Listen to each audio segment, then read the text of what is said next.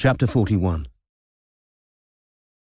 I was thinking of what brought us together from the first, what links us so closely to one another.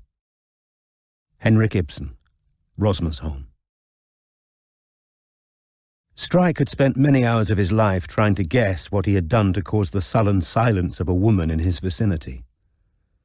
The best that could be said for the prolonged sulk in which Lorelei spent most of Friday evening was that he knew exactly how he had offended her, and was even prepared to concede that her displeasure was, to some extent, justified. Within 5 minutes of his arrival at her flat in Camden, Izzy had called his mobile, partly to tell him about a letter that she had received from Geraint Wynne, but mainly, he knew, to talk. She was not the first of his clients to assume that they had purchased, along with detective services, a mixture of father-confessor and therapist.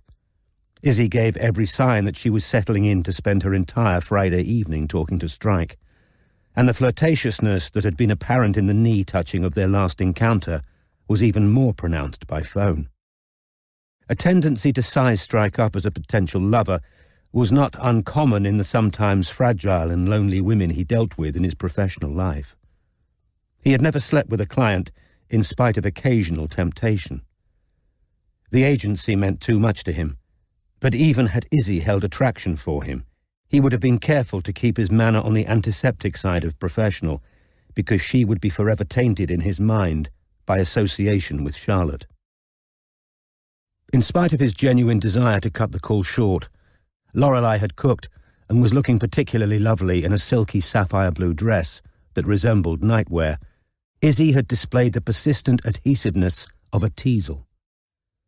It took Strike nearly 3/4 of an hour to disentangle himself from his client, who laughed long and loudly at even his mildest jokes, so that Lorelei could hardly fail to know that it was a woman who was at the other end of the line.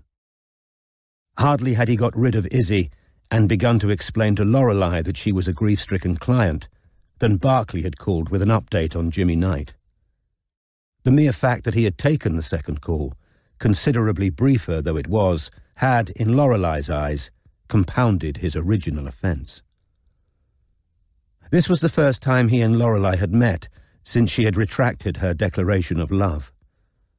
Her wounded and affronted demeanour over dinner confirmed him in the unwilling belief that, far from wanting their no-strings arrangement to continue, she had clung to the hope that if she stopped pressuring him, he would be free to reach the realization that he was, in fact, deeply in love with her.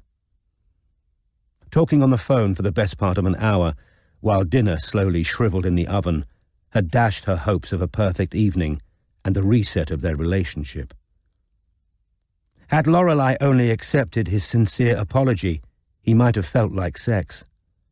However, by 2:30 in the morning, at which time she finally burst into tears of mingled self-recrimination and self-justification, he was too tired and bad-tempered to accept physical overtures, which would, he feared, assume an importance in her mind that he did not want to give them. This had to end, he thought, as he rose, hollow-eyed and dark-jawed, at 6 o'clock, moving as quietly as possible in the hope that she would not wake before he made his way out of her flat. Foregoing breakfast, because Lorelei had replaced the kitchen door with an amusingly retro bead curtain that rattled loudly, Strike made it all the way to the top of the stairs to the street before Lorelei emerged from the dark bedroom, sleep-towseled, sad and desirable in a short kimono. "Weren't you even going to say goodbye?" "Don't cry, please don't fucking cry." "You looked very peaceful. I've got to go. Robin's picking me up at..." "Ah," said Lorelei. "No, you wouldn't want to keep Robin hanging around."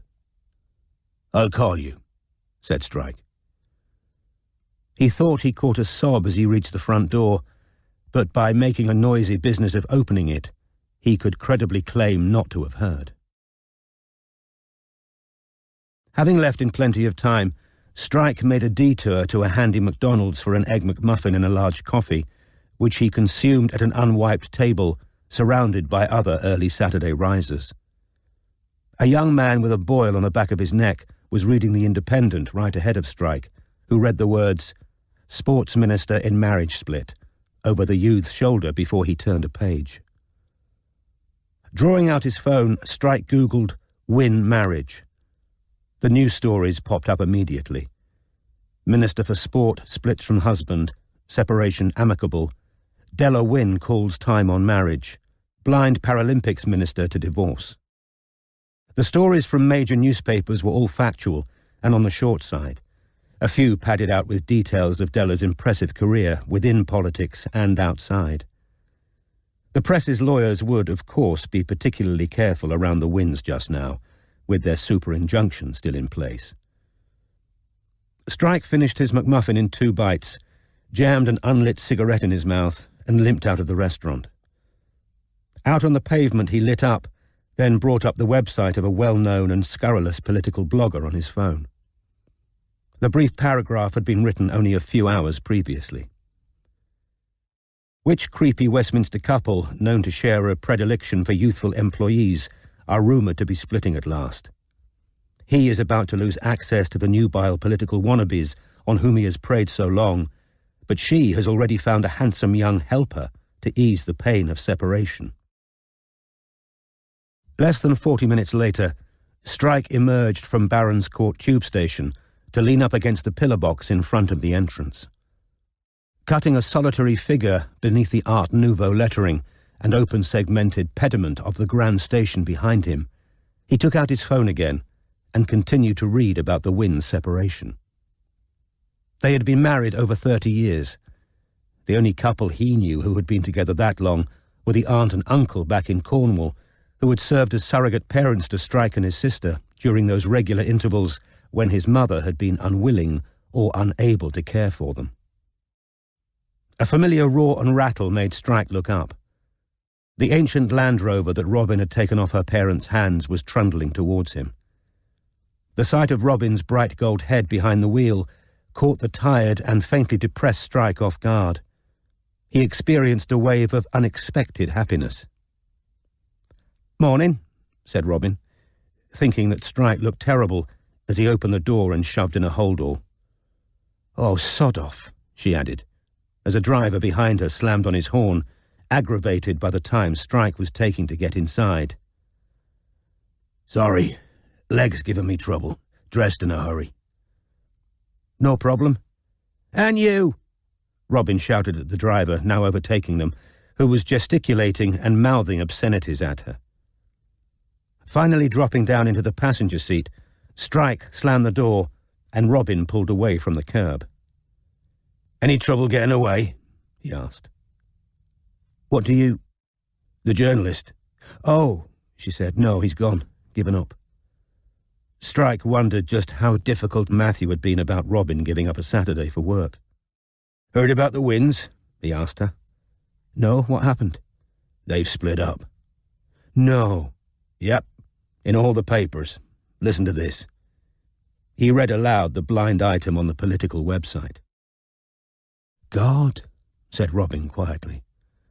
"I had a couple of interesting calls last night," Strike said, as they sped towards the M4. "Who from?" "One from Izzy, the other from Berkeley.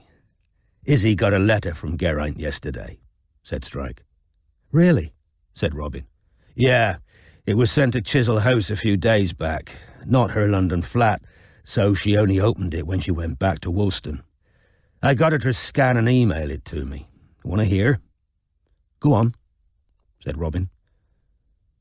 "My very dear Isabella." "Ugh," said Robin, with a small shudder.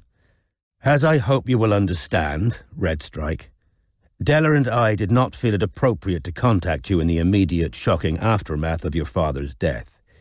We do so now in a spirit of friendliness and compassion. If you need to point that out. Della and I may have had political and personal differences with Jasper, but I hope we never forgot that he was a family man, and we are aware that your personal loss will be severe. You ran his office with courtesy and efficiency, and our little corridor will be the poorer for your absence." "He always cut Izzy dead," said Robin. "Exactly what Izzy said on the phone last night," replied Strike. "Stand by, you're about to get a mention." I cannot believe that you had anything to do with the almost certainly illegal activities of the young woman calling herself Venetia. We feel it only fair to inform you that we are currently investigating the possibility that she may have accessed confidential data on the multiple occasions she entered this office without consent. I never looked at anything except the plug socket, said Robin. And I didn't access the office on multiple occasions. 3. That's a few, at most. As you know, the tragedy of suicide has touched our own family. We know that this will be an extremely difficult and painful time for you. Our families certainly seem fated to bump into each other in their darkest hours. Sending our very best wishes, our thoughts are with all of you, etc., etc. Strike closed the letter on his phone. That's not a letter of condolence, said Robin. Nope, it's a threat. If the Chisels blab about anything you found out about Geraint or the charity, he'll go after them hard using you. She turned onto the motorway. When did you say the letter was sent? 5-6 days ago, said Strike, checking. It doesn't sound as though he knew his marriage was over then, does it? All that our corridor will be poorer for your absence, Guff. He's lost his job if he's split with Della, surely. You'd think so, agreed Strike. How handsome would you say Amir Malik is? What? Said Robin, startled. Oh, the young helper. Well, he's okay looking, but not model material. It must be him. How many other young men's hands is she holding and calling darling? I can't imagine him as a lover, said Robin. A man of your habits, quoted Strike. Pity you can't remember what number that poem was. Is there one about sleeping with an older woman? The best-known ones are on that very subject, said Strike. Catullus was in love with an older woman. Amir isn't in love, said Robin. You heard the tape. He didn't sound smitten, I grant you. I wouldn't mind knowing what causes the animal noises he makes at night, though. The ones the neighbours complain about. His leg was throbbing. Reaching down to feel the join between prosthesis and stump, he knew that part of the problem was having put on the former hurriedly in the dark. Do you mind if I readjust? Carry on, said Robin. Strike rolled up his trouser leg and proceeded to remove the prosthesis. Ever since he had been forced to take 2 weeks off wearing it, the skin at the end of his stump had shown a tendency to object to renewed friction.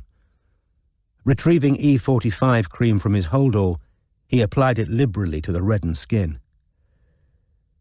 Should have done this earlier, he said apologetically.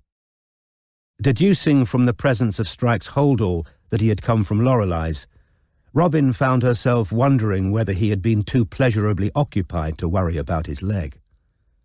She and Matthew had not had sex since their anniversary weekend. I leave it off for a bit, said Strike, heaving both prosthesis and holdall into the back of the Land Rover, which he now saw was empty but for a tartan flask and 2 plastic cups. This was a disappointment. There had always been a carrier bag full of food on the previous occasions they had ventured out of London by car. No biscuits? I thought you were trying to lose weight. Nothing eaten on a car journey counts. Any competent dietitian will tell you that. Robin grinned. Calories are bollocks, the Cormoran Strike diet. Hunger strike. Car journeys I have starved on. Well, you should have had breakfast, said Robin. And to her own annoyance, she wondered for the second time whether he had been otherwise engaged. I did have breakfast. Now I want a biscuit. We can stop somewhere if you're hungry, said Robin. We should have plenty of time. As Robin accelerated smoothly to overtake a couple of dawdling cars, Strike was aware of an ease and restfulness that could not be entirely ascribed to the relief of removing his prosthesis, nor even of having escaped Lorelei's flat with its kitschy decor and its heart-sore occupant. The very fact that he had removed his leg while Robin drove and was not sitting with all muscles clenched was highly unusual. Not only had he had to work hard to overcome anxiety at being driven by other people, in the aftermath of the explosion that had blown off his leg. He had a secret but deep-rooted aversion to women drivers, a prejudice he ascribed largely to early, nerve-wracking experiences with all his female relatives. Yet it was not merely a prosaic appreciation of her competence that had caused that sudden lifting of the heart when he had seen her driving towards him this morning. Now, watching the road, he experienced a spasm of memory, sharp with both pleasure and pain. His nostrils seemed to be full again with the smell of white roses as he held her on the stairs at her wedding, and he felt her mouth beneath his in the hot fog of a hospital car park. "Could you pass me my sunglasses?" asked Robin. "In my bag there." He handed them over. "Want a tea?" "I'll wait," said Robin. "You carry on." He reached into the back for the thermos and poured himself a plastic cupful. The tea was exactly as he liked it. "I asked Izzy about Chisel's will last night," Strike told Robin. "Did he leave a lot?" asked Robin, remembering the shabby interior of the house in Ebury Street. "Much less than you might have thought," said Strike, taking out the notebook in which he had jotted everything Izzy had told him.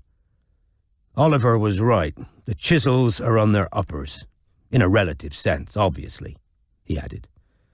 "Apparently, Chisel's father spent most of the capital on women and horses. Chisel had a very messy divorce from Lady Patricia. Her family was wealthy and could afford better lawyers. Izzy and her sister are all right for cash through their mother's family. There's a trust fund, which explains Izzy's smart flat in Chelsea. Raphael's mother walked away with hefty child support, which seems to have nearly cleaned Chisel out. After that, he plunged the little he had left into some risky equities advised by his stockbroker son-in-law. Torx feels pretty bad about that, apparently.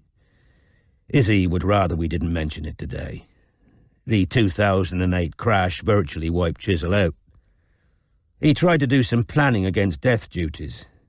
Shortly after he lost most of his cash, some valuable family heirlooms in Chisel House itself were made over to the eldest grandson." "Pringle," said Robin. "What?" "Pringle. That's what they call the eldest grandson. Fizzy's got 3 children," Robin explained. "Izzy was always banging on about them. Pringle, Flopsy and Pong." "Jesus Christ," muttered Strike. "It's like interviewing the Teletubbies." Robin laughed.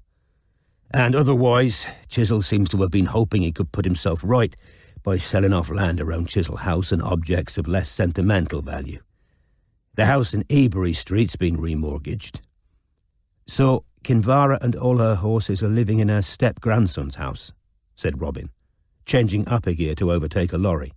"Yeah, Chisel left a letter of wishes with his will, asking that Kinvara has the right to remain in the house lifelong or until she remarries.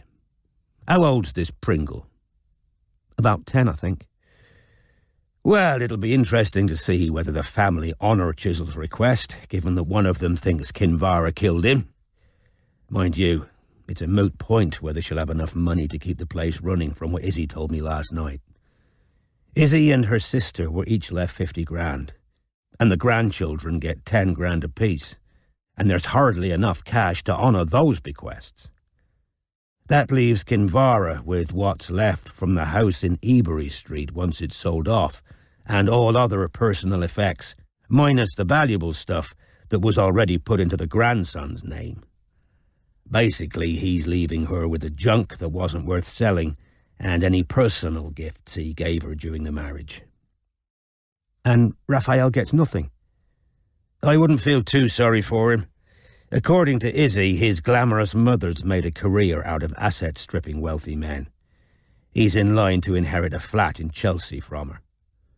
So, all in all, it's hard to make a case for Chisel being killed for his money," said Strike. "What is the other sister's bloody name? I'm not calling her Fizzy." "Sophia," said Robin, amused. "Right, well, we can rule her out. I've checked. She was taking a riding for the disabled lesson in Northumberland on the morning he died. Raphael had nothing to gain from his father's death, and Izzy thinks he knew it, although we'll need to check that. Izzy herself got what she called a bit squiffy at Lancaster House and felt a bit fragile the following day. Her neighbour can vouch for the fact that she was having tea in the shed courtyard behind their flats at the time of death. She told me that quite naturally last night. Which leaves Kinvara, said Robin. Right. Now, if Chisel didn't trust her with the information that he'd called in a private detective, he might not have been honest about the state of the family finances either. It's possible she thought she was going to get a lot more than she has, but she's got the best alibi in the family, said Robin. Exactly, said Strike. They had now left behind the clearly man-made border shrubs and bushes that had lined the motorway as it passed Windsor and Maidenhead. There were real old trees left and right now, trees that had predated the road and which would have seen their fellows felled to make way for it. Barclay's call was interesting, Strike went on, turning a couple of pages in his notebook. Knight's been in a nasty mood ever since Chisel died, though he hasn't told Barclay why. On Wednesday night he was goading Flick, apparently.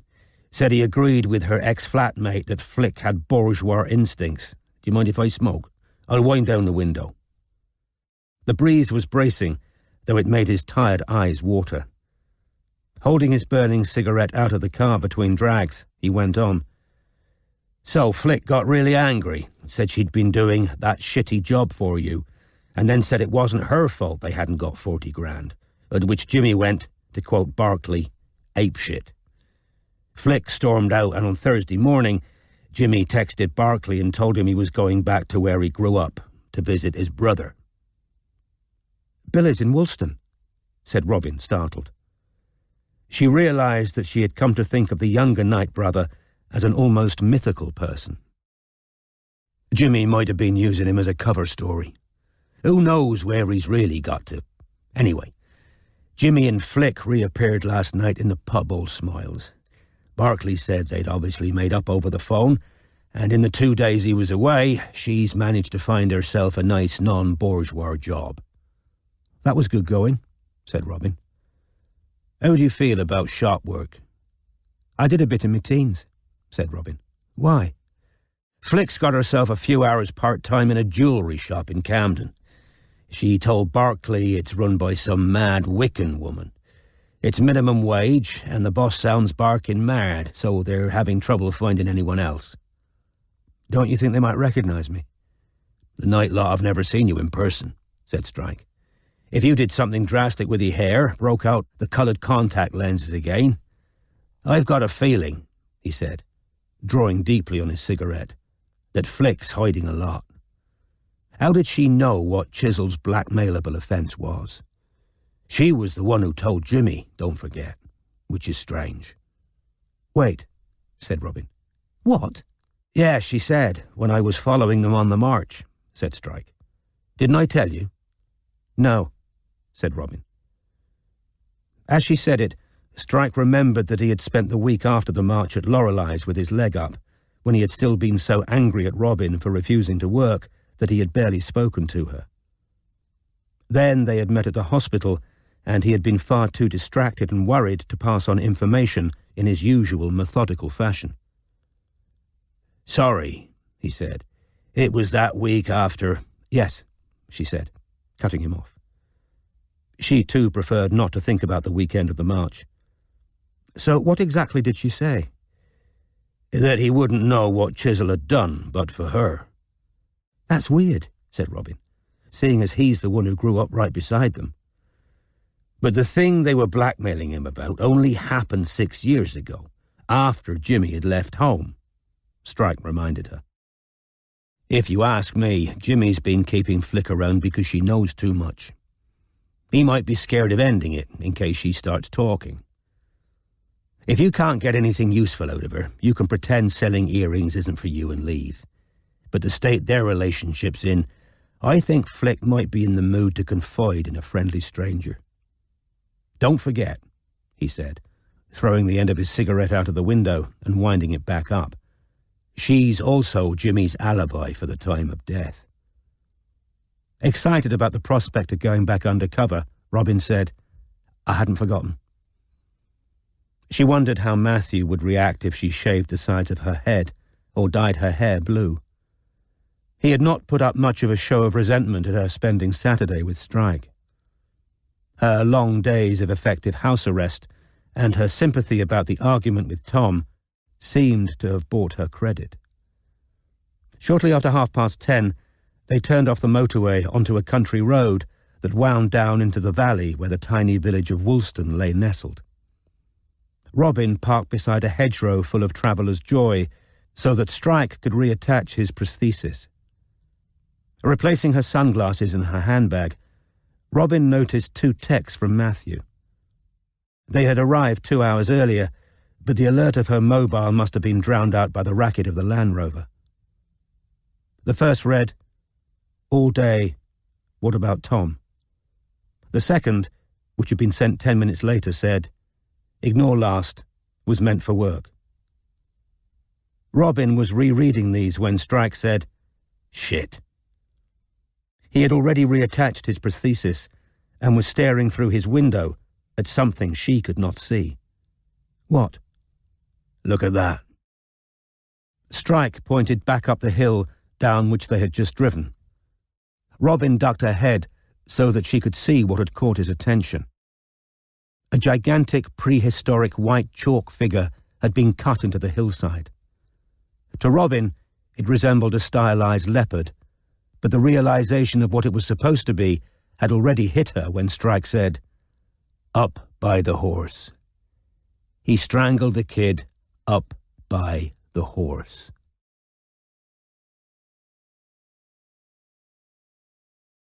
Chapter 42. In a family there is always something or other going awry. Henrik Ibsen, Rosmersholm. A flaking wooden sign marked the turning to Chisel House. The drive, which was overgrown and full of potholes, was bordered on the left by a dense patch of woodland and on the right by a long field that had been separated into paddocks by electric fences and contained a number of horses. As the Land Rover lurched and rumbled towards the out-of-sight house, 2 of the largest horses, spooked by the noisy and unfamiliar car, took off. A chain reaction then occurred, as most of their companions began to canter around too, the original pair kicking out at each other as they went. "Wow," said Robin, watching the horses as the Land Rover swayed over the uneven ground. "She's got stallions in together." "That's bad, is it?" asked Strike, as a hairy creature the colour of jet lashed out with teeth and back legs at an equally large animal he would have categorized as brown, though doubtless the coat colour had some rarefied equine name. "It's not usually done," said Robin, wincing as the black stallion's rear legs made contact with its companion's flank.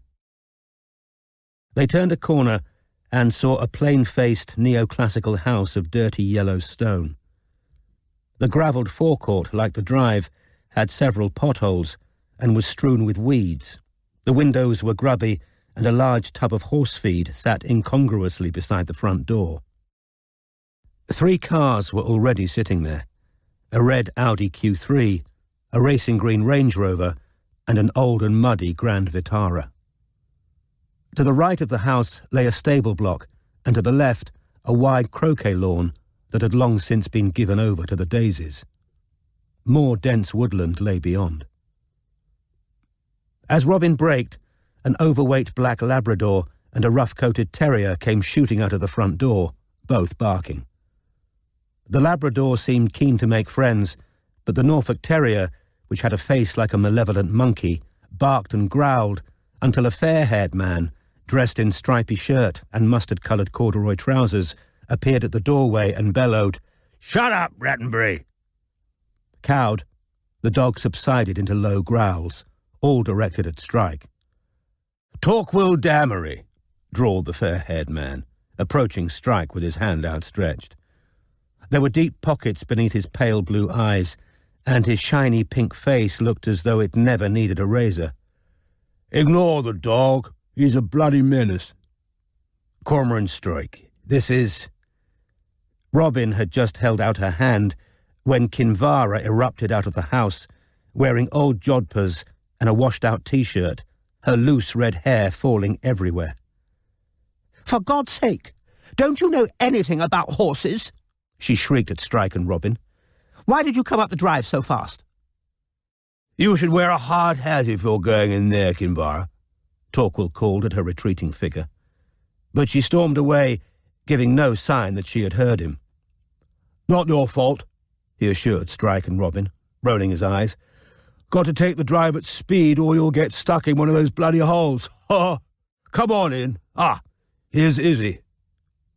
Izzy emerged from the house wearing a navy shirt dress, the sapphire cross still around her neck.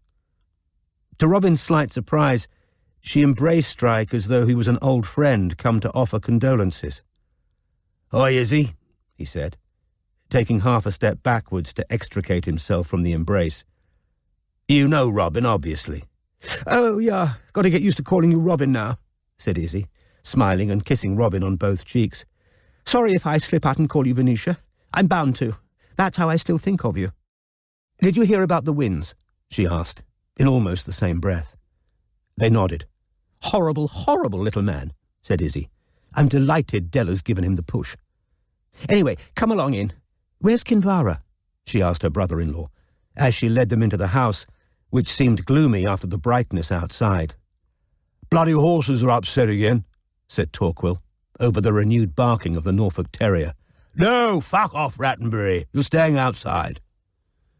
He banged the front door closed on the terrier, which began to whine and scratch at it instead.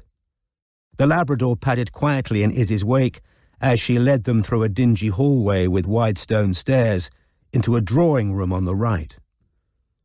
Long windows faced out over the croquet lawn and the woods. As they entered, 3 white-blonde children raced through the overgrown grass outside with raucous cries, then passed out of sight. There was nothing of modernity about them. In their dress and their hairstyles, they might have walked straight out of the 1940s. "They're Torquil and Fizzes," said Izzy fondly. "Guilty as charged," said Torquil proudly. "My wife's upstairs. I'll go and get her."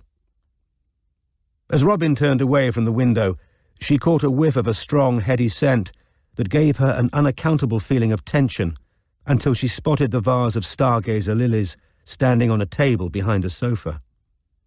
They matched the faded curtains, once scarlet and now a washed-out pale rose, and the frayed fabric on the walls, where 2 patches of darker crimson showed that pictures had been removed. Everything was threadbare and worn. Over the mantelpiece hung one of the few remaining paintings, which showed a stabled horse with a splashy brown and white coat, its nose touching a starkly white foal curled in the straw. Beneath this painting, and standing so quietly that they had not immediately noticed him, was Raphael. With his back to the empty grate, hands in the pockets of his jeans, he appeared more Italian than ever in this very English room, with its faded tapestry cushions, its gardening books piled in a heap on a small table, and its chipped chinoiserie lamps. "Hi, Raph," said Robin. "Hello, Robin," he said, unsmiling. "This is Cormoran Strike, Raph," said Izzy. Raphael didn't move, so Strike walked over to him to shake hands, which Raphael did reluctantly, returning his hand to his jeans immediately afterwards. "Yeah, so Fizz and I were just talking about Wyn," said Izzy, who seemed greatly preoccupied with the news of the Wyn split. "We just hope to God he's going to keep his mouth shut, because now Papa's gone, he can say whatever he likes about him and get away with it, can't he?" "You've got the goods on Wyn if he tries," Strike reminded her. She cast him a look of glowing gratitude. "You're right, of course, and we wouldn't have that if it weren't for you, and Venetia. Robin, I mean," she added, as an afterthought. "Torks, I'm downstairs," bellowed a woman from just outside the room, and a woman who was unmistakably Izzy's sister backed into the room carrying a laden tray. She was older, heavily freckled and weather-beaten, her blonde hair streaked with silver, and she wore a striped shirt very like her husband's, though she had twinned hers with pearls. "Torks," she bellowed at the ceiling, making Robin jump. "I'm down here." She set the tray with a clatter on the needlepoint ottoman that stood in front of Raff and the fireplace. "Hi, I'm Fizzy. Where's Kinvara gone?" "Faffing around with the horses," said Izzy, edging around the sofa and sitting down. "Excuse not to be here, I expect. Grab a pew, you two." Strike and Robin took 2 sagging armchairs that stood side by side at right angles to the sofa. The springs beneath them seemed to have worn out decades ago. Robin felt Raphael's eyes on her. "Izzy tells me you know Charlie Campbell," Fizzy said to Strike, pouring everybody tea. "That's right," said Strike. "Lucky man," said Torquil, who had just re-entered the room. Strike gave no sign he had heard this. "Did you ever meet Jonty Peters?" Fizzy continued. "Friend of the Campbells? He had something to do with the police." "No, Badger, these aren't for you. Torks, what did Jonty Peters do?" "Magistrate," said Torquil promptly. "Yeah, of course," said Fizzy. "Magistrate.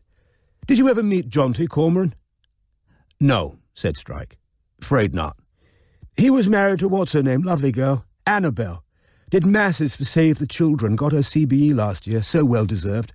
Oh, but if you knew the Campbells, you must have met Rory Moncrief." "Don't think so," said Strike patiently, wondering what Fizzy would have said if he told her that the Campbells had kept him as far from their friends and family as was possible. Perhaps she was equal even to that. "Oh, but then you must have run across Basil Plumley. They loathed him, violent alcoholic, but his wife did climb Kilimanjaro for Dogs Trust." Torquil pushed the fat Labrador away from the biscuits, and it ambled away into a corner, where it flopped down for a doze. Fizzy sat down between her husband and Izzy on the sofa. "I don't know whether Kinvara is intended to come back," said Izzy. "We might as well get started." Strike asked whether the family had heard any more about the progress of the police investigation. There was a tiny pause, during which the distant shrieks of children echoed across the overgrown lawn. "We don't know much more than I've already told you," said Izzy, "though I think we all get the sense, don't we?" She appealed to the other family members. "That the police think it's suicide. On the other hand, they clearly feel they have to investigate thoroughly." "That's because of who he was, Torquil interrupted. "Minister of the Crown, obviously they're going to look into it more deeply than they would for the bloke in the street. You should know, Cormoran," he said portentously, adjusting his substantial weight on the sofa. "Sorry, girls, but I'm going to say it personally. I think it was suicide. I understand, of course I do, that that's a hard thought to bear, and don't think I'm not happy you have been brought in," he assured Strike. "If it puts the girls' minds at rest, that's all to the good. But the male contingent of the family, Raff, think there's nothing more to it than, well, my father-in-law felt he couldn't go on. Happens. Not in his right mind, clearly, Raff?" repeated Torquil. Raphael did not seem to relish the implicit order. Ignoring his brother-in-law, he addressed Strike directly.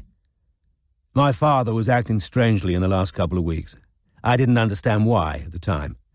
Nobody had told me he was being blackmailed." "We're not going into that," said Torquil quickly. "We agreed. Family decision." Izzy said anxiously, "Cormoran, I know you wanted to know what Papa was being blackmailed about." "Jasper broke no law," said Torquil firmly, "and that's the end of it. I'm sure you're discreet," he said to Strike, "but these things get out. They always do. We don't want the papers crawling all over us again. We're agreed, aren't we?" he demanded of his wife. "I suppose so," said Fizzy, who seemed conflicted. "No, of course, we don't want it all over the papers. But Jimmy Knight had good reason to wish Papa harm, Torks, and I think it's important Cormoran knows that at least. You know he was here, in Woolston, this week." "No," said Torquil. "I didn't." "Yeah, Mrs. Ankill saw him," said Fizzy. "He asked her whether she'd seen his brother."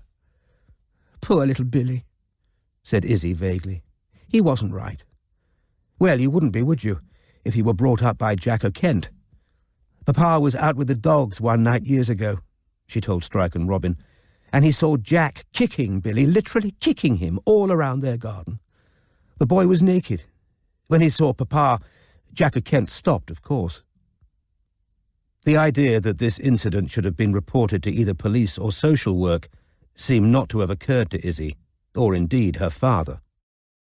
It was as though Jack O'Kent and his son were wild creatures in the wood, behaving regrettably as such animals naturally behaved. "I think the less said about Jack O'Kent," said Torquil, "the better. And you say Jimmy had reason to wish your father harm, Fizz, but what he really wanted was money, and killing your father certainly wasn't going to—" "He was angry with Papa, though," said Fizzy determinedly. "Maybe when he realised Papa wasn't going to pay up, he saw red. He was a holy terror when he was a teenager," she told Strike. "Got into far-left politics early. He used to be down in the local pub with the Butcher brothers, telling everybody that Tories should be hung, drawn and quartered, trying to sell people the socialist worker." Fizzy glanced sideways at her sister, who, rather determinedly, Strike thought, ignored her. "He was trouble, always trouble," Fizzy said. "The girls liked him, but—" The drawing-room door opened, and to the rest of the family's evident surprise, Kinvara strode in, flushed and agitated. After a little difficulty extricating himself from his sagging armchair, Strike succeeded in standing up and held out a hand. "Cormoran Strike, how do you do?" Kinvara looked as though she would have liked to ignore his friendly overture, but shook the offered hand with bad grace. Torquil pulled up another chair beside the ottoman, and Fizzy poured an extra cup of tea. "Horses all right, Kinvara?" Torquil asked heartily. "Well, Mystic's taken another chunk out of Romano," she said with a nasty glance at Robin. "So I've had to call the vet again. He gets upset every time somebody comes up the drive too fast. Otherwise, he's absolutely fine." "I don't know why you put the stallions in together, Kinvara," said Fizzy. "It's a myth that they don't get along," Kinvara snapped back. "Bachelor herds are perfectly common in the wild. There was a study in Switzerland that proved they can coexist peacefully once they've established the hierarchy amongst themselves." She spoke in dogmatic, almost fanatic tones. "We were just telling Cormoran about Jimmy Knight," Fizzy told Kinvara. "I thought you didn't want to go into—" "Not the blackmail," said Torquil hastily, "but what a horror he was when he was younger." "Oh," said Kinvara. "I see."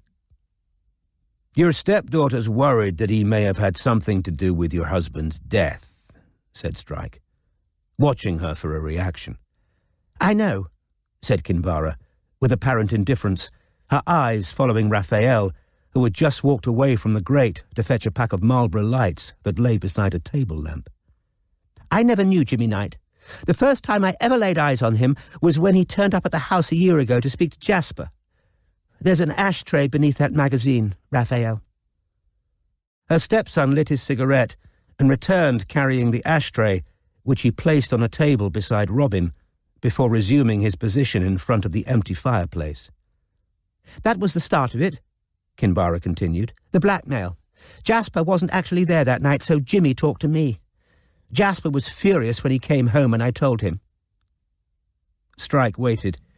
He suspected that he wasn't the only one in the room who thought Kinvara might break the family vow of omerta and blurt out what Jimmy had come to say.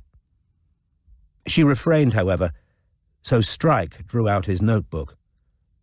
"Would you mind if I run through a few routine questions? I doubt there'll be anything you haven't already been asked by the police. Just a couple of points I'd like clarified, if you don't mind. How many keys are there to the house in Ebury Street?" "3, as far as I'm aware," said Kinvara. The emphasis suggested that the rest of the family might have been hiding keys from her. "And who had them?" asked Strike. "Well, Jasper had his own," she said, "and I had one, and there was a spare that Jasper had given to the cleaning woman." "What's her name?" "I've no idea. Jasper let her go a couple of weeks before he died." "Why did he sack her?" asked Strike. "Well, if you must know, he got rid of her because we were tightening our belts." "Had she come from an agency?" "Oh, no, Jasper was old-fashioned. He put a card up in a local shop, and she applied. I think she was Romanian or Polish or something. Have you got her details? No. Jasper hired and fired her. I never even met her. What happened to her key?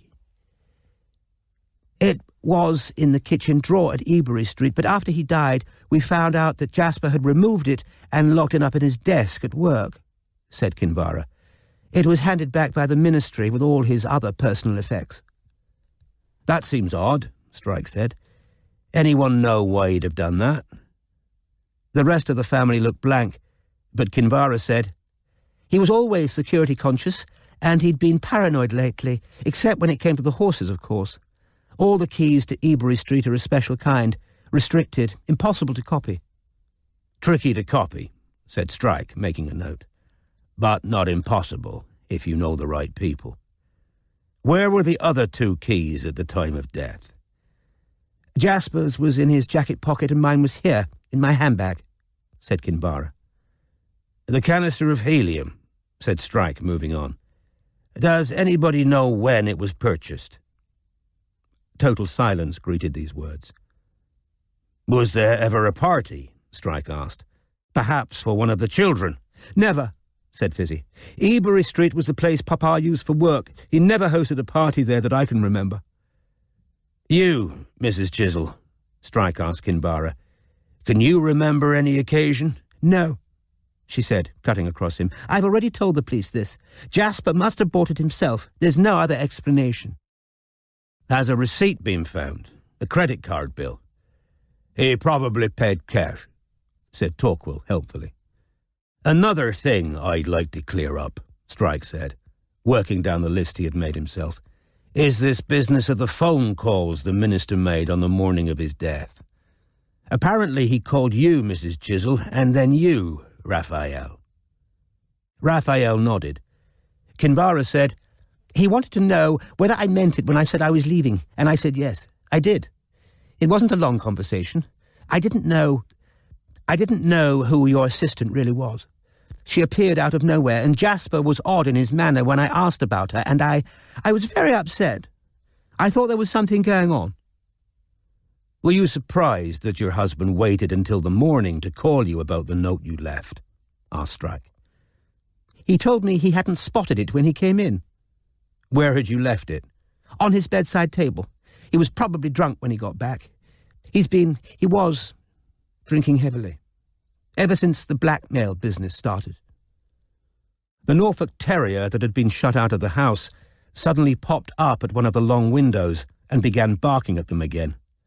Bloody dog, said Torquil. He misses Jasper, said Kinvara. He was Jasper's dog. She stood up abruptly and walked away to snatch some tissues from a box sitting on top of the gardening books. Everybody looked uncomfortable. The terrier barked on and on. The sleeping Labrador woke and let out a single deep bark in return before one of the tow-headed children reappeared on the lawn, shouting for the Norfolk Terrier to come and play ball. It bounded off again. "Good boy, Pringle!" shouted Torquil. In the absence of barking, Kinvara's small gulps and the sounds of the Labrador flopping down to sleep again filled the room. Izzy, Fizzy and Torquil exchanged awkward glances, while Raphael stared rather stonily ahead. Little though she liked Kinvara, Robin found the family's inaction unfeeling. "Where did that picture come from?" asked Torquil, with an artificial air of interest, squinting at the equine painting over Raphael's head. "New, isn't it?" "That was one of Tinky's," said Fizzy, squinting up at it. "She brought a bunch of horsey junk over from Ireland with her." "See that foal?" said Torquil, staring critically at the picture. "You know what it looks like? Lethal White Syndrome. Heard of it?" he asked his wife and sister-in-law. "You'll know all about that, Kinvara," he said, clearly under the impression that he was graciously offering a way back into polite conversation. "Pure white foal, seems healthy when it's born, but defective bowel, can't pass feces. My father bred horses," he explained to Strike. "They can't survive, lethal whites. The tragedy is that they're born alive. So the mare feeds them, gets attached, and then "Talks," said Fizzy tensely. But it was too late. Kinvara blundered out of the room. The door slammed. "What?" said Torquil, surprised. "What have I—" "Baby," whispered Fizzy. "Oh, Lord," he said. "I clean forgot." He got to his feet, hitched up his mustard corduroys, embarrassed and defensive. "Oh, come on," he said to the room at large. "I couldn't expect her to take it that way. Horses in a bloody painting." "You know what it's like," said Fizzy, "about anything connected with birth. Sorry," she said to Strike and Robin. "She had a baby that didn't survive, you see. Very sensitive on the subject." Torquil approached the painting and squinted over Raphael's head at words etched on a small plaque set into the frame. "Mare mourning," he read. "There you are, you see," he said, with an air of triumph. "Foal is dead." "Kinvara likes it," said Raphael unexpectedly, "because the mare reminds her of Lady." "Who?" said Torquil. "The mare that got laminitis." "What's laminitis?" asked Strike. "A disease of the hoof," Robin told him. "Oh, do you ride?" asked Fizzy keenly. "I used to." "Laminitis is serious," Fizzy told Strike. "It can cripple them. They need a lot of care, and sometimes nothing can be done, so it's kindness." "My stepmother had been nursing this mare for weeks," Raphael told Strike. "Getting up in the middle of the night and so on. My father waited—" "Raph, this really hasn't got anything to do with anything," said Izzy. "Waited," continued Raphael doggedly, "until Kinvara went out one day, called in the vet without telling her, and had the horse put down." "Lady was suffering," said Izzy. "Papa told me what a state she was in. It was pure selfishness keeping her alive." "Yeah, well," said Raphael, his eyes on the lawn beyond the windows. "If I'd gone out and come back to the corpse of an animal I loved, I might have reached for the nearest blunt instrument as well." "Raph," said Izzy, "please." "You're the one who wanted this, Izzy," he said, with grim satisfaction. "Do you really think Mr. Strike and his glamorous assistant aren't going to find Tegan and talk to her? They'll soon know what a shit Dad could—" "Raph," said Fizzy sharply. "Steady on, old chap," said Torquil. Something that Robin had never thought to hear outside a book. "This whole thing's been bloody upsetting, but there's no need for that." Ignoring all of them, Raphael turned back to Strike. "I suppose your next question was going to be, what did my father say to me when he called me that morning?" "That's right," said Strike. "He ordered me down here," said Raphael. "Here?" repeated Strike. "Woolston?" "Here," said Raphael. "This house. He told me he thought Kinvara was going to do something stupid. He sounded woolly, a bit odd, like he had a heavy hangover." "What did you understand by something stupid?" asked Strike, his pen poised over his pad. "Well, she's got form at threatening to top herself," said Raph. "So that, I suppose. Or he might have been afraid she was going to torch what little he had left." He gestured around the shabby room. "As you can see, that wasn't much." "Did he tell you she was leaving him?" "I got the impression that things were bad between them, but I can't remember his exact words. He wasn't very coherent." "Did you do as he asked?" asked Strike. "Yep," said Raphael. "Got in my car like an obedient son, drove all the way here, and found Kinvara alive and well in the kitchen, raging about Venetia. Robin, I mean." He corrected himself. "As you may have gathered, Kinvara thought Dad was fucking her." "Raph," said Fizzy, sounding outraged. "There's no need," said Torquil, "for that kind of language." Everybody was carefully avoiding catching Robin's eye. She knew she had turned red. "Seems odd, doesn't it?" Strike asked. "Your father asking you to come all the way down to Oxfordshire, when there were people far closer he could have asked to keep an eye on his wife. Didn't I hear that there was someone here overnight?" Izzy piped up before Raphael could answer. "Tegan was here that night, the stable girl, because Kinvara won't leave the horses without a sitter," she said. "And then Correctly anticipating Strike's next question, "I'm afraid nobody's got any contact details for her, because Kinvara had a row with her right after Papa died and Tegan walked out. I don't actually know where she's working now. Don't forget, though," said Izzy, leaning forwards and addressing Strike earnestly, "Tegan was probably fast asleep when Kinvara claimed she came back here. This is a big house. Kinvara could have claimed to have come back any time, and Tegan might not have known." "If Kinvara was there with him in Ebury Street, why would he tell me to come and find her here?" Raphael asked, exasperated. "And how do you explain how she got here ahead of me?" Izzy looked as though she would like to make a good retort to this, but appeared unable to think of one. Strike knew now why Izzy had said that the content of Chisel's phone call to his son didn't matter.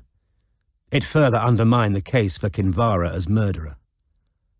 "What's Tegan's surname?" he asked. "Butcher," said Izzy. "Any relation to the Butcher brothers Jimmy Knight used to hang around with?" Strike asked.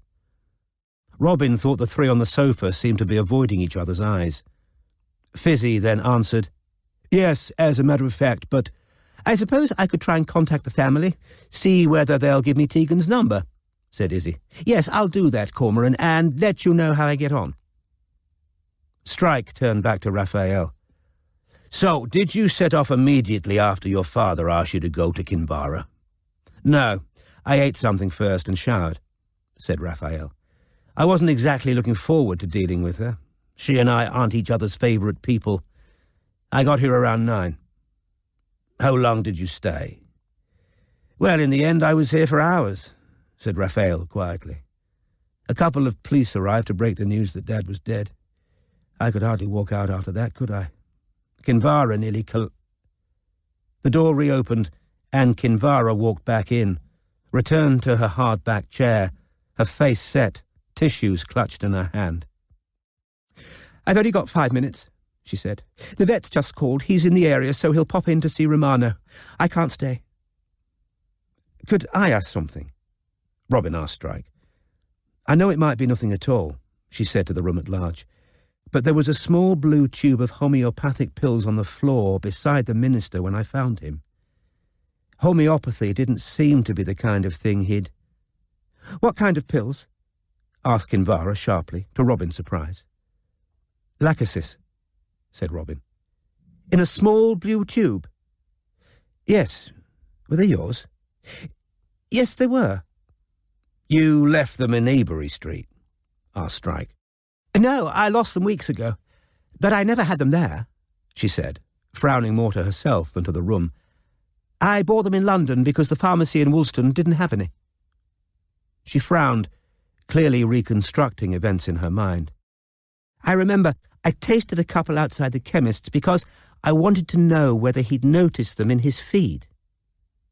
"Sorry, what?" asked Robin, unsure she had heard correctly. "Mystic's feed," said Kinvara. "I was going to give them to Mystic." "You were going to give homeopathic tablets to a horse?"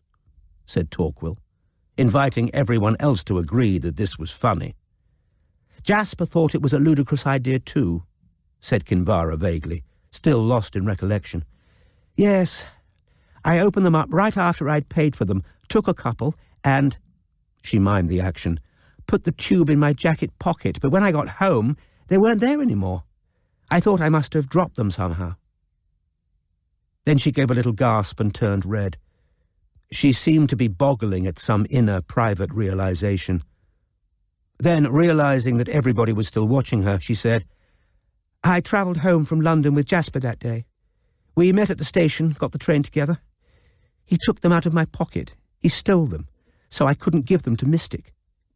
"Kinvara, don't be so utterly ridiculous," said Fizzy, with a short laugh.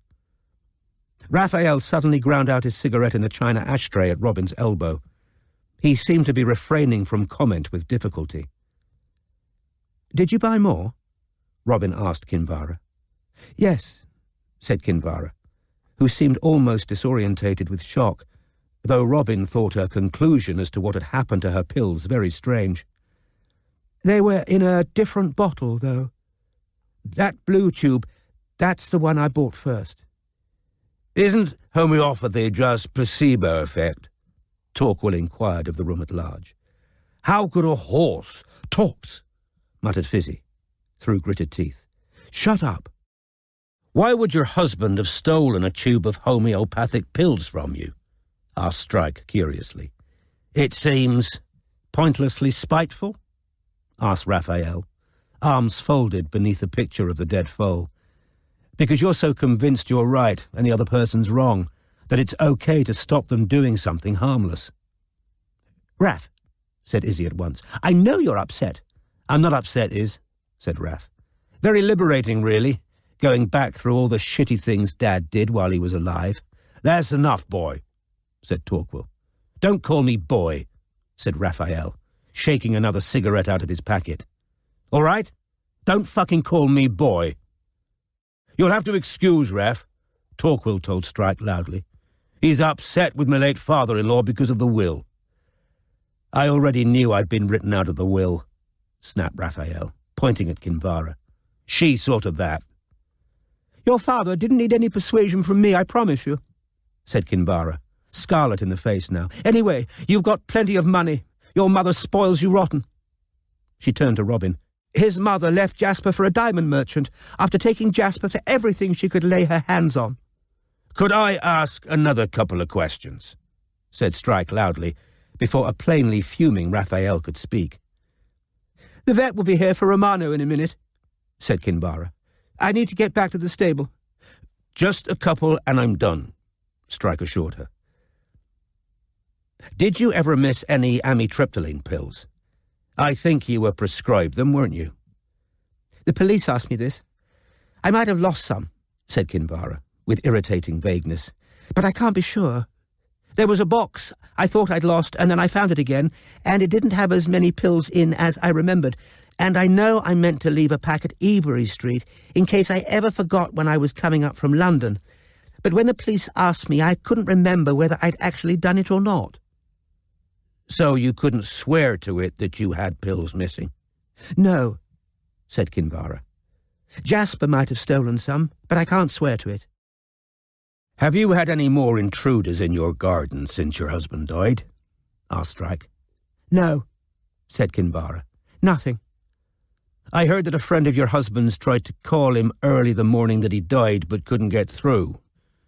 Do you happen to know who the friend was? Oh, yes, it was Henry Drummond, said Kinvara.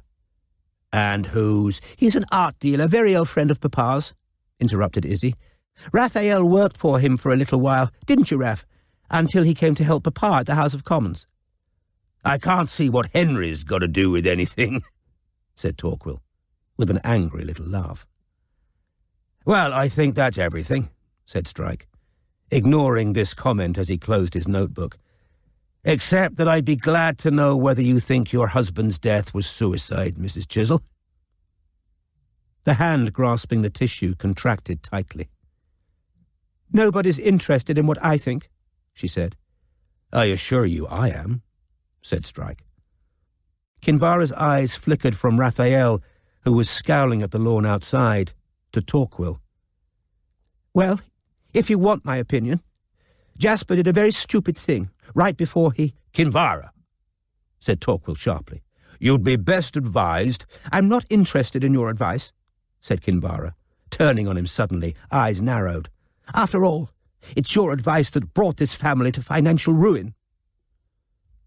Fizzy shot her husband a look across Izzy, warning him against retorting. Kinvara turned back to Strike.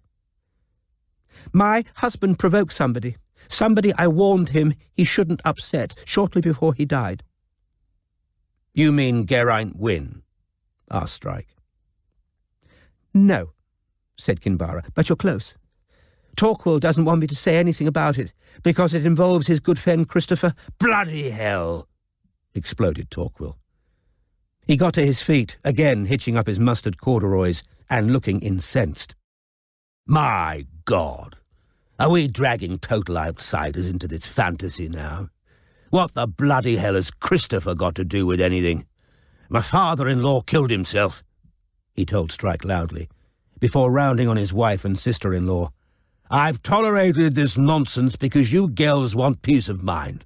But frankly, if this is where it's going to lead—" Izzy and Fizzy set up an outcry, both trying to placate him and justify themselves, and in the midst of this melee, Kinvara got to her feet, tossed back her long red hair, and walked towards the door, leaving Robin with the strong impression that she had lobbed this grenade into the conversation deliberately.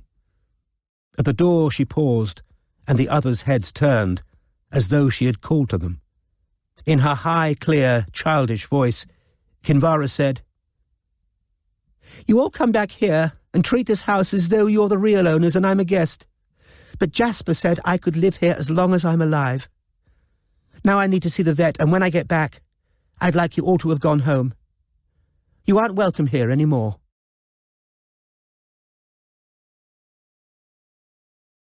Chapter 43. I am afraid it will not be long before we hear something of the family ghost. Henrik Ibsen, Rosmersholm. Robin asked whether she might use the bathroom before they departed from Chisel House, and was shown across the hall by Fizzy, who was still fuming at Kinvara. "How dare she?" said Fizzy, as they crossed the hall. "How dare she? This is Pringle's house, not hers." And in the next breath, "Please don't pay any attention to what she said about Christopher. She's simply trying to get a rise out of Talks. It was a disgusting thing to do. He's simply livid." "Who is Christopher?" Robin asked. "Well, I don't know whether I should say," replied Fizzy. "But I suppose if you... Of course, he can't have anything to do with it. It's just Kinvara's spite. She's talking about Sir Christopher Barraclough Burns, old friend of Talks's family. Christopher's a senior civil servant, and he was that boy Malik's mentor at the Foreign Office." The lavatory was chilly and antiquated.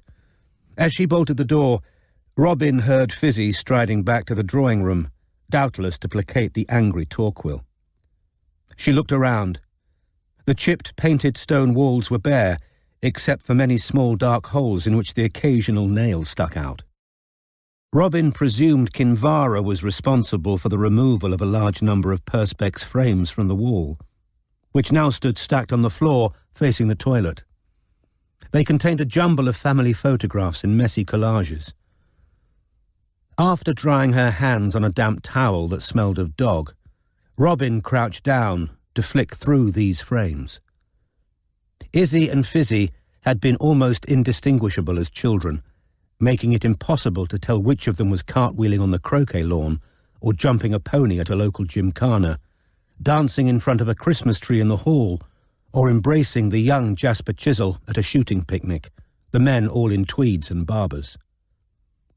Freddie, however, was immediately recognizable, because unlike his sisters, he had inherited his father's protuberant lower lip.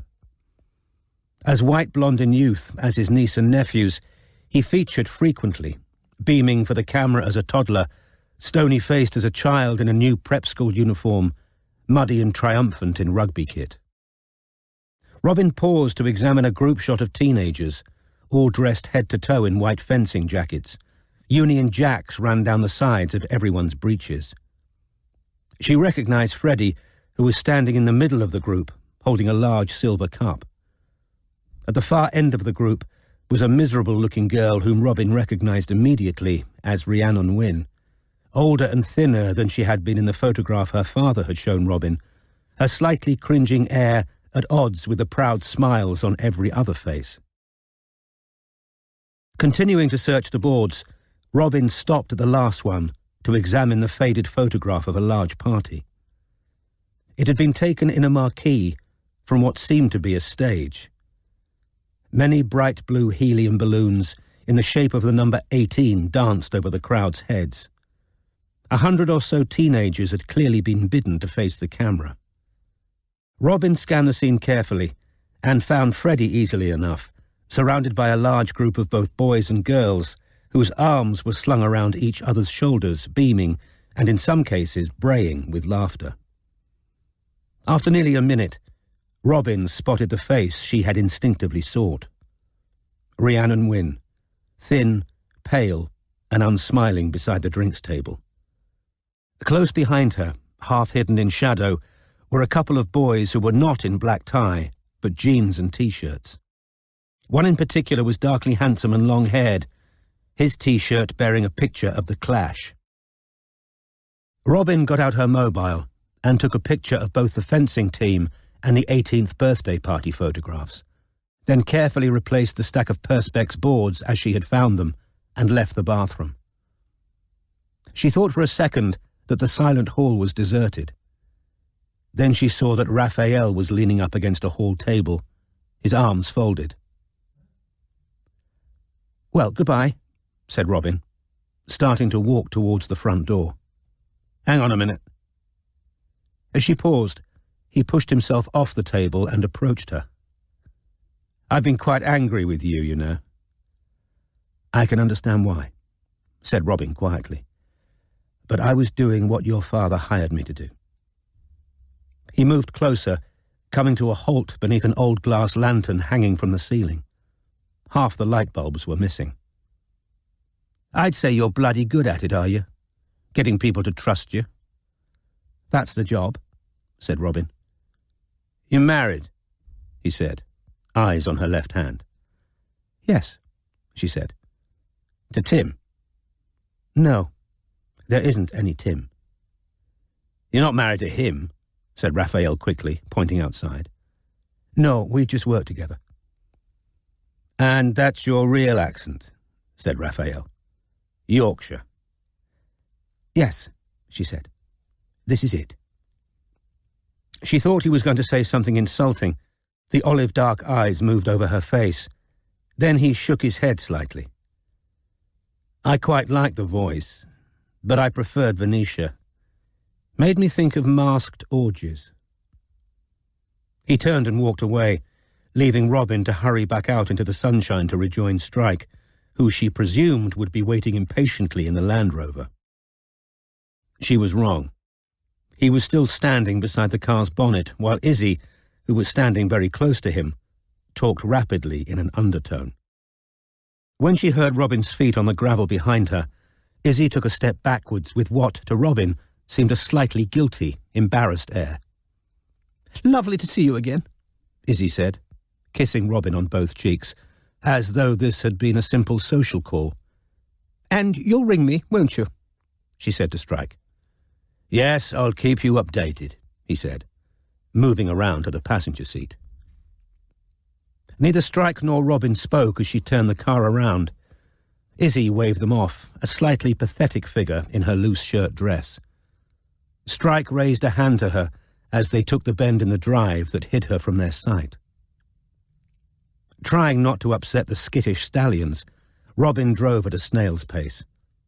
Glancing left, Strike saw that the injured horse had been removed from the field, but in spite of Robin's best intentions, as the noisy old car lurched past its field, the black stallion took off again. "Who do you reckon?" said Strike, watching the horse plunge and buck. "First took a look at something like that and thought, I should get on its back." "There's an old saying," said Robin, trying to steer around the worst of the potholes. "The horse is your mirror. People say dogs resemble their owners, but I think it's truer of horses." "Making Kimvara highly strung and prone to lash out on slight provocation. Sounds about right. Turn right here. I want to get a look at Stetter Cottage." A bare 2 minutes later, he said, "Here, go up here." The track to Stetter Cottage was so overgrown that Robin had missed it entirely the first time they had passed it. It led deep into the woodland that lay hard up against the gardens of Chisel House, but unfortunately, the Land Rover was only able to proceed for 10 yards before the track became impassable by car. Robin cut the engine, privately worried about how Strike was going to manage a barely discernible path of earth and fallen leaves, overgrown with brambles and nettles, but as he was already getting out, she followed suit, slamming the driver's door behind her. The ground was slippery, the tree canopy so dense that the track was in deep shade, dank and moist. A pungent, green, bitter smell filled their nostrils, and the air was alive with the rustle of birds and small creatures whose habitat was being rudely invaded. "So, said Strike, as they struggled through the bushes and weeds. "Christopher Barraclough Burns. That's a new name." "No, it isn't," said Robin. Strike looked sideways at her, grinning, and immediately tripped on a root, remaining upright at some cost to his sore knee. "Shit! I wondered whether you remembered."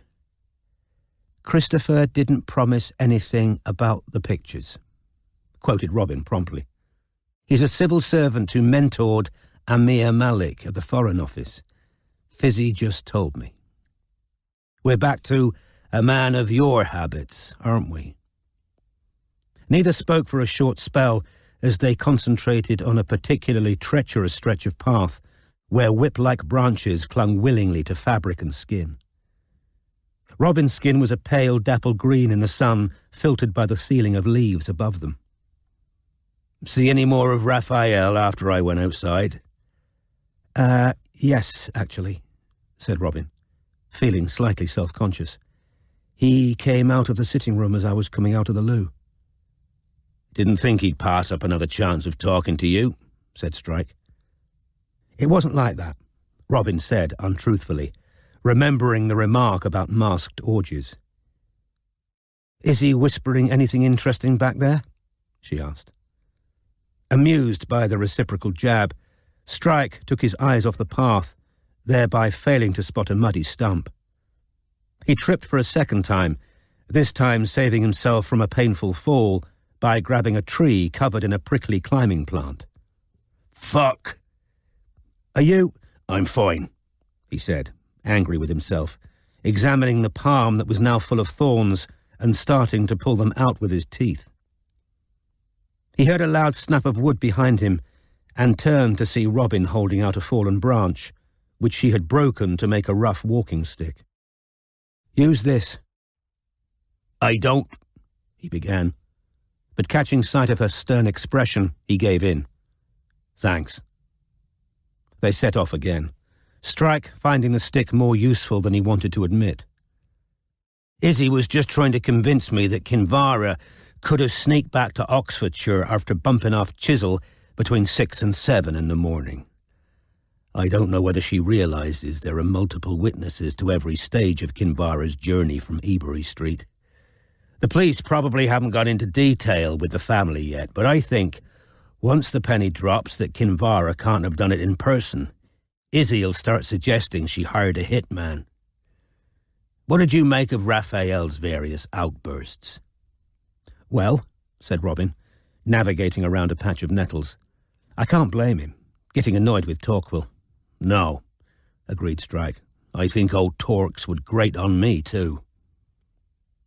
"Raphael seems really angry with his father, doesn't he? He didn't have to tell us about Chisel putting that mare down. I thought he was almost going out of his way to paint his father as, well—" "A bit of a shit," agreed Strike. "He thought Chisel had stolen those pills of Kinvara's out of malice, too. That whole episode was bloody strange, actually. What made you so interested in those pills?" "They seem so out of place for Chisel." "Well, it was a good call. Nobody else seems to have asked questions about them. So what does the psychologist make of Raphael denigrating his dead father?" Robin shook her head, smiling, as she usually did when Strike referred to her in this way. She had dropped out of her psychology course at university, as he well knew. "I'm serious," said Strike, grimacing as his false foot skidded on fallen leaves, and he saved himself, this time with the aid of Robin's stick. "Bollocks! Go on. What did you make of him putting the boot into Chisel?" "Well, I think he's hurt and furious," said Robin, weighing her words. "He and his father were getting on better than they ever had, from what he told me when I was at the House of Commons. But now Chisel's dead, Raphael's never going to be able to get properly back on good terms with him, is he?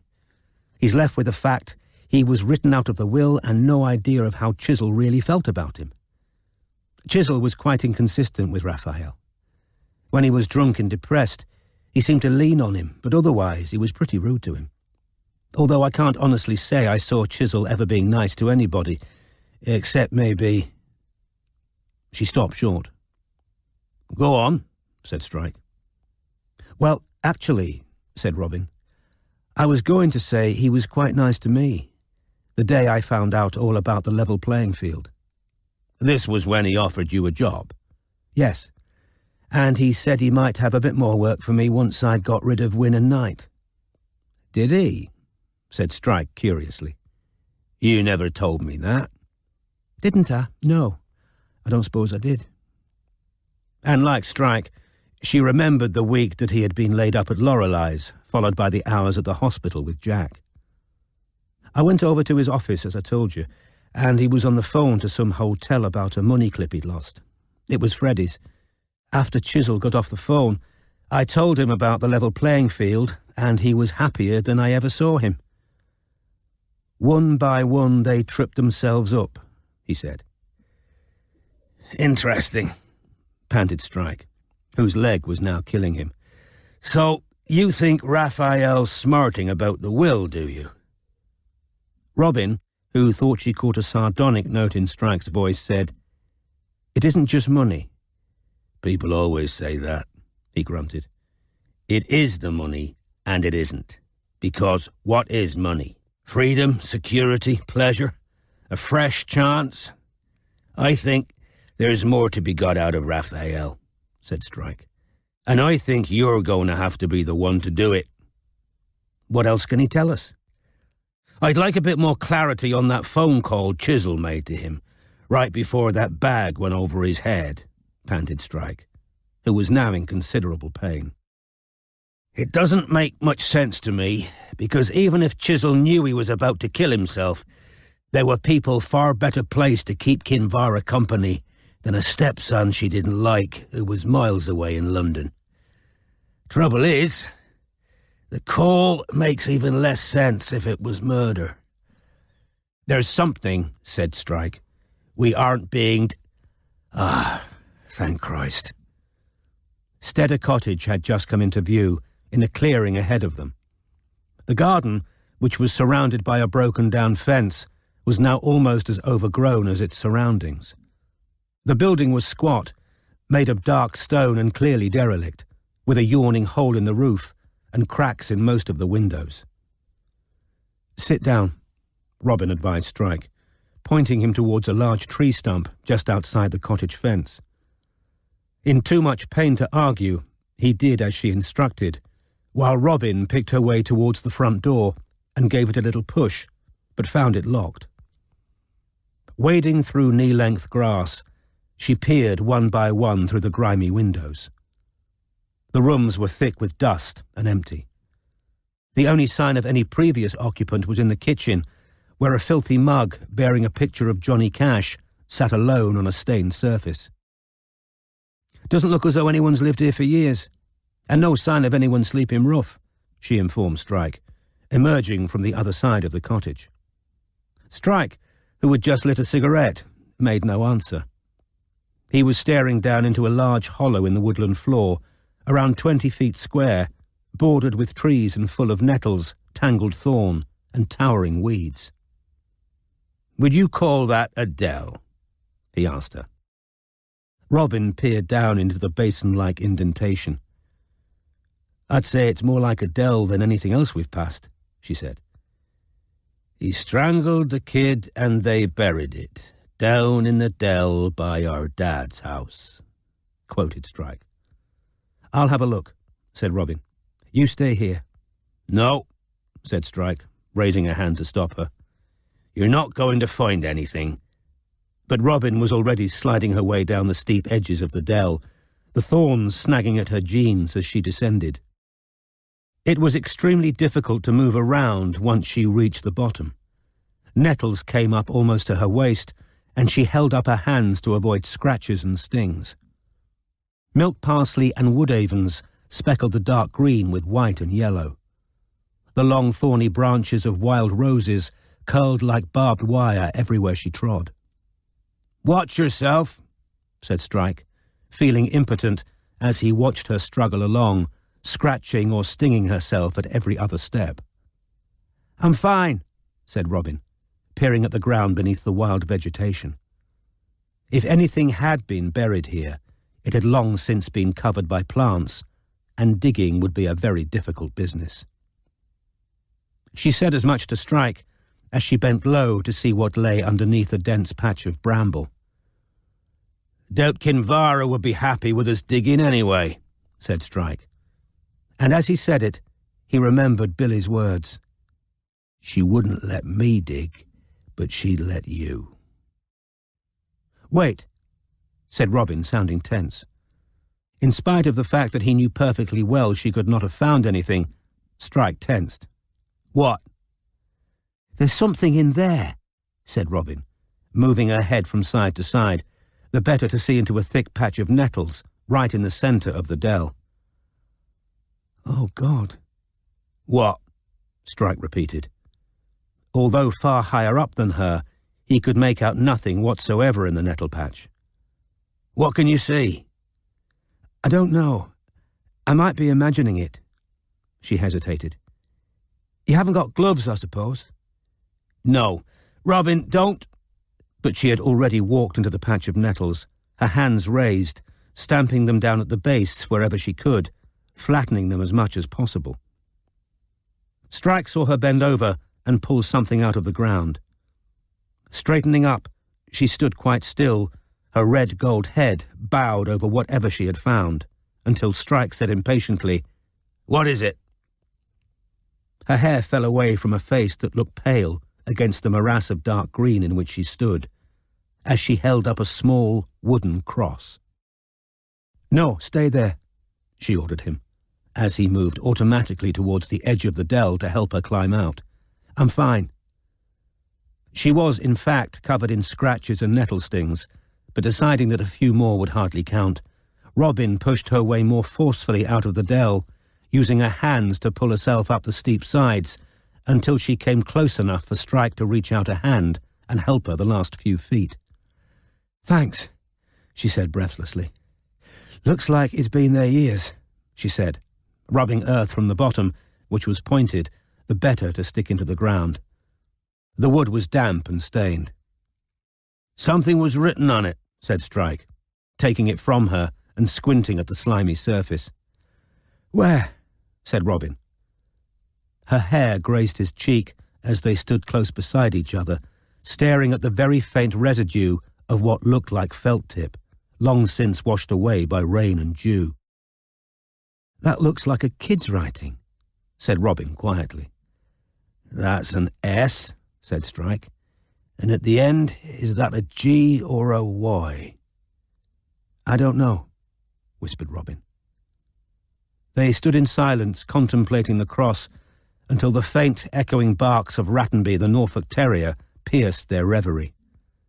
"We're still on Kinvara's property," said Robin nervously. "Yeah," said Strike, keeping hold of the cross as he began to lumber back the way they had come, teeth gritted against the pain in his leg. "Let's find a pub. I'm starving."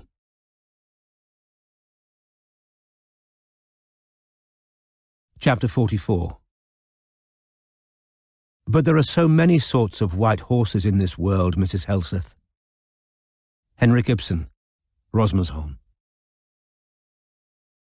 "Of course," said Robin, as they drove towards the village.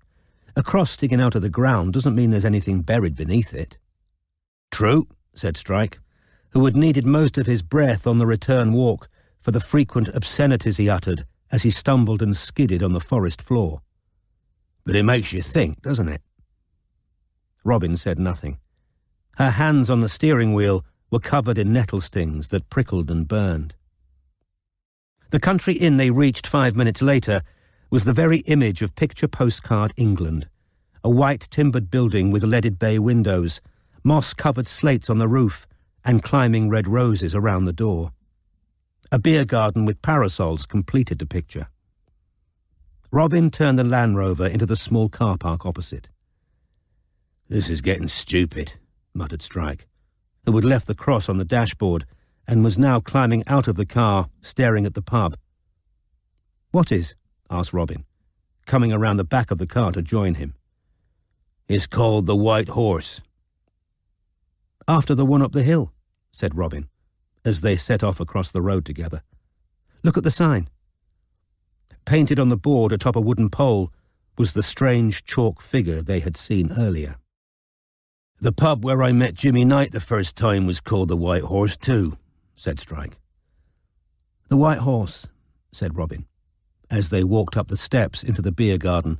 Strike's limp, now more pronounced than ever, is one of the 10 most popular pub names in Britain. I read it in some article. Quick, those people are leaving. Grab their table. I'll get the drinks. The low-ceilinged pub was busy inside. Robin headed first for the ladies, where she stripped off her jacket, tied it around her waist, and washed her smarting hands. She wished that she had managed to find dock leaves on the journey back from Steader Cottage, but most of her attention on the return walk had been given to Strike, who had nearly fallen twice more and hobbled on looking furious with himself, repelling offers of assistance with bad grace and leaning heavily on the walking stick she had fashioned from a branch. The mirror showed Robin that she was dishevelled and grubby compared to the prosperous middle-aged people she had just seen in the bar, but being in a hurry to return to Strike and review the morning's activities, she merely dragged a brush through her hair, wiped a green stain off her neck, and returned to queue for drinks. "Cheers, Robin," said Strike gratefully, when she returned to him with a pint of Arkell's Wiltshire Gold, shoving the menu across the table to her. "Ah, that's good," he sighed, taking a swig. "So what's the most popular one?" "Sorry?" "The most popular pub name. You said the White Horse is in the top 10. "Oh, right. It's either the Red Lion or the Crown. I can't remember which." "The Victory's my real local," said Strike reminiscently. He had not been back to Cornwall in 2 years. He saw the pub now in his mind's eye, a squat building of whitewashed Cornish stone, the steps beside it winding down to the bay. It was the pub in which he had first managed to get served without ID, 16 years old, and dumped back at his uncle and aunt's for a few weeks, while his mother's life went through one of its regular bouts of upheaval. "Ours is the Bay Horse," said Robin, and she too had a sudden vision of a pub from what she would always think of as home, also white, standing on a street that led off the market square in Masham. It was there that she had celebrated her A-level results with her friends, the same night that Matthew and she had got into a stupid row and he had left, and she had refused to follow, but remained with her friends. "Why Bay?" asked Strike, now halfway down his pint and luxuriating in the sunshine, his sore leg stretched out in front of him. "Why not just brown?" "Well, there are brown horses," said Robin, "but bay means something different. Black points, legs, mane and tail." "What colour was your pony? Angus, wasn't it?" "How did you remember that?" asked Robin, surprised. "Dunno," said Strike. "Same as you remembering pub names. Some things stick, don't they?" "He was grey." "Meaning white.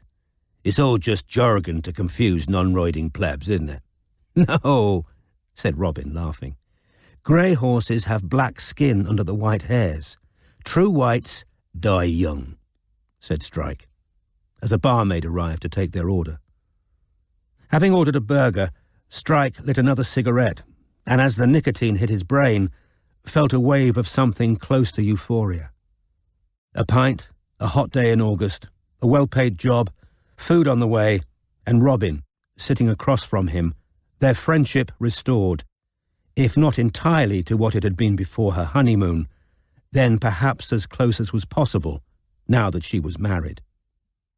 Right now, in this sunny beer garden, and in spite of the pain in his leg, his tiredness, and the unresolved mess that was his relationship with Lorelei, life felt simple and hopeful. "Group interviews are never a good idea," he said, exhaling away from Robin's face. "But there were some interesting cross-currents among the Chisels, weren't there? I'm going to keep working on Izzy. I think she might be a bit more forthcoming without the family around." "Izzy will like being worked on," Robin thought, as she took out her mobile. "I've got something to show you. Look." She brought up her photograph of Freddie Chisel's birthday party. That, she said, pointing at the girl's pale, unhappy face, is Rhiannon Wynne. She was at Freddie Chisel's 18th birthday party. Turns out, she scrolled back a picture to show the group in white tunics, they were on the British fencing team together. Christ, of course, said Strike, taking the phone from Robin. The sword in Ebury Street. I bet it was Freddie's. Of course, echoed Robin, wondering why she hadn't realised that before. That can't be long before she killed herself, said Strike, scrutinising more closely the miserable figure of Rhiannon Wynne at the birthday party. And bloody hell, that's Jimmy Knight behind her. What's he doing at a public schoolboy's 18th? Free drink, suggested Robin. Strike gave a small snort of amusement as he handed back Robin's phone. Sometimes the obvious answer is the right one. Was I imagining Izzy looking self-conscious when the story of Jimmy's teenage sex appeal came up? No, said Robin. I noticed that too. Nobody wants us to talk to Jimmy's old mates, the Butcher brothers, either. Because they know more than where their sister works. Strike sipped his beer, thinking back to what Chisel had told him the first time they'd met.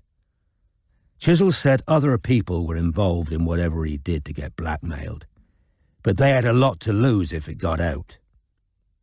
He took out his notebook and contemplated his own spiky, hard-to-read handwriting, while Robin sat peacefully enjoying the quiet chatter of the beer garden. A lazy bee buzzed nearby, reminding her of the lavender walk at Le Manoir aux Quatre Saisons, where she and Matthew had spent their anniversary. It was best not to compare how she felt now to the way she had felt then. Maybe, said Strike, tapping the open notebook with his pen. The Butcher brothers agreed to take on horse-slashing duties for Jimmy while he was in London. I always thought he might have mates back down here who could have taken care of that side of things. But we'll let Izzy get Tegan's whereabouts out of them before we approach them. Don't want to upset the client unless it's absolutely necessary. No, agreed Robin. I wonder, do you think Jimmy met them when he came down here looking for Billy? Could well have done, said Strike, nodding over his notes. Very interesting, that. From what they said to each other on that march, Jimmy and Flick knew where Billy was at the time. They were off to see him when my hamstring went. Now they've lost him again. You know, I'd give a hell of a lot to find Billy. That's where all of this started, and we're still... He broke off as their food arrived. A burger with blue cheese on it for Strike, and a bowl of chili for Robin. "We're still," prompted Robin, as the barmaid moved away. "None the wiser," said Strike, "about the kid he claims he saw die. I didn't want to ask the Chisels about Suki Lewis, or not yet. Best not to suggest I'm interested in anyone but Chisel's death right now." He picked up his burger and took an enormous bite, his eyes unfocused, staring out over the road. After demolishing half of his burger, Strike turned back to his notes. "Things to be done," he announced, picking up his pen again. "I want to find this cleaning woman Jasper Chisel laid off. She had a key for a bit, and she might be able to tell us how and when the helium got into the house. Hopefully Izzy will trace Tegan Butcher for us, and Tegan will be able to shed some light on Raphael's trip down there on the morning his father died, because I'm still not buying that story. We'll leave Tegan's brothers for now, because the Chisels clearly don't want us talking to them. But I might try and have a word with Henry Drummond, the art dealer." "Why?" asked Robin. "He was an old friend. Did Chisel a favour hiring Raphael. They must have been reasonably close. You never know, Chisel might have told him what the blackmail was about. And he tried to reach Chisel early on the morning Chisel died. I'd like to know why. So, going forwards, you're going to have a bash at Flick at her jewellery shop. Barclay can stay on Jimmy and Flick, and I'll tackle Geraint Wynne and Amir Malik." "They'll never talk to you," said Robin at once. "Never." "Want to bet?" "Tenner says they won't." "I don't pay you enough for you to throw tenors around," said Strike. "You can buy me a pint." Strike took care of the bill, and they headed back across the road to the car, Robin secretly wishing that there was somewhere else they needed to go, because the prospect of returning to Albury Street was depressing. "We might be better off going back on the M40, said Strike, reading a map on his phone. "There's been an accident on the M4. "OK," said Robin. This would take them past Le Manoir aux Quatre Saisons. As she reversed out of the car park, Robin suddenly remembered Matthew's texts from earlier. He had claimed to have been messaging work, but she couldn't remember him ever contacting his office at a weekend before. One of his regular complaints about her job was that its hours and responsibilities bled into Saturday and Sunday, unlike his. "What?" she said, becoming aware that Strike had just spoken to her. "I said they're supposed to be bad luck, aren't they?" repeated Strike, as they drove away from the pub. "What are?" "White horses," he said. "Isn't there a play where white horses appear as a death omen?" "I don't know," said Robin, changing gear. "Death rides a white horse in Revelations, though." "A pale horse," Strike corrected her, winding down the windows so that he could smoke again. "Pedant." "Says the woman who won't call a brown horse brown," said Strike. He reached for the grubby wooden cross, which was sliding about on the dashboard. Robin kept her eyes on the road ahead, determinedly focused on anything but the vivid image that had occurred to her when she had first spotted it, almost hidden in the thick, whiskered stems of the nettles. That of a child, rotting in the earth at the bottom of that dark basin in the woods, dead and forgotten by everyone, except a man they said was mad.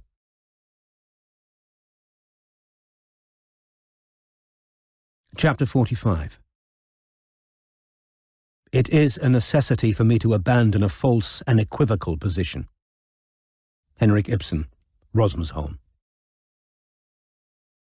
Strike paid in pain for the walk through the woods at Chisel House the next morning. So little did he fancy getting up out of bed and heading downstairs to work on a Sunday that he was forced to remind himself that, like the character of Hyman Roth in one of his favourite films, he had chosen this business freely. If, like the mafia, private detection made demands beyond the ordinary, certain concomitants had to be accepted along with the rewards. He had had a choice after all. The army had been keen to keep him, even with half his leg missing. Friends of friends had offered everything from management roles in the close protection industry to business partnerships. But the itch to detect, solve and reimpose order upon the moral universe could not be extinguished in him, and he doubted it ever would be. The paperwork, the frequently obstreperous clients, the hiring and firing of subordinates gave him no intrinsic satisfaction, but the long hours, the physical privations, and the occasional risks of his job were accepted stoically and with occasional relish. And so he showered, put on his prosthesis, and, yawning, made his painful way downstairs, remembering his brother-in-law's suggestion that his ultimate goal ought to be sitting in an office while others literally did the legwork. Strike's thoughts drifted to Robin as he sat down at her computer. He had never asked her what her ultimate ambition for the agency was, assuming, perhaps arrogantly, that it was the same as his. Build up a sufficient bank balance to ensure them both a decent income while they took the work that was most interesting, without fear of losing everything the moment they lost a client. But perhaps Robin was waiting for him to initiate a talk along the lines that Greg had suggested. He tried to imagine her reaction if he invited her to sit down on the farting sofa while he subjected her to a PowerPoint display, setting out long-term objectives and suggestions for branding. As he set to work, thoughts of Robin metamorphosed into memories of Charlotte. He remembered how it had been on days like this while they had been together, when he had required uninterrupted hours alone at a computer. Sometimes Charlotte had taken herself out, often making an unnecessary mystery about where she was going, or invented reasons to interrupt him, or pick a fight that kept him pinned down while the precious hours trickled away. And he knew that he was reminding himself how difficult and exhausting that behaviour had been, because ever since he had seen her at Lancaster House, Charlotte had slid in and out of his disengaged mind like a stray cat.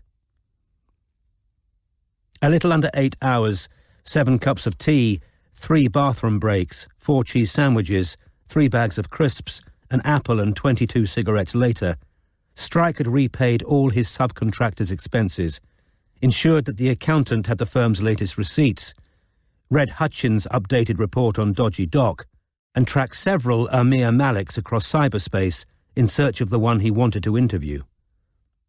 By 5 o'clock he thought he had him, but the photograph was so far from handsome, which was how Malik had been described in the blind item online, that he thought it best to email Robin a copy of the pictures he had found on Google Images to confirm that this was the Malik he sought. Strike stretched, yawning, listening to a drum solo that a prospective purchaser was banging out in a shop window in Denmark Street.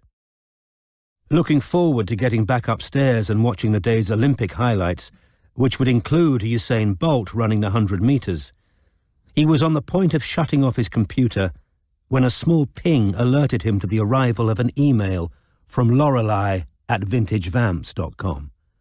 The subject line reading simply, "You and me." Strike rubbed his eyes with the heels of his palms, as though the sight of the new email had been some temporary aberration of sight. However, there it sat at the top of his inbox when he raised his head and opened his eyes again. "Oh, shit," he muttered. Deciding that he might as well know the worst, he clicked on it. The email ran to nearly 1,000 words and gave the impression of having been carefully crafted. It was a methodical dissection of Strike's character, which read like the case notes for a psychiatric case that, while not hopeless, required urgent intervention. By Lorelei's analysis, Cormoran Strike was a fundamentally damaged and dysfunctional creature, standing in the way of his own happiness. He caused pain to others due to the essential dishonesty of his emotional dealings. Never having experienced a healthy relationship, he ran from it when it was given to him. He took those who cared about him for granted, and would probably only realize this when he hit rock bottom, alone, unloved, and tortured by regrets. This prediction was followed by a description of the soul-searching and doubts that had preceded Lorelei's decision to send the email, rather than simply tell Strike that their no-strings arrangement was at an end. She concluded that she thought it fairest to him to explain in writing why she, and by implication every other woman in the world, would find him unacceptable unless he changed his behaviour. She asked him to read and think about what she had said, understanding that this doesn't come from a place of anger, but of sadness, and requested a further meeting so that they could decide whether you want this relationship enough to try a different way. After reaching the bottom of the email, Strike remained where he was, staring at the screen, not because he was contemplating a response, but because he was gathering himself for the physical pain he was anticipating upon standing up. At last he pushed himself up into a vertical position, flinching as he lowered his weight onto the prosthesis, then closed down his computer and locked up the office. "Why can't we end it by phone?" he thought, heaving himself up the stairs by using the handrail. "It's obvious it's fucking dead, isn't it? Why do we have to have a post-mortem?" Back in the flat, he lit another cigarette, dropped down onto a kitchen chair and called Robin, who answered almost immediately. "Hi," she said quietly. "Just a moment." He heard a door close, footsteps, and another door closing. "Did you get my email? Just sent you a couple of pictures." "No," said Robin, keeping her voice low. "Pictures of what?" "I think I found Malik living in Battersea. Pudgy bloke with a monobrow." "That's not him. He's tall and thin with glasses. "So I've just wasted an hour," said Strike, frustrated. "Didn't he ever let slip where he was living? What he liked to do at the weekends? National insurance number?" "No," said Robin. "We barely spoke. I've already told you this." "How's the disguise coming along?"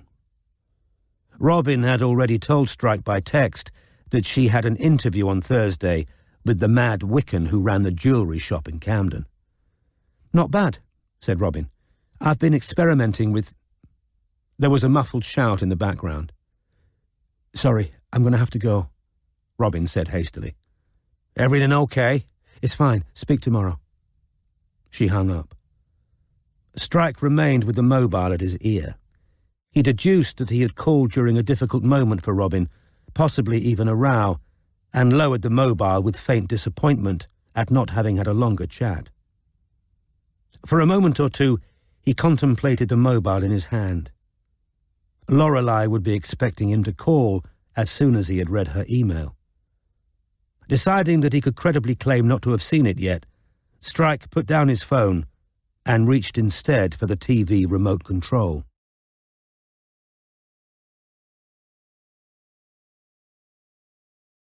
Chapter 46.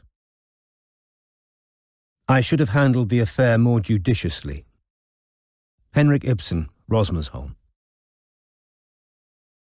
4 days later, at lunchtime, Strike was to be found leaning up against a counter in a tiny takeaway pizza restaurant, which was most conveniently situated for watching a house directly across the street.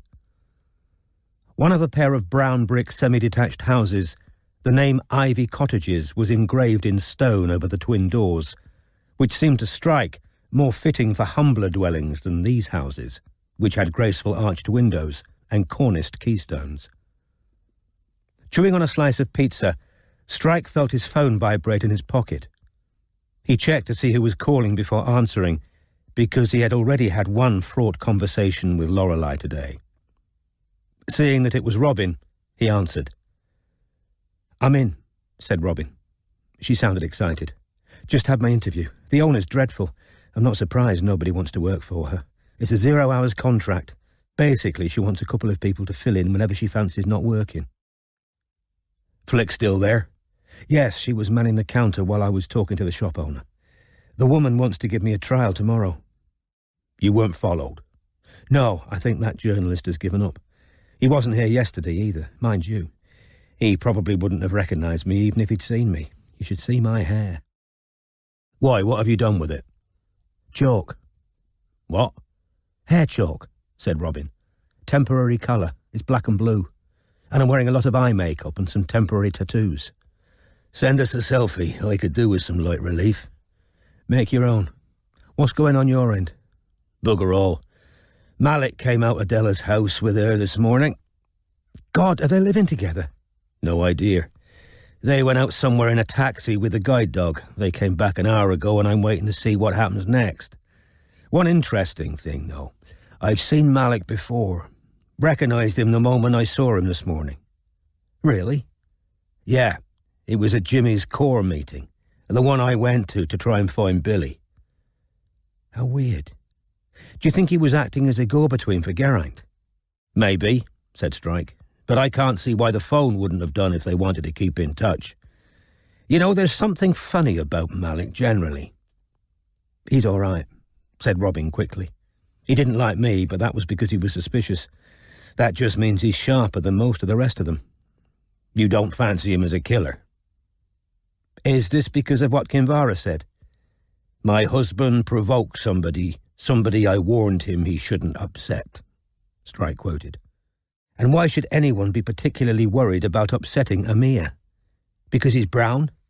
I felt sorry for him, actually, having to work with—" "Hang on," said Strike, letting his last piece of pizza fall back onto the plate. The front door of Della's house had opened again. "We're off," said Strike, as Malik came out of the house alone, closed the door behind him, walked briskly down the garden path, and set off down the road. Strike headed out of the pizzeria in pursuit. "Got a spring in his step now. He looks happy to be away from her." "How's your leg?" "It's been worse. Hang on, he's turning left. Robin, I'm going to go. Need to speed up a bit. Good luck. Cheers. Strike crossed Southwark Park Road as quickly as his leg permitted, then turned into Alma Grove, a long residential street with plane trees planted at regular intervals and Victorian terraced houses on both sides. To Strike's surprise, Malik stopped at a house on the right with a turquoise door and let himself inside. The distance between his place of residence and that of the Winns was 5 minutes' walk at most. The houses in Alma Grove were narrow, and Strike could well imagine loud noises travelling easily through the walls. Giving Malik what he judged to be sufficient time to remove his jacket and shoes, Strike approached the turquoise door and knocked. After a few seconds' wait, Amir opened up. His expression changed from pleasant inquiry to shock. Amir evidently knew exactly who Strike was. "Amir Malik?"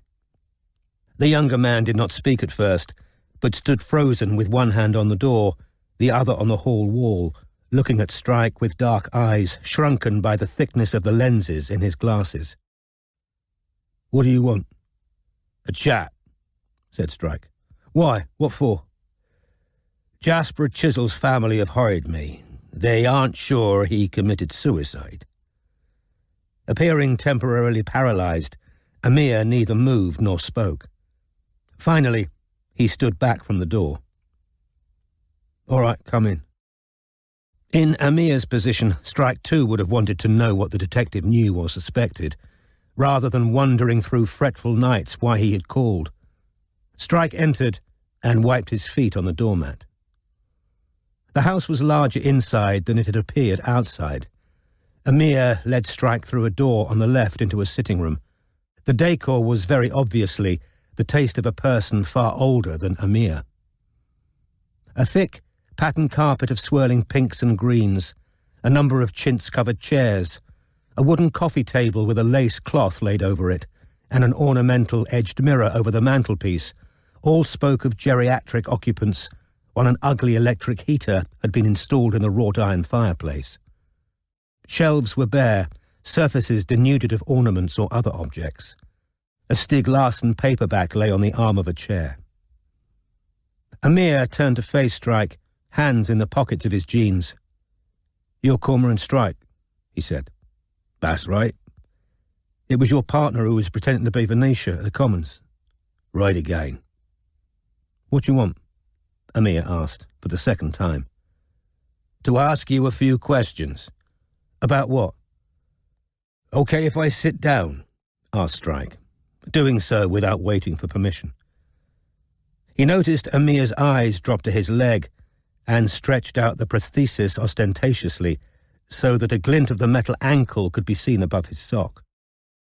To a man so considerate of Della's disability, this might be sufficient reason not to ask Strike to get up again. "As I said, the family doesn't think Jasper Chisel killed himself." "You think I had something to do with his death?" asked Amir, trying for incredulity and succeeding only in sounding scared. "No," said Strike. "But if you want to blurt out a confession, feel free. It'll save me a lot of work." Amir didn't smile. "The only thing I know about you, Amir," said Strike, "is that you were helping Geraint Wynne blackmail Chisel." "I wasn't," said Amir at once. It was the automatic, ill-considered denial of a panicked man. "You weren't trying to get hold of incriminating photographs to use against him." "I don't know what you're talking about." "The press are trying to break your boss's super injunction. Once the blackmail's out in the public domain, your part in it won't remain hidden for long. You and your friend, Christopher—" "He's not my friend." Amir's vehemence interested Strike. "Do you own this house, Amir?" "What?" "Just seems a big place for a 24-year-old on what can't be a big salary." "It's none of your business who owns this." "I don't care personally," said Strike, leaning forwards. "But the papers will. You'll look beholden to the owners if you aren't paying a fair rent. It would seem like you owed them something, like you're in their pocket. The tax office will also consider it a benefit in kind if it's owned by your employers. which could cause problems for both. How did you know where to find me? Amir demanded. Well, it wasn't easy, Strike admitted. You don't have much of an online life, do you? But in the end, he said, reaching for a sheaf of folded paper in the inside pocket of his jacket and unfolding them, I found your sister's Facebook page. That is your sister, right? He laid the piece of paper on which he had printed the Facebook post on the coffee table. A plumply pretty woman in a hijab beamed up out of the poor reproduction of a photograph, surrounded by 4 young children. Taking Amir's silence for assent, Strike said, I went back through a few years' worth of posts. That's you, he said, laying a second printed page on top of the first. A younger Amir stood smiling in academic robes, flanked by his parents. You took a first in politics and economics at LSE.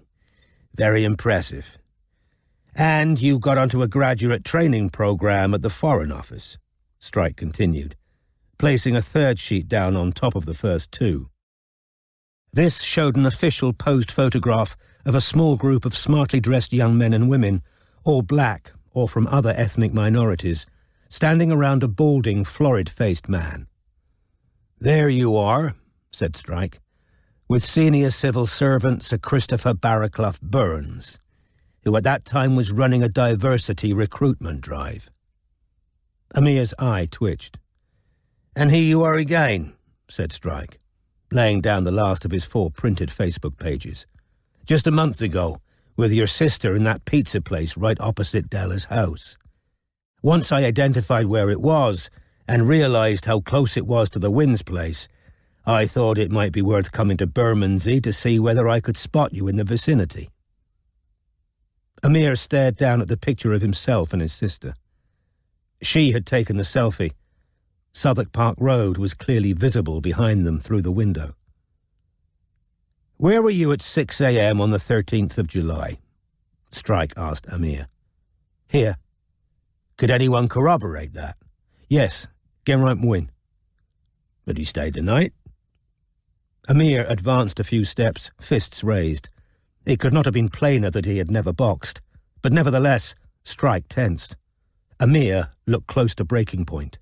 All I'm saying, said Strike, holding his hands up pacifically, is that 6 a.m. is an odd time for Geraint Wynne to be at your house. Amir slowly lowered his fists. Then, as though he did not know what else to do with himself, he backed away to sit down on the edge of the seat of the nearest armchair. Geraint came round to tell me Della had had a fall. Couldn't he have phoned? I suppose so, but he didn't, said Amir. He wanted me to help him persuade Della to go to casualty. She'd slipped down the last few stairs and her wrist was swelling up. I went round there. They only live round the corner. But I couldn't persuade her. She's stubborn. Anyway, it turned out to be only a sprain, not a break. She was fine. So you're Geraint's alibi for the time Jasper Chisel died? I suppose so. And he's yours? Why would I want Jasper Chisel dead? Asked Amir. That's a good question, said Strike. I barely knew the man, said Amir. Really? Yes, really. So what made him quote Catullus to you and mention fate and intimate in front of a room full of people that he knew things about your private life? There was a long pause. Again, Amir's eye twitched. That didn't happen, he said. Really? My partner, she's lying. Chisel didn't know anything about my private life, nothing. Strike heard the numb drone of a hoover next door. He had been right. The walls were not thick. I've seen you once before, Strike told Malik, who looked more frightened than ever. Jimmy Knight's meeting in East Ham a couple of months ago. I don't know what you're talking about, said Malik. You've mistaken me for someone else. Then, unconvincingly, who's Jimmy Knight?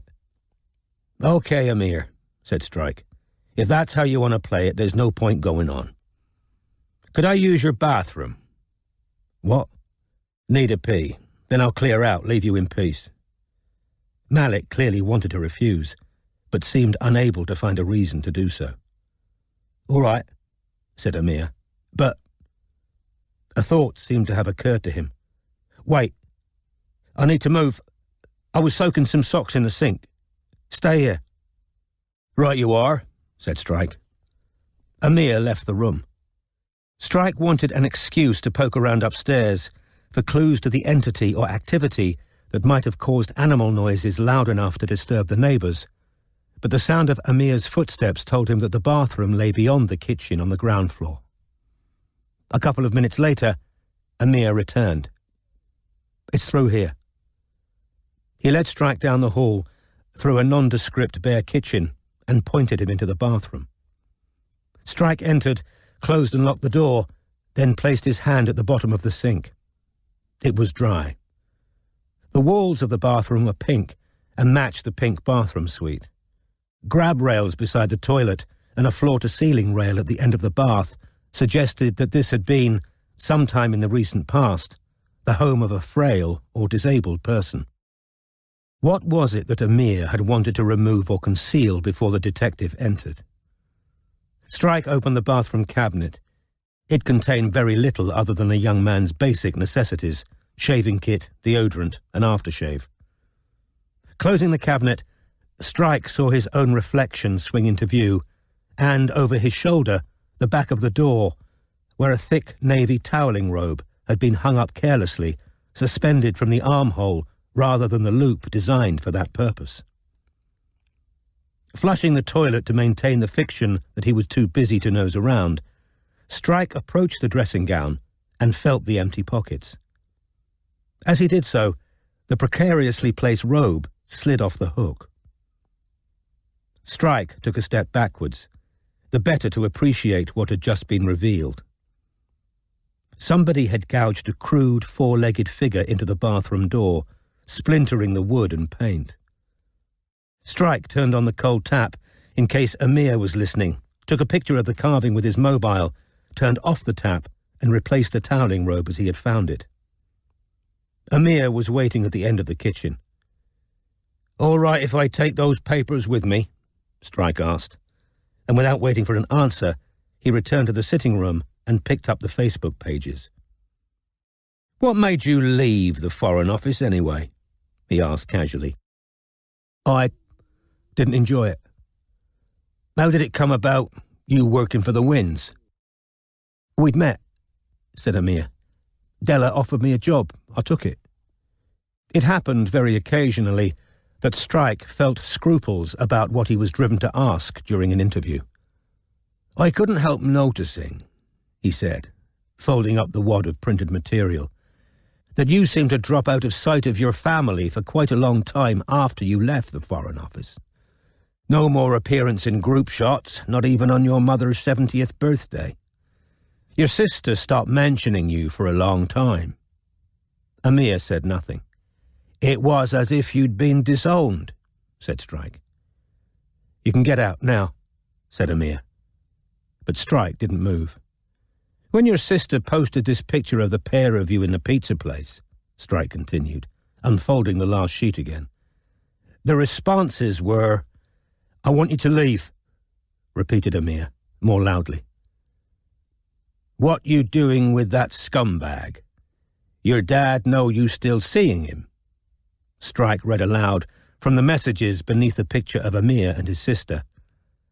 "If my brother permitted Lewat..." Amir charged at him, sending a wild right-handed punch to the side of Strike's head that the detective parried. But the studious-looking Amir was full of the kind of blind rage that could make a dangerous opponent of almost any man. Tearing a nearby lamp from its socket, he swung it so violently that had Strike not ducked in time, the lamp base could have shattered, not on the wall that half divided the sitting room, but on his face. "Enough!" bellowed Strike, as Amir dropped the remnants of the lamp and came at him again. Strike fended off the windmilling fists, hooked his prosthetic leg around the back of Amir's leg, and threw him to the floor. Swearing under his breath, because this action had done his aching stump no good at all, Strike straightened up, panting, and said, "Any more and I'll fucking deck you." Amir rolled out of Strike's reach and got to his feet. His glasses were hanging from one ear. Hands shaking, he took them off and examined the broken hinge. His eyes were suddenly huge. "Amir, I am not interested in your private life," panted Strike. "I am interested in who you're covering up for." "Get out," whispered Amir. "Because if the police decide it's murder, everything you're trying to hide will come out. Murder inquiries respect no one's privacy." "Get out." "All right. Don't say I didn't warn you." At the front door, Strike turned one last time to face Amir, who had followed him into the hall and braced himself as Strike came to a halt. "Who carved that mark on the inside of your bathroom door, Amir?" "Out!" Strike knew there was no point persisting. As soon as he had crossed the threshold, the front door slammed behind him. Several houses away, the wincing Strike leaned up against a tree to take the weight of his prosthesis and texted Robin the picture he had just taken, along with the message, "Remind you of anything?" He lit a cigarette and waited for Robin's response, glad of an excuse to remain stationary, because quite apart from the pain in his stump, the side of his head was throbbing. In dodging the lamp, he had hit it against the wall, and his back was aching because of the effort it had taken to throw the younger man to the floor. Strike glanced back at the turquoise door. If he was honest, something else was hurting. His conscience. He had entered Malik's house with the intention of shocking or intimidating him into the truth about his relationship with Chisel and the Winds. While a private detective could not afford the doctor's dictum, "First, do no harm," Strike generally attempted to extract truth without causing unnecessary damage to the host. Reading out the comments at the bottom of that Facebook post had been a low blow. Brilliant, unhappy, undoubtedly tied to the Winds by something other than choice, Amir Malik's eruption into violence had been the reaction of a desperate man. Strike didn't need to consult the papers in his pocket to recall the picture of Malik standing proudly in the Foreign Office, about to embark on a stellar career with his first-class degree, with his mentor, Sir Christopher Barraclough Burns, by his side. His mobile rang. "Where on earth did you find that carving?" said Robin. "The back of Amir's bathroom door, hidden under a dressing gown." "You're joking?" "No." "What does it look like to you?" "The white horse on the hill over Woolston," said Robin. "Well, that's a relief," said Strike, elbowing himself off the supporting tree and limping off along the street again. "I was worried I'd started hallucinating the bloody things."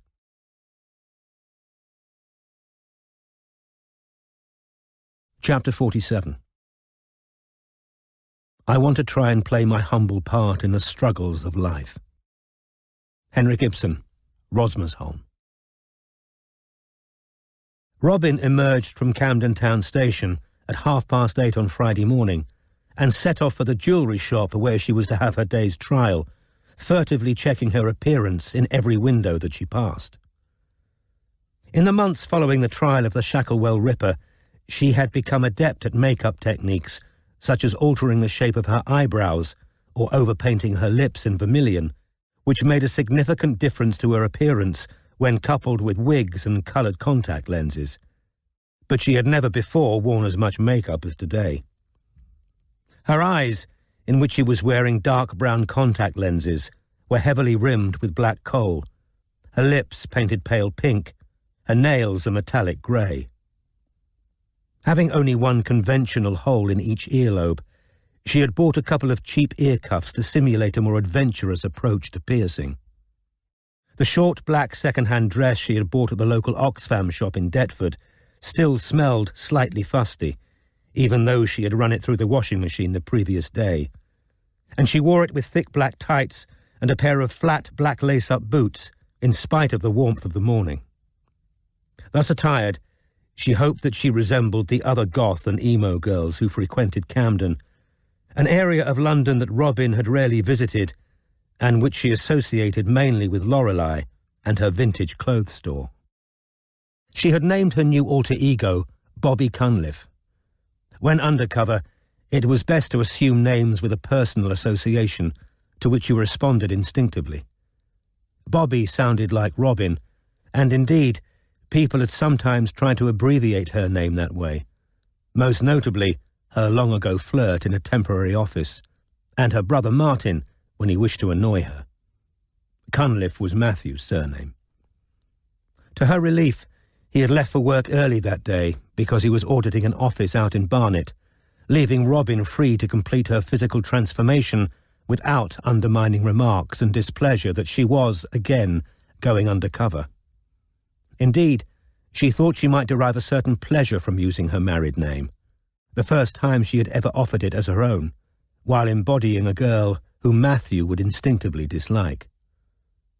The older he got, the more Matthew was aggravated by and contemptuous of people who did not dress, think, or live as he did. The Wickens jewellery shop, Triquetra, was tucked away in Camden Market. Arriving outside at 9:15, Robin found the stallholders of Camden Lock Place already busy, but the store locked up and empty. After a 5-minute wait, her employer arrived, puffing slightly.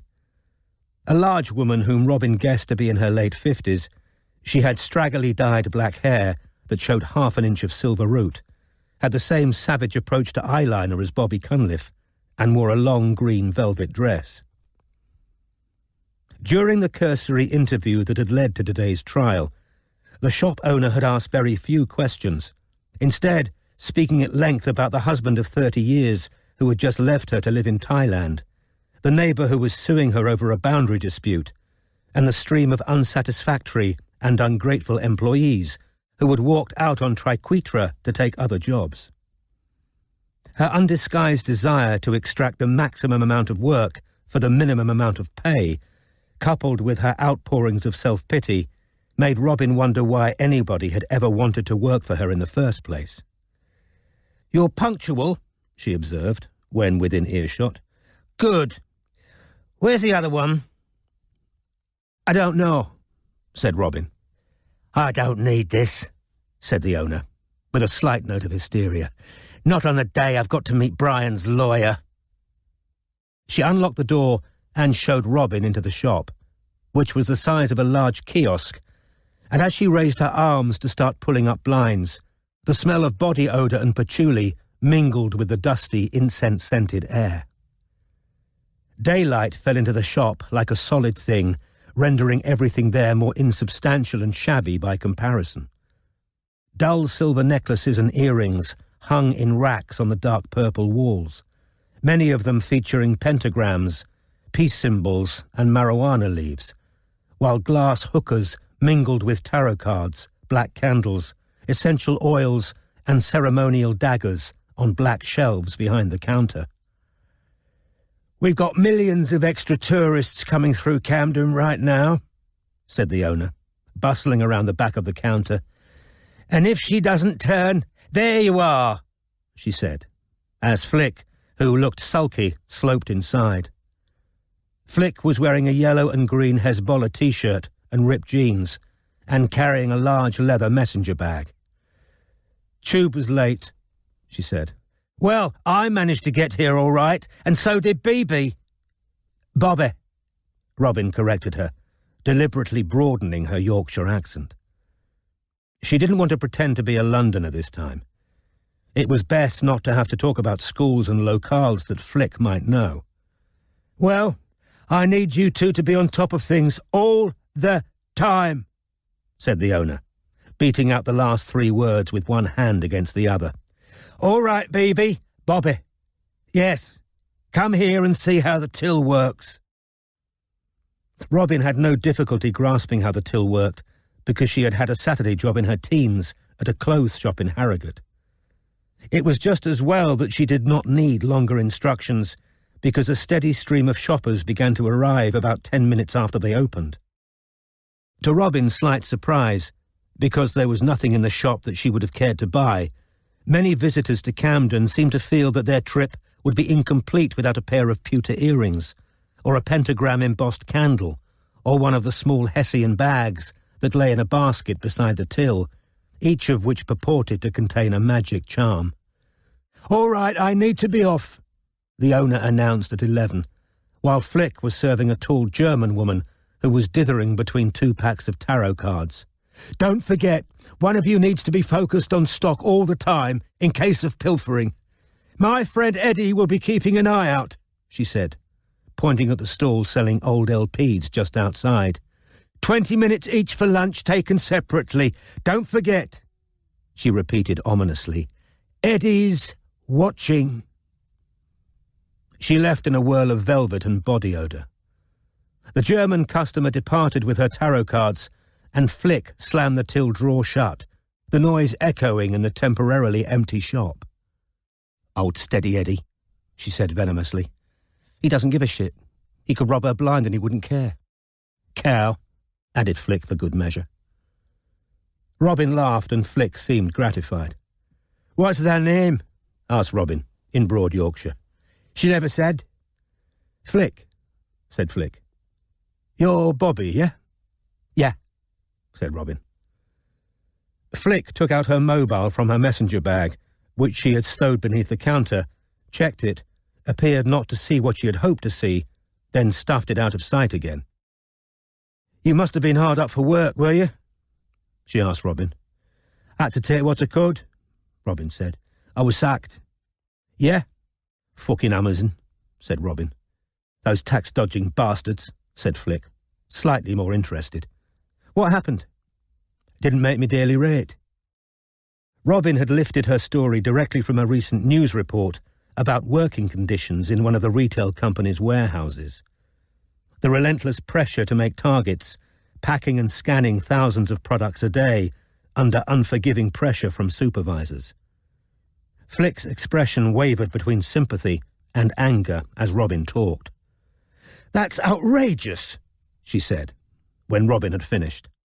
"Yeah," said Robin, "and no union or nothing, obviously. Me dad were a big trade union man back in Yorkshire. Bet he was furious." "He's dead," said Robin, unblushingly.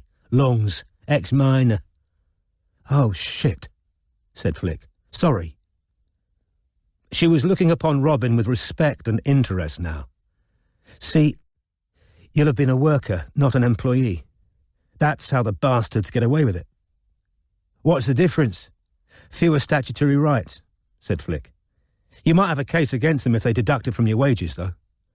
"Don't know if I could prove that," said Robin. "How come you know all this?" "I'm pretty active in the labour movement," said Flick with a shrug. She hesitated. "And my mother's an employment lawyer." "Yeah," said Robin, allowing herself to sound politely surprised. "Yeah," said Flick, picking her nails. "But we don't get on. I don't see any of my family, actually.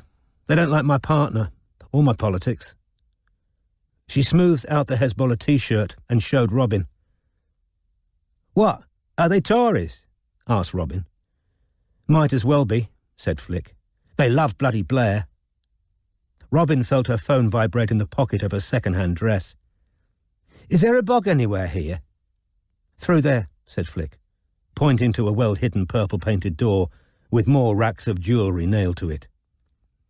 Beyond the purple door, Robin found a small cubbyhole with a cracked, dirty window.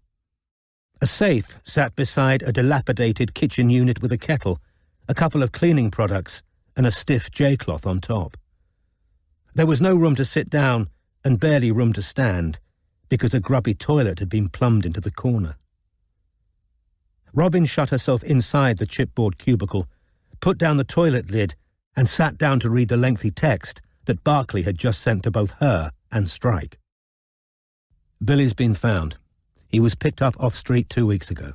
Psychotic episode, sectioned, hospital in North London, don't know which yet. Wouldn't tell docs his next of kin till yesterday. Social worker contacted Jimmy this morning. Jimmy wants me to go with him to persuade Billy to discharge himself. Scared what Billy's going to tell the doctors, says he talks too much. Also, Jimmy's lost bit of paper with Billy's name on it, and he's shitting himself about it. Asked me if I'd seen it. He says it's handwritten, no other details. I don't know why so important. Jimmy thinks Flick's nicked it. Things bad between them again."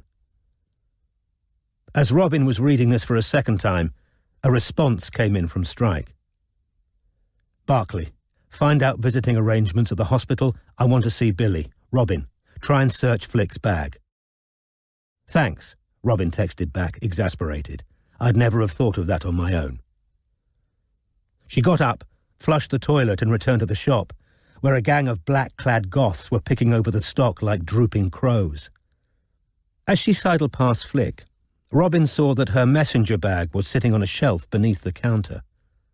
When the group had finally left in possession of essential oils and black candles, Flick took out her phone to check it again, before sinking once more into a morose silence.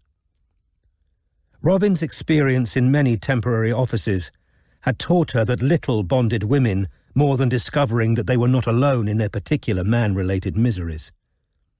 Taking out her own phone, she saw a further text from Strike.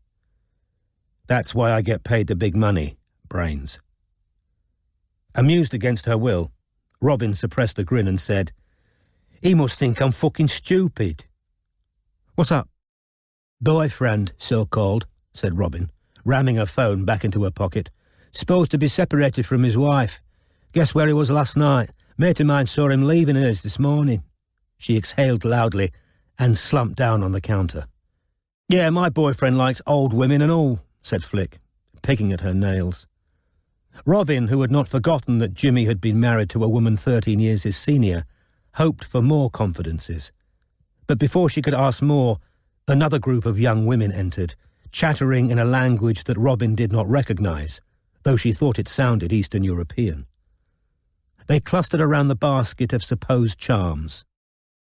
Dziękuję, Flick said, as one of them handed over her money, and the girls laughed and complimented her on her accent.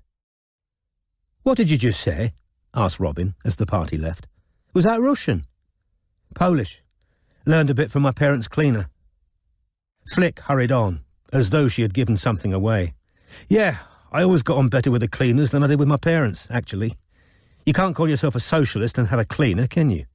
Nobody should be allowed to live in a house too big for them. We should have forcible repossessions, redistribution of land and housing to the people who need it. Too right, said Robin enthusiastically. And Flick seemed reassured to be forgiven her professional parents by Bobby Cunliffe, daughter of a dead ex-miner and Yorkshire trade unionist. Want a tea? She offered. Aye, that'd be great, said Robin. Have you heard of the Real Socialist Party? Asked Flick, once she had come back into the shop with 2 mugs. No, said Robin. It's not your normal political party, Flick assured her. We're more like a proper community-based campaign, like Back to the Jarrow Marches, that kind of thing. The real spirit of Labour movement, not an imperialist Tory-light shower of shite like fucking New Labour. We don't want to play the same old politics game. We want to change the rules of the game in favour of ordinary working... Billy Bragg's version of the Internationale rang out. As Flick reached into her bag, Robin realised that this was Flick's ringtone. Reading the caller's name, Flick became tense. You be all right on your own for a bit? Course, said Robin. Flick slid into the back room. As the door swung shut, Robin heard her say, What's going on? Have you seen him? As soon as the door was securely shut, Robin hurried to where Flick had been standing, crouched down, and slid her hand under the leather flap of the messenger bag. The interior resembled the depths of a bin. Her fingers groped through sundry bits of crumpled paper, sweet wrappers, a sticky lump of something Robin thought might be chewed gum, various lidless pens and tubes of makeup, a tin with a picture of Che Guevara on it, a packet of rolling tobacco that had leaked over the rest of the contents, some Rizzlers, some spare tampons, and a small, twisted ball of fabric that Robin was afraid might be a pair of worn pants. Trying to flatten out, read, and then recrumple each piece of paper was time-consuming. Most seemed to be abandoned drafts of articles. Then, through the door behind her, she heard Flick say loudly, Strike? What the hell? Robin froze, listening. Paranoid. It alone now. Tell him he's... Excuse me, said a woman peering over the counter. Robin jumped up. The portly, grey-haired customer in a tie-dyed T-shirt, pointed up at the shelf on the wall. "Could I see that rather special athame?" "Which?" asked Robin, confused. "The athame, the ceremonial dagger," said the elderly woman, pointing. Flick's voice rose and fell in the room behind Robin. "Didn't you? 'Member you? Pay me back. Chisel's money." Said the customer, weighing the knife carefully in her hand. "Have you anything larger?" "You had it, not me," said Flick loudly from behind the door. Said Robin, squinting up at the shelf. "I think this is all we've got. That one might be a bit bigger." She stood on tiptoe to reach the longer knife, as Flick said, "Fuck off, Jimmy." "There you are," said Robin, handing over the 7-inch dagger. With a clatter of falling necklaces, the door behind Robin flew open, hitting her in the back. "Sorry," said Flick, seizing her bag and shoving the phone back inside it, breathing hard, her eyes bright. "Yes, you see, I like the triple moon marking on the smaller one," said the elderly witch, pointing at the decoration on the hilt of the first dagger, unfazed by Flick's dramatic reappearance. "But I prefer the longer blade."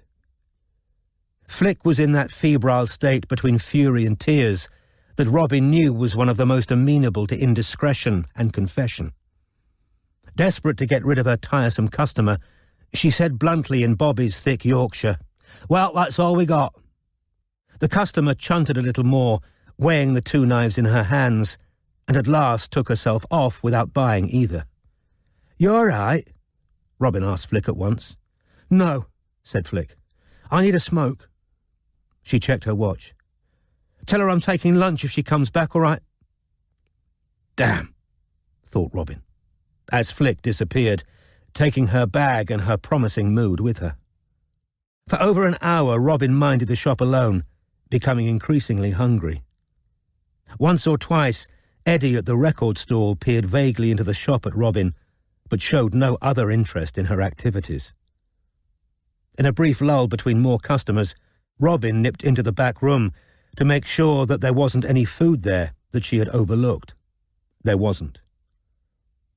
At 10-1, Flick strolled back into the shop with a dark, thuggishly handsome man in a tight blue T-shirt. He subjected Robin to the hard, arrogant stare of a certain brand of womanizer, melding appreciation and disdain to signal that she might be good-looking, but she would have to try a little harder than that to arouse his interest. It was a strategy that Robin had seen work on other young women in offices. It had never worked on her. "Sorry I was so long," Flick told Robin. Her bad mood did not seem entirely dissipated. "Ran into Jimmy. Jimmy, this is Bobby." "All right," said Jimmy, holding out a hand. Robin shook it. "You go," said Flick to Robin. "Go and get something to eat." "Oh, right," said Robin. "Thanks." Jimmy and Flick waited while, under cover of checking her bag for money, Robin crouched down and, hidden by the counter, set her mobile to record before placing it carefully at the back of the dark shelf.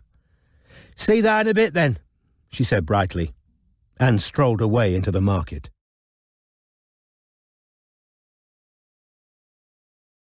Chapter 48. But what do you say to it all, Rebecca? Henrik Ibsen, Rosmersholm. A whining wasp zigzagged from inner to outer rooms of Strike's office, passing between the 2 windows that were flung open to admit the fume-laden evening air. Barclay waved the insect away with the takeaway menu that had just arrived with a large delivery of Chinese food. Robin peeled lids off the cartons and laid them out on her desk. Over by the kettle, Strike was trying to find a third fork. Matthew had been surprisingly accommodating when Robin had called him from Charing Cross Road 3/4 of an hour previously to say that she needed to meet Strike and Barclay and was likely to be back late. "Fine," he had said. "Tom wants to go for a curry anyway. I'll see you at home." "How was today?" Robin asked, before he could hang up. "The office out in—" Her mind went blank. "Barnet," he said. Games developer. Yes, it was all right. How was yours? Not bad, said Robin. Matthew was so determinedly uninterested in the details of the chisel job after their many arguments about it that there seemed no point in telling him where she had been, who she was impersonating, or what had happened that day. After they had said goodbye, Robin walked on through meandering tourists and Friday night drinkers, knowing that a casual listener would have taken the conversation to be that of two people connected merely by proximity or circumstance, with no particular liking for each other. "Want a beer?" Strike asked her, holding up a 4-pack of Tennant's. "Yes, please," said Robin. She was still wearing her short black dress and lace-up boots, but had tied back her chalked hair, cleaned her face of its thick makeup, and removed her dark lenses. Seeing Strike's face in a patch of evening sunlight, she thought he looked unwell. There were deeper lines than usual around his mouth and across his forehead, lines etched there, she suspected, by grinding daily pain. He was also moving awkwardly, using his upper body to turn and trying to disguise his limp as he returned to her desk with the beer. "What have you been up to today?" she asked Strike, as Barclay heaped his place with food. "Following Geraint Wynne. He's holed up in a miserable B&B 5 minutes away from the marital home. He led me all the way into central London and back to Bermondsey again." "Risky, following him," commented Robin. "He knows what you look like." "All 3 of us could have been behind him and he wouldn't have noticed. He's lost about a stone since I last saw him." "What did he do?" "Went to eat in a place right by the Commons called the Solarium. No windows, like a crypt." "Sounds cheerful," said Barclay, settling down on the fake leather sofa and starting on his sweet and sour pork balls. "He's like a sad homing pigeon," said Strike, tipping the whole tub of Singapore noodles onto his own plate, returning to the place of his former glories with the tourists. "Then we went to King's Cross." Robin paused in the act of helping herself to bean sprouts. "Blowjob in a dark stairwell," said Strike matter-of-factly. "Ugh," muttered Robin, continuing to help herself to food. "Did you see it, eh?" asked Barclay with interest. "Back view. Elbowed my way through the front door, then backed out with apologies. He was in no state to recognise me. After that, he bought himself some new socks from Asda and went back to his B&B. "There are worse days out," said Barclay, who had already eaten half the food on his plate. Catching Robin's eye, he said through a mouthful, "Wife wants me home by 8:30. "All right, Robin," said Strike, lowering himself gingerly onto his own desk chair, which he had brought through to the outer office. "Let's hear what Jimmy and Flick had to say to each other when they thought no one was listening." He opened a notebook and took a pen from the pot on her desk, leaving his left hand free to fork Singapore noodles into his mouth. Still chewing vigorously, Barclay leaned forwards on the sofa, interested. Robin placed her mobile face up on the desk and pressed play. For a moment there was no sound except faint footprints, which were Robin's, leaving the Wickens' shop earlier in search of lunch. "I thought you were here on your own," said Jimmy's voice, faint but clear. "She's having a day's trial," said Flick. "Where's Sam?" "I told him I'll meet him at yours later. Right, where's your bag?" "Jimmy, I haven't—" "Maybe you picked it up by mistake." More footsteps, a scraping of wood and leather, clattering, thunks and furtive rustlings. "This is a fucking tip." "I haven't got it. How many more times?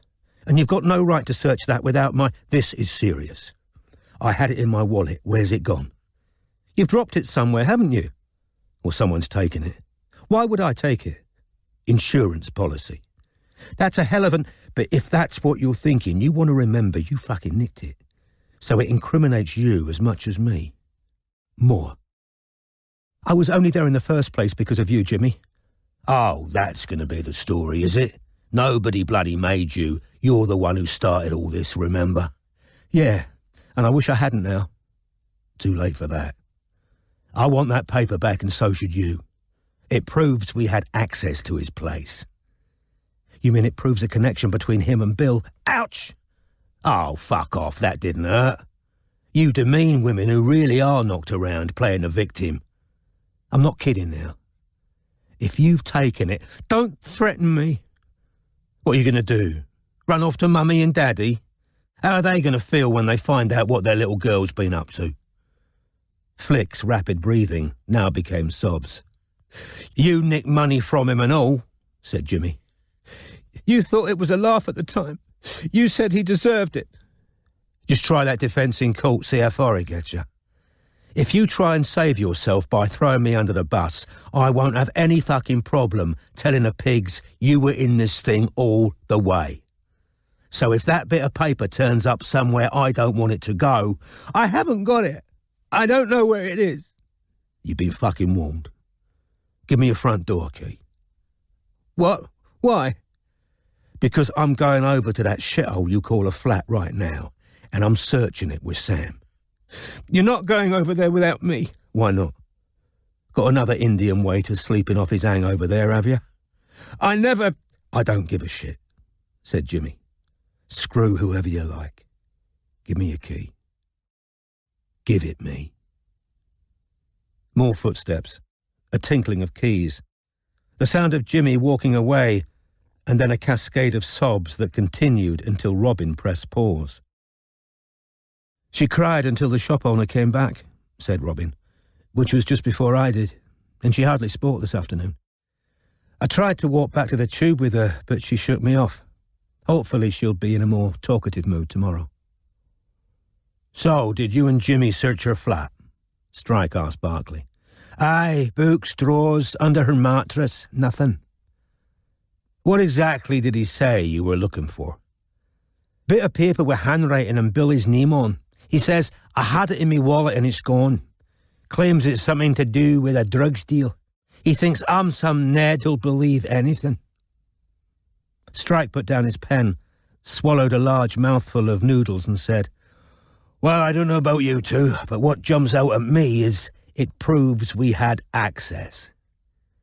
I think I might know a bit more about that, said Robin, who had so far successfully concealed her excitement about what she was about to reveal. I found out today that Flick can speak a bit of Polish, and we know she stole cash from her previous place of work. What if... I do that cleaning, said Strike suddenly. That's what she said to Jimmy on the march, when I was following them. I do that cleaning and it's disgusting. Bloody hell. You think she was... Chisel's Polish cleaner, said Robin, determined not to be robbed of her moment of triumph. Yes, I do. Barclay was continuing to shovel pork balls into his mouth, though his eyes were suitably surprised. If that's true, it changes bloody everything, said Strike. She'd have had access, been able to snoop around, take stuff into the house. How'd she find out he wanted a cleaner? Asked Barclay. Must have seen the card he put in a newsagent's window. They live miles apart. She's in Hackney. Maybe Jimmy spotted it, snooping around Ebury Street, trying to collect his blackmail money, suggested Robin. But Strike was frowning. But that's back to front. If she found out about the blackmailable offence when she was a cleaner, her employment must have predated Jimmy trying to collect money. All right, maybe Jimmy didn't tip her off. Maybe they found out he wanted a cleaner while they were trying to dig dirt on him in general. So they could run an expose on the Real Socialist Party website, suggested Barclay.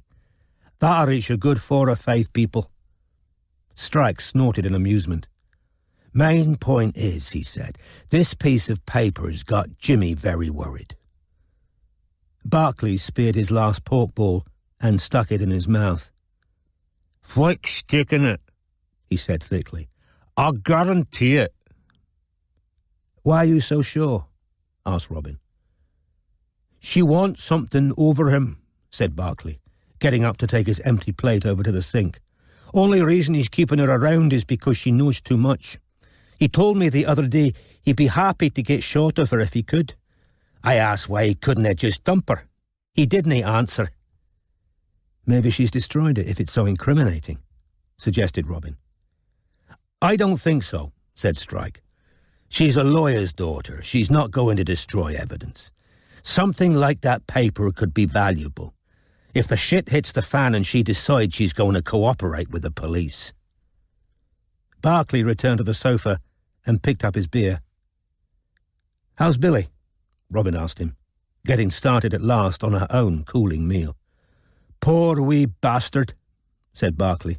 "Skin and bone. The traffic cops caught him when he jumped a tube barrier. He tried to batter them, ended up being sectioned.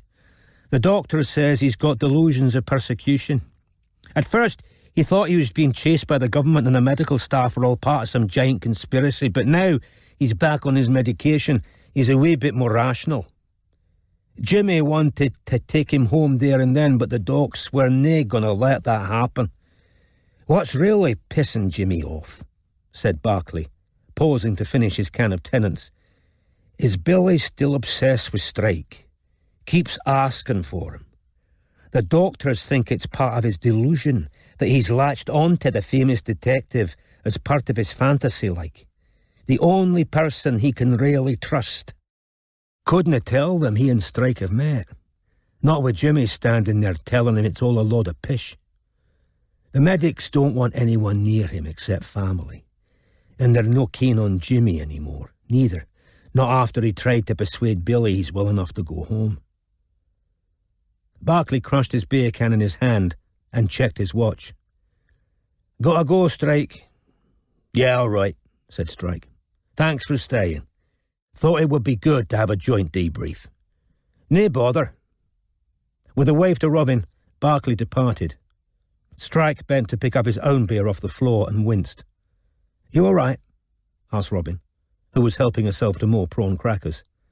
"Fine," he said, straightening up again. "I did a lot of walking again today, and I could have done without the fight yesterday." "Fight? What fight?" asked Robin. Amir Malik. "What?" "Don't worry, I didn't hurt him. Much." "You didn't tell me the argument got physical." "I wanted to do it in person so I can enjoy you looking at me like I'm a complete bastard," said Strike. "How about a bit of sympathy for your one-legged partner?" "You're an ex-boxer," said Robin, "and he probably weighs about 9 stone soaking wet." "He came at me with a lamp." "Amir did?" She couldn't imagine the reserved, meticulous man she had known in the House of Commons using physical violence against anyone. "Yeah, I was pushing him about Chisel's man of your habits comment, and he snapped. If it makes you feel any better, I don't feel good about it," said Strike. "Hang on a minute. Need a pee." He pulled himself awkwardly out of the chair and departed for the bathroom on the landing. As she heard the door close, Strike's mobile, which was charging on top of the filing cabinet beside Robin's desk, rang. She got up to check it and saw through the cracked and sellotape screen the name Lorelei. Wondering whether to answer it, Robin hesitated too long and the call went to voicemail. Just as she was about to sit down again, a small ping declared that a text arrived. "If you want a hot meal and a shag with no human emotions involved, there are restaurants and brothels." Robin heard the bang of the bathroom door outside and stumbled hastily back to her chair. Strike limped back inside the room, lowered himself into his chair, and picked up his noodles. "Your phone just rang," said Robin. "I didn't pick up." "Chuck it over," said Strike. She did so. He read the text with no change of expression, muted the phone, and put it in his pocket. "What were we saying?" "That you didn't feel good about the fight." "I feel fine about the fight," Strike corrected her. "If I hadn't defended myself, I'd have a face full of stitches." He pronged a forkful of noodles. "The bit I don't feel great about is when I told him I know he's been ostracized by his family, barring one sister who's still talking to him. It's all on Facebook. It was when I mentioned his family dropping him that I nearly got my head taken off with a table lamp." "Maybe they're upset because they think he's with Della," suggested Robin, as Strike chewed his noodles. He shrugged and made an expression indicative of maybe, swallowed and said, Has it occurred to you that Amir is literally the only person connected with this case who's got a motive? Chisel threatened him, presumably with exposure. A man of your habits. Lachesis knew when everyone's time was up. What happened to forget about motive, concentrate on means? Yeah, said Strike wearily. He set aside his plate, from which he had eaten nearly all the noodles, took out his cigarettes and lighter, and sat up a little straighter. Okay, let's focus on means. Who had access to the house, to antidepressants and helium? Who knew Jasper Chisel's habits well enough to be sure he'd drink his orange juice that morning? Who had a key, or who would he have trusted enough to let in the early hours of the morning? Members of his family. Right, said Strike, as his lighter flared. But we know Kinvara, Fizzy, Izzy and Torquil can't have done it, which leaves us with Raphael and his story of being ordered down to Woolstone that morning.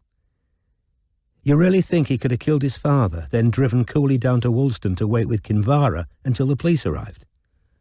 Forget psychology or probability.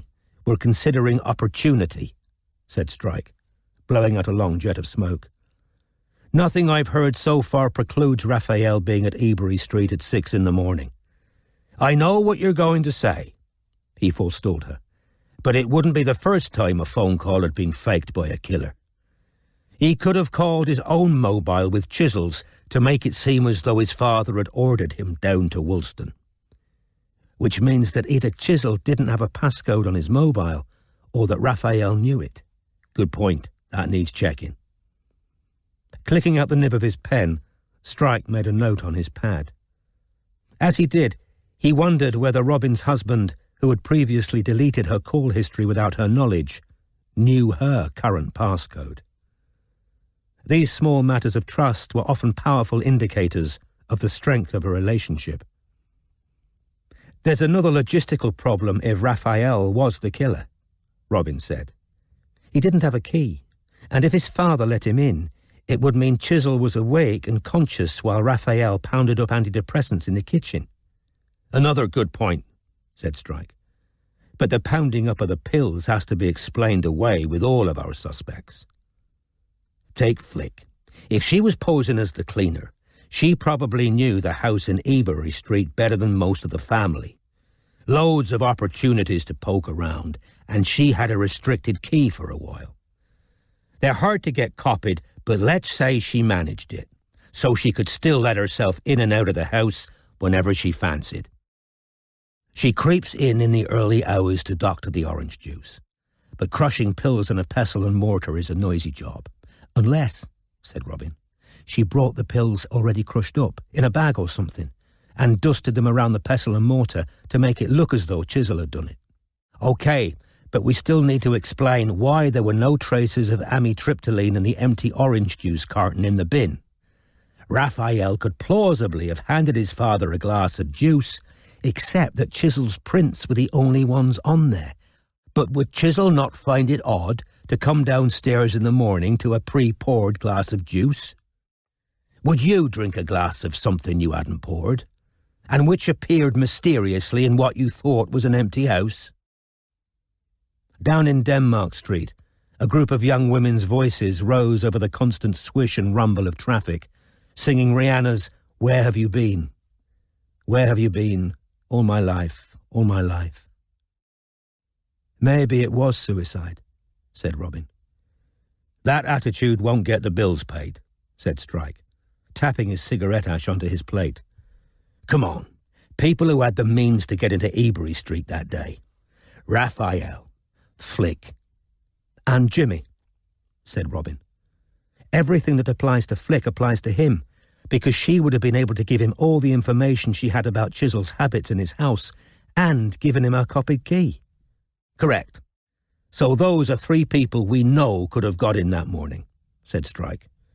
But this took much more than simply being able to get in through the door.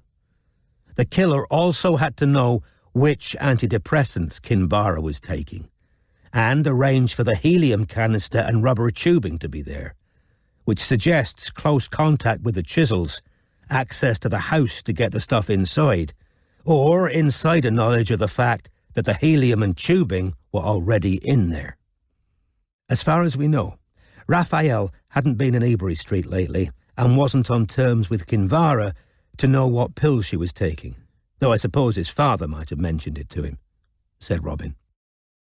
Judged on opportunity alone, the Winns and Amir seemed to be ruled out, so assuming she was the cleaner, Jimmy and Flick go to the top of our suspect list. Strike heaved a sigh and closed his eyes. Bollocks to it, he muttered, as he passed a hand across his face. I keep circling back to motive. Opening his eyes again, he stubbed out his cigarette on his dinner plate and immediately lit another one. I'm not surprised MI5 are interested, because there's no obvious gain here. Oliver was right. Blackmailers don't generally kill their victims. It's the other way around.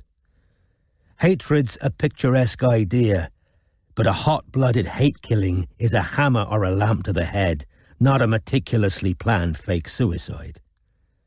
If it was murder, it was more like a clinical execution, planned in every detail. Why? What did the killer get out of it? Which also makes me wonder, why then? Why did Chisel die then?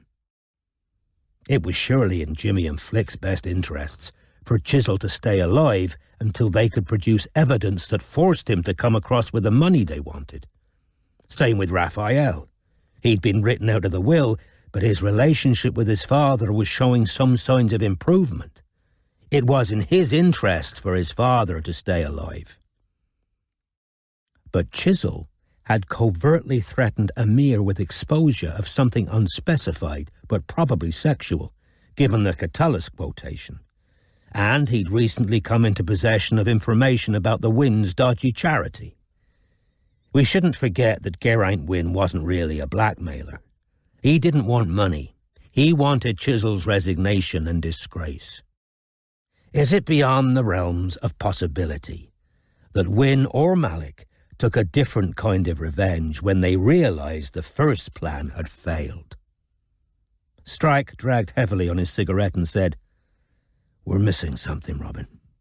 The thing that ties all this together.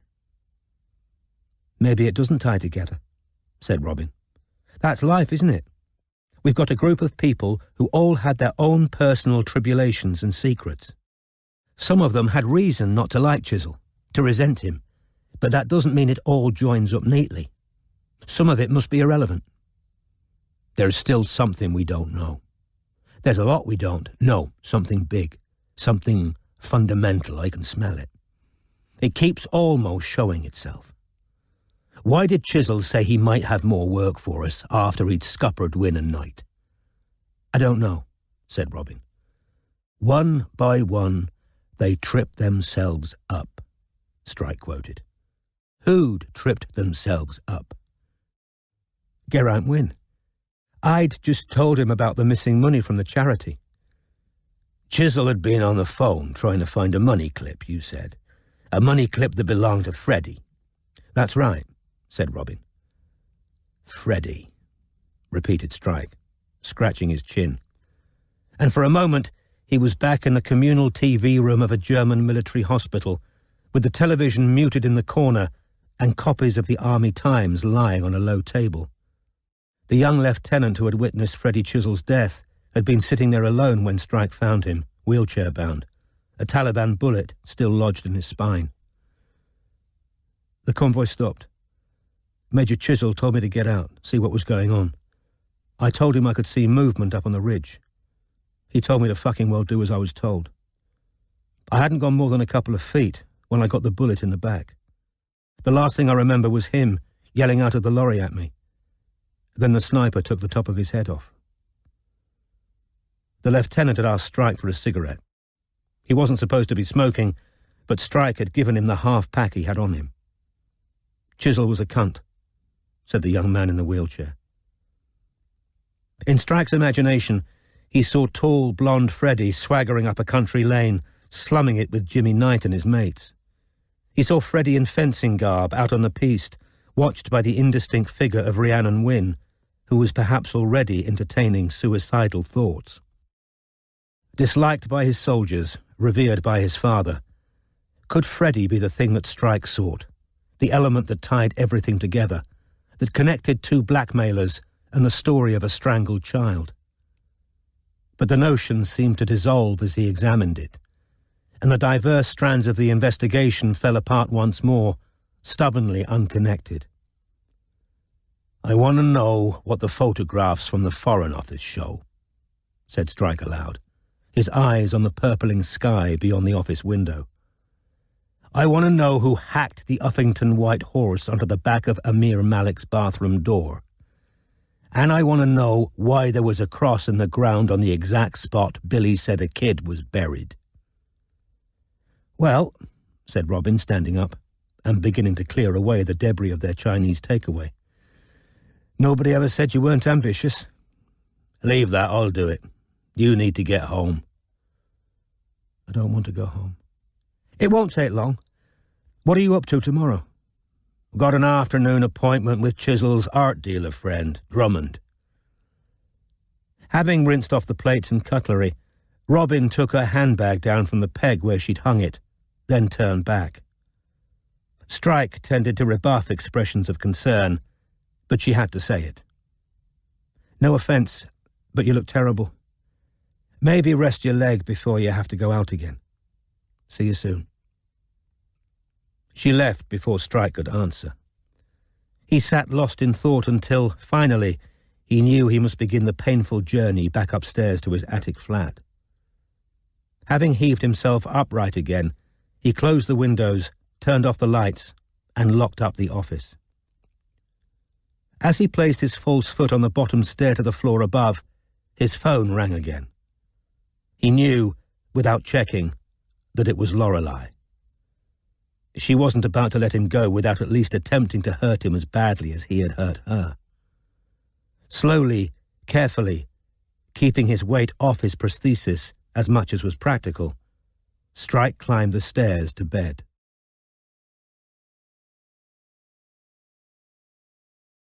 Chapter 49. Rosmers of Rosmersholm. Clergymen, soldiers, men who have filled high places in the state, men of scrupulous honour, every one of them. Henrik Ibsen, Rosmersholm.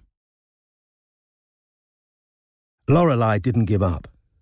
She wanted to see Strike face to face, wanted to know why she had given nearly a year of her life, as she saw it, to an emotional vampire. "You owe me a meeting," she said, when he finally picked up the phone at lunchtime next day. "I want to see you. You owe me that." "And what will that achieve?" he asked her. "I read your email. You've made your feelings clear.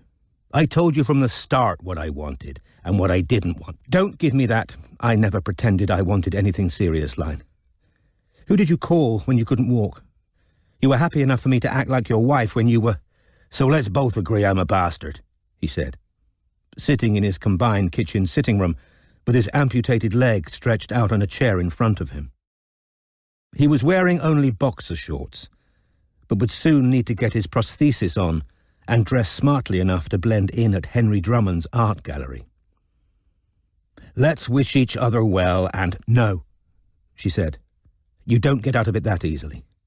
I was happy. I was doing fine. I never wanted to make you miserable. I like you." "You like me?" she repeated shrilly. "A year together, and you like me?" "What do you want?" he said, losing his temper at last. "Me to limp up the fucking aisle not feeling what I should feel, not wanting it, wishing I was out of it? You're making me say what I don't want to say. I didn't want to hurt anyone." "But you did. You did hurt me. And now you want to walk away as though nothing happened." "Whereas you want a public scene in a restaurant." "I want," she said, crying now, "not to feel as though I could have been anyone. I want a memory of the end that doesn't make me feel disposable and cheap." "I never saw you that way. I don't see you like that now," he said, eyes closed, wishing he had never crossed the room at Wardle's party. "Truth is, you're too—" "Don't tell me I'm too good for you," she said. "Leave us both with some dignity." She hung up. Strike's dominant emotion was relief. No investigation had ever brought Strike so reliably back to the same small patch of London. The taxi disgorged him onto the gently sloping pavement of St. James's Street a few hours later, with the red brick St. James's Palace ahead and Pratt's on Park Place to his right. After paying off the driver, he headed for Drummond's Gallery, which lay between a wine dealer's and a hat shop on the left-hand side of the street. Although he had managed to put his prosthesis on, Strike was walking with the aid of a collapsible walking stick that Robin had bought him during another period when his leg had become almost too painful to bear his weight.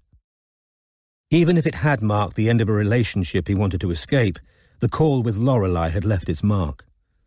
He knew in his heart that he was, in the spirit if not in the letter, guilty of some of the charges she had laid against him. While he had told Lorelei at the outset that he sought neither commitment nor permanence, he had known perfectly well that she had understood him to mean right now rather than never, and he had not corrected that impression because he wanted a distraction and a defence against the feelings that had dogged him after Robin's wedding. However, the ability to section off his emotions, of which Charlotte had always complained, and to which Lorelei had dedicated a lengthy paragraph of the email dissecting his personality, had never failed him yet.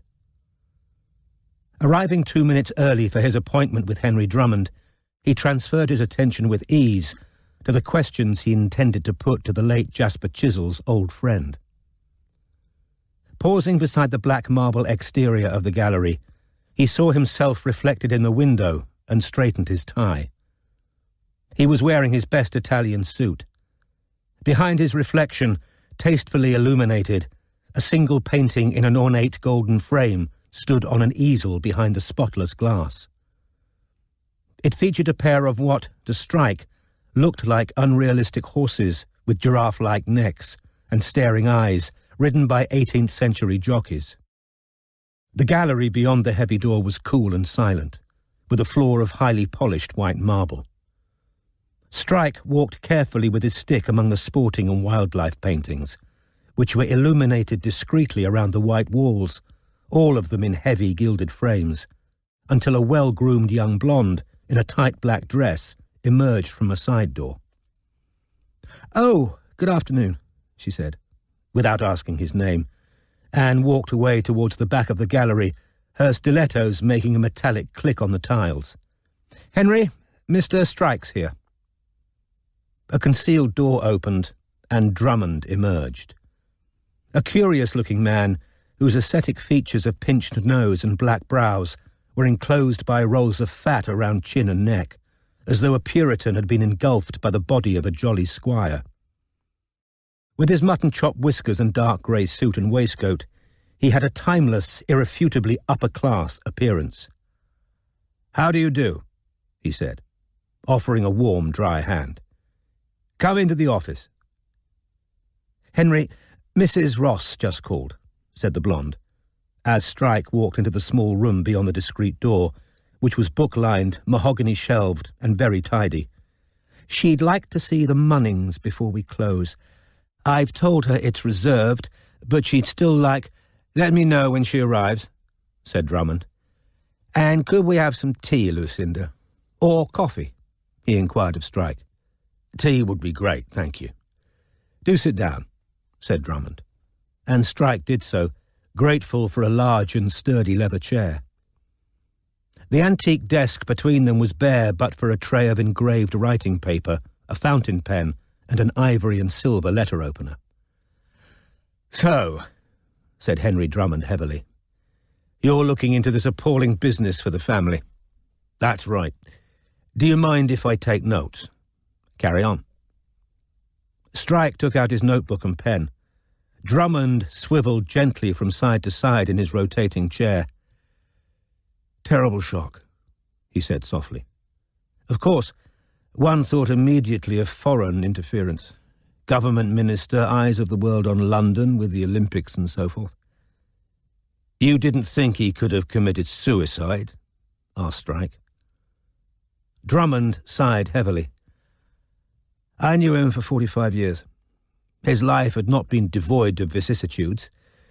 To have come through everything, the divorce from Patricia, Freddie's death, resignation from the government, Raphael's ghastly car accident, to end it now, when he was Minister for Culture, when everything seemed back on track. Because the Conservative Party was his life's blood, you know, said Drummond. Oh, yes. He'd bleed blue, hated being out, delighted to get back in again, rise to minister. We joked of him becoming PM in our younger days, of course, but that dream was gone. Jasper always said, Tory faithful like bastards or buffoons, and that he was neither one nor the other.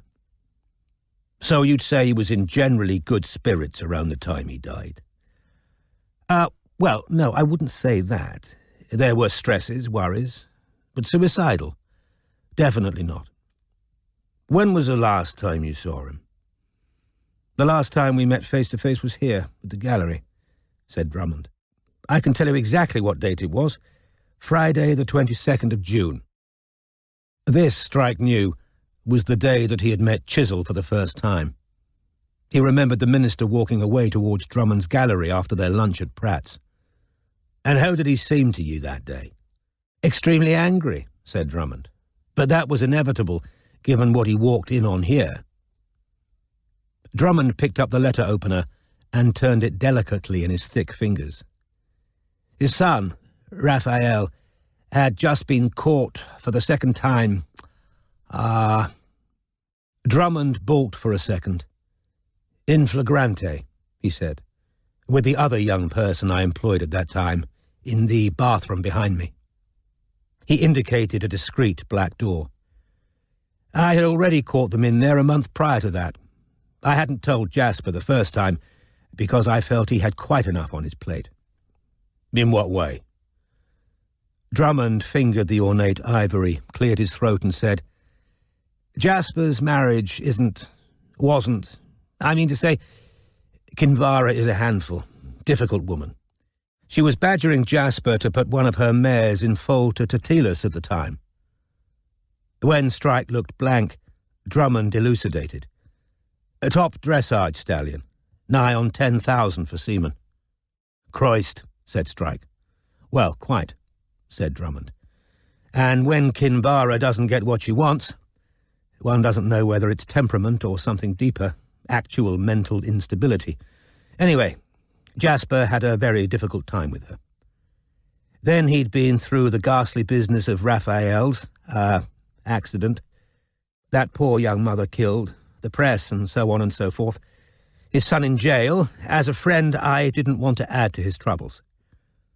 I told Raphael the first time it happened that I wouldn't inform Jasper, but I also said he was on a final warning, and if he stepped out of line again, he would be out on his ear, old friend of his father's or not. I had Francesca to consider too. She's my goddaughter, 18 years old and completely smitten with him. I didn't want to have to tell her parents. So, when I walked in and heard them, I really had no choice. I thought I was safe to leave Raphael in charge for an hour because Francesca wasn't at work that day. But of course, she'd sneaked in specially to see him on her day off.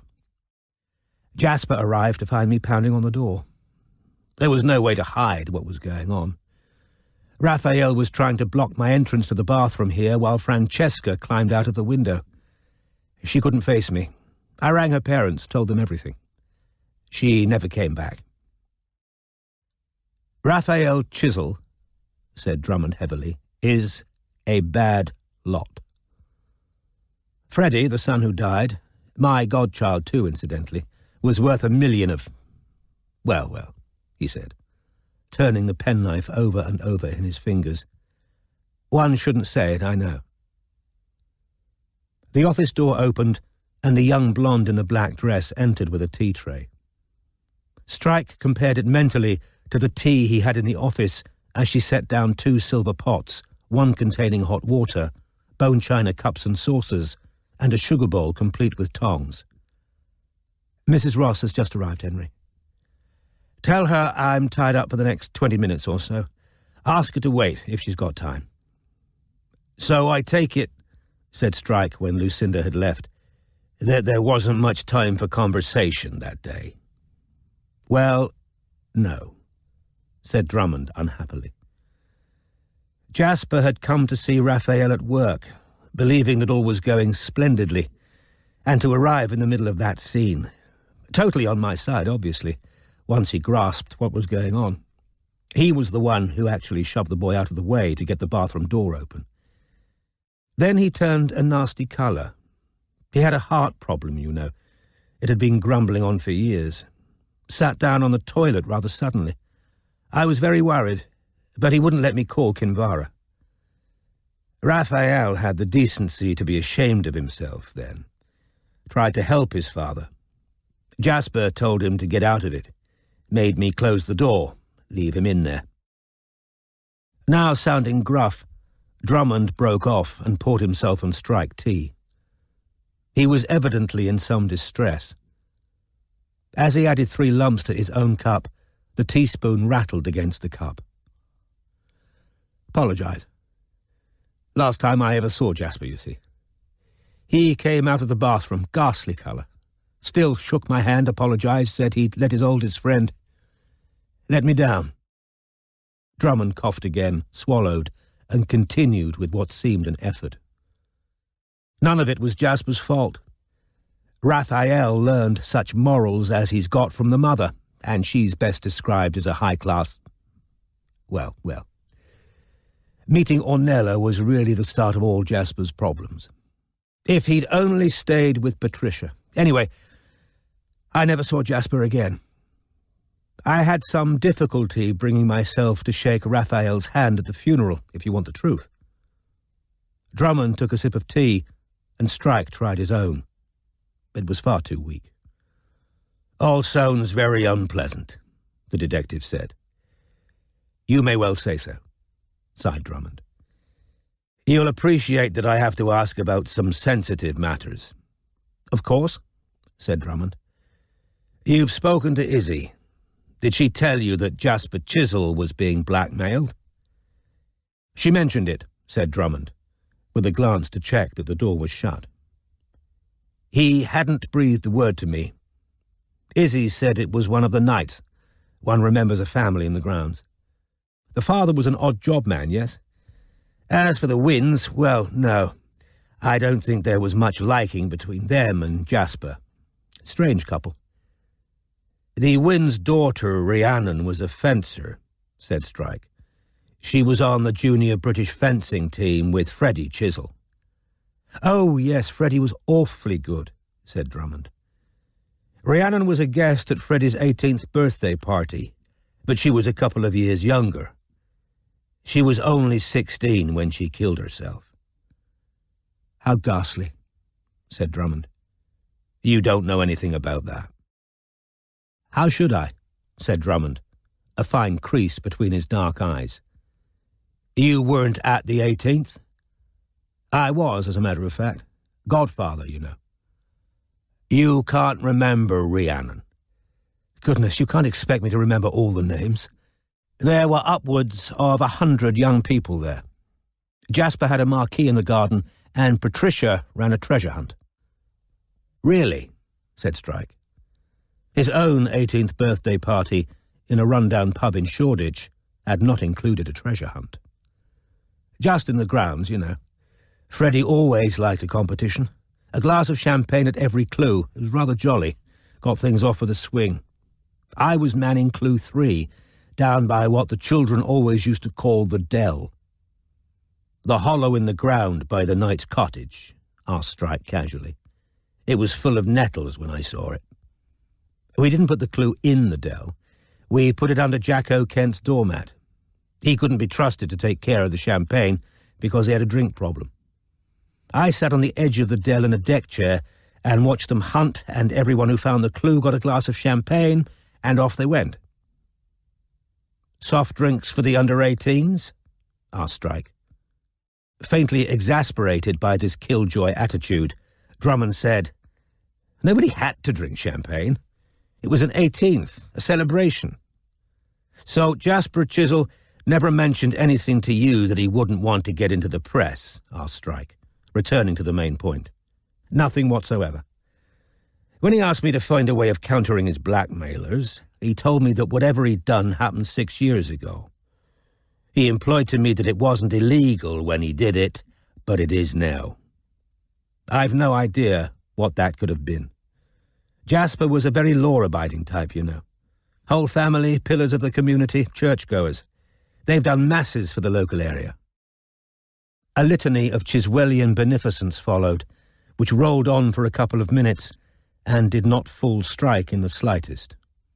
Drummond was obfuscating, he was sure, because Drummond knew exactly what Chisel had done. He became almost lyrical as he extolled the innate goodness of Jasper and of the entire family, excepting always the scapegrace Raphael. "And hand always in his pocket," Drummond concluded. "Minibus for the local brownies, repairs to the church roof, even after the family finances." "Well, well," he said again, in a little embarrassment. "The blackmailable offence," Strike began again, but Drummond interrupted. "There was no offence." He caught himself. "You just said it yourself. Jasper told you he had done nothing illegal. No law was broken." Deciding that it would do no good to push Drummond harder about the blackmail, Strike turned a page in his notebook and thought he saw the other relax. "You called Chisel on the morning he died," said Strike. "I did. Would that have been the first time you'd spoken since sacking Raphael?" "Actually, no. There had been a conversation a couple of weeks prior to that. My wife wanted to invite Jasper and Kinvara over for dinner. I called him at DCMS, breaking the ice, you know, after the Raphael business. It wasn't a long conversation, but amicable enough. He said they couldn't make the night suggested.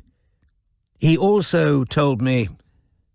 Well, to be frank, he told me he wasn't sure how much longer he and Kinvara would be together, that the marriage was in trouble. He sounded tired, exhausted, unhappy.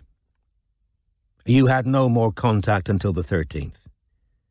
We had no contact even then, Drummond reminded him. I phoned Jasper, yes, but there was no answer. Izzy tells me... He faltered. She tells me that he was probably already dead. It was early for a call, said Strike. I had information I thought he should have. Of what kind? It was personal.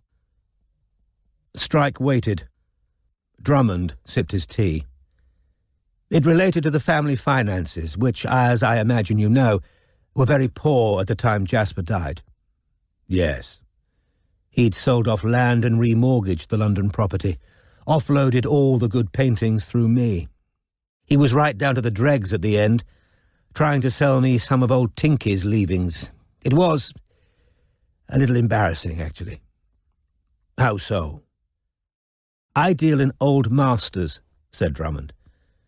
I do not buy paintings of spotted horses by unknown Australian folk artists. As a courtesy to Jasper, being an old friend, I had some of it valued with my usual man at Christie's. The only thing that had any monetary worth at all was a painting of a piebald mare and foal. I think I've seen that, said Strike. But it was worth peanuts, said Drummond. Peanuts. How much, as a guess? 5,000 to 8,000 at a push, said Drummond dismissively. Quite a lot of peanuts to some people, said Strike. My dear fellow, said Henry Drummond, that wouldn't have repaired 1/10 of the roof at Chisel House. But he was considering selling it, asked Strike. Along with 6 others, said Drummond. I had the impression that Mrs. Chisel was particularly attached to that painting. I don't think his wife's wishes were of much importance to him by the end. Oh dear, sighed Drummond. This is all very difficult. I really don't wish to be responsible for telling the family something that I know will only cause hurt and anger. They're already suffering. He tapped his teeth with a nail. I assure you, he said, that the reason for my call cannot have any bearing on Jasper's death. Yet he seemed in two minds. You must speak to Raphael, he said, clearly choosing his words with care, because I think Possibly. I don't like Raphael, he said, as though he had not already made that perfectly clear. But I think actually he did an honourable thing on the morning his father died. At least I can't see what he personally had to gain by it, and I think he's keeping silent about it for the same reason as myself. Being in the family, he is better placed to decide what to do than I can be. Speak to Raphael. Strike had the impression that Henry Drummond would rather Raphael made himself unpopular with the family. There was a knock on the office door. Blonde Lucinda put her head inside. Mrs. Ross isn't feeling terribly well, Henry. She's going to go, but she'd like to say goodbye. Yes, all right, said Drummond, getting to his feet. I don't think I can be of more use, I'm afraid, Mr. Strike. I'm very grateful for you seeing me, said Strike, also rising, though with difficulty, and picking up his walking stick again. Could I ask one last thing? Certainly, said Drummond, pausing. Do you understand anything by the phrase, he put the horse on them? Drummond appeared genuinely puzzled. Who put what horse where? You don't know what that might mean. I've really no idea. Terribly sorry, but as you've heard, I've got a client waiting. Strike had no alternative but to follow Drummond back into the gallery. In the middle of the otherwise deserted gallery stood Lucinda, who was fussing over a dark, heavily pregnant woman sitting on a high chair, sipping water. As he recognized Charlotte, Strike knew that this second encounter could not be a coincidence.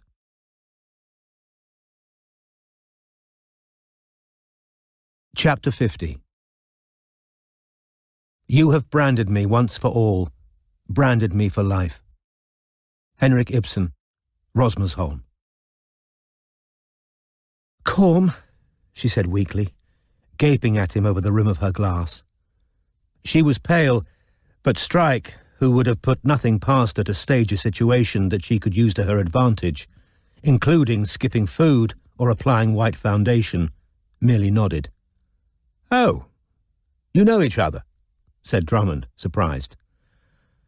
I must go, mumbled Charlotte, getting to her feet while the concerned Lucinda hovered. I'm late. I'm meeting my sister. Are you sure you're well enough? Asked Lucinda. Charlotte gave Strike a tremulous smile. Would you mind walking me up the road? It's only a block. Drummond and Lucinda turned to Strike, clearly delighted to offload responsibility for this wealthy, well-connected woman onto his shoulders. I'm not sure I'm the best person for the job, said Strike, indicating his stick. He felt Drummond and Lucinda's surprise. I'll give you plenty of warning if I think I'm actually going into labour, said Charlotte. Please. He could have said no. He might have said, why don't you get your sister to meet you here? A refusal, as she knew well, would make him appear churlish in front of people he might need to talk to again. Fine, he said, keeping his voice just the right side of brusque. Thank you so much, Lucinda, said Charlotte, sliding down from the chair. She was wearing a beige silk trench coat over a black t-shirt, maternity jeans, and sneakers. Everything she wore, even these casual things, was of fine quality. She had always favoured monochrome colours, stark or classic designs, against which her remarkable beauty was thrown into relief. Strike held open the door for her, reminded by her pallor of the occasion when Robin had turned white and clammy at Journey's End, after deftly steering a hire car out of what could have been a disastrous crash on black ice. Thank you, he said to Henry Drummond. My pleasure, said the art dealer formally. The restaurant's not far, Charlotte said, pointing up the slope as the gallery door swung shut. They walked side by side, passers-by perhaps assuming that he was responsible for her bulging stomach. He could smell what he knew was Shalimar on her skin. She had worn it ever since she was 19, and he had sometimes bought it for her. Once again, he remembered walking this way towards the argument with her father in an Italian restaurant so many years ago. "You think I arranged this?" Strike said nothing. He had no desire to become enmeshed in disagreement or reminiscence. They had walked for 2 blocks before he spoke. "Where is this place?" "Jermyn Street, Franco's." The moment she said the name, he recognized it as the very same one in which they had met Charlotte's father all those years previously. The ensuing row had been short, but exceedingly vicious, for a vein of incontinent spite ran right through every member of Charlotte's aristocratic family. But then she and Strike had gone back to her flat and made love with an intensity and urgency that he now wished he could expunge from his brain. The memory of her crying even as she climaxed, hot tears falling onto his face as she shouted with pleasure. "Ouch! Stop!" she said sharply. He turned. Cradling her belly with both hands, she backed into a doorway, frowning. "Sit down," he said, resenting even having to make suggestions to help her. "On the step, there." "No," she said, taking deep breaths. "Just get me to Franco's and you can go." They walked on. The maître d'hôtel was all concern. It was clear that Charlotte was not well. "Is my sister here?" Charlotte asked. "Not yet," said the maitre d' anxiously, and like Henry Drummond and Lucinda, he looked to Strike to share responsibility for this alarming and unsought problem. Barely a minute later, Strike was sitting in Amelia's seat at the table for 2 beside the window, and the waiter was bringing a bottle of water, and Charlotte was still taking deep breaths, and the maitre d' was putting bread down between them, saying uncertainly that Charlotte might feel better if she ate something, but also suggesting quietly to Strike that he could call an ambulance at any moment, if that seemed desirable. At last they were left alone. Still, Strike did not speak. He intended to leave the moment her colour improved or her sister arrived.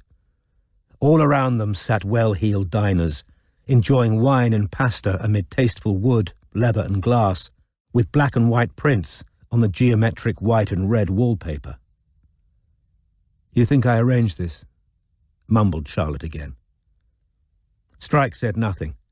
He was keeping lookout for Charlotte's sister, whom he had not seen for years, and who doubtless would be appalled to find them sitting together. Perhaps there would be another tight-lipped row, hidden from their fellow diners, in which fresh aspersions would be cast upon his personality, his background, and his motives in escorting his wealthy, pregnant, married ex-girlfriend to her dinner date. Charlotte took a breadstick and began to eat it, watching him. "I really didn't know you were going to be there today, Corm." He didn't believe it for a second. The meeting at Lancaster House had been chance. He had seen her shock when their eyes met, but this was far too much of a coincidence. If he hadn't known it to be impossible, he would even have supposed that she knew he had split up with his girlfriend that morning. "You don't believe me?" "It doesn't matter," he said, still scanning the street for Amelia. "I got a real shock when Lucinda said you were there." "Bollocks. She wouldn't have told you who was in the office. You already knew." "This happens a lot lately," she persisted. "They call them Braxton Hicks contractions. I hate being pregnant." He knew he had not disguised his immediate thought when she leaned towards him and said quietly, "I know what you're thinking. I didn't get rid of ours. I didn't." "Don't start, Charlotte," he said, with the sensation that the firm ground beneath his feet was starting to crack and shift. "I'm not doing this again," he said, a warning note in his voice. "We're not going back over dates from 2 years ago. I don't care. I took a test at my mother's. I said I don't care." He wanted to leave, but she was, if anything, paler now, her lips trembling as she gazed at him with those horribly familiar, russet-flecked green eyes, now brimming with tears. The swollen belly still didn't seem part of her. He would not have been entirely surprised had she lifted her T-shirt to show a cushion. I wish they were yours. Fuck's sake, Charlotte. If they were yours, I'd be happy about it. Don't give me that. You didn't want kids any more than I did. Tears now tipped over onto her cheeks. She wiped them away, her fingers shaking more violently than ever. A man at the next table was trying to pretend that he wasn't watching. Always hyper-aware of the effect that she was having on those around her, Charlotte threw the eavesdropper a look that made him return hurriedly to his tortellini, then tore off a piece of bread and put it in her mouth, chewing while crying. Finally, she gulped water to help her swallow, then pointed at her belly and whispered, I feel sorry for them. That's all I've got. Pity. I feel sorry for them because I'm their mother and Jago's their father. What a start in life. In the beginning, I tried to think up ways of dying without killing them. Don't be so fucking self-indulgent, Strike said roughly. They're going to need you, aren't they? I don't want to be needed. I never did. I want to be free. To kill yourself? Yes. Or to try and make you love me again. He leaned in towards her. You're married.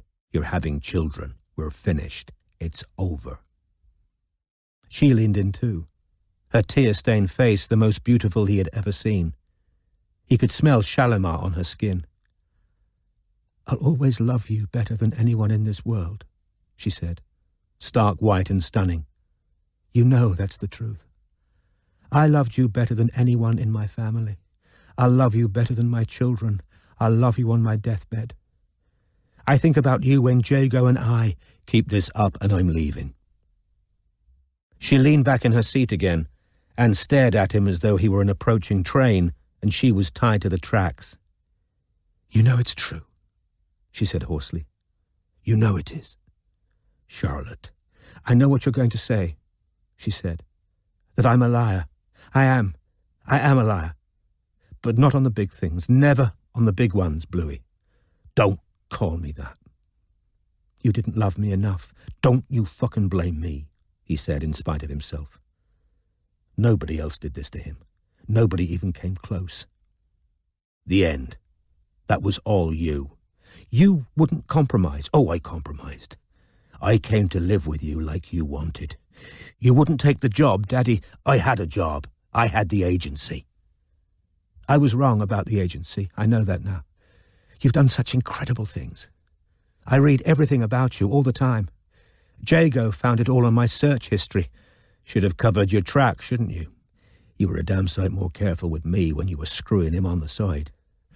I wasn't sleeping with Jago while I was with you. You got engaged to him 2 weeks after we finished.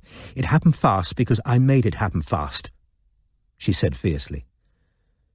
You said I was lying about the baby and I was hurt, furious. You and I would be married now if you hadn't. Menus?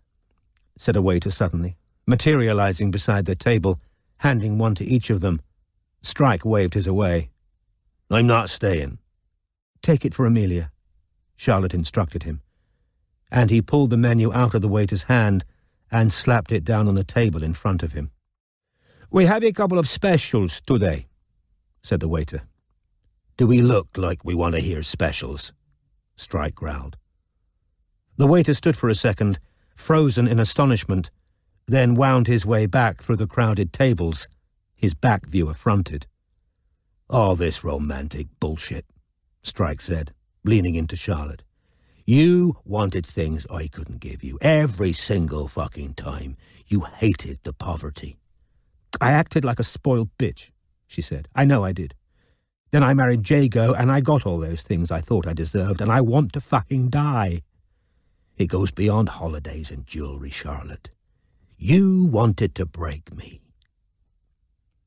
Her expression became rigid, as it so often had before the worst outbursts, the truly horrifying scenes.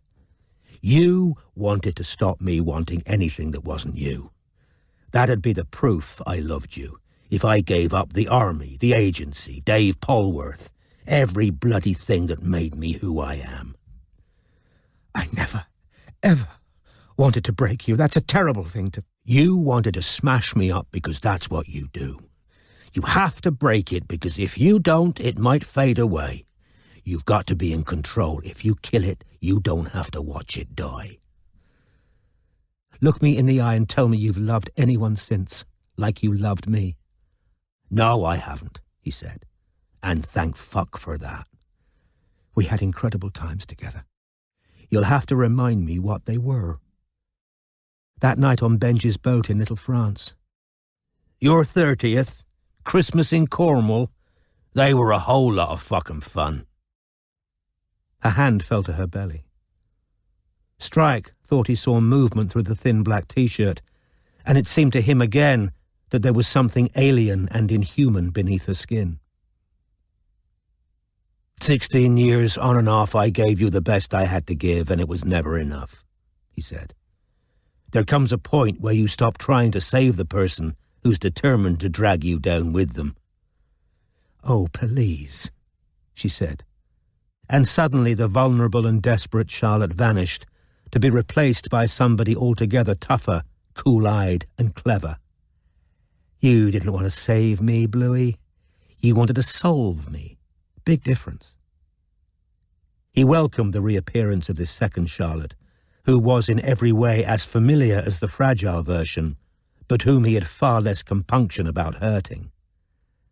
I'm looking good to you now because I got famous and you married an arsehole. She absorbed the hit without blinking, though her face became a little pinker. Charlotte had always enjoyed a fight. You're so predictable. I knew you'd say I came back because you're famous. Well, you do tend to resurface whenever there's drama, Charlotte, Strike said. I seem to remember that the last time I just got my leg blown off. You bastard, she said with a cool smile. That's how you explain me taking care of you, all those months afterwards. His mobile rang. Robin. Hi, he said, turning away from Charlotte to look out of the window. How's it going? Hi, just telling that I can't meet there tonight, said Robin, in a much thicker Yorkshire accent than usual. I'm going out with a friend, party. I take it Flick's listening, said Strike. Yeah, well, why don't you try calling your wife if you're lonely, said Robin. I'll do that, said Strike, amused in spite of Charlotte's cool stare from across the table. Do you want me to yell at you, give this some credibility? No, you fuck off, said Robin loudly, and she hung up. Who was that? Asked Charlotte, eyes narrowed. I gotta go, said Strike, pocketing the mobile and reaching for his walking stick, which had slipped and fallen under the table while he and Charlotte argued. Realizing what he was after, she leaned sideways and succeeded in picking it up before he could reach it. Where's the cane I gave you? She said. The Malacca one. You kept it, he reminded her. Who bought you this one? Robin. Amidst all of Charlotte's paranoid and frequently wild accusations, she had occasionally made uncannily accurate guesses. She did, as a matter of fact, said Strike, but instantly regretted saying it. He was playing Charlotte's game, and at once she turned into a third and rare Charlotte, neither cold nor fragile, but honest to the point of recklessness. All that's kept me going through this pregnancy is the thought that once I've had them, I can leave. You're going to walk out on your kids the moment they exit the womb? For another 3 months I'm trapped. They all want the boy so much. They hardly let me out of their sight. Once I've given birth, it'll be different. I can go. We both know I'll be a lousy mother. They're better off with the Rosses. Jago's mother already lining herself up as a surrogate. Strike held out his hand for the walking stick. She hesitated, then passed it over. He got up. Give my regards to Amelia. She's not coming. I lied. I knew you'd be at Henry's. I was at a private viewing with him yesterday. He told me you were going to interview him. Goodbye, Charlotte. Wouldn't you rather have had advance warning that I want you back? But I don't want you, he said, looking down at her. Don't kid a kidder, Bluey. Strike limped out of the restaurant past the staring waiters, all of whom seemed to know how rude he had been to one of their colleagues. As he slammed his way out into the street, he felt as though he was pursued, as though Charlotte had projected after him a succubus that would tail him until they met again.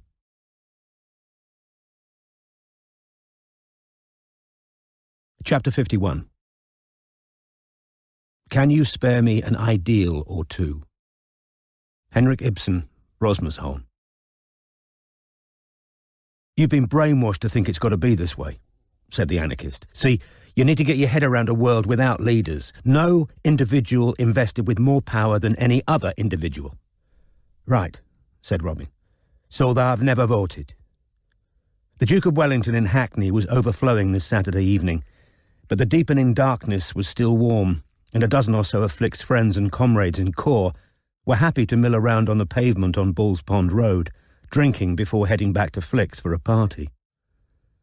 Many of the group were holding carrier bags containing cheap wine and beer. The anarchist laughed and shook his head. He was stringy, blonde and dreadlocked, with many piercings, and Robin thought she recognised him from the melee in the crowd on the night of the Paralympic reception. He had already showed her the squidgy lump of cannabis he had brought to contribute to the general amusement of the party. Robin, whose experience of drugs was restricted to a couple of long-ago tokes on a bong back in her interrupted university career, had feigned an intelligent interest. "You're so naive," he told her now. "Voting's part of the great democratic con, pointless ritual designed to make the masses think they've got a say and influence. It's a power-sharing deal between the red and blue Tories." "What's the answer, then, if he's not voting?" asked Robin, cradling her barely touched half of lager. "Community organisation, resistance and mass protest," said the anarchist. "Who organises it?" "The communities themselves. You've been bloody brainwashed," repeated the anarchist, mitigating the harshness of the statement with a small grin, because he liked Yorkshire socialist Bobby Cunliffe's plain-spokenness. "To think you need leaders, but people can do it for themselves once they've woken up." "And who's going to wake 'em up?" "Activists," he said, slapping his own thin chest, "who aren't in it for money or power, who want empowerment of the people, not control. See, even unions, no offence," he said, because he knew that Bobby Cunliffe's father had been a trade union man. "Same power structures. The leaders start aping management." "You all right, Bobby?" asked Flick, pushing to her side through the crowd. "We'll head off in a minute. That was last orders." "What are you telling her, Alf?" she added, with a trace of anxiety. After a long Saturday in the jewellery shop and the exchange of many, in Robin's case wholly imaginary, confidences about their love lives, Flick had become enamoured of Bobby Cunliffe to the point that her own speech had become slightly tinged with a Yorkshire accent. Towards the end of the afternoon, she had extended a twofold invitation. Firstly, to that night's party, and secondly, pending her friend Haley's approval, a rented half-share in the bedroom recently vacated by their ex-flatmate Laura. Robin had accepted both offers, placed her phone call to Strike, and agreed to Flick's suggestion that, in the absence of the Wiccan, they lock up the shop early. "He's just telling me how me dad was no better than a capitalist," said Robin. "Fuck's sake, Alf," said Flick, as the anarchist laughingly protested. Their group straggled out along the pavement as they headed off through the night towards Flick's flat. In spite of his obvious desire to continue instructing Robin in the rudiments of a leaderless world, the anarchist was ousted from Robin's side by Flick herself, who wanted to talk about Jimmy. 10 yards ahead of them, a plump, bearded and pigeon-toed Marxist, who had been introduced to Robin as Digby, walked alone, leading the way to the party. "Doubt Jimmy'll come," she told Robin, and the latter thought she was arming herself against disappointment. "He's in a bad mood, worried about his brother." "What's wrong with him?" "It's schizophrenic affection something," said Flick. Robin was sure that Flick knew the correct term, but that she thought it appropriate, faced with a genuine member of the working class, to feign a lack of education. She had let slip the fact that she had started a university course during the afternoon, seemed to regret it, and ever since had dropped her H's a little more consistently. "I dunno. He has delusions." "Like what?" "Thinks there's government conspiracies against him and that," said Flick, with a little laugh. "Bloody hell," said Bobby. "Yeah, he's in hospital. He's caused Jimmy a lot of trouble," said Flick. She stuck a thin roll-up in her mouth and lit it. "You ever heard of Cormoran Strike?" She said the name as though it were another medical condition. "Who?" "Private detective," said Flick. "He's been in the papers, a lot. Remember that model who fell out of a window? Lula Landry?" "Vaguely," said Robin. Flick glanced over her shoulder to check that Alf the anarchist was out of earshot. "Well, Billy went to see him." "The fuck for?" "Because Billy's mental. Keep up," said Flick, with another little laugh. "He thinks he saw something years ago." "What?" said Robin, quicker than she meant to. "A murder," said Flick. "Christ." "He didn't, obviously," said Flick. "It's all bollocks. I mean, he saw something, but nobody bloody died. Jimmy was there. He knows. Anyway, Billy goes to this detective prick, and now we can't get rid of him." "What do you mean?" "He beat Jimmy up." "The detective did?" "Yeah. Followed Jimmy on a protest we were doing, beat him up, got Jimmy fucking arrested." "Bloody hell," said Bobby Cunliffe again. "Deep state, innit?" said Flick. "Ex-army, Queen and the flag and all that fucking shit. See, Jimmy and me had something on a Conservative minister." "Did you?" "Yeah," said Flick. "I can't tell you what, but it was big. And then Billy fucked everything up.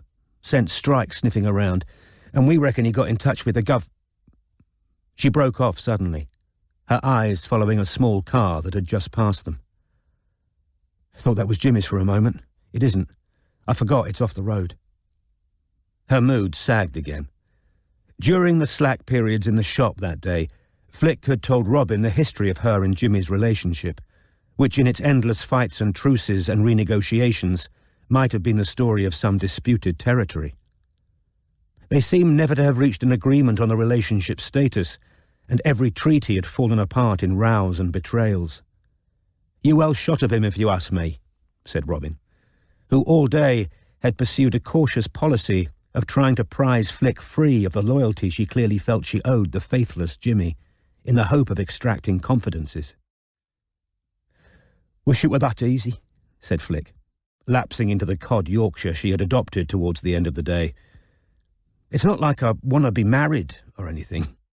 She laughed at the very idea. "He can sleep with who he likes, and so can I. That's the deal, and I'm fine with it." She had already explained to Robin at the shop that she identified as both genderqueer and pansexual, while monogamy, properly looked at, was a tool of patriarchal oppression, a line that Robin suspected had been originally Jimmy's. They walked in silence for a while. In the denser darkness they entered an underpass, when Flick said with a flicker of spirit, "I mean, I've had my own fun." "Glad to hear it," said Robin. "Jimmy wouldn't like it if he knew all of them either."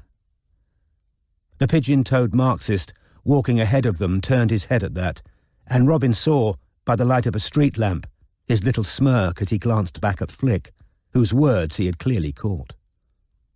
The latter, being engaged in trying to dig her door keys out of the bottom of her cluttered messenger bag, seemed not to notice. "We're up there," Flick said, pointing at 3 lit windows above a small sports shop. "Haley's back already. Shit. I hope she remembered to hide my laptop." The flat was reached from a back entrance up a cold, narrow stairwell. Even from the bottom of the stairs, they could hear the persistent bass of Niggers in Paris, and on reaching the landing, they found the flimsy door standing open and a number of people leaning up against the walls outside, sharing an enormous joint. "What's 50 grand to a murfucker like me?" rapped Kanye West from the dimly lit interior. The dozen or so newcomers met a substantial number of people already inside. It was astonishing how many people could fit into such a small flat, which evidently comprised only 2 bedrooms, a minuscule shower room, and a cupboard-sized kitchenette. "We're using Haley's room to dance in. It's the biggest, the one you'll share," Flick shouted in Robin's ear as they forced their way towards the dark room. Lit only by 2 strings of fairy lights and the small rectangles of lights emanating from the phones of those checking their texts and social media, the room was already thick with the smell of cannabis and lined with people. 4 young women and a man were managing to dance in the middle of the floor. Her eyes growing gradually accustomed to the darkness, Robin saw the skeletal frame of a bunk bed, already supporting a few people sharing a joint on the top mattress. She could just make out an LGBT rainbow flag and a poster of True Blood's Tara Thornton on the wall behind them. Jimmy and Barclay had already combed this flat for the piece of paper Flick had stolen from Chisel and not found it, Robin reminded herself, peering through the darkness for likely hiding places. Robin wondered whether Flick kept it permanently on her person, but Jimmy would surely have thought of that, and in spite of Flick's avowed pansexuality, Robin thought Jimmy better placed than herself to persuade Flick to strip. Meanwhile, the darkness might be Robin's friend, as she slid her hand beneath mattresses and rugs, but the party was so densely packed that she doubted it would be possible to do without alerting somebody to her odd behaviour. "Find Haley!" Flick bellowed in Robin's ear, pressing a can of lager into her hand, and they edged out of the room again into Flick's own bedroom, which seemed even smaller than it really was, because every inch of the walls and ceiling had been covered in political flyers and posters, the orange of CORE and the black and red of the Real Socialist Party predominating. A gigantic Palestinian flag was pinned over the mattress on the floor. 5 people were already inside this room, which was lit by a solitary lamp. A pair of young women, one black, one white, lay entwined on the mattress on the floor, while podgy, bearded Digby had taken up a position on the floor, talking to them. 2 teenage boys stood awkwardly against the wall, furtively watching the girls on the bed, their heads close together as they rolled a joint. "Haley, this is Bobby," said Flick. "She's interested in Laura's half of the room." Both girls on the bed looked around. The tall, shaven-headed, sleepy-eyed peroxide blonde answered. "I've already said Shanice can move in," said the blonde, sounding stoned, and the petite black girl in her arms kissed her on the neck. "Oh," said Flick, turning in consternation to Robin. "Shit, sorry." "You're all right," said Robin, feigning bravery in the face of disappointment. "Flick," someone called from the hall. "It's Jimmy downstairs." "Oh, fuck," said Flick, flustered, but Robin saw the pleasure flare in her face. "Wait there," she said to Robin, and left for the press of bodies in the hall. "Boogie girl, grab her hand," rapped Jay-Z from the other room. Pretending to be interested in the conversation between the girls on the bed and Digby, Robin slid down the wall to sit on the laminate floor, sipping her lager while she covertly surveyed Flick's bedroom. It had evidently been tidied for the party. There was no wardrobe, but a clothes rail holding coats and the occasional dress, while T-shirts and sweaters were half-heartedly folded in a dark corner. A small number of beanie babies sat on top of the chest of drawers, along with a clutter of makeup, while various placards stood jumbled in a corner. Jimmy and Barclay must surely have been thoroughly through this room. Robin wondered whether they had thought of searching behind all these flyers. Unfortunately, even if they hadn't, she could hardly start unpinning them now. "Look, this is basic stuff," said Digby, addressing the girls on the bed. "You'll agree that capitalism depends in part on the poorly paid labour of women, right? So feminism, if it's to be effective, must also be Marxist. The one implies the other." "Patriarchy is about more than capitalism," said Shanice. Out of the corner of her eye, Robin saw Jimmy fighting his way through the narrow hall, his arm around Flick's neck. The latter appeared happier than she had all evening. Women's oppression is inextricably linked to their inability to enter the labour force, announced Digby. The drowsy-eyed Haley disentangled herself from Shanice to extend her hand towards the black-clad teenagers in a silent request. Their joint passed over Robin's head. "Sorry about the room," Haley said vaguely to Robin, after taking a long toke. "Bastard getting a place in London, innit?" "Total bastard," said Robin. "Because you want to subsume feminism within the larger ideology of Marxism." "There's no subsuming. The aims are identical," said Digby, with an incredulous little laugh. Haley tried to give Shanice the joint, but the impassioned Shanice waved it away. "Where are you Marxist when we're challenging the ideal of the heteronormative family?" she demanded of Digby. "Hear, hear," said Haley vaguely, snuggling closer to Shanice and shoving the teenager's joint at Robin, who passed it straight back to the boys. Interested though they had been in the lesbians, they promptly left the bedroom before anybody else could offer their meagre supply of drugs around. "I used to have some of them," Robin said aloud, getting to her feet, but nobody was listening. Digby took the opportunity to peek up Robin's short black skirt as she passed close to him on her way to the chest of drawers. Under cover of the increasingly heated conversation about feminism and Marxism, and with the appearance of vaguely nostalgic interest, Robin picked up and put down each of Flick's beanie babies in turn, feeling through the thin plush to the plastic beads and stuffing within. None of them felt as though they had been opened up and re-sewn to conceal a piece of paper. With a sense of slight hopelessness, she returned to the dark hall, where people stood pressed together, spilling out onto the landing. A girl was hammering on the door of the bathroom. "Stop shagging in there, I need a piss," she said, to the amusement of various people standing around. "This is hopeless." Robin slid into the kitchenette, which was hardly larger than 2 telephone boxes, where a couple was sitting on the side, the girl with her legs over the man's, who had his hand up her skirt, while the teenagers in black were now foraging with difficulty for something to eat. Under pretense of finding another drink, Robin sifted through empty cans and bottles, watching the progress of the teenagers through the cupboards and reflecting how insecure a hiding place a cereal box would make. Alf the anarchist appeared in the kitchen doorway as Robin made to leave the room, now far more stoned than he had been in the pub. "There she is," he said loudly, trying to focus on Robin. "The union leader's daughter."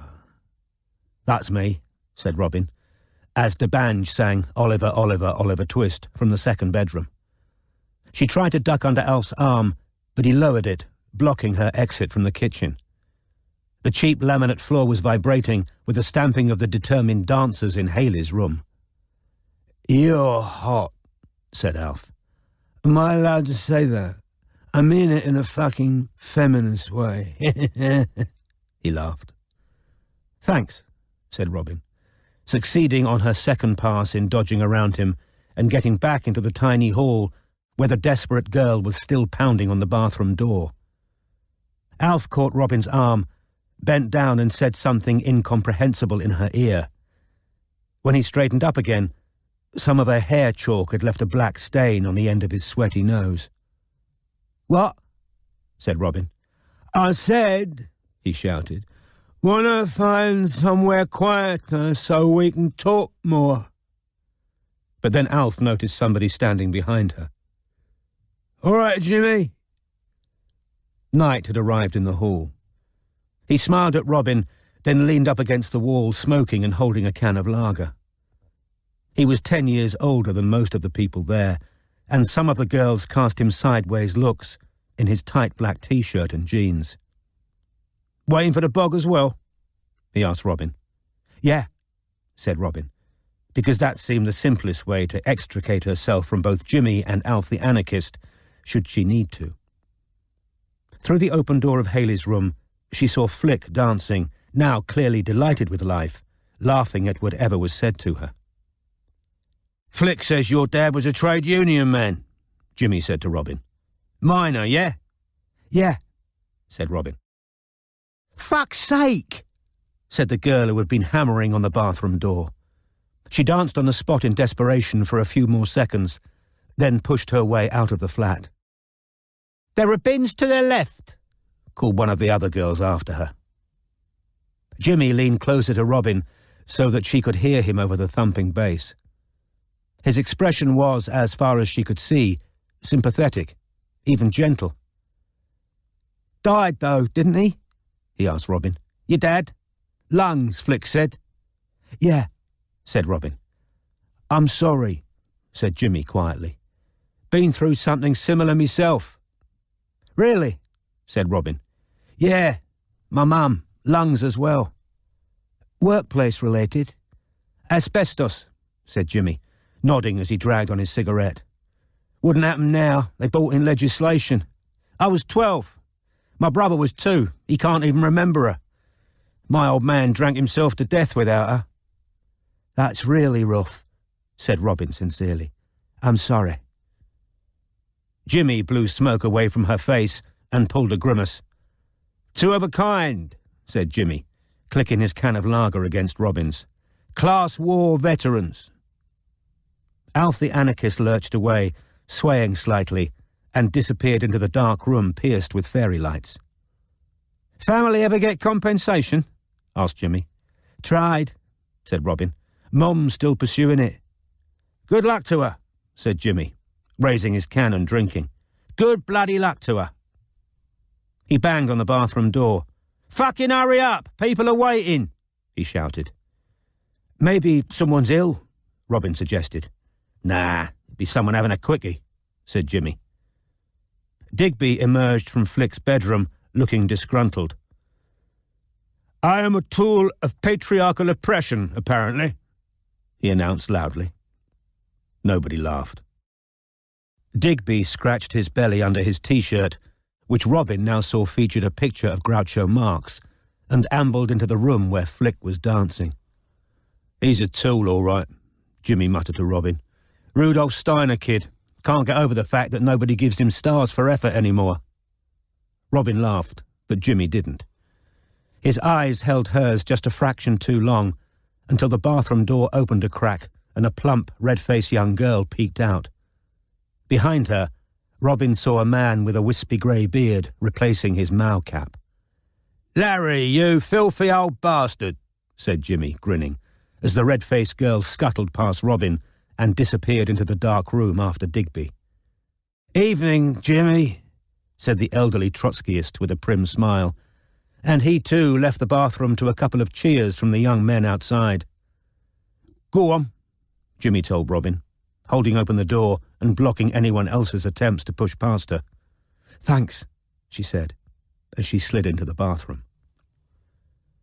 The glare of the strip light was dazzling after the dinginess of the rest of the flat. The bathroom barely had standing room between the smallest shower Robin had ever seen, with a grimy, transparent curtain hanging off half its hooks, a small toilet in which a large amount of sodden tissue and a cigarette end was floating. A used condom glistened in the wicker bin. Above the sink were 3 rickety shelves crammed with half-used toiletries and general clutter, crammed together so that one touch seemed likely to dislodge everything. Struck by a sudden idea, Robin moved closer to these shelves. She was remembering how she had relied on the squeamish ignorance and avoidance of most men towards matters pertaining to menstruation when she had hidden the listening devices in a box of Tampax. Her eyes ran swiftly over half-used bottles of supermarket brand shampoo, an old tub of Vim, a dirty sponge, a pair of cheap deodorants, and a few well-used toothbrushes in a chipped mug. Very carefully, because everything was so tightly packed together, Robin eased out a small box of Lilettes that proved to have only one sealed tampon inside it. As she reached up to replace the box, she spotted the corner of a small, squashy bundle encased in a plastic wrapper and hidden behind the Vim and a bottle of fruity flower gel. With a sudden stab of excitement, She reached up and wriggled the white polythene parcel carefully out of the place it had been wedged, trying not to knock everything over. Somebody hammered on the door. "I'm fucking bursting!" shouted a new girl. "Won't be long," Robin shouted back. 2 bulky sanitary towels had been rolled up in their own unromantic wrapping for very heavy flow. The sort of thing a young woman was unlikely to steal, especially if wearing skimpy clothing. Robin extracted them. There was nothing odd about the first. The second, however, emitted a small, crisp cracking noise as Robin bent it. Her excitement mounting, Robin turned it sideways and saw that it had been slit with what had probably been a razor blade. Wriggling her fingers into the tissue-like foam within, she felt a thick, folded piece of paper, which she eased out and unfolded. The writing paper was exactly the same as that on which Kinvara had written her farewell note, with the name Chisel embossed across the top and a Tudor rose, like a drop of blood beneath it. A few disjointed words and phrases were scrawled in the distinctive, cramped handwriting Robin had seen so often in Chisel's office, and in the middle of the page, one word had been circled many times. Bill. 251 Ebury Street, London, SW1W. Blanc de Blanc. Suzuki, checked. Mother, ? With a line through it. Bill. Odi et amo, quari id facium, for tassa requiris, nescio sed fleri, sentio et excrucior. Hardly breathing in her excitement, Robin took out her mobile, took several pictures of the note, then refolded it, replaced it in a sanitary towel, and returned the package to the place it had been on the shelf. She attempted to flush the toilet, but it was clogged, and all she achieved was that the water rose ominously in the bowl, refusing to subside, the cigarette butt bobbing there in swirling tissue. "Sorry," Robin said, opening the door. "Loo's blocked." "Whatever," said the impatient drunk girl outside. "I'll do it in the sink." She pushed past Robin and slammed the door. Jimmy was still standing outside.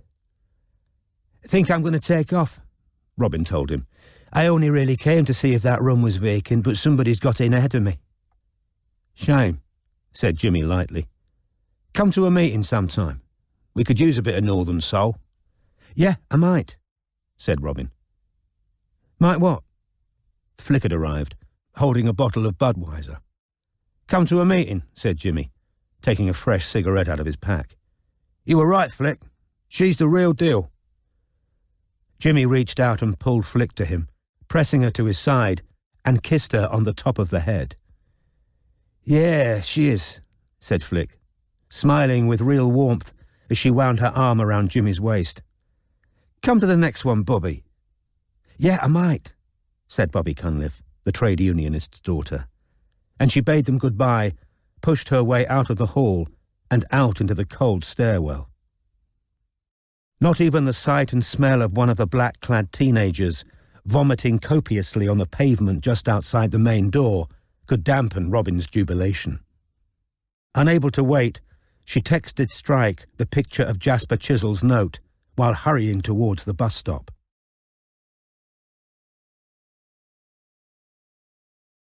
Chapter 52. "I can assure you, you have been on the wrong scent entirely, Miss West." Henrik Ibsen, Rosmersholm. Strike had fallen asleep, fully clothed, his prosthesis still attached, on top of the bed covers in his attic bedroom.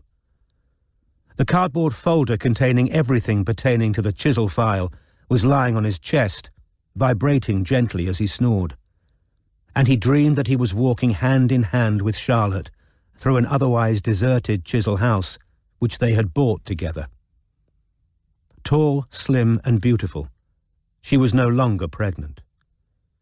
She trailed Shalimar and black chiffon behind her, but their mutual happiness was evaporating in the damp chill of the shabby rooms through which they were wandering. What could have prompted the reckless, quixotic decision to purchase this draughty house, with the peeling walls and the wires dangling from the ceiling. The loud buzz of a text arriving jerked Strike from sleep. For a fraction of a second, he registered the fact that he was back in his attic room alone, neither the owner of Chisel House nor the lover of Charlotte Ross, before groping for the phone on which he was half lying in the full expectation that he was about to see a message from Charlotte. He was wrong. It was Robin's name he saw when he peered groggily at the screen, and it was, moreover, 1 a.m. Momentarily forgetting that she had been out at a party with Flick, Strike sat up hurriedly, and the cardboard file that had been lying on his chest slid smoothly off him, scattering its various pages across the floorboards, while Strike squinted blurry-eyed at the photograph Robin had just sent him. Fuck me backwards. Ignoring the mess of notes at his feet, he called her back. "Hi," said Robin jubilantly, over the unmistakable sounds of a London night bus. The clatter and roar of the engine, the grinding of brakes, the tinny ding of the bell, and the obligatory drunken laughter of what sounded like a gaggle of young women. "How the fuck did you manage that?" "I'm a woman," said Robin. He could hear her smile. "I know where we hide things when we really don't want them found. I thought you'd be asleep." "Where are you? A bus? Get off and grab a cab. We can charge it to the Chisel account if you get a receipt." "There's no need." "Do as you're bloody told," Strike repeated, a little more aggressively than he had intended, because while she had just pulled off quite a coup, she had also been knifed, out alone on the street after dark a year previously. All right, I'll get a cab," said Robin. "Have you read Chisel's note?" "Looking at it now," said Strike, switching to speakerphone so that he could read Chisel's note while talking to her. "I hope you left it where you found it." "Yeah, I thought that was best." "Definitely." "Where exactly?" "Inside a sanitary towel." "Christ," said Strike, taken aback. "I'd never have thought to." "No, nor did Jimmy and Barclay," said Robin smugly. "Can you read what it says at the bottom, the Latin?" Squinting at the screen, Strike translated, "I hate and I love. Why do I do it, you might ask? I don't know. I just feel it, and it crucifies me." That's Catullus again, a famous one. "Did you do Latin at university?" "No." "Then how—" "Long story," said Strike. In fact, the story of his ability to read Latin wasn't long, merely, to most people, inexplicable. He didn't feel like telling it in the middle of the night, nor did he want to explain that Charlotte had studied Catullus at Oxford. "I hate and I love," Robin repeated. Why would Chisel have written that down? "Because he was feeling it," Strike suggested. His mouth was dry. He had smoked too much before falling asleep. He got up, feeling achy and stiff, and picked his way carefully around the fallen notes, heading for the sink in the other room, phone in hand. "Feeling it for Kinvara?" asked Robin dubiously. "Ever see another woman around while you were in close contact with him?" "No. Of course, he might not have been talking about a woman." "True," admitted Strike. "Plenty of man-loving Catullus. Maybe that's why Chisel liked him so much." He filled a mug with cold tap water, drank it down in one, then threw in a tea bag and switched on the kettle, all the while peering down at the lit screen of his phone in the darkness. "Mother crossed out," he muttered. "Chisel's mother died 22 years ago," said Robin. "I've just looked her up." Said Strike. "Bill circled." "Not Billy," Robin pointed out. "But if Jimmy and Flick thought it meant his brother, people must sometimes call Billy Bill." "Unless it's the thing you pay," said Strike. "Or a duck's beak, come to that. Suzuki Blanc de... Hang on.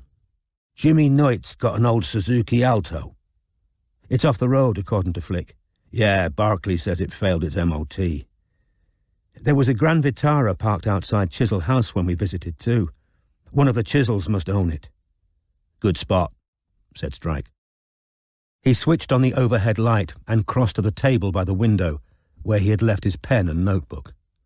"You know," said Robin thoughtfully, "I think I've seen Blanc de Blanc somewhere recently." "Yeah? Been drinking champagne?" asked Strike, who had sat down to make more notes. "No, but... yeah, I suppose I must have seen it on a wine label, mustn't I?" "Blanc de Blancs. What does it mean? White from whites?" "Yeah," said Strike. For nearly a minute neither of them spoke, both examining the note. "You know, I hate to say this, Robin," said Strike at last, "but I think the most interesting thing about this is that Flick had it. Looks like a to-do list. Can't see anything here that proves wrongdoing or suggests grounds for blackmail or murder." "Mother crossed out," Robin repeated, as though determined to wring meaning out of the cryptic phrases. "Jimmy Knight's mother died of asbestosis. He just told me so at Flick's party." Strike tapped his notepad lightly with the end of his pen, thinking, until Robin voiced the question that he was grappling with. "We're going to have to tell the police about this, aren't we?" "Yeah, we are," sighed Strike, rubbing his eyes. "This proves she had access to Ebury Street. Unfortunately, that means we're going to have to pull you out of the jewellery shop. Once the police searched her bathroom, it won't take her long to work out who must have tipped them off." "Bugger," said Robin. "I really felt like I was getting somewhere with her." "Yeah," Strike agreed. "This is the problem with having no official standing in an inquiry. I give a lot to have Flick in an interrogation room." "This bloody case," he said, yawning. "I've been going through the file all evening. This note's like everything else. It raises more questions than it answers." "Hang on," said Robin, and he heard sounds of movement. "Sorry, Cormoran. I'm going to get off here. I can see a taxi rank." "Okay, great work tonight. I'll call you tomorrow. Later today, I mean." When she had hung up, Strike set his cigarette down in the ashtray, returned to his bedroom to pick up the scattered case notes off the floor, and took them back to the kitchen. Ignoring the freshly boiled kettle, he took a beer from the fridge, sat back down at the table with the file, and, as an afterthought, opened the sash window beside him a few inches to let some clean air into the room while he kept smoking. The military police had trained him to organize interrogations and findings into 3 broad categories: people, places, and things. And Strike had been applying this sound old principle to the chisel file before falling asleep on the bed. Now he spread the contents of the file out over the kitchen table and set to work again, while a cold night breeze laden with petrol fumes blew across the photographs and papers, so that their corners trembled.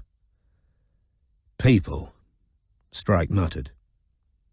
He had written a list before he slept of the people who most interested him in connection with Chisel's death. Now he saw that he had unconsciously ranked the names according to their degree of involvement in the dead man's blackmail. Jimmy Knight's name topped the list, followed by Geraint Wynne's, and then by what Strike thought of as each man's respective deputy: Flick Purdue and Amir Malik. Next came Kinvara, who knew that Chisel was being blackmailed and why. Della Wynne, whose super injunction had kept the blackmail out of the press, but whose precise degree of involvement in the affair was otherwise unknown to Strike. And then Raphael, who had by all accounts been ignorant both of what his father had done and of the blackmail itself. At the bottom of the list was Billy Knight, whose only known connection with the blackmail was the bond of blood between himself and the primary blackmailer. Why, Strike asked himself, had he ranked the names in this particular order? There was no proven link between Chisel's death and the blackmail, unless, of course, the threat of exposure of his unknown crime had indeed pushed Chisel into killing himself. It then occurred to Strike that a different hierarchy was revealed if he turned the list on its head. In this case, Billy sat on top, a disinterested seeker, not of money or another man's disgrace, but of truth and justice.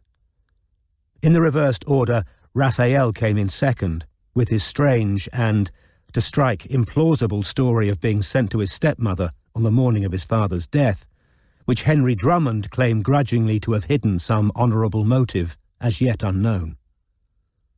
Della rose to third place, a widely admired woman of impeccable morality whose true thoughts and feelings towards her blackmailing husband and to his victim remained inscrutable.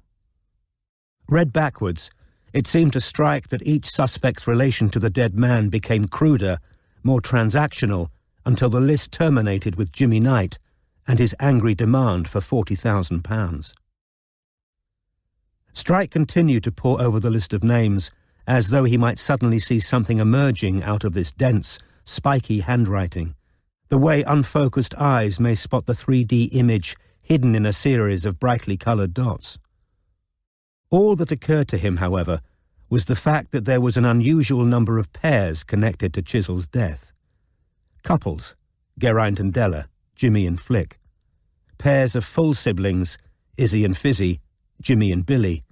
The duo of blackmailing collaborators, Jimmy and Geraint, and the subsets of each blackmailer and his deputy, Flick and Amir. There was even the quasi-parental pairing of Della and Amir. This left two people who formed a pair in being isolated within the otherwise close-knit family. The widowed Kinvara and Raphael, the unsatisfactory outsider son. Strike tapped his pen unconsciously against the notebook, thinking, pairs. The whole business had begun with a pair of crimes, Chisel's blackmail and Billy's allegation of infanticide.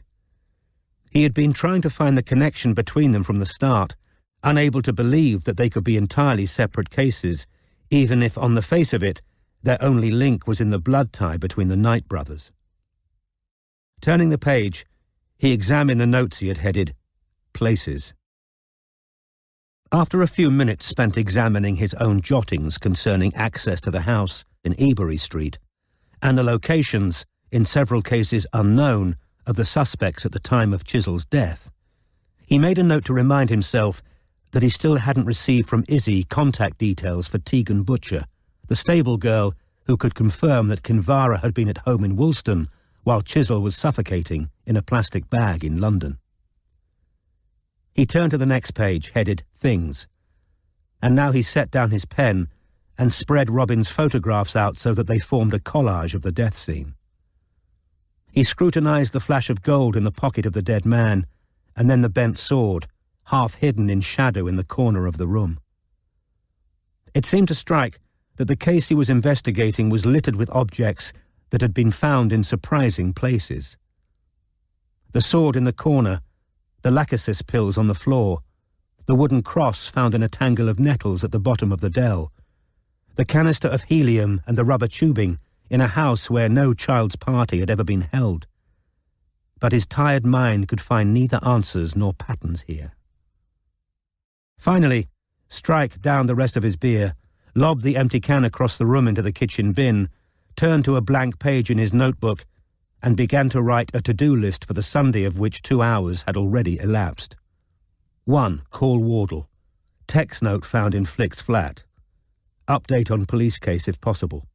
2. Call Izzy. Show her stolen note. Ask, was Freddie's money clip ever found? Tegan's details. Need phone number for Raphael. Also phone number, if poss, for Della Wynne. 3. Call Barclay. Give update. Cover Jimmy and Flick again. When does Jimmy visit Billy? 4. Call hospital. Try and arrange interview with Billy when Jimmy not there. 5. Call Robin. Arrange interview with Raphael. 6. Call Della. Try and arrange interview. After a little further thought, he finished the list with 7. Buy tea bags, beer, bread. After tidying up the chisel file, tipping the overflowing ashtray into the bin, opening the window wider to admit more cold, fresh air, Strike went for a last pee, cleaned his teeth, switched off the lights, and returned to his bedroom, where a single reading lamp still burned. Now, with his defences weakened by beer and tiredness, the memories he had sought to bury in work forced their way to the forefront of his mind. As he undressed and removed his prosthetic leg, he found himself going back over every word Charlotte had said to him across the table for two in Franco's, remembering the expression of her green eyes, the scent of Shalimar reaching him through the garlic fumes of the restaurant, her thin white fingers playing with the bread. He got into bed between the chilly sheets and lay, hands behind his head, staring up into the darkness. He wished he could feel indifferent, but in fact his ego had stretched luxuriously at the idea that she had read all about the cases that had made his name, and that she thought about him while in bed with her husband. Now, though, reason and experience rolled up their sleeves, ready to conduct a professional post-mortem on the remembered conversation, methodically disinterring the unmistakable signs of Charlotte's perennial will to shock and her apparently insatiable need for conflict. The abandonment of her titled husband and newborn children for a famous one-legged detective would certainly constitute the crowning achievement of a career of disruption. Having an almost pathological hatred of routine, responsibility or obligation, she had sabotaged every possibility of permanence before she had to deal with the threats of boredom or compromise. Strike knew all this because he knew her better than any other human being, and he knew that their final parting had happened at the exact moment where real sacrifice and hard choices had to be made. But he also knew, and the knowledge was like ineradicable bacteria in a wound that stopped it ever healing, that she loved him as she had never loved anyone else. Of course, the skeptical girlfriends and wives of his friends, none of whom had liked Charlotte, had told him over and over again, "That's not love, what she does to you," or, "Not being funny, Corm, but how do you know she hasn't said exactly the same to all the others she's had?" Such women saw his confidence that Charlotte loved him as delusion or egotism. They had not been present for those times of total bliss and mutual understanding that remain some of the best of Strike's life. They had not shared jokes inexplicable to any other human being but himself and Charlotte, or felt the mutual need that had drawn them back together for 16 years. She had walked from him straight into the arms of the man she thought would hurt Strike worst, and indeed it had hurt, because Ross was the absolute antithesis of him and had dated Charlotte before Strike had even met him. Yet Strike remained certain her flight to Ross had been self-immolation, done purely for spectacular effect, a Charlottean form of sati. Difficile est longum subito deponere amorem, difficile est verum hoc qua lubet efficias. It is hard to abruptly shrug off a long-established love. Hard, but this, somehow, you must do. Strike turned off the light, closed his eyes and sank once more into uneasy dreams of the empty house, where squares of unfaded wallpaper bore witness to the removal of everything of value. But this time he walked alone, with the strange sensation that hidden eyes were watching.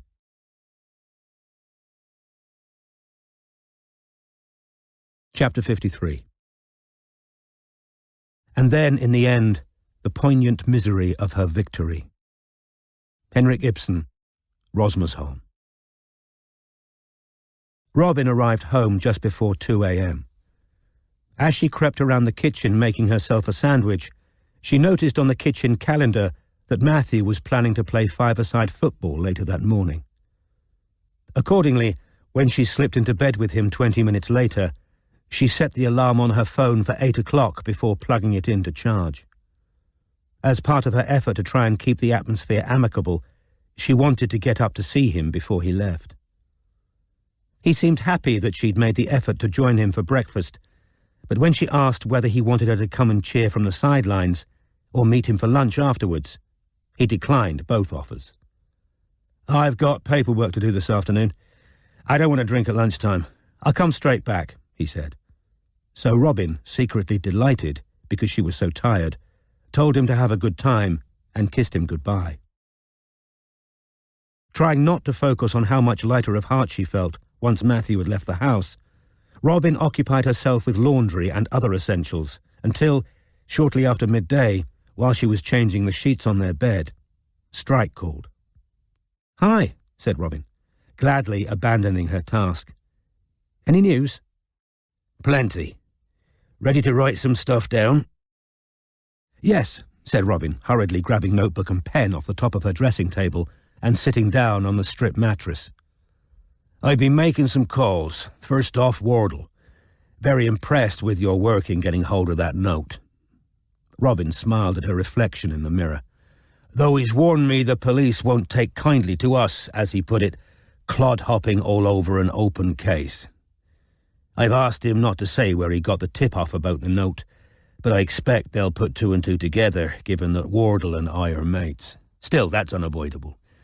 The interesting bit is that the police are still worried about the same features of the death scene as we are, and they've been going deeper into Chisel's finances."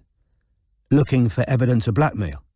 "Yeah, but they haven't got anything because Chisel never paid out. Here's the interesting bit.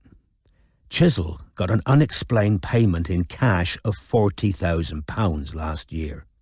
He opened a separate bank account for it, then seems to have spent it all on house repairs and other sundries."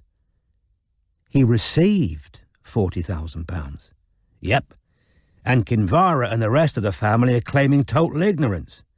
They say they don't know where the money came from or why Chisel would have opened a separate account to take receipt of it." "The same amount Jimmy asked for before he scaled down his request," said Robin. "That's odd." "Certainly is. So then I called Izzy." "You've been busy," said Robin. "You haven't heard the half of it. Izzy denies knowledge of where the 40 grand came from, but I'm not sure I believe her. Then I asked her about the note Flick stole. She's appalled that Flick might have been posing as her father's cleaner, very shaken up.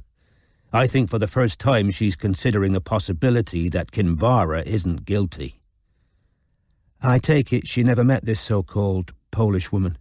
"Correct." "What did she make of the note?" "She thinks it looks like a to-do list as well. She assumes Suzuki meant the Grand Vitara, which was Chisel's. No thoughts on Mother. The one thing of interest I got from her was in relation to Blanc de Blanc. Chisel was allergic to champagne. Apparently it made him go bright red and hyperventilate. What's odd about that is there was a big empty box labelled Moet and Chandon in the kitchen when I checked it, the morning Chisel died." "You never told me that." "We just found the body of a government minister. An empty box seemed relatively uninteresting at the time, and it never occurred to me it might be relevant to anything until I spoke to Izzy today." "Were there bottles inside?" "Nothing so far as I could see, and according to the family, Chisel never entertained there. If he wasn't drinking champagne himself, why was the box there?" "You don't think—" "That's exactly what I think," said Strike. "I reckon that box was how the helium and the rubber tubing got into the house, disguised." "Wow," said Robin, lying back on the unmade bed and looking up at the ceiling. "Quite clever. The killer could have sent it to him as a gift, couldn't they, knowing he was highly unlikely to open and drink it?" "Bit slapdash," said Robin. "What was to stop him opening it up anyway, or re-gifting it?" "We need to find out when it was sent," Strike was saying. "Meanwhile, one minor mystery's being cleared up. Freddy's money clip was found." "Where?" "Chisel's pocket. That was the flash of gold in the photograph you took." "Oh," said Robin blankly. "So he must have found it before he died?" "Well, it'd be hard for him to find it after he died." "Ha ha," said Robin sarcastically. "There is another possibility." "That the killer planted it on the corpse? Funny you should say that. Izzy says she was very surprised when it turned up on the body, because if he'd found it, she would have assumed he'd have told her. He made a massive fuss about losing it, apparently." "He did," Robin agreed. "I heard him on the phone, ranting on about it. They fingerprinted it, presumably." "Yeah, nothing suspicious. Only his. But at this point, that means nothing. If there was a killer, it's clear they wore gloves. I also asked Izzy about the bent sword, and we were right. It was Freddy's old sabre. Nobody knows how it got bent, but Chisel's fingerprints were the only ones on there. I suppose it's possible Chisel got it off the wall while drunk and sentimental and accidentally trod on it, but again, there's nothing to say a gloved killer couldn't have handled it as well. Robin sighed. Her elation at finding the note appeared to have been premature. So, still no real leads. "Hold your horses," said Strike bracingly. "I'm leading up to the good stuff." Izzy managed to get a new phone number for that stable girl who can confirm Kinvara's alibi, Tegan Butcher. "I want you to give her a ring. I think you'll seem less intimidating to her than I will." Robin jotted down the digits Strike read out. "And after you've called Tegan, I want you to phone Raphael," said Strike, giving her the second number he had got from Izzy. "I'd like to clear up once and for all what he was really up to the morning his father died." "Will do," said Robin, glad of something concrete to do. "Barclay's going to go back onto Jimmy and Flick," said Strike, "and I—" He left a small pause, deliberately dramatic, and Robin laughed. "And you, I'm going to interview Billy Knight and Della Wynne." "What?" said Robin, amazed. "How are you going to get into the hospital? And she'll never agree." "Well, that's where you're wrong," said Strike. "Izzy dug Della's number out of Chisel's records for me. I just rang her. I admit I was expecting her to tell me to piss off. In slightly more elevated language, if I know Della," Robin suggested. "And she sounded initially as though she wanted to," admitted Strike. "But Amir's disappeared." "What?" said Robin sharply. "Calm down. Disappeared is Della's word. In reality, he resigned the day before yesterday and vacated his house, which hardly makes him a missing person. He's not picking up the phone to her. She's blaming me because, her words again, I did a fine job on him when I went round to question him. She says he's very fragile and it'll be my fault if he ends up doing himself a mischief. So, you've offered to find him in exchange for her answering questions?" "Right in one," said Strike. "She jumped at the offer. Says I'll be able to reassure him that he's not in trouble and that nothing unsavoury I might have heard about him will go any further." "I hope he's all right," said Robin, concerned. "He really didn't like me, but that just proves he's smarter than any of the rest of them. When are you meeting Della?" 7 o'clock this evening at her house in Bermondsey. And tomorrow afternoon, if all goes to plan, I'm going to be talking to Billy. I checked with Barclay, and Jimmy's got no plans to visit then, so I called the hospital. I'm waiting for Billy's psychiatrist to call me back now and confirm." "You think they'll let you question him?" "Supervised, yeah, I think they will. They're interested in seeing how lucid he is if he gets to talk to me. He's back on his meds and greatly improved, but he's still telling the story of the strangled kid. If the psychiatric team's in agreement, I'm going to be visiting the locked ward tomorrow." "Well, great. It's good to have things to be getting on with.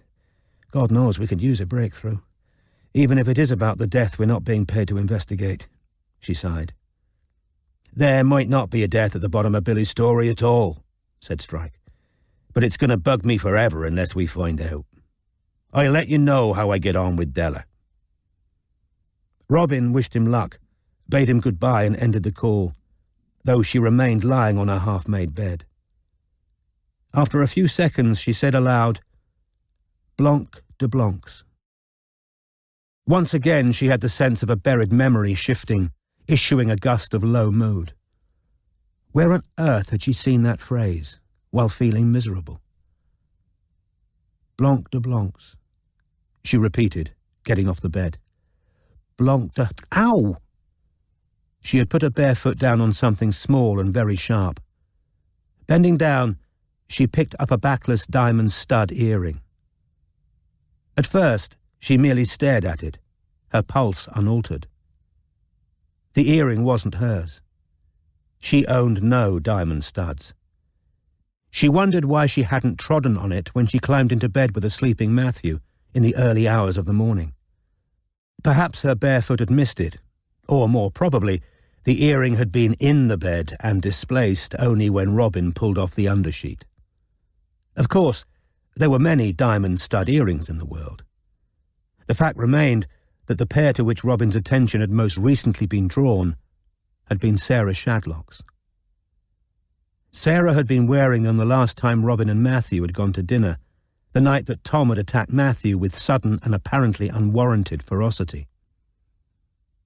For what felt like a very long time, but was in reality little over a minute, Robin sat contemplating the diamond in her hand. Then she laid the earring carefully on her bedside cabinet, picked up her mobile, entered settings, removed her caller ID, then phoned Tom's mobile. He answered within a couple of rings, sounding grumpy. In the background, a presenter was wondering aloud what the forthcoming Olympic closing ceremony would be like. "Yeah, hello?" Robin hung up. Tom wasn't playing five-a-side football. She continued to sit motionless, her phone in her hand, on the heavy matrimonial bed that had been so difficult to move up the narrow stairs of this lovely rented house, while her mind moved back over the clear signs that she, the detective, had willfully ignored. "I'm so stupid," Robin said quietly to the empty, sunlit room. "So bloody stupid."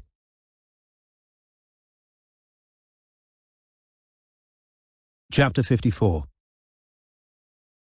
Your gentle and upright disposition, your polished mind, your unimpeachable honour are known to and appreciated by everyone. Henrik Ibsen, Rosmersholm. Though the early evening was still bright, Della's front garden lay in shadow, which gave it a placid, melancholy air, in contrast to the busy, dusty road that ran beyond the gates. As Strike rang the doorbell, he noted 2 large dog turds on the otherwise immaculate front lawn, and he wondered who was helping Della with such mundane tasks now that her marriage was over. The door opened, revealing the Minister for Sport in her impenetrable black glasses. She was wearing what Strike's elderly aunt back in Cornwall would have called a housecoat, a knee-length purple fleece robe that buttoned to the high neck, giving her a vaguely ecclesiastic air. The guide dog stood behind her, looking up at Strike with dark, mournful eyes.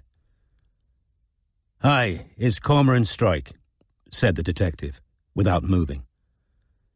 Given that she could neither recognize him by sight nor examine any of the identification he carried, the only way she could know whom she was admitting to her house was by the sound of his voice. "We spoke on the phone earlier, and you asked me to come and see you." "Yes," she said, unsmiling. "Come in, then." She stepped back to let him pass, one hand on the Labrador's collar. Strike entered, wiping his feet on the doormat. A swell of music, loud strings and woodwind instruments, cut through by the pounding of a kettle drum, issued from what Strike assumed was the sitting room. Strike, who had been raised by a mother who listened mainly to metal bands, knew very little about classical music. But there was a looming, ominous quality about this music that he didn't particularly care for. The house was dark because the lights hadn't been turned on, and otherwise nondescript, with a dark brown pattern carpet that, while practical, was rather ugly. "I've made coffee," said Della. "I'll need you to carry the tray into the sitting room for me, if you wouldn't mind." "No problem," said Strike. He followed the Labrador, which padded along at Della's heels, its tail wagging vaguely. The symphony grew louder as they passed the sitting room, the door frame of which Della touched lightly as she passed, feeling for familiar markers to orientate herself. "Is that Beethoven?" asked Strike, for something to say. "Brahms, Symphony No. 1, C minor." The edges of every surface in the kitchen were rounded.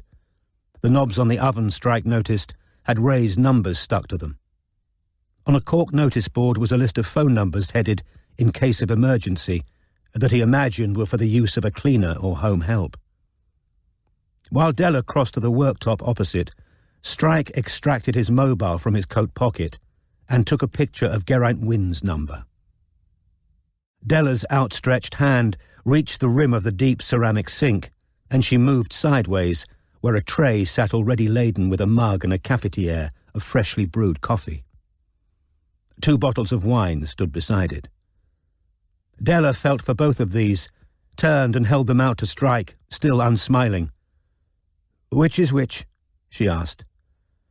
"Chateau Neuf de Pape 2010 in your left hand," said Strike, "and Chateau Moussard 2006 in your right." "I'll have a glass of Chateau Neuf de Pape, if you wouldn't mind opening the bottle and pouring it for me. I assumed that you wouldn't want a drink, but if you do, help yourself." "Thanks," said Strike, picking up the corkscrew she had laid beside the tray. "Coffee will be fine." She set off silently for the sitting room, leaving him to follow with the tray. As he entered the room, he caught the heavy scent of roses and was fleetingly reminded of Robin.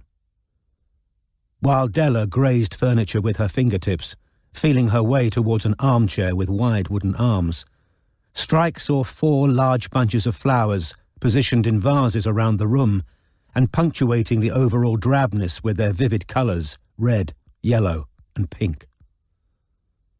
Aligning herself by pressing the backs of her legs against the chair, Della sat down neatly, then turned her face towards Strike as he set the tray on the table.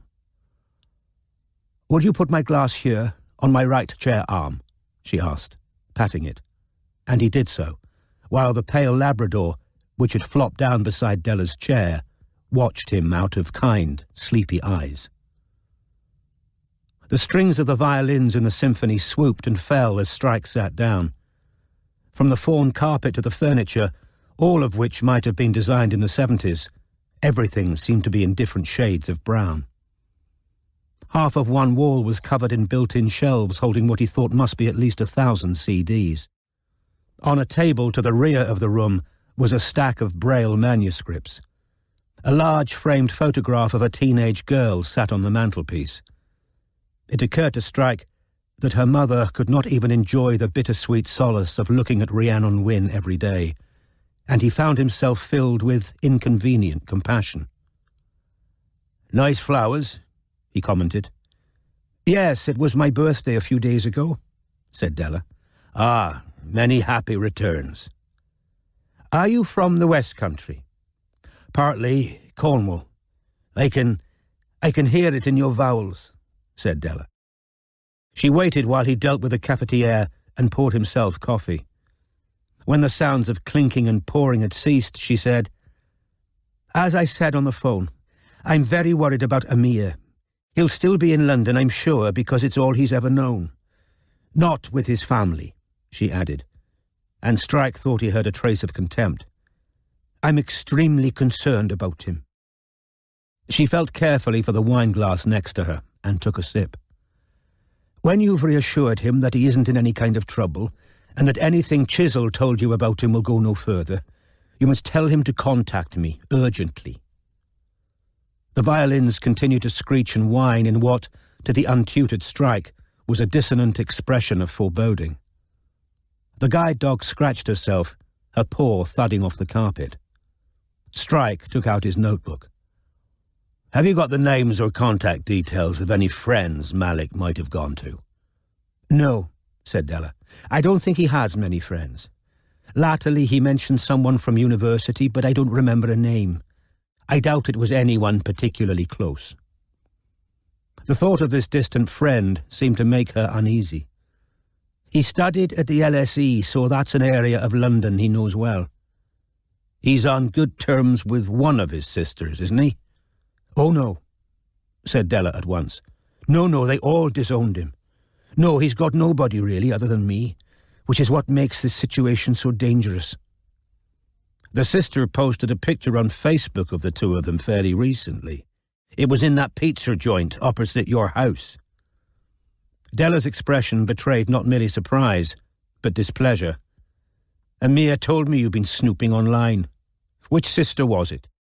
"I'd have to check, but I doubt he'd be staying with her," said Della, talking over him. "Not with the way the family as a whole has treated him. He might have contacted her, I suppose. You might see what she knows."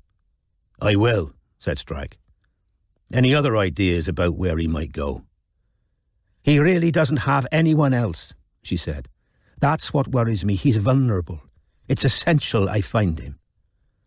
"Well, I'll certainly do my best," Strike promised her. "Now, you said on the phone that you'd answer a few questions." Her expression became slightly more forbidding. "I doubt I can tell you anything of interest, but go on. Can we start with Jasper Chisel and you and your husband's relationship with him?" By her expression, she managed to convey that she found the question both impertinent and slightly ludicrous. With a cold smile and a raised eyebrow, she responded, "Well, Jasper and I had a professional relationship, obviously." "And how was that?" asked Strike, adding sugar to his coffee, stirring it, and taking a sip. "Given," said Della, "that Jasper hired you to try and discover disreputable information about us, I think you already know the answer to that question. You maintain that your husband wasn't blackmailing Chisel then, do you?" "Of course I do." Strike knew that pushing on this particular point, when Della's super injunction had already shown what lengths she would go to in her own defence, would only alienate her. A temporary retreat seemed indicated. "What about the rest of the Chisels? Did you ever run across any of them?" "Some," she said, a little warily. "And how did you find them?" "I barely know them.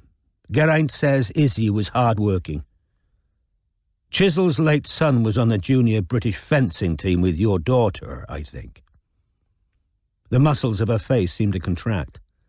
He was reminded of an anemone shutting in on itself when it senses a predator. "Yes," she said. "Did you like Freddie?" "I don't think I ever spoke to him. Geraint was the one who ferried Rhiannon around to her tournaments. He knew the team." The shadow stems of the roses closest to the window stretched like bars across the carpet. The Brahms symphony crashed stormily on in the background.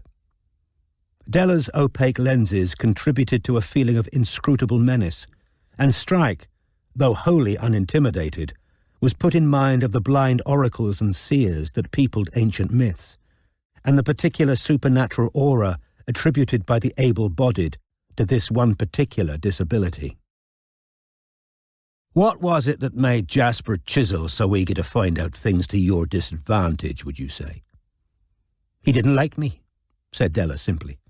"We disagreed frequently. He came from a background that finds anything that deviates from its own conventions and norms to be suspect, unnatural, even dangerous. He was a rich, white, conservative male, Mr. Strike, and he felt the corridors of power were best populated exclusively by rich, white, conservative males. He sought in everything to restore a status quo he remembered in his youth. In pursuit of that objective, he was frequently unprincipled and certainly hypocritical." "In what way?" "Ask his wife." "You know Kinvara, do you?" "I wouldn't say I know her. I had an encounter with her a while ago that was certainly interesting in the light of Chisel's public proclamations about the sanctity of marriage." Strike had the impression that beneath the lofty language, and in spite of her genuine anxiety about Amir, Della was deriving pleasure from saying these things. "What happened?" Strike asked. "Kinvara turned up unexpectedly late one afternoon at the ministry, but Jasper had already left for Oxfordshire. I think it was her aim to surprise him." "When was this?"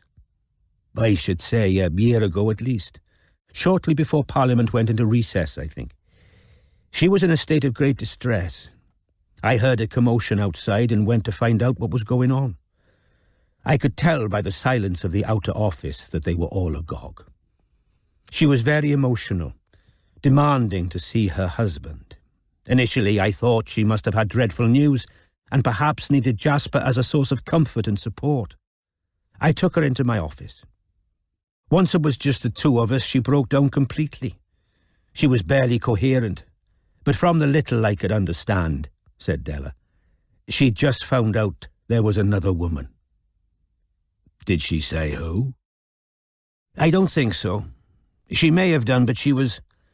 Well, it was quite disturbing, said Della austerely. More as though she had suffered a bereavement than the end of a marriage.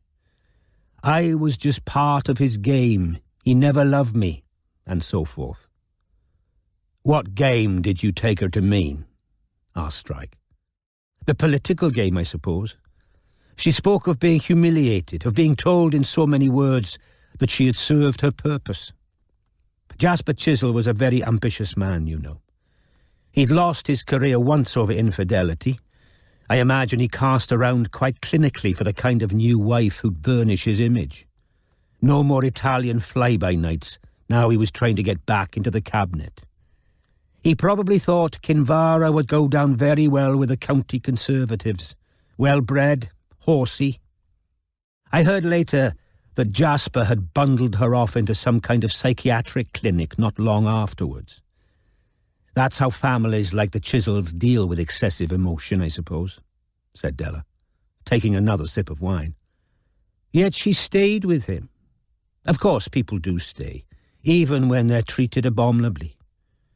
He talked about her within my hearing as though she was a deficient, needy child. I remember him saying Kinvara's mother would be babysitting her for her birthday because he had to be in Parliament for a vote. He could have paid his vote, of course, found a Labour MP and struck a deal. Simply couldn't be bothered. Women like Kinvara Chisel, whose entire self-worth is predicated on the status and success of marriage, are naturally shattered when everything goes wrong. I think all those horses of hers were an outlet, a substitute, and...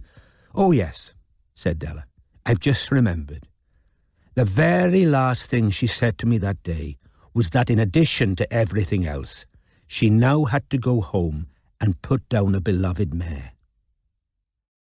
Della felt for the broad, soft head of Gwyn, who was lying beside her chair. I felt very sorry for her there. Animals have been an enormous consolation to me in my life. One can hardly overstate the comfort they give sometimes.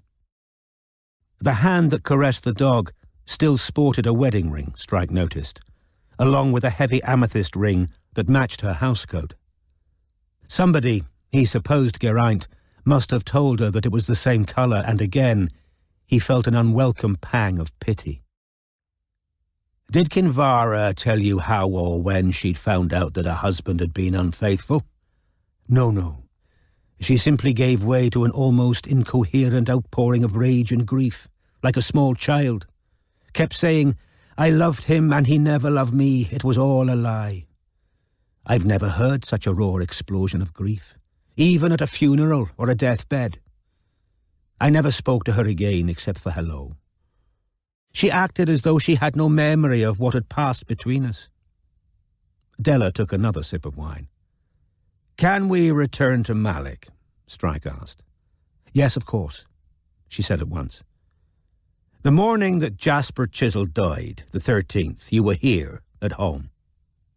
There was a lengthy silence. Why are you asking me that? Della said, in a changed tone. Because I'd like to corroborate a story I've heard, said Strike. You mean that Amia was here with me that morning? Exactly. Well, that's quite true.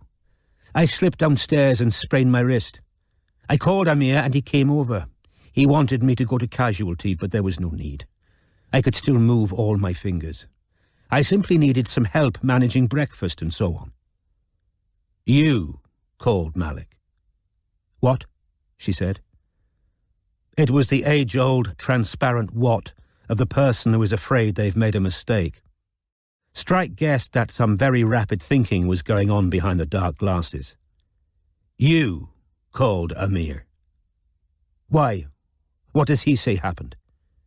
He says your husband went in person to fetch him from his house. Oh, said Della, and then, of course, yes, I forgot. Did you? Asked Strike gently. Or are you backing up their story? I forgot, Della repeated firmly. When I say I called him, I wasn't talking about the telephone. I meant that I called on him, via Geraint. But if Geraint was here when you slipped, couldn't he have helped you with your breakfast? I think Geraint wanted Amir to help persuade me to go to Casualty. Right. So it was Geraint's idea to go to Amir rather than yours. I can't remember now, she said. But then, contradicting herself, I'd fallen rather heavily. Geraint has a bad back. Naturally, he wanted help, and I thought of Amir. And then the pair of them nagged me to go to A&E, but there was no need. It was a simple sprain. The light was now fading beyond the net curtains. Della's black lenses reflected the neon red of the dying sun above the rooftops. I'm extremely worried about Amir, she said again, in a strained voice. A couple more questions and I'm done, Strike replied. Jasper Chisel hinted in front of a room full of people that he knew something disreputable about Malik. Can you tell me anything about that?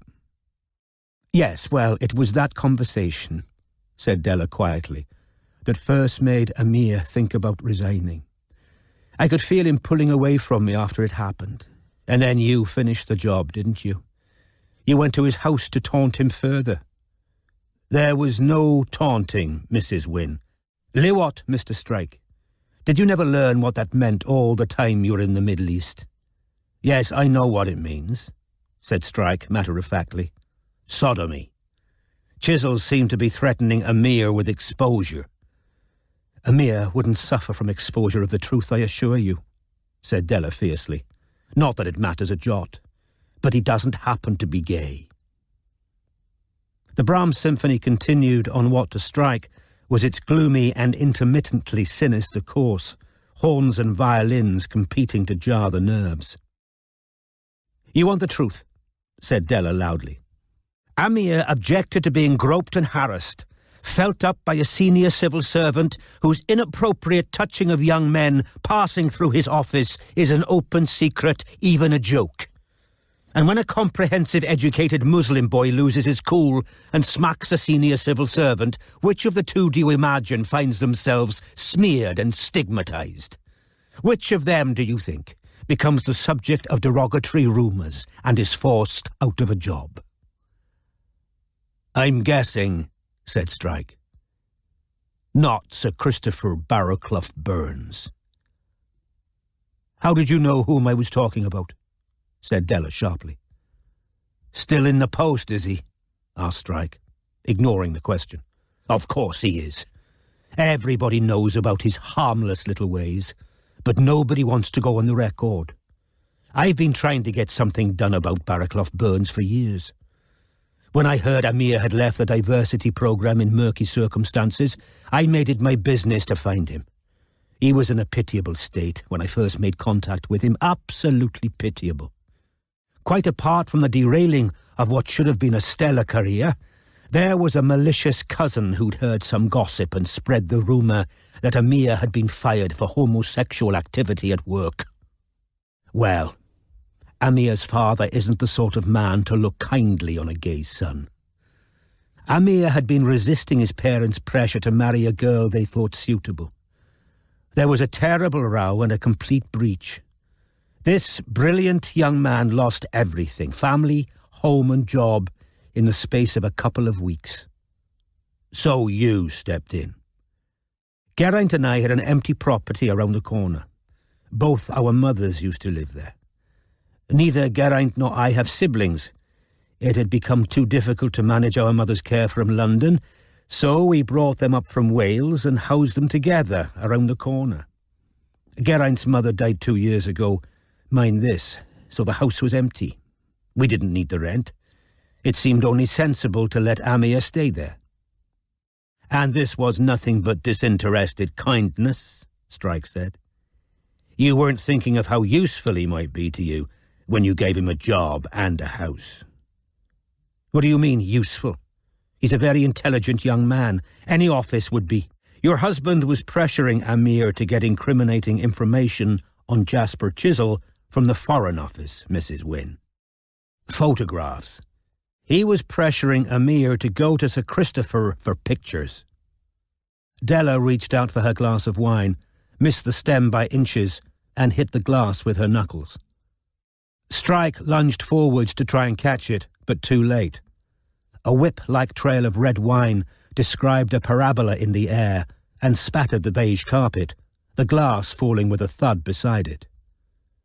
Gwyn got up and approached the spill with mild interest, sniffing the spreading stain. "How bad is it?" asked Della urgently, her fingers grasping the arms of her chair, her face inclined to the floor. "Not good," said Strike. "Salt, please. Put salt on it. In the cupboard to the right of the cooker." Turning on the light as he entered the kitchen, Strike's attention was caught for the first time by an odd something he had failed to spot on his previous entry into the room. An envelope stuck high up on a wall-mounted cabinet to the right, too high for Della to reach. Having grabbed the salt out of the cupboard, he made a detour to read the single word written on it. Geraint. "To the right of the cooker," Della called a little desperately from the sitting room. "Ah, the right," Strike shouted back, as he tugged down the envelope and slit it open. Inside was a receipt from Kennedy Bros, joiners, for the replacement of a bathroom door. Strike licked his finger, dampened down the envelope flap, resealed it as best he could, and stuck it back where he had found it.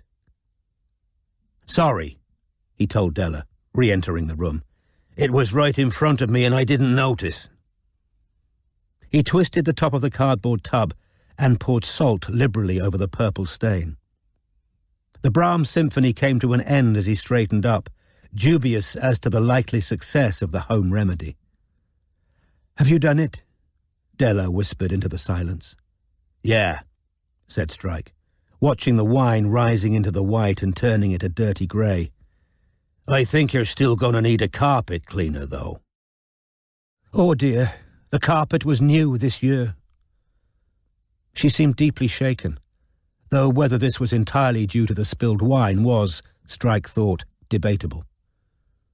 As he returned to the sofa and set down the salt beside the coffee, music started up again, this time a Hungarian air that was no more restful than the symphony, but weirdly manic. "Would you like more wine?" he asked her. Yes, I think I would," she said. He poured her another and passed it directly into her hand. She drank a little, then said shakily, "How could you know what you just told me, Mr. Strike?" "I'd rather not answer that, but I assure you it's true." Clutching her wine in both hands, Della said, "You have to find Amir for me. If he thought I sanctioned Geraint telling him to go to Barraclough Burns for favours, it's no wonder he—" Her self-control was visibly disintegrating. She tried to set the wine down on the arm of her chair and had to feel for it with the other hand before doing so successfully, all the while shaking her head in little jerks of disbelief. "No wonder he what?" asked Strike quietly. "Accused me of smothering, controlling. Well, of course, this explains everything. We were so close, you wouldn't understand. It's hard to explain. But it was remarkable how soon we became, well, like family. Sometimes, there's an instant affinity, a connection that years couldn't forge with other people. But these past few weeks it all changed. I could feel it, starting when Chisel made that jibe in front of everyone. Amir became distant. It was as though he no longer trusted me. I should have known. Oh, Lord, I should have known. You have to find him. You have to—" Perhaps, Strike thought, the depth of her burning sense of need was sexual in origin. And perhaps on some subconscious level it had indeed been tinged with appreciation of Amir's youthful masculinity. However, as Rhiannon Wynne watched over them from her cheap gilt frame, wearing a smile that didn't reach her wide, anxious eyes, her teeth glinting with heavy braces, Strike thought it far more likely that Della was a woman possessed of that which Charlotte so conspicuously lacked. A burning, frustrated maternal drive, tinged, in Della's case, with unassuageable regret. "This as well," she whispered. "This as well. What hasn't he ruined?" "You're talking about—" "My husband," said Della numbly. "Who else? My charity, our charity. But you know that, of course. It was you who told Chisel about the missing 25,000, wasn't it? And the lies, the stupid lies Geraint's been telling people. David Beckham, Mo Farah, all those impossible promises. My partner found out." "Nobody will believe me," said Della distractedly. "But I didn't know. I had no idea. I've missed the last 4 board meetings, preparations for the Paralympics. Geraint only told me the truth after Chisel threatened him with the press. Even then he claimed it was the accountant's fault, but he swore to me the other things weren't true. Swore it on his mother's grave." She twisted the wedding ring on her finger, apparently distracted. "I suppose your wretched partner tracked down Elspeth Lacey Curtis as well?" "Afraid so," lied Strike, judging that a gamble was indicated. "Did Geraint deny that too?" If he'd said anything to make the girls uncomfortable, he felt awful.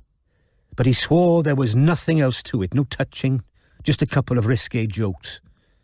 "But in this climate," said Della furiously, "a man ought to damn well think about what jokes he makes to a bunch of 15-year-old girls." Strike leaned forward and grabbed Della's wine, which was in danger of being upended again. "What are you doing?" "Moving your glass onto the table," said Strike. "Oh," said Della. "Thank you." Making a noticeable effort to control herself, she continued, "Geraint was representing me at that event, and it will go the way it always goes in the press when it all comes out. It will have been my fault, all of it. Because men's crimes are always ours in the final analysis, aren't they, Mr. Strike? Ultimate responsibility always lies with the woman, who should have stopped it, who should have acted, who must have known. Your failings are really our failings, aren't they? Because the proper role of the woman is carer, and there's nothing lower in this whole world than a bad mother." Breathing hard, she pressed her trembling fingers to her temples. Beyond the net curtains, night, deep blue, was inching like a veil over the glaring red of sunset, and as the room grew darker, Rhiannon Wynne's features faded gradually into the twilight. Soon, all that would be visible was her smile, punctuated by the ugly braces. "Give me back my wine, please." Strike did so. Della drank most of it down at once, and continued to clasp the glass as she said bitterly, "There are plenty of people ready to think all kinds of odd things about a blind woman.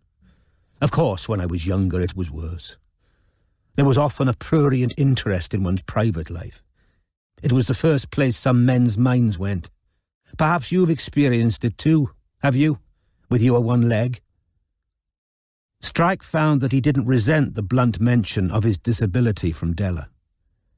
"Yeah, I've had a bit of that," he admitted. "Bloke I was at school with, hadn't seen him in years. It was my first time back in Cornwall since I got blown up. 5 points in, he asked me at what point I warned women my leg was going to come off with my trousers. He thought he was being funny." Della smiled thinly. "Never occurs to some people that it is we who should be making the jokes, does it? But it will be different for you, as a man. Most people seem to think it in the natural order of things, that the able-bodied woman should look after the disabled man. Geraint had to deal with that for years. People assuming there was something peculiar about him, because he chose a disabled wife. I think I may have tried to compensate for that. I wanted him to have a role, status. But it would have been better for both of us in retrospect, if he had done something unconnected to me." Strike thought she was a little drunk. Perhaps she hadn't eaten. He felt an inappropriate desire to check her fridge. Sitting here with this impressive and vulnerable woman, it was easy to understand how Amir had become so entangled with her, both professionally and privately, without ever intending to become so. People assume I married Geraint because there was nobody else who wanted me. But they're quite wrong, said Della, sitting up straighter in her chair. There was a boy I was at school with who was smitten with me, who proposed when I was 19. I had a choice and I chose Geraint. Not as a carer, or because, as journalists have sometimes implied, my limitless ambition made a husband necessary, but because I loved him. Strike remembered the day he had followed Della's husband to the stairwell in King's Cross, and the tawdry things that Robin had told him about Geraint's behaviour at work. Yet nothing that Della had just said struck him as incredible. Life had taught him that a great and powerful love could be felt for the most apparently unworthy people, a circumstance that ought, after all, to give everybody consolation. "Are you married, Mr. Strike?" "No," he said. "I think marriage is nearly always an unfathomable entity, even to the people inside it. It took all of this mess, to make me realize I can't go on. I don't really know when I stopped loving him. But at some point after Rhiannon died, it slipped." Her voice broke. "Slipped away from us." She swallowed. "Please, will you pour me another glass of wine?" He did so. The room was very dark now. The music had changed again to a melancholy violin concerto, which at last, in Strike's opinion, was appropriate to the conversation. Della had not wanted to talk to him, but now seemed reluctant to let the conversation end. "Why did your husband hate Jasper Chisel so much?" Strike asked quietly. "Because of Chisel's political clashes with you, or—" No, said Della Wynne wearily. "Because Geraint has to blame somebody other than himself for the misfortunes that befall him." Strike waited, but she merely drank more wine and said nothing. "What exactly—" "Never mind," she said loudly. "Never mind, it doesn't matter." But a moment later, after another large gulp of wine, she said, "Rhiannon didn't really want to do fencing. Like most little girls, what she wanted was a pony. But we, Geraint and I, we didn't come from pony-owning backgrounds. We didn't have the first idea what one does with horses. As I think back, I suppose there were ways around that. But we were both terribly busy and felt it would be impractical. So she took up fencing instead, and very good she was at it too. Have I answered enough of your questions, Mr. Strike?" she asked, a little thickly. "Will you find Amir?" "I'll try," Strike promised her. "Could you give me his number, and yours, so I can keep you updated?" She had both numbers off by heart, and he copied them down before closing his notebook and getting back to his feet. "You've been very helpful, Mrs. Wynne. Thank you." "That sounds worrying," she said, with a faint crease between the eyebrows. "I'm not sure I meant to be." "Will you be—" "Perfectly," said Della, enunciating over clearly. "You'll call me when you find Amir, won't you?" "If you don't hear from me before then, I'll update you in a week's time," Strike promised. Is anyone coming in tonight, or—" "I see you aren't quite as hardened as your reputation would suggest," said Della. "Don't worry about me. My neighbour will be in to walk Gwyn for me shortly. She checks the gas dials and so forth. In that case, don't get up. Good night." The near-white dog raised her head as he walked towards the door, sniffing the air. He left Della sitting in the darkness a little drunk, with nothing else for company but the picture of the dead daughter she had never seen. Closing the front door, Strike couldn't remember the last time he had felt such a strange mixture of admiration, sympathy, and suspicion.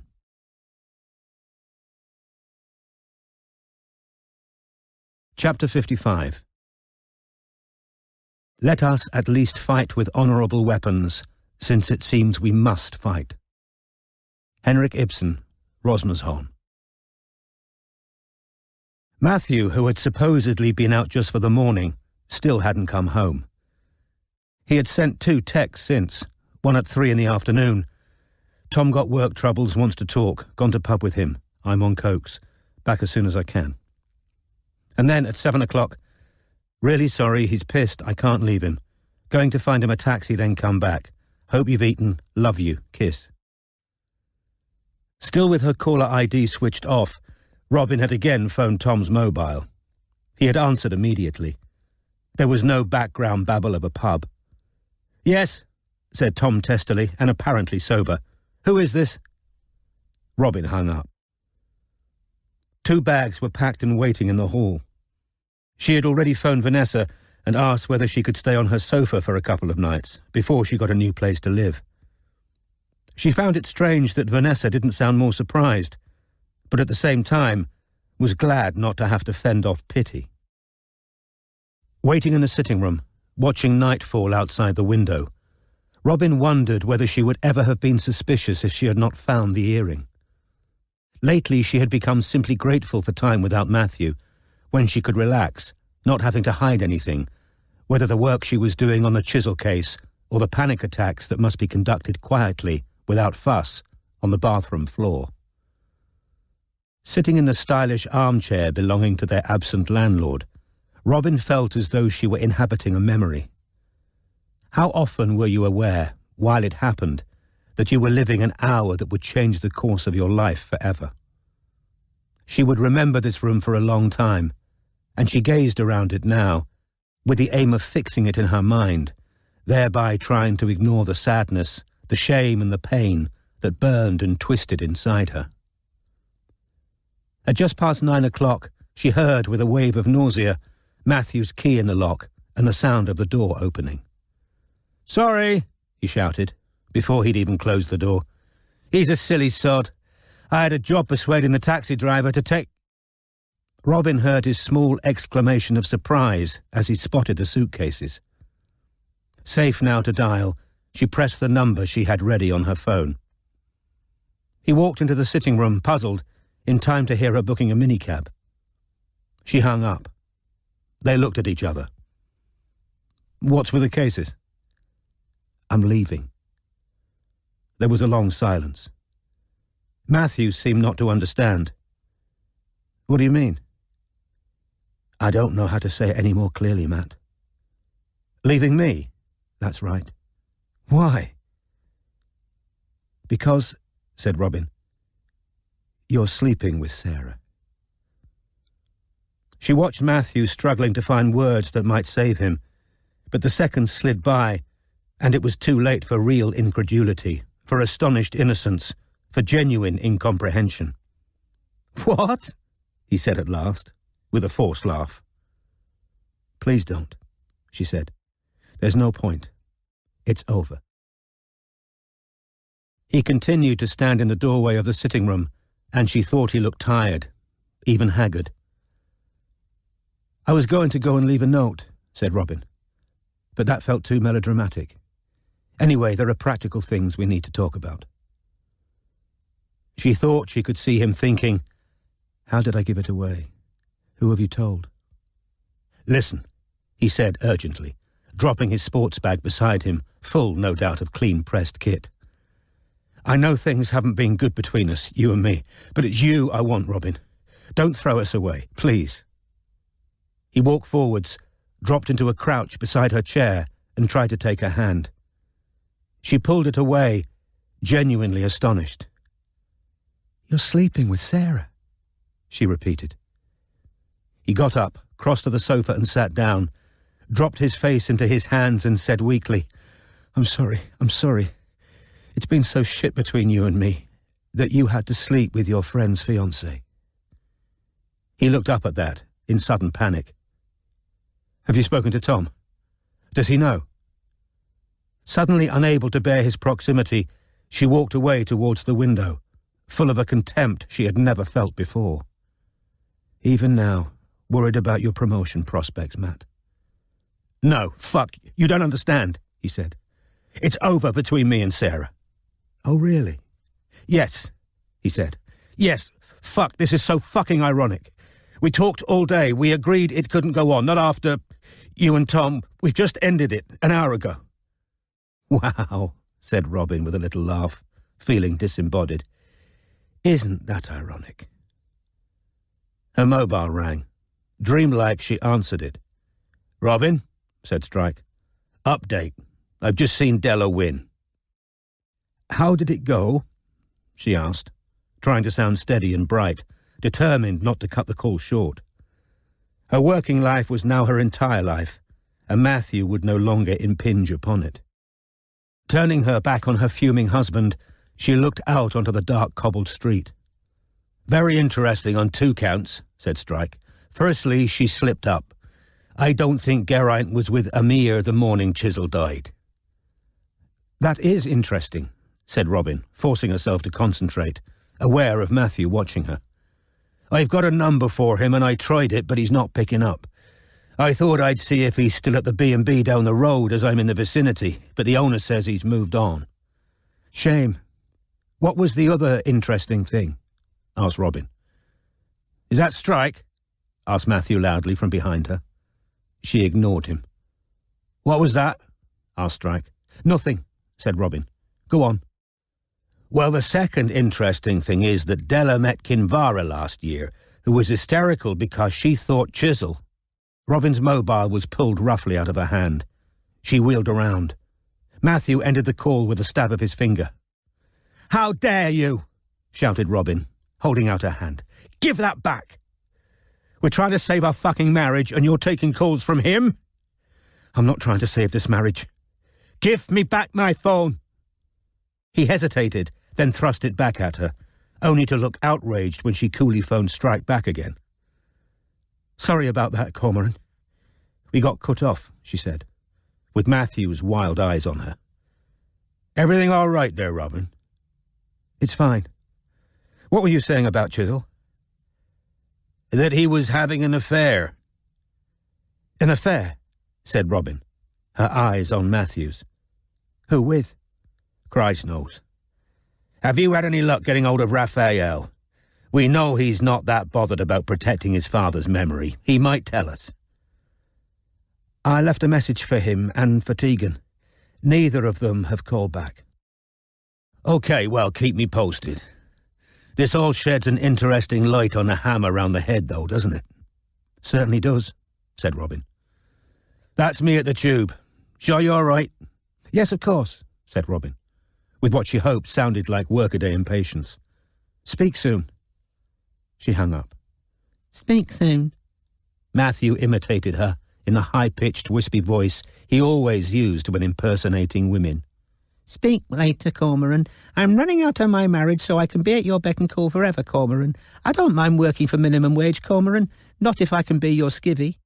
Fuck off, Matt, said Robin calmly. Fuck off back to Sarah. The earrings she left in our bed is upstairs on my bedside table, by the way. Robin, he said, suddenly earnest, we can get through this. If we love each other, we can. Well, the problem with that, Matt, said Robin, is that I don't love you anymore. She had always thought the idea of eyes darkening was literary license, but she saw his light eyes turn black as his pupils dilated in shock. You bitch, he said quietly. She felt a cowardly impulse to lie, to back away from the absolute statement, to protect herself, but something stronger in her held on. The need to tell the unvarnished truth when she had been lying to him and herself for so long. No, she said, I don't. We should have split up on the honeymoon. I stayed because you were ill. I felt sorry for you. No, she corrected herself, determined to do the thing properly. Actually, we should never have gone on the honeymoon. I ought to have walked out of the wedding once I knew you deleted those calls from Strike. She wanted to check her watch to see when her cab would arrive, but she was scared to take her eyes off her husband. There was something in his expression that recalled a snake peering out from under a rock. "How do you think your life looks to other people?" he asked quietly. "What do you mean?" "You bailed out on uni, now you're bailing out on us. You even bailed out on your therapist. You're a fucking flake. The only thing you haven't run out on is this stupid job that's half killed you, and you got sacked from that. He only took you back because he wants to get into your pants, and he probably can't get anyone else so cheap." She felt as though he had punched her. Winded, her voice sounded weak. "Thanks, Matt," she said, moving towards the door. "Thanks for making this so easy." But he moved quickly to block her exit. "It was a temping job. He paid you attention, so you kidded yourself that was the career for you, even though it's the last fucking thing you should have been doing with your history." She was fighting tears now, but determined not to succumb. "I wanted to do police work for years and years." "No, you fucking didn't," jeered Matthew. "When did you ever? I had a life before you," Robin shouted. "I had a home life where I said things you never heard. I never told you, Matthew, because I knew you'd laugh like my dickhead brothers. I did psychology, hoping it would take me to some kind of forensic. You never said this. You're trying to justify. I didn't tell you because I knew you'd sneer. Bullshit. It isn't bullshit," she shouted. "I'm telling you the truth. This is the whole truth, and you're proving my point. You don't believe me. You liked it when I dropped out of uni. The hell do you mean? There's no hurry to go back. You don't have to have a degree. Oh, so now I'm being fucking blamed for being sensitive. You liked it. You liked me being stuck at home. Why can't you admit it? Sarah Shadlock at uni and me underachieving back in Masham. It made up for me getting better A-levels than you, getting into my first choice of... Oh, he laughed humorlessly. Oh, you got better fucking A-levels than me. Yeah, that keeps me up at night. If I hadn't been raped, we'd have split up years ago. Is this what you learned in therapy? To tell lies about the past, to justify all your bullshit? I learned to tell the truth, shouted Robin, driven to the point of brutality. And here's some more. I was falling out of love with you before the rape. You weren't interested in anything I was doing, my course, my new friends. All you wanted to know was whether any other blokes were making moves on me. But afterwards, you were so sweet, so kind. You seemed like the safest man in the world, the only one I could trust. That's why I stayed. We wouldn't be here now, but for that rape. They both heard the car pull up outside.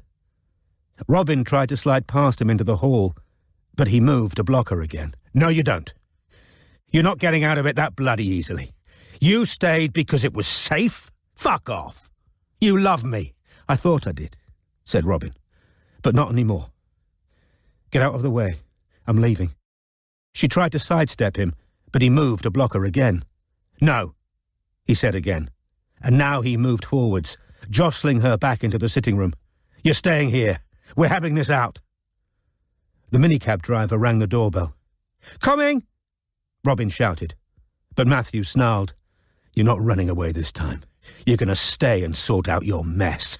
No! Shouted Robin, as though to a dog. She came to a halt, refusing to be back further into the room, even though he was so close she could feel his breath on her face, and she was suddenly reminded of Geraint Wynne and was overwhelmed with revulsion. Get away from me, now!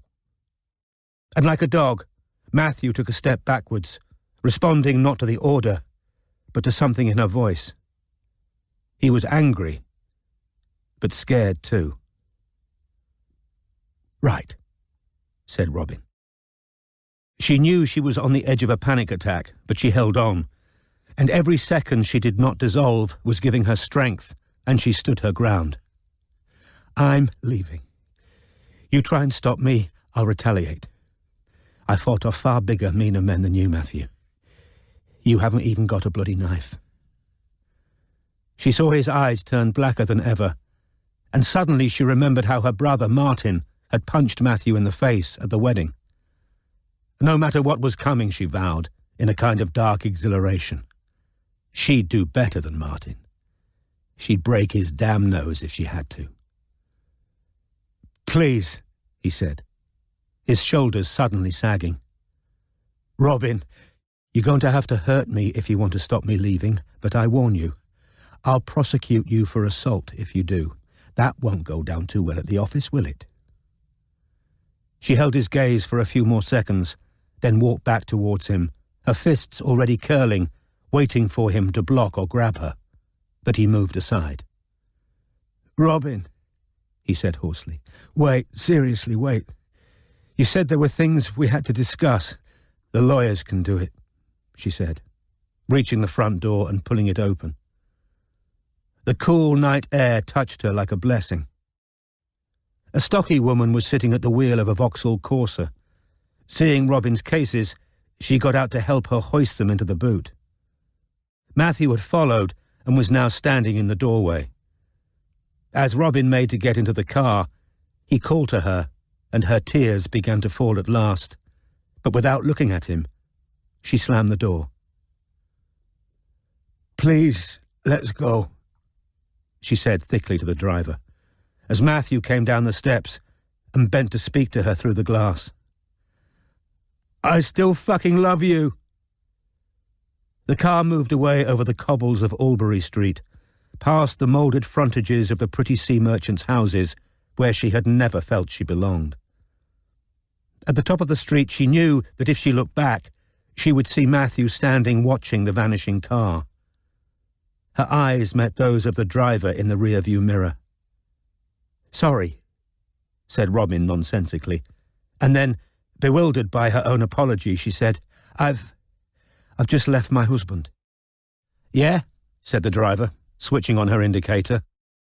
"I've left too. It gets easier with practice." Robin tried to laugh, but the noise turned into a loud, wet hiccup, and as the car approached the lonely stone swan high on the corner pub, she began to cry in earnest. "Here," said the driver gently, and she passed back a plastic wrap pack of tissues. "Thanks," sobbed Robin, extracting one and pressing it to her tired, stinging eyes until the white tissue was sodden and streaked with the last traces of thick black eye makeup that she had worn to impersonate Bobby Cunliffe. Avoiding the sympathetic gaze of the driver in the rearview mirror, she looked down into her lap. The wrapper on the tissues was that of an unfamiliar American brand, Dr. Blanc. At once, Robin's elusive memory dropped into view, as though it had been waiting for this tiny prod. Now she remembered exactly where she had seen the phrase, Blanc de Blanc. But it had nothing to do with the case, and everything to do with her imploding marriage, with a lavender walk and a Japanese water garden, and the last time she had ever said, "I love you," and the first time she'd known she didn't mean it.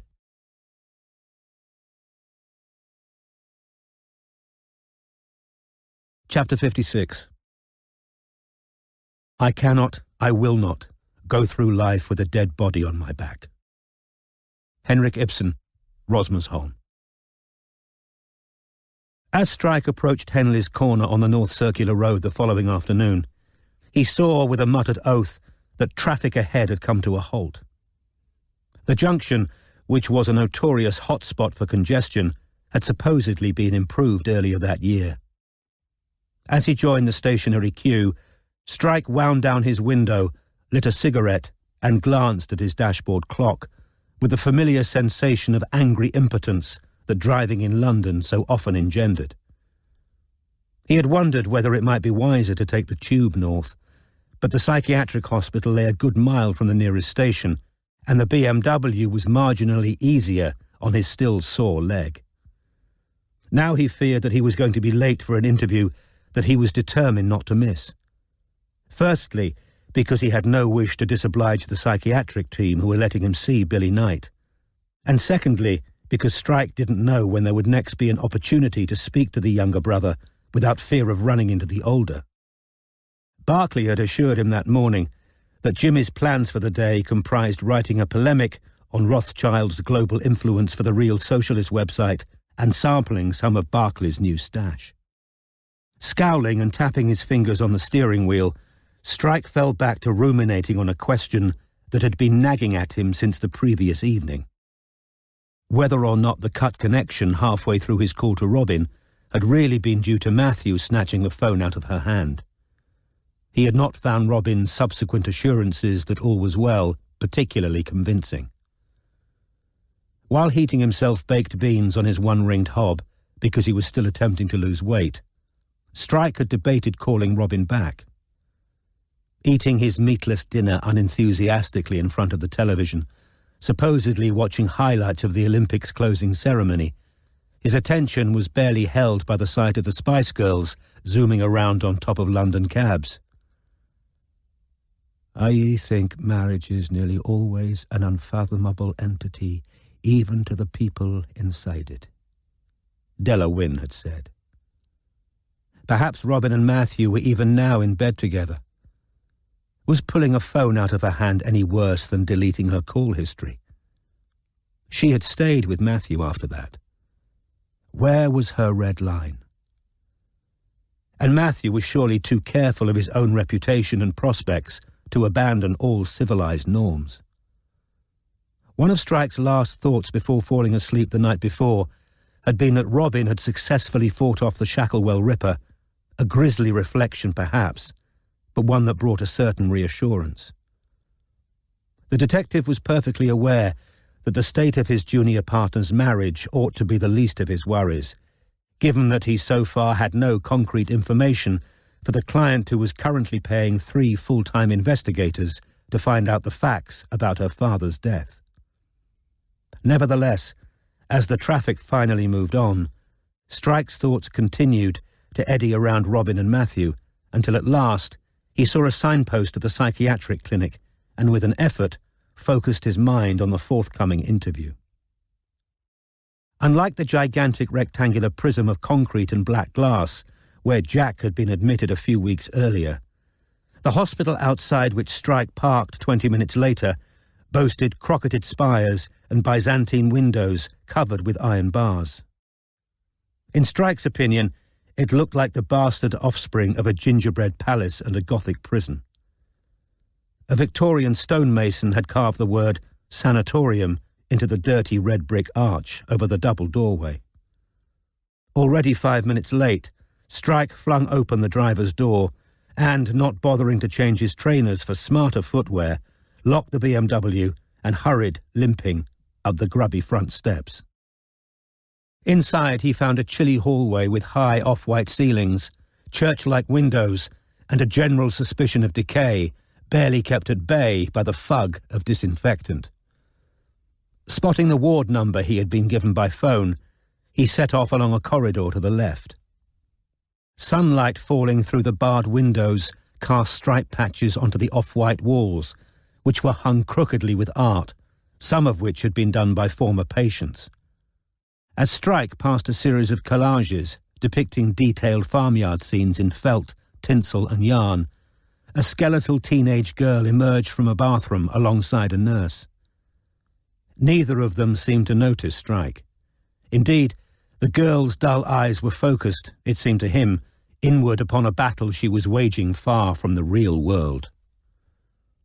Strike was faintly surprised to discover the double doors to the locked ward at the end of the ground floor corridor. Some vague association with Belfries and Rochester's first wife had led him to picture it on an upper floor, hidden perhaps in one of those pointed spires. The reality was entirely prosaic. A large green buzzer on the wall, which Strike pressed, and a male nurse with bright red hair peering through a small glass window, who turned to speak to somebody behind him. The door opened, and Strike was admitted. The ward had 4 beds in a seating area, where 2 patients in day clothes were sitting playing draughts. An older, apparently toothless man and a pale youth with a thickly bandaged neck. A cluster of people were standing around a workstation just inside the door. An orderly, 2 more nurses, and what Strike assumed to be 2 doctors, 1 male, 1 female. All turned to stare at him as he entered. One of the nurses nudged the other. "Mr. Strike," said the male doctor, who was short, rather foxy in appearance, and had a strong Mancunian accent. "How do you do? Colin Hepworth, we spoke on the phone. This is my colleague, Camilla Mohammed." Strike shook hands with a woman whose navy trouser suit reminded him of a policewoman's. "We're both going to be sitting in on your interview with Billy," she said. "He's just gone to the bathroom. He's quite excited about seeing you again. We thought we'd use one of our interview rooms. It's right here."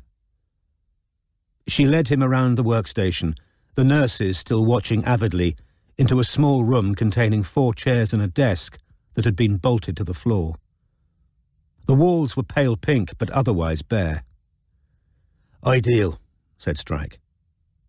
It was like 100 interview rooms he had used in the military police. There, too, third parties had often been present, usually lawyers. "A quick word before we start," said Camilla Mohammed, pulling the door to on Strike and her colleague so that the nurses couldn't hear their conversation. "I don't know how much you know about Billy's condition. His brother told me it's schizoid affective disorder." "That's right," she said. "He went off his medication and ended up in a full-blown psychotic episode, which by the sounds of it is when he came to see you. Yeah, he seemed pretty disturbed at the time. He looked as though he'd been sleeping rough as well." He probably had been. "His brother told us he'd been missing around a week at that point. We don't believe Billy's psychotic anymore," she said, "but he's still quite closed down, so it's hard to gauge to what degree he's engaged with reality. It can be difficult to get an accurate picture of someone's mental state where there are paranoid and delusional symptoms." "We're hoping that ye can help us disentangle some of the facts from the fiction," said the Mancunian. "You've been a recurring motif in his conversation ever since he was sectioned. He's been very keen to talk to you, but not so much to any of us. He's also expressed fear of repercussions if he confides in anyone, and again, it's difficult to know whether that fear is part of his illness or whether there's someone who he genuinely has reason to fear. Because, he hesitated, as though trying to choose his words carefully. Strike said, "I'd imagine his brother could be scary if he chose to be." And the psychiatrist seemed relieved to have been understood without breaking confidentiality. "You know his brother, do you?" "I've met him." "Does he visit often?" "He's been a couple of times, but Billy's often been more distressed and agitated after seeing him. If he seems to be similarly affected during your interview," said the Mancunian. "Understood," said Strike. "Funny, really, seeing you here," said Colin with a faint grin. "We assumed that his fixation with you was all part of his psychosis. An obsession with a celebrity is quite common with these kind of disorders. As a matter of fact," he said candidly, "just a couple of days ago, Camilla and I were agreeing that his fixation with you would preclude an early discharge. Lucky you called, really." "Yeah," said Strike dryly. "That is lucky." The red-headed male nurse knocked on the door and put his head in. "That's Billy ready to talk to, Mr. Strike." "Great," said the female psychiatrist. "Eddie, could we get some tea in here?" "Tea?" she asked Strike over her shoulder. He nodded. She opened the door. "Come in, Billy." And there he was, Billy Knight, wearing a grey sweatshirt and jogging pants, his feet in hospital slippers. The sunken eyes were still deeply shadowed, and at some point since he and Strike had last seen each other, he had shaven his head. The finger and thumb of his left hand were bandaged. Even through the tracksuit that somebody, presumably Jimmy, had brought him to wear, Strike could tell that he was underweight. But while his fingernails were bitten to bloody stubs, and there was an angry sore at the corner of his mouth, there was no longer an animal stench about him. He shuffled inside the interview room, staring at Strike, then held out a bony hand, which Strike shook. Billy addressed the doctors. "Are you two going to stay?" "Yes," said Colin. "But don't worry, we're going to keep quiet. You can say whatever you like to Mr. Strike." Camilla positioned 2 chairs against the wall, and Strike and Billy sat down opposite each other, the desk between them. Strike could have wished for a less formal configuration of furniture, but his experience in Special Investigation Branch had taught him that a solid barrier between questioner and interviewee was often useful, and doubtless this was just as true on a locked psychiatric ward. "I've been trying to find you since you first came to see me," Strike said. "I've been quite worried about you." "Yeah," said Billy. "Sorry." "Can you remember what you said to me at the office?" Absently, it seemed, Billy touched his nose and his sternum, but it was a ghost of the tic he had exhibited in Denmark Street, and almost as though he sought to remind himself how he had felt then. "Yeah," he said, with a small, humourless smile. "I told you about the kid up by the horse, the one I saw strangled." "Do you still think you witnessed a child being strangled?" asked Strike. Billy raised a forefinger to his mouth, gnawed at the nail and nodded. "Yeah," he said, removing the finger. "I saw it. Jimmy says I imagined it because I'm, ill. You know Jimmy, don't you? Went to the White Horse after him, didn't you?" Strike nodded. "He was fucking livid. White Horse," said Billy with a sudden laugh. "That's funny. Shit, that's funny. I never even thought of that before." "You told me you saw a child killed up by the horse. Which horse did you mean?" "White Horse of Uffington," said Billy. "Big chalk figure up on the hill near where I grew up. Doesn't look like a horse, more like a dragon, and it's on Dragon Hill as well. I've never understood why they all say it's a horse." "Can you tell me exactly what you saw up there?" Like the skeletal girl Strike had just passed, he had the impression that Billy was staring inside himself, and that outer reality had temporarily ceased to exist for him. Finally, he said quietly, "I was a little kid, proper little. I think they'd given me something. I felt sick and ill, like I was dreaming, slow and groggy, and they kept trying to make me repeat words and stuff, and I couldn't speak properly, and they all thought it was funny. I fell over in the grass on the way up. One of them carried me for a bit. I wanted to sleep." "You think you'd been given drugs?" "Yeah," said Billy dully. "Hash, probably. Jimmy usually had some. I think Jimmy took me up the hill with them to keep my father from knowing what they'd done." "Who do you mean by they?" "I don't know," said Billy simply. "Grown-ups. Jimmy's 10 years older than me. Dad used to make him look after me all the time if he was out with his drinking mates. This lot came to the house in the night and I woke up. One of them gave me a yoghurt to eat. There was another little kid there, a girl, and then we all went out in a car. I didn't want to go, I felt sick. I was crying, but Jimmy belted me. And we went to the horse in the dark. Me and the little girl were the only kids. She was howling," said Billy, and the skin of his gaunt face seemed to shrink more tightly to his bones as he said it. "Screaming for her mum, and he said, 'Your mum can't hear you now, she's gone.'" "Who said that?" asked Strike. "Him," whispered Billy. "The one that strangled her." The door opened and a new nurse brought in tea. "Here we go," she said brightly, her eager eyes on Strike. The male psychiatrist frowned at her slightly and she withdrew, closing the door again. "Nobody's ever believed me," said Billy, and Strike heard the underlying plea. "I've tried to remember more. I wish I could. If I've got to think about it all the time, I wish I could remember more of it. He strangled her to stop her making a noise. I don't think he meant it to go that far. They all panicked. I can remember someone shouting, 'You've killed her!' Or him," Billy said quietly. "Jimmy said afterwards it was a boy, but he won't admit that now. Says I'm making it all up. Why would I say it was a boy when none of it ever fucking happened? You're mental." "It was a girl," said Billy stubbornly. "I don't know why he tried to say it wasn't. They called her a girl's name. I can't remember what it was, but it was a girl. I saw her fall, dead, limp on the ground. It was dark, and then they panicked. I can't remember anything about going back down the hill. Can't remember anything after that except the burial down in the dell by my dad's place. The same night? Asked Strike. I think so, I think it was, said Billy nervously, because I remember looking out my bedroom window and it was still dark and they were carrying it to the dell, my dad and him. Who's him? The one who killed her. I think it was him, big guy, white hair.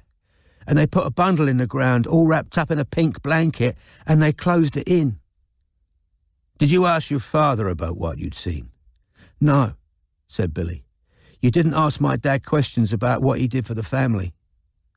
For which family? Billy frowned in what seemed to be genuine puzzlement. You mean for your family?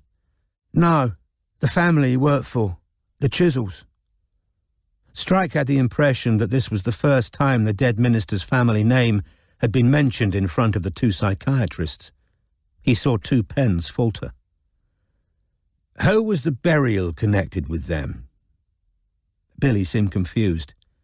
He opened his mouth to say something, appeared to change his mind, frowned around the pale pink walls, and fell to gnawing his forefinger again. Finally he said, I don't know why I said that. It didn't feel like a lie or a denial. Billy seemed genuinely surprised by the words that had fallen out of his mouth. You can't remember hearing anything or seeing anything that would make you think he was burying the child for the Chisels? No, said Billy slowly, brow furrowed. I thought then, when I said it, he was doing a favour for, like I heard something, after. He shook his head. Ignore that. I don't know why I said it. Peoples, places and things, thought Strike, taking out his notebook and opening it. Other than Jimmy and the little girl who died, said Strike, what can you remember about the group of people who went to the horse that night? How many of them would you say there were? Billy thought hard. I don't know. Maybe 8, 10 people. All men? No, there were women too. Over Billy's shoulder, Strike saw the female psychiatrist raise her eyebrows. Can you remember anything else about the group? I know you were young, Strike said, anticipating Billy's objection, and I know you might have been given something that disorientated you. But can you remember anything you haven't told me? Anything they did? Anything they were wearing? Can you remember anyone's hair or skin colour? Anything at all? There was a long pause. Then Billy closed his eyes briefly and shook his head once, as though disagreeing firmly with a suggestion only he could hear. She was dark, the little girl, like... By a tiny turn of his head, he indicated the female doctor behind him. Asian, said Strike. Maybe, said Billy. Yeah, black hair.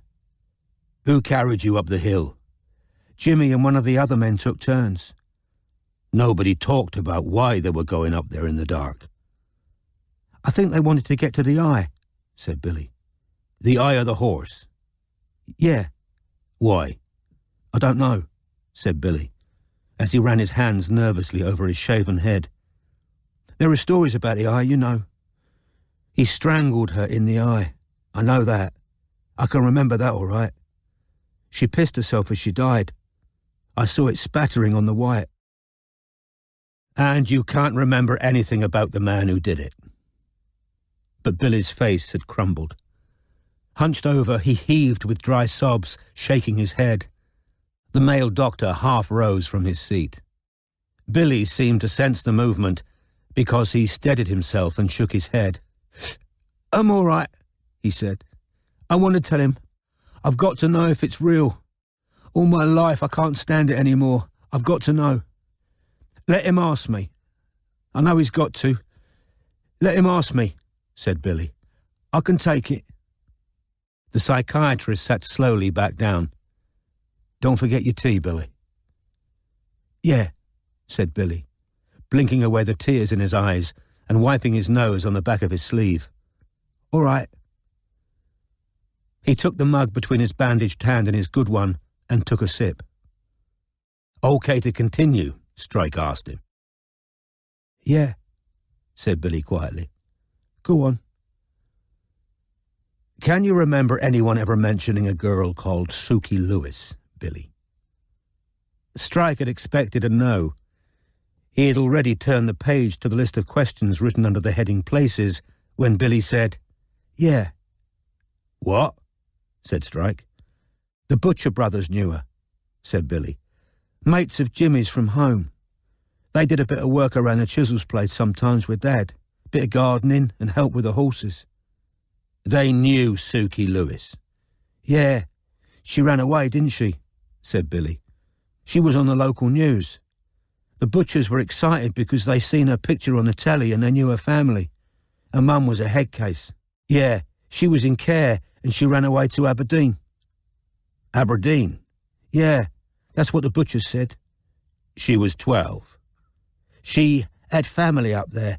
They let her stay." "Is that right?" said Strike. He wondered whether Aberdeen had seemed unfathomably remote to the teenage butchers of Oxfordshire, and whether they had been more inclined to believe this story because it was to them uncheckable and so strangely more believable. "We're talking about Tegan's brothers, right?" asked Strike. "You can see he's good," Billy said naively over his shoulder to the male psychiatrist. "Can't you? See how much he knows." "Yeah," he said, turning back to Strike. "She's their little sister. They were like us, working for the Chisels. There used to be a lot to do in the old days, but they sold off a lot of the land. They don't need so many people anymore." He drank some more tea, the mug in both hands. "Billy," said Strike, "do you know where you've been since you came to my office?" At once, the tic reappeared. Billy's right hand released the warm mug and touched his nose and chest in quick, nervous succession. "Jimmy doesn't want me to talk about that," he said, setting the mug clumsily back on the desk. "He told me not to." "I think it's more important you answer Mr. Strike's questions than worry about what your brother thinks," said the male doctor from behind Strike. "You know, you don't have to see Jimmy if you don't want to, Billy. We can ask him to give you some time here to get better in peace." "Did Jimmy visit you where you've been staying?" Strike asked. Billy chewed his lip. "Yeah," he said at last, "and he said I had to stay there or I'd cock everything up for him again. I thought the door had explosives round it," he said with a nervy laugh. "Thought if I tried to go out the door I'd explode. Probably not right, is it?" he said, appearing to search Strike's expression for a clue. "I get ideas about stuff sometimes when I'm bad." "Can you remember how you got away from the place you were being kept?" "I thought they switched off the explosives," said Billy. "The guy told me to run for it and I did." "What guy was this?" "The one who was in charge of keeping me there." "Can you remember anything you did while you were being kept captive?" Strike asked. "How you spent your time?" The other shook his head. "Can you remember," said Strike, "carving anything into wood?" Billy's gaze was full of fear and wonder. Then he laughed. "You know it all," he said, and held up his bandaged left hand. "Knife slipped. Went right in me." The male psychiatrist added helpfully, "Billy had tetanus when he came in. There was a very nasty infected gash on that hand." "What did you carve into the door, Billy?" "I really did that then, did I? Carve the white horse on the door? Because afterwards I didn't know if I really did that or not." "Yeah, you did it," said Strike. "I've seen the door. It was a good carving." "Yeah," said Billy. "Well, I used to do some of that, carving, for my dad." "What did you carve the horse onto?" "Pendants," said Billy surprisingly. "On little circles of wood with leather through 'em, for tourists. Sold 'em in a shop over in Wantage." Billy, said Strike. "Can you remember how you ended up in that bathroom? Did you go there to see someone, or did somebody take you there?" Billy's eyes roamed around the pink walls again, a deep furrow between his eyes as he thought. "I was looking for a man called Winner. No." "Win? Geraint Win?" "Yeah," said Billy, again surveying Strike with astonishment. "You know everything. How'd you know all this?" "I've been looking for you," said Strike. "What made you want to find Win?" "I heard Jimmy talking about him," said Billy, gnawing at his nail again. "Jimmy said Win was going to help find out all about the kid who was killed." "Win was going to help find out about the child who was strangled." "Yeah," said Billy nervously. "See, I thought you were one of the people trying to catch me and lock me up after I saw you. Thought you were trying to trap me, and I get like that when I'm bad," he said hopelessly. "So I went to Win instead.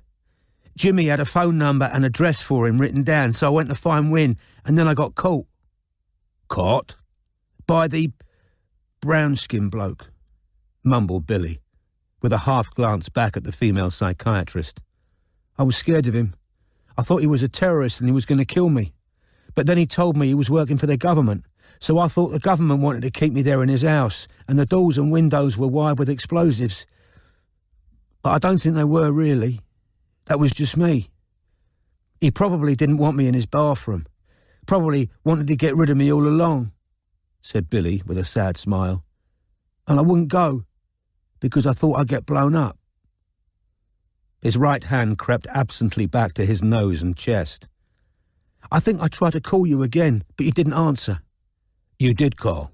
You left a message on my answering machine." "Did I? Yeah. I thought you'd help me get out of there. Sorry," said Billy, rubbing his eyes. "When I'm like that, I don't know what I'm doing." "But you're sure you saw a child strangled, Billy?" asked Strike quietly. "Oh, yeah," said Billy bleakly, raising his face. "Yeah, that never goes away. I know I saw it." "Did you ever try and dig where you thought?" "Christ, no," said Billy. "Go digging right by my dad's house? No. I was scared," he said weakly. "I didn't want to see it again. After they buried her, they let it grow over, nettles and weeds. I used to have dreams like you wouldn't believe. That she climbed up out of the den in the dark, all rotting, and tried to climb in my bedroom window." The psychiatrist's pens moved scratchily across their papers. Strike moved down to the category of things that he had written on his notebook. There were only 2 questions left. "Did you ever put a cross in the ground where you saw the body buried, Billy?" "No," said Billy, scared at the very idea. "I never went near the dell if I could avoid it. I never wanted to." "Last question," Strike said. "Billy, did your father do anything unusual for the chisels? I know he was a handyman, but can you think of anything else he—" "What do you mean?"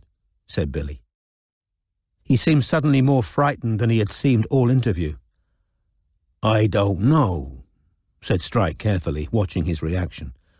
"I just wondered—" "Jimmy warned me about this. He told me you were snooping around Dad.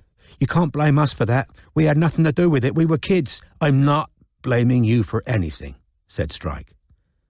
But there was a clatter of chairs. Billy and the 2 psychiatrists had got to their feet, the female's hand hovering over a discreet button beside the door that Strike knew must be an alarm. "Has this all been to get me to talk? You trying to get me and Jimmy in trouble?" "No," said Strike, hoisting himself to his feet too. "I'm here because I believe you saw a child strangled, Billy." Agitated, mistrustful, Billy's unbandaged hand touched his nose and chest twice in quick succession. "So why are you asking what Dad did?" he whispered. "That's not how she died. It was nothing to do with that. Jimmy'll fucking tan me," he said in a broken voice. "He told me you were after him for what Dad did." "Nobody's going to tan anyone," said the male psychiatrist firmly. "Time's up, I think," he said briskly to Strike, pushing open the door. "Go on, Billy. Out you go." But Billy didn't move. The skin and bone might have aged, but his face betrayed the fear and hopelessness of a small motherless child whose sanity had been broken by the men who were supposed to protect him. Strike, who had met countless rootless and neglected children during his rackety, unstable childhood, recognized in Billy's imploring expression a last plea to the adult world to do what grown-ups were meant to do and impose order on chaos, substitute sanity for brutality. Face to face, he felt a strange kinship with the emaciated, shaven-headed psychiatric patient, because he recognized the same craving for order in himself. In his case, it had led him to the official side of the desk, but perhaps the only difference between the two of them was that Strike's mother had lived long enough and loved him well enough to stop him breaking when life threw terrible things at him. "I'm going to find out what happened to the kid you saw strangled, Billy. That's a promise." The psychiatrists looked surprised, even disapproving. It was not part of their profession, Strike knew, to make definitive statements or guarantee resolutions. He put his notebook back into his pocket, moved from behind the desk and held out his hand. After a few long moments' consideration, the animosity seemed to seep out of Billy. He shuffled back to Strike, took his proffered hand and held it overlong, his eyes filling with tears. In a whisper, so that neither of the doctors could hear, he said, "I hated putting the horse on him, Mr. Strike. I hated it."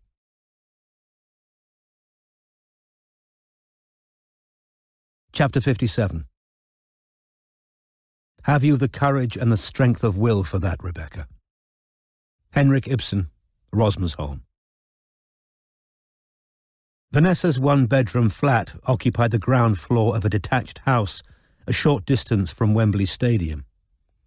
Before leaving for work that morning, she had given Robin a spare key to her flat, along with a kindly assurance that she knew that it would take Robin longer than a couple of days to find a new place to live, and that she didn't mind her staying until she managed to do so. They had sat up late drinking the night before. Vanessa had told Robin the full story of finding out that her ex-fiancé had cheated on her, a story full of twists and counter-twists that Vanessa had never told before, which included the setting up of 2 fake Facebook pages as bait for both her ex and his lover, which had resulted, after 3 months of patient coaxing, in Vanessa receiving nude pictures from both of them. As impressed as she was shocked, Robin had laughed as Vanessa reenacted the scene in which she passed her ex the pictures hidden inside a Valentine card she had handed across a table for 2 in their favourite restaurant. "You're too nice, girl," said Vanessa, steely-eyed over her Pinot Grigio. "At a bare minimum, I'd have kept her bleeding earring and turned it into a pendant." Vanessa was now at work. A spare duvet sat neatly folded at the end of the sofa on which Robin was sitting, with her laptop open in front of her. She had spent the entire afternoon scanning available rooms in shared properties, which were all she could possibly afford on the salary that Strike was paying her. The memory of the bunk bed in Flick's flat kept recurring as she scanned the adverts in her price range, some of which featured stark, barrack-like rooms with multiple beds inside them, others with photographs that looked as though they ought to feature attached to news stories about reclusive hoarders discovered dead by neighbours. Last night's laughter seemed remote now. Robin was ignoring the painful hard lump in her throat that refused to dissolve, no matter how many cups of tea she consumed. Matthew had tried to contact her twice that day. Neither time had she picked up, and he hadn't left a message. She would need to contact a lawyer about divorce soon, and that would cost money she didn't have. But her first priority had to be finding herself a place to live and continuing to put in the usual number of hours on the Chisel case. Because if Strike had cause to feel she wasn't pulling her weight, she would be endangering the only part of her life that currently had worth. "You bailed out on uni, now you're bailing out on us. You even bailed on your therapist. You're a fucking flake. The photographs of grim rooms in unknown flats kept dissolving before her eyes, as she pictured Matthew and Sarah in the heavy mahogany bed that her father-in-law had bought, and when this happened, Robin's insides seemed to turn to liquid lead, and her self-control threatened to melt away, and she wanted to phone Matthew back and scream at him, but she didn't, because she refused to be what he wanted to make her, the irrational, incontinent, uncontrolled woman, the fucking flake. And anyway, she had news for Strike, news she was keen to impart once he had finished his interview with Billy. Raphael Chisel had answered his mobile at 11 o'clock that morning, and after some initial coldness, had agreed to talk to her, but only at a place of his choosing. An hour later, she had received a call from Tegan Butcher, who had not required much persuasion to agree to an interview. Indeed, she seemed disappointed to be talking to the famous Strike's partner, rather than the man himself. Robin copied down the details of a room in Putney. Live-in landlady, vegetarian household, must like cats. Checked the time and decided to change into the only dress she had brought with her from Albury Street, which was hanging, ironed and ready, from the top of Vanessa's kitchen door. It would take her over an hour to get from Wembley to the restaurant in Old Brompton Road, where she and Raphael had agreed to meet, and she feared that she needed more time than usual to make herself presentable.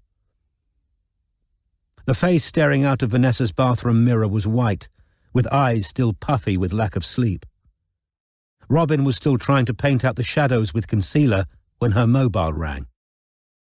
"Cormoran, hi," said Robin, switching to speakerphone. "Did you see Billy?" His account of the interview with Billy took 10 minutes, during which time Robin finished her makeup, brushed her hair, and pulled on the dress.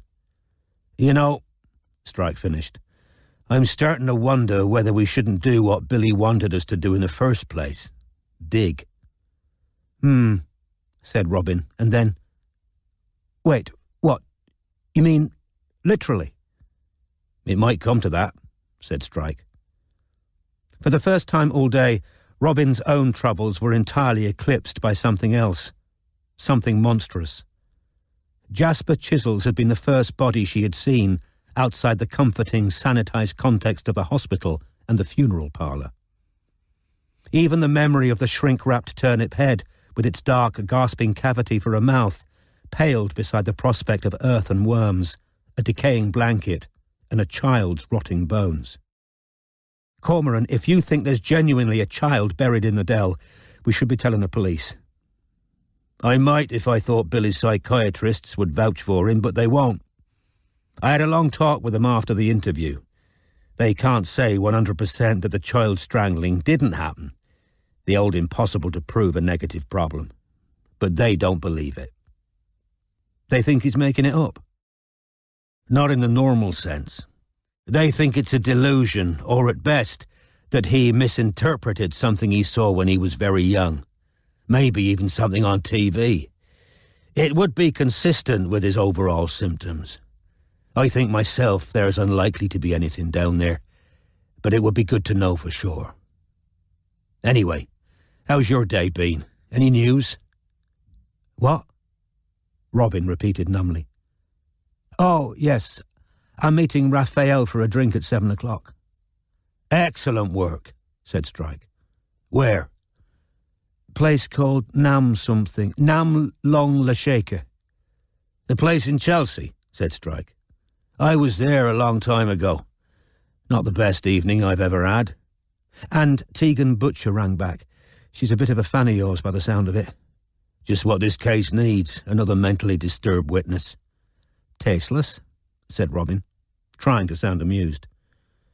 "Anyway, she's living with her mum in Woolston and working at a bar at Newbury Racecourse. She says she doesn't want to meet us in the village because her mum won't like her getting mixed up with us, so she wonders whether we could come and see her at Newbury."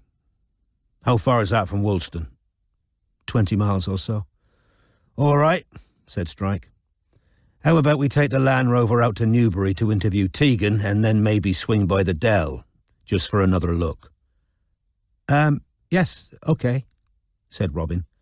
her mind racing over the logistics of having to return to Albury Street for the Land Rover. She had left it behind because parking places required a permit on Vanessa Street.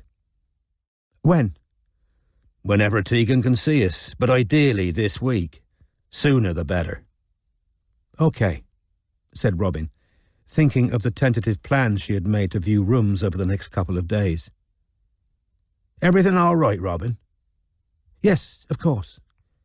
Ring me when you've spoken to Raphael, then, OK. Will do, said Robin, glad to end the call. Speak later.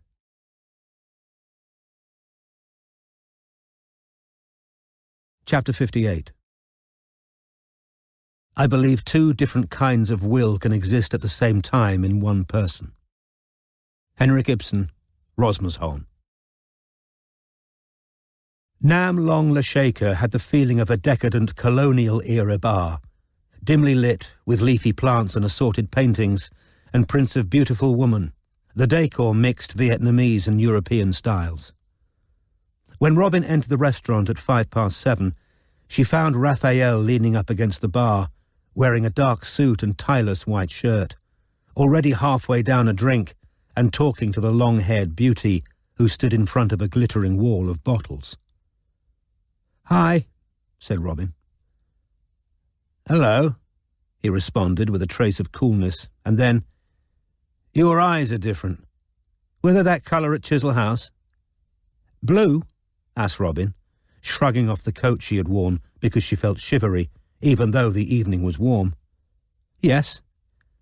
"Suppose I didn't notice because half the bloody light bulbs are missing. What are you drinking?"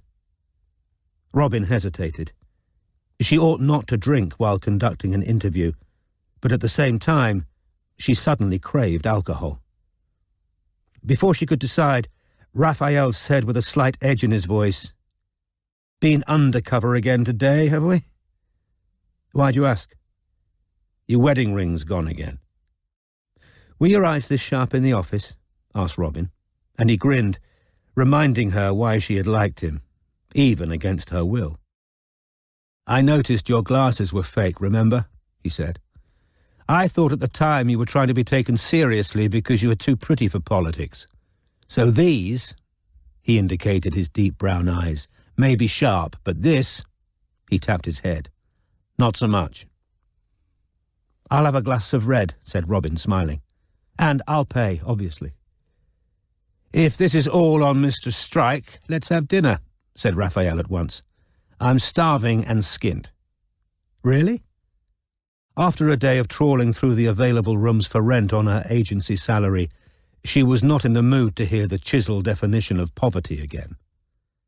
"Yeah, really, little though you might believe it," said Raphael, with a slightly acid smile, and Robin suspected he knew what she had been thinking. "Seriously, are we eating or what?" "Fine," said Robin, who had barely touched food all day. "Let's eat." Raphael took his bottle of beer off the bar and led her through to the restaurant, where they took a table for two beside the wall. It was so early that they were the only diners. "My mother used to come here in the 80s, said Raphael. "It was well known because the owner liked telling the rich and famous to sod off if they weren't dressed properly to come in, and they all loved it."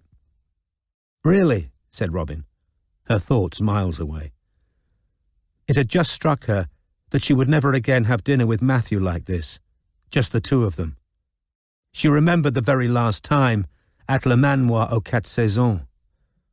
What had he been thinking while he ate in silence? Certainly he had been furious at her for continuing to work with Strike, but perhaps he had also been weighing in his mind the competing attractions of Sarah, with her well-paid job at Christie's, her endless fund of stories about other people's wealth, and her no doubt self-confident performance in bed, where the diamond earrings her fiancé had bought her snagged on Robin's pillow. "Listen, if eating with me is going to make you look like that, I'm fine with going back to the bar," said Raphael. "What?" said Robin, surprised out of her thoughts. "Oh, no, it isn't you." A waiter brought over Robin's wine. She took a large slug. "Sorry," she said. I was just thinking about my husband. I left him last night. As she watched Raphael freeze in surprise with the bottle at his lips, Robin knew herself to have crossed an invisible boundary. In her whole time at the agency, she had never used truths about her private life to gain another's confidence, never blended the private and the professional to win another person over. In turning Matthew's infidelity into a device to manipulate Raphael, she knew that she was doing something that would appall and disgust her husband. Their marriage, he would have thought, ought to be sacrosanct, a world apart from what he saw as her seedy, ramshackle job. "Seriously?" said Raphael. "Yes," said Robin. "But I don't expect you to believe me. Not after all the crap I told you when I was Venetia. Anyway," she took her notebook out of her handbag. "You said you were okay with me asking some questions." Yeah," he said, apparently unable to decide whether he was more amused or disconcerted. "Is this real? Your marriage broke up last night?" "Yes," said Robin. "Why are you looking so shocked?" "I don't know," said Raphael. "You just seem so girl-guidey." His eyes moved over her face. "It's part of the appeal." "Could I just ask my questions?" said Robin, determinedly unfazed. Raphael drank some beer and said, "Always busy with the job. Turns a man's thoughts to what it would take to distract you. Seriously, fine questions. But let's order first. Fancy some dim sum?" "Whatever's good," said Robin, opening her notebook. Ordering food seemed to cheer Raphael up. "Drink up," he said. "I shouldn't be drinking at all," she replied, and indeed, she hadn't touched the wine since her first gulp. "Okay, I wanted to talk about Ebury Street." "Go on," said Raphael. "You heard what Kinvara said about the keys. I wondered whether—" "I ever had one?" asked Raphael with equanimity. "Guess how many times I was ever in that house?" Robin waited. "Once," said Raphael. "Never went there as a kid. When I got out of, Dad, who hadn't visited me once while I was inside, invited me down to Chisel House to see him, so I did. Brushed my hair, put on a suit, got all the way down to that hellhole, and he didn't bother turning up. Detained by a late vote of the House or some crap. Picture how happy Kinvara was to have me on her hands for the night, in that bloody depressing house that I've had bad dreams about ever since I was a kid. Welcome home, Raph. I took the early train back to London. Following week, no contact from Dad until I get another summons, this time to go to Ebury Street. I considered just not bloody turning up. Why did I go? I don't know, said Robin. Why did you? He looked directly into her eyes. You can bloody hate someone and still wish they gave a shit about you and hate yourself for wishing it. Yes, said Robin quietly. Of course you can. So round I trot to Ebury Street thinking I might get not a heart-to-heart, I mean you met my father, but maybe, some human emotion. He opened the door and said, there you are, shunted me into the sitting room, and there was Henry Drummond, and I realised I was there for a job interview. Drummond said he'd take me on. Dad barked at me not to fuck it up and shoved me back out onto the street. First and last time I was ever inside the place, said Raphael. So I can't say I've got fond associations with it.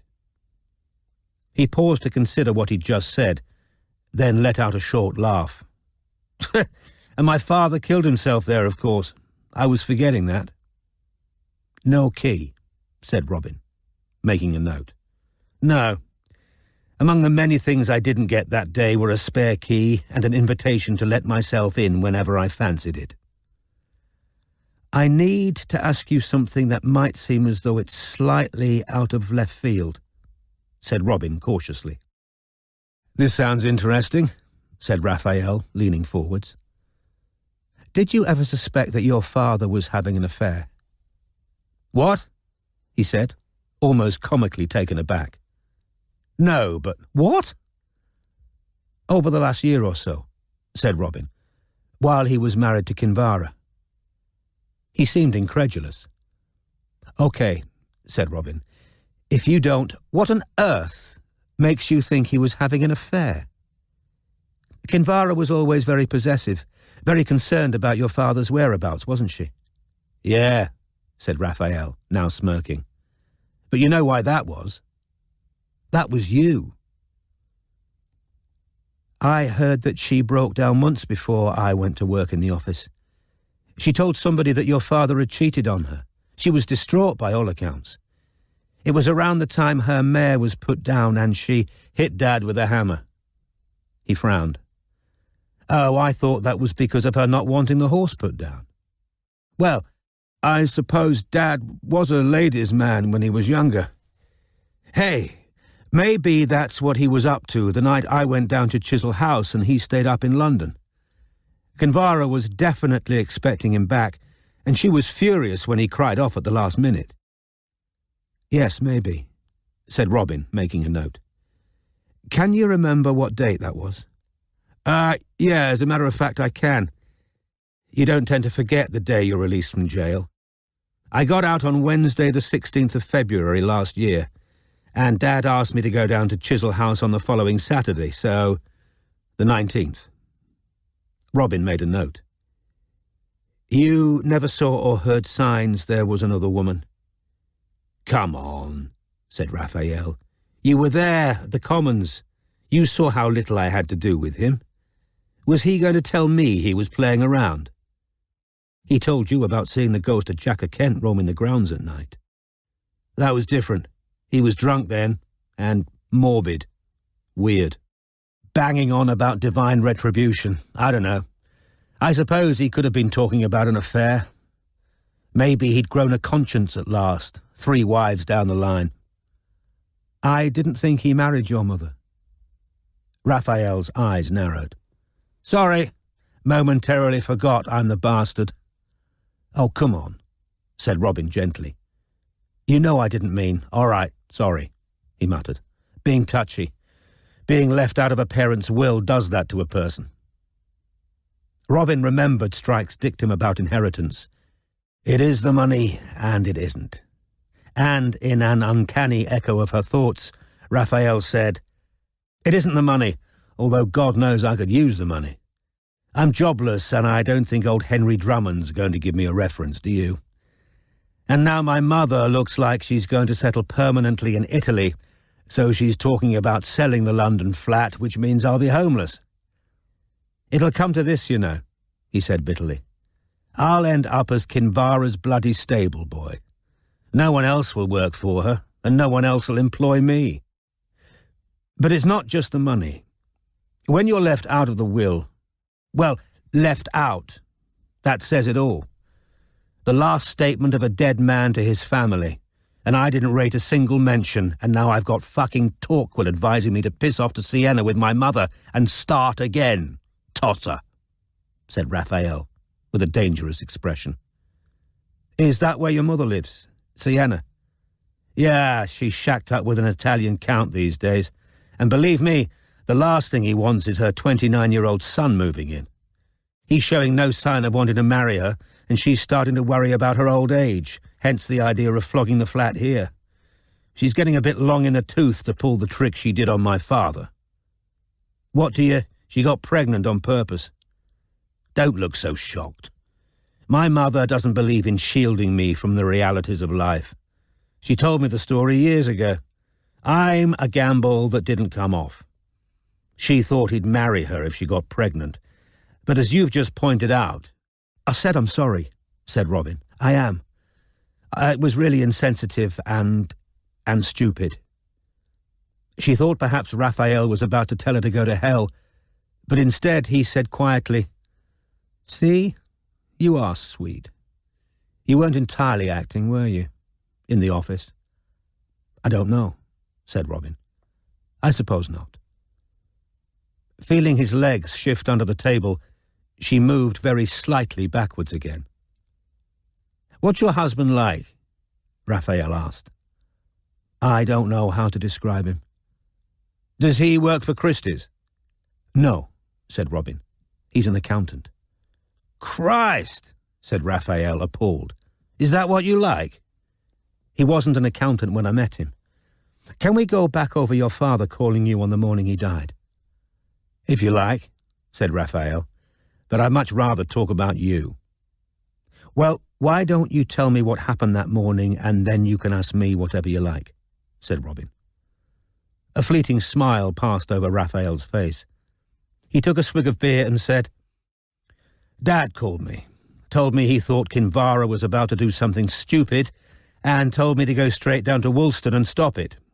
I did ask why it had to be me, you know. You didn't tell us that at Chisel House, said Robin, looking up from her notes. Of course I didn't, because the others were there. Dad said he didn't want to ask Izzy. He was quite rude about her on the phone. He was an ungrateful shit, really he was, said Raphael. She worked her fingers to the bloody bone, and you saw how he treated her. What do you mean, rude? He said she'd shout at Kinvara, upset her and make it worse or something. Pot and bloody kettle, but there you are. But the truth is, said Raphael, that he saw me as a kind of upper servant and Izzy as proper family. He didn't mind me getting my hands dirty, and it didn't matter if I pissed off his wife by barging into her house and stopping her. Stopping her what? Ah, said Raphael, food. The dim sum placed on the table before them, the waitress retreated. What did you stop Kinvara doing? Robin repeated. Leaving your father, hurting herself? I love this stuff, said Raphael, examining a prawn dumpling. She left a note, persisted Robin, saying she was leaving. Did your father send you down there to persuade her not to go? Was he afraid Izzy would egg her on to leave him? Do you seriously think I could persuade Kinvara to stay in the marriage? Never having to lay eyes on me again would have been one more incentive to go. Then why did he send you to her? I've told you, said Raphael. He thought she was going to do something stupid. Raph, said Robin, you can keep playing silly boogers. He corpsed. Christ, you sound Yorkshire when you say that. Say it again. The police think there's something fishy about your story of what you were up to that morning, said Robin, and so do we. That seemed to sober him up. How do you know what the police are thinking? We've got contacts on the force, said Robin. Raph, you've given everyone the impression that your father was trying to stop Kinvara hurting herself, but nobody really buys that. The stable girl was there, Tegan. She could have prevented Kinvara from hurting herself. Raphael chewed for a while, apparently thinking. All right, he sighed. All right, here it is. You know how Dad had sold off everything that would raise a few £100, or given it to Peregrine? Who? All right, Pringle, said Raphael, exasperated. I prefer not to use their stupid bloody nicknames. He didn't sell off everything of value, said Robin. What do you mean? That picture of the mare and foal is worth 5 to 8. Robin's mobile rang. She knew from the ringtone that it was Matthew. Aren't you going to get that? No, said Robin. She waited until the phone had stopped ringing, then took it out of her bag. Matt, said Raphael, reading the name upside down. That's the accountant, is it? Yes, said Robin, silencing the phone, but it immediately began to vibrate in her hand instead.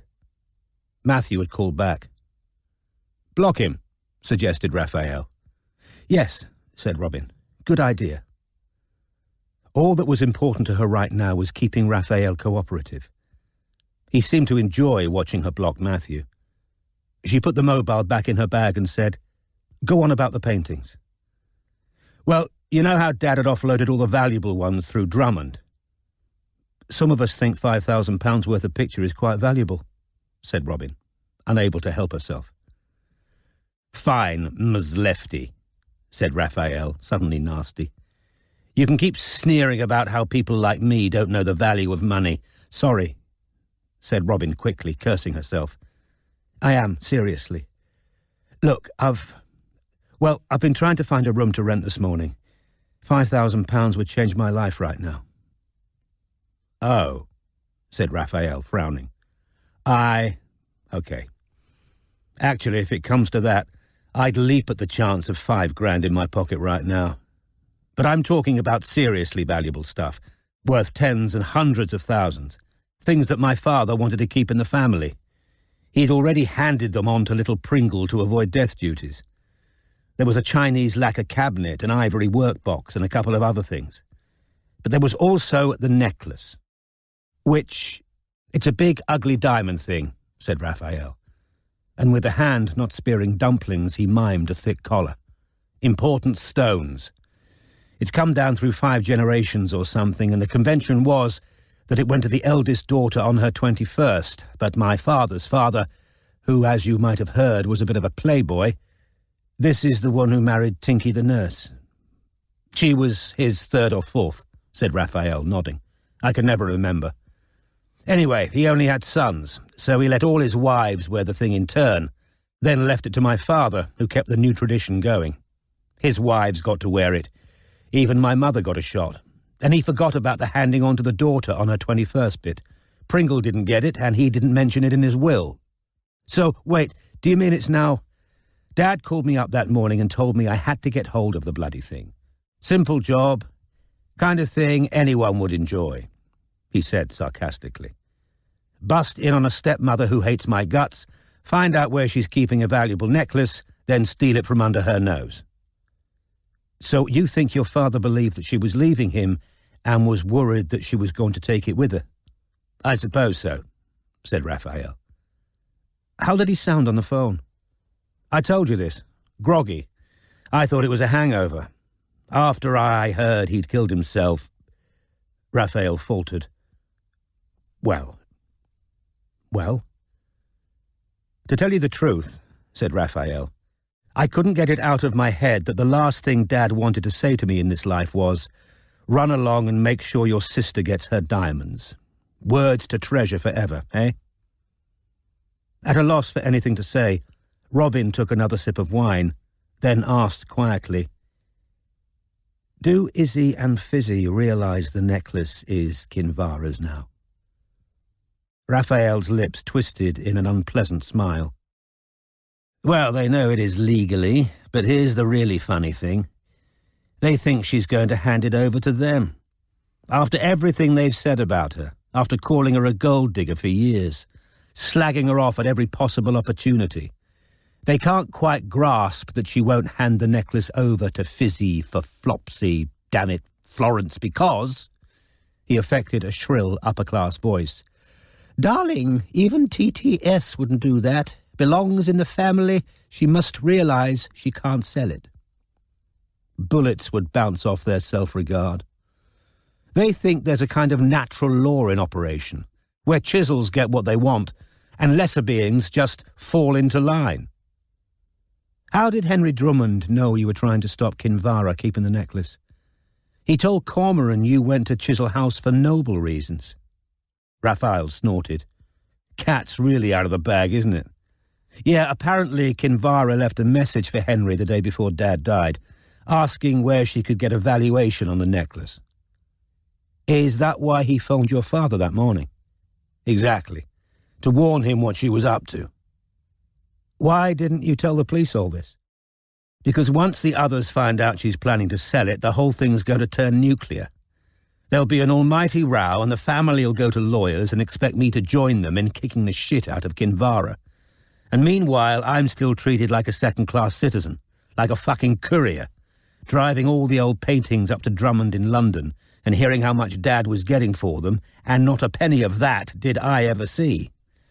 I'm not getting caught up in the middle of the great necklace scandal. I'm not playing their bloody game. I should have told Dad to stuff it the day he phoned," said Raphael. "But he didn't sound well, and I suppose I felt sorry for him or something, which only goes to prove they're right. I'm not a proper bloody chisel." He had run out of breath. 2 couples had joined them in the restaurant now.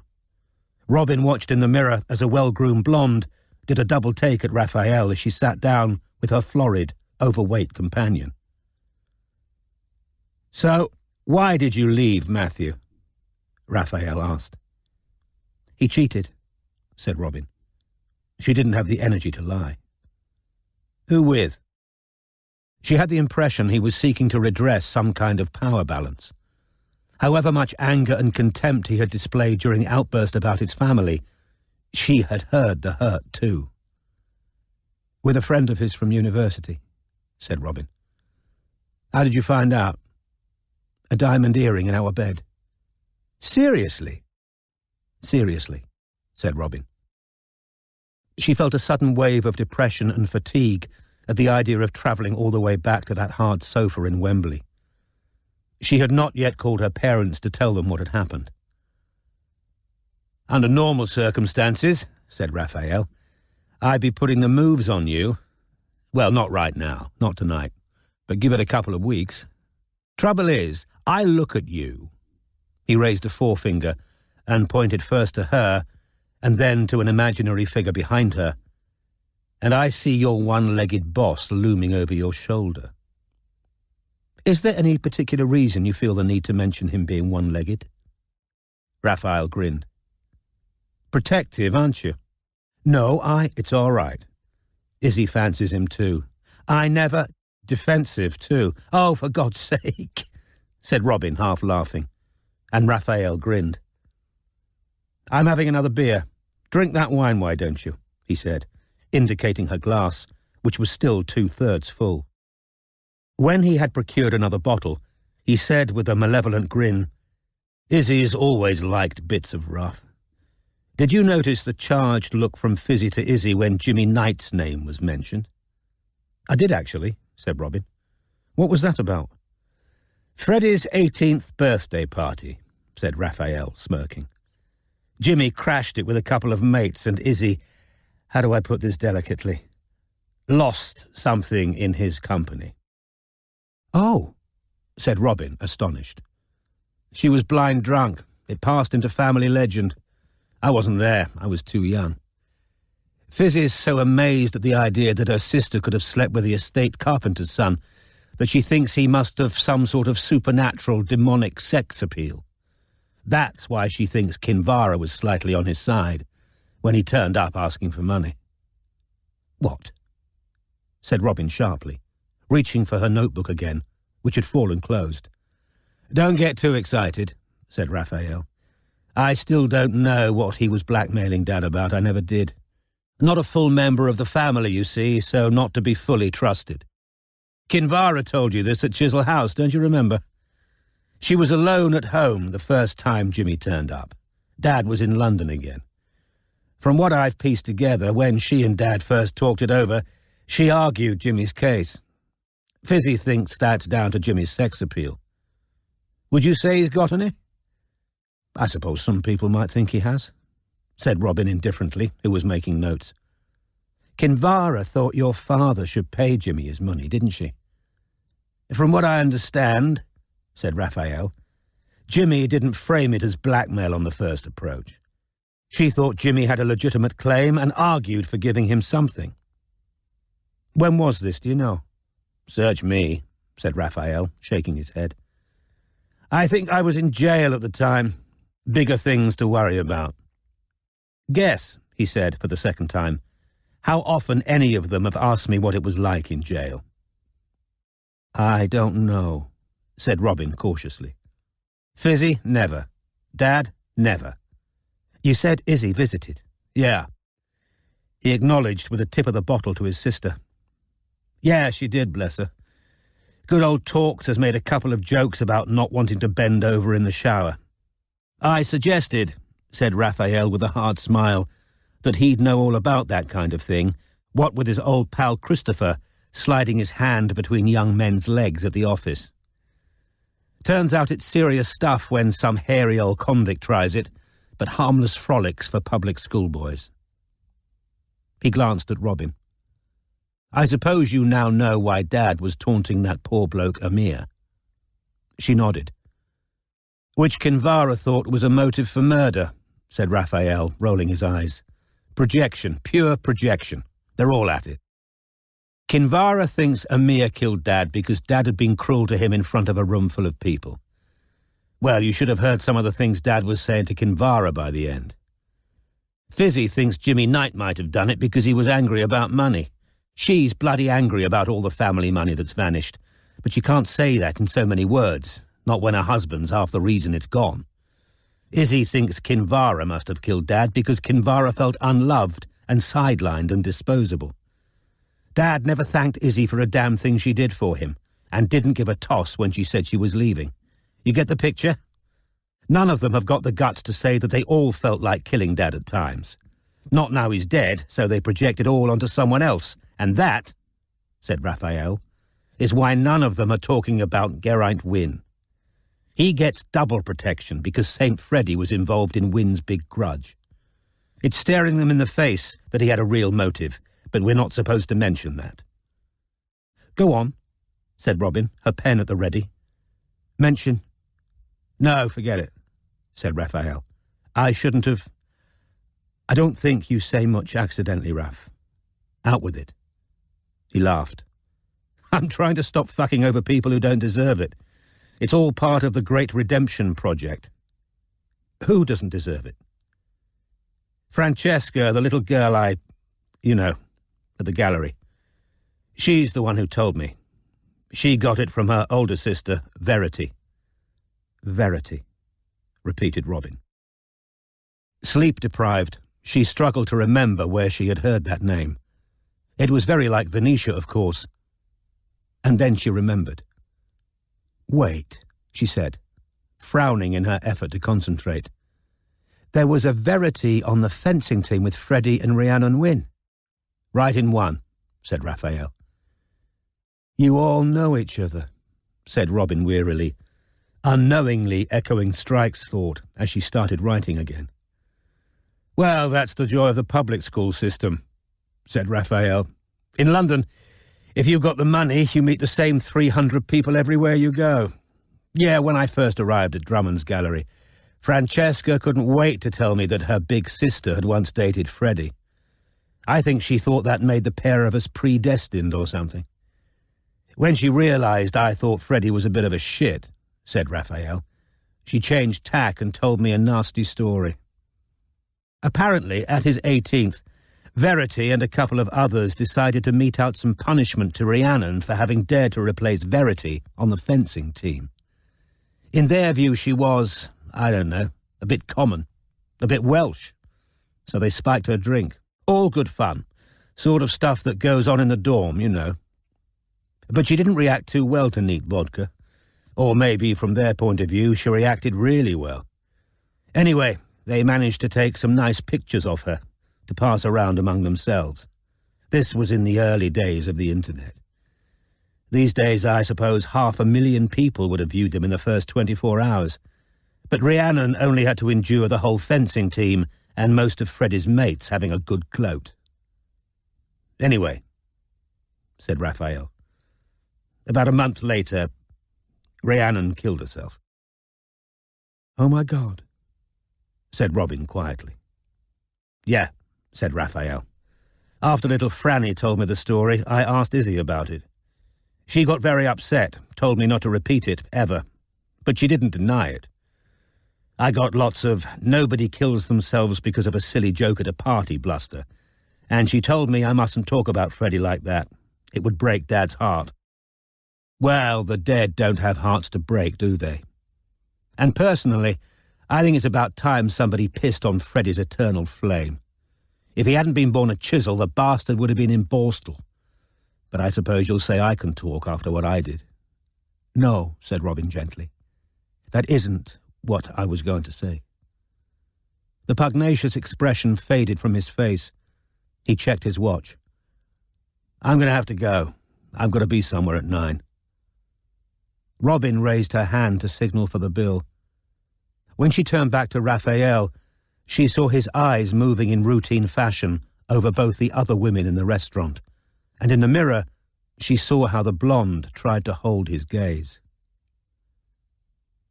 You can go, she said, handing over her credit card to the waitress. I don't want to make you late. No, I'll walk you out. While she was still putting her credit card back into her handbag, he picked up her coat and held it up for her. Thank you. No problem. Out on the pavement, he hailed a taxi. "You take this one," he said. "I fancy a walk, clear my head. I feel as though I've had a bad therapy session." "No, it's all right," said Robin. She didn't want to charge a taxi all the way back to Wembley to strike. "I'm going to get the tube. Good night." "Night, Venetia," he said. Raphael got into the taxi, which glided away, and Robin pulled her coat more tightly around herself as she walked off in the opposite direction. It had been a chaotic interview, but she had managed to get much more than she had expected out of Raphael. Taking out her mobile again, she phoned Strike.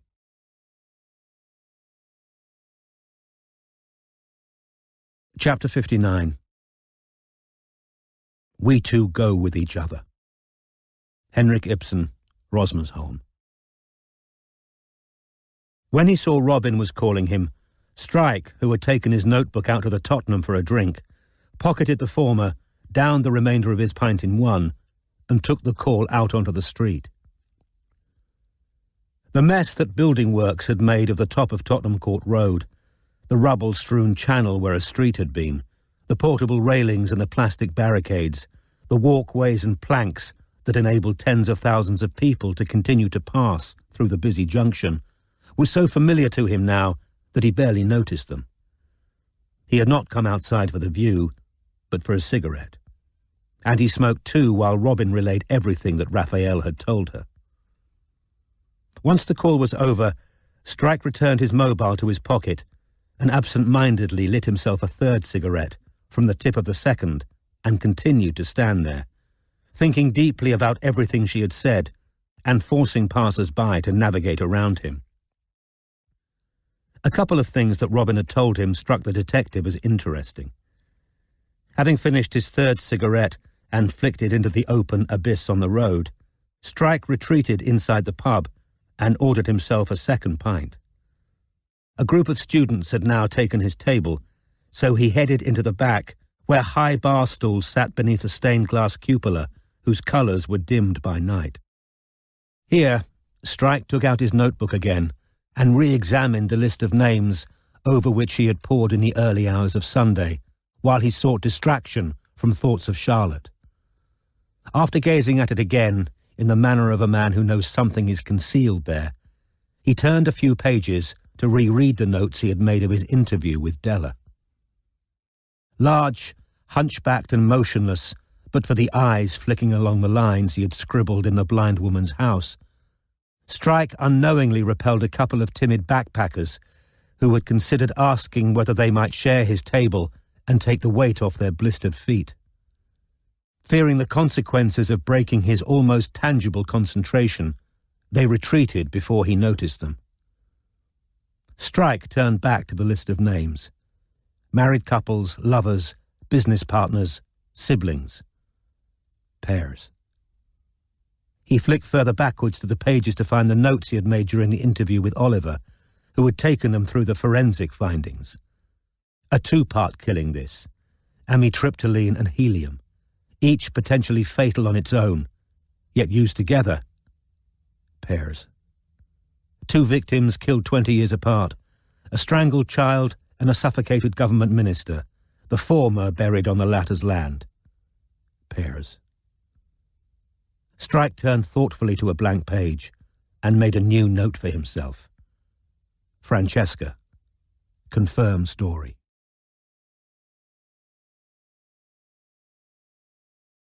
Chapter 60. You really must give me some explanation of your taking this matter, this possibility, so much to heart. Henrik Ibsen, Rosmersholm. The following morning, a carefully worded official statement about Jasper Chisel appeared in all the papers. Along with the rest of the British public, Strike learned over his breakfast that the authorities had concluded that no foreign power or terrorist organisation had been involved in the untimely death of the Minister for Culture, but that no other conclusion had yet been reached. The news that there was no news had been greeted online with barely a ripple of interest.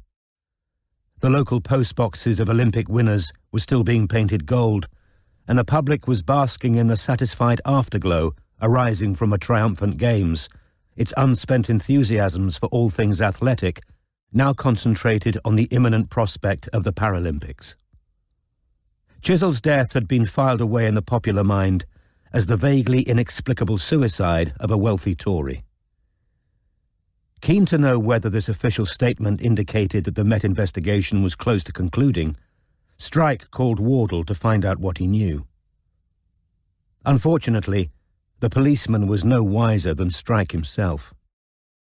Wardle added, not without a certain irritability, that he had not had a single day off in 3 weeks, that the policing of the capital while the city heaved under the weight of millions of extra visitors was complex and onerous past Strike's probable understanding, and that he didn't have time to go ferreting for information on unrelated matters on Strike's behalf.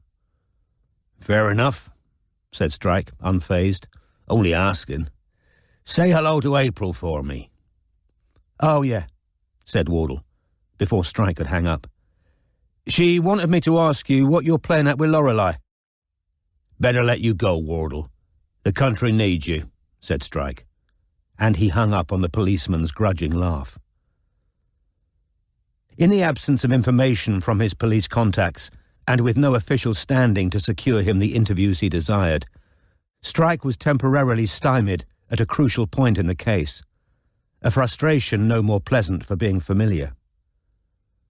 A few phone calls after breakfast informed him that Francesca Pullum, Raphael's sometime colleague and lover from Drummond's Gallery, was still studying in Florence, where she had been sent to remove her from his pernicious influence. Francesca's parents were currently on holiday in Sri Lanka. The Pullum's housekeeper, who was the only person connected with the family that Strike was able to reach, refused point-blank to give him telephone numbers for any of them. From her reaction, he guessed the Pullums might be the kind of people who'd run for lawyers at the very idea of a private detective calling their house. Having exhausted all possible avenues to the holidaying Pullums, Strike left a polite request for an interview on Geraint Wynne's voicemail, the fourth he had made that week, but the day wore on and Wynne didn't call back. Strike couldn't blame him. He doubted that he would have chosen to be helpful had he been in Wynne's shoes. Strike had not yet told Robin that he had a new theory about the case. She was busy in Harley Street watching Dodgy Doc, but on Wednesday she called the office with the welcome news that she had arranged an interview with Tegan Butcher on Saturday at Newbury Racecourse.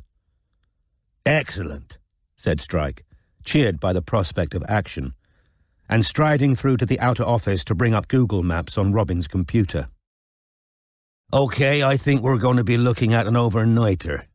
Interview Tegan, then head over to Stead Cottage once it gets dark." "Cormoran, are you serious about this?" said Robin. "You genuinely want to go digging in the dell?" "That sounds like a nursery rhyme," said Strike vaguely, examining B-roads on the monitor. "Look, I don't think there's anything there. In fact, as of yesterday, I'm sure of it." "What happened yesterday?" "I had an idea. I'll tell you when I see you. Look, I promised Billy I'd find out the truth about his strangled child. There's no other way to be totally sure, is there, other than digging? But if you're feeling squeamish, you can stay in the car." "And what about Kinvara? We'll be on her property."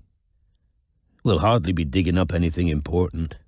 That whole area's waste ground. I'm going to get Barclay to meet us there after dark.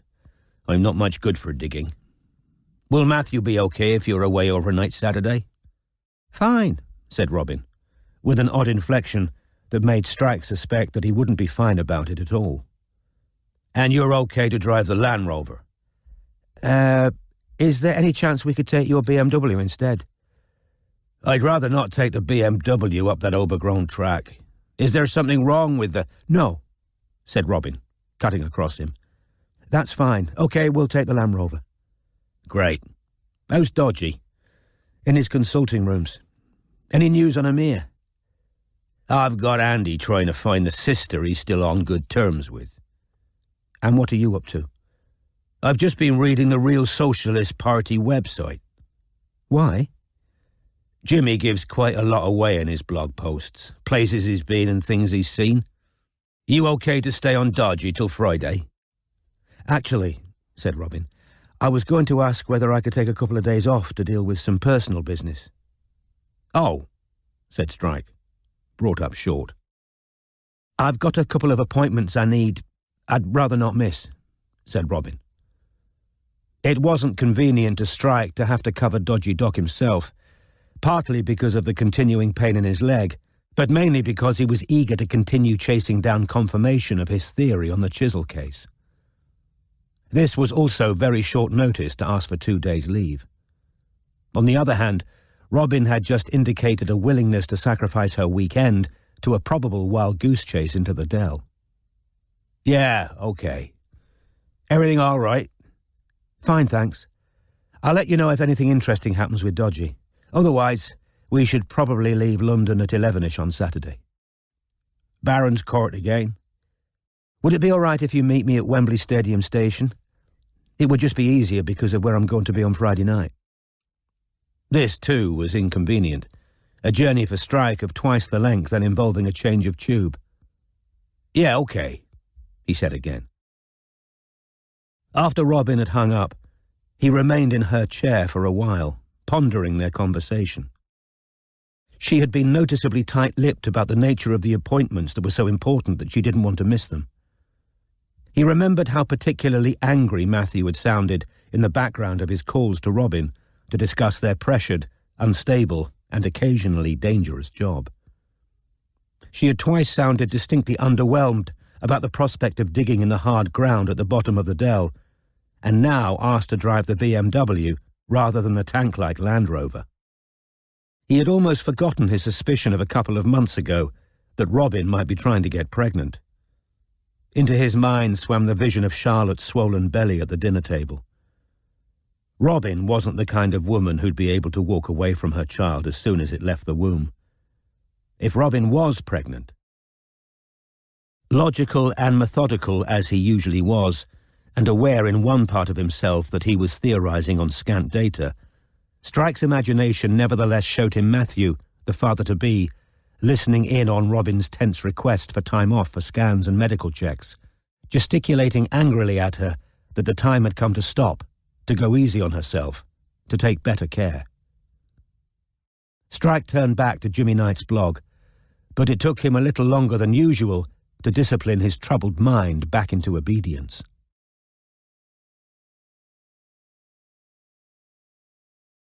Chapter 61. Oh, you can tell me. You and I are such friends, you know. Henrik Ibsen, Rosmersholm. Fellow tube travellers gave Strike a slightly wider berth than was necessary on Saturday morning, even allowing for his kit bag. He generally managed to cut a path easily through crowds, given his bulk and his boxer's profile, but the way he was muttering and cursing as he struggled up the stairs at Wembley Stadium station, the lifts weren't working, made passers-by extra careful to neither jostle nor impede him. The primary reason for Strike's bad mood was Mitch Patterson, whom he had spotted that morning from the office window, skulking in a doorway, dressed in jeans and a hoodie entirely unsuited to his age and bearing. Puzzled and angered by the private detective's reappearance, but having no route out of the building except by the front door, Strike had called a cab to wait for him at the end of the street, and left the building only once it was in position. Patterson's expression when Strike had said, "Morning, Mitch," might have amused Strike, if he hadn't been so insulted that Patterson had thought he could get away with watching the agency in person. All the way to Warren Street Station, where he asked the cab to drop him, Strike had been hyper-alert, worried that Patterson had been there as a distraction or decoy, enabling a second, less obtrusive tale to follow him. Even now, as he clambered, panting, off the top of the stairs at Wembley, he turned to scrutinize the travellers for the one who ducked down, turned back, or hastily concealed their face.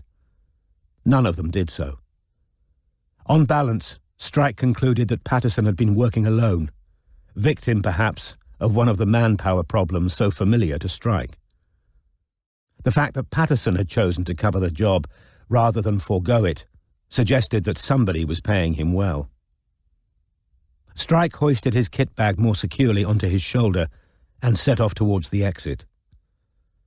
Having pondered the question during his inconvenient journey to Wembley, Strike could think of 3 reasons why Patterson had reappeared. The first was that the press had got wind of some interesting new development in the Met investigation into Chisel's death, and that this had led a newspaper to rehire Patterson, his remit to find out what Strike was up to and how much he knew. The second possibility was that someone had paid Patterson to stalk Strike, in the hope of impeding his movements or hampering his business. That suggested that Patterson's employer was somebody that Strike was currently investigating, in which case Patterson doing the job himself made sense. The whole point would be to destabilize Strike by letting him know that he was being watched. The third possible reason for Patterson's renewed interest in him was the one that bothered Strike most, because he had a feeling it was most likely to be the true one. He now knew that he had been spotted in Franco's with Charlotte. His informant was Izzy, whom he had called in the hope of fleshing out details of the theory he hadn't yet confided to anyone. "So I hear you had dinner with Charlotte," she had blurted, before he had managed to pose a question. "There was no dinner. I sat with her for 20 minutes because she was feeling ill, then left." "Oh, sorry," said Izzy, cowed by his tone. I wasn't prying. Roddy Forbes was in Franco's and he spotted the pair of you." If Roddy Forbes, whoever he was spreading it around London that Strike was taking his heavily pregnant married ex-fiancée out for dinner while her husband was in New York, the tabloids would definitely be interested, because wild, beautiful and aristocratic Charlotte was news. Her name had peppered gossip columns since she was 16 years old. Her various tribulations, running away from school, the stints in rehab and in psychiatric clinics, were well documented. It was even possible that Patterson had been hired by Jago Ross, who could certainly afford it. If the side effect of policing his wife's movements was ruining Strike's business, Ross would undoubtedly consider that a bonus. Robin, who was sitting a short distance away from the station in the Land Rover, saw Strike emerge onto the pavement, kit bag over his shoulder, and registered that he looked as bad-tempered as she had ever seen him. He lit a cigarette, scanning the street, until his eye found the Land Rover at the end of a series of parked vehicles, and he began to limp, unsmiling, towards her. Robin, whose own mood was perilously low, could only assume that he was angry at having to make the long trip to Wembley with what appeared to be a heavy bag and a sore leg. She had been awake since 4 o'clock that morning, unable to get back to sleep, cramped and unhappy on Vanessa's hard sofa, thinking about her future and about the row she had had with her mother by phone. Matthew had called the house in Masham, trying to reach her, and Linda was not only desperately worried, but furious that Robin hadn't told her what was going on first. "Where are you staying? With Strike?" "Of course I'm not staying with Strike. Why on earth would I be? Where then?" "With a different friend." "Who? Why didn't you tell us? What are you going to do?" "I want to come down to London to see you." "Please don't," said Robin through gritted teeth. Her guilt about the expense of the wedding she and Matthew had put her parents to, and about the embarrassment her mother and father were about to endure in explaining to their friends that her marriage was over barely a year after it had begun, weighed heavily on her. But she couldn't bear the prospect of Linda badgering and cajoling, treating her as though she were fragile and damaged. The last thing she needed right now was her mother suggesting that she go back to Yorkshire, to be cocooned in the bedroom that had witnessed some of the worst times of her life. After 2 days viewing a multitude of densely packed houses, Robin had put down a deposit on a box room in a house in Kilburn, where she would have 5 other housemates, and into which she would be able to move the following week. Every time she thought of the place, her stomach turned over in trepidation and misery. At the age of almost 28, she would be the oldest housemate. Trying to propitiate Strike, she got out of the car and offered to help him with the kit bag, but he grunted at her that he could manage. As the canvas hit the metal floor of the Land Rover, she heard a loud clattering of heavy metal tools and experienced a nervous spasm in her stomach. Strike, who had taken fleeting stock of Robin's appearance, had his worst suspicions strengthened. Pale, with shadows beneath her eyes, she managed to look both puffy and drawn, and also seemed to have lost weight in the few days since he'd last seen her. The wife of his old army friend, Graham Hardacre, had been hospitalized in the early stages of pregnancy because of persistent vomiting. Perhaps one of Robin's important appointments had been to address that problem. "You all right?" Strike asked Robin roughly, buckling up his seatbelt. "Fine," she said, for what felt like the umpteenth time, taking his shortness as annoyance at his long tube journey. They drove out of London without talking. Finally, when they had reached the M40, Strike said, "Patterson's back. He was watching the office this morning." "You're kidding. Has there been anyone round your place?" "Not that I know of," said Robin, after an almost imperceptible hesitation. Perhaps this was what Matthew had been calling her about when he had tried to reach her in Masham. "You didn't have any trouble getting away this morning?" "No," said Robin, honestly enough. In the days that had elapsed since she'd walked out, she had imagined telling Strike that her marriage was over, but had not yet been able to find a form of words that she knew she would be able to deliver with the requisite calm. This frustrated her. It ought, she told herself, to be easy. He was the friend and colleague who had been there when she'd called off the wedding and who knew about Matthew's previous infidelity with Sarah. She ought to be able to tell him casually mid-conversation, as she had with Raphael. The problem was that on the rare occasions when she and Strike had shared revelations about their love lives, it had been when one of them had been drunk. Otherwise, a profound reserve on such matters had always lain between them, in spite of Matthew's paranoid conviction that they spent most of their working lives in flirtation. But there was more to it than that. Strike was the man she had hugged on the stairs at her wedding reception, the man with whom she had imagined walking out on her husband before the marriage could be consummated, the man for whom she had spent nights of her honeymoon wearing a groove in the white sand as she paced alone, wondering whether she was in love with him. She was afraid of giving herself away, afraid of betraying what she had thought and felt, because she was sure that if he ever had the merest suspicion of what a disruptive factor he had been, in both the beginning and the end of her marriage, it would surely taint their working relationship, as certainly as it would surely prejudice her job if he ever knew about the panic attacks.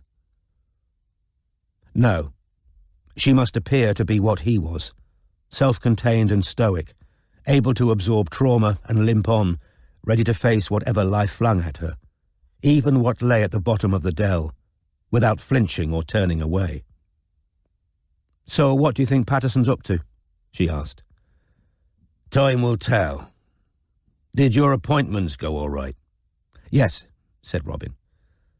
And to distract herself from the thought of her tiny new rented room and the student couple who had shown her around, casting sideways glances at the strangely grown-up woman who was coming to live with them, she said, "There are biscuits in the bag there. No tea, sorry, but we can stop if you like." The thermos was back in Albury Street, one of the things she had forgotten to sneak out of the house when she had returned while Matthew was at work. "Thanks," said Strike, though without much enthusiasm.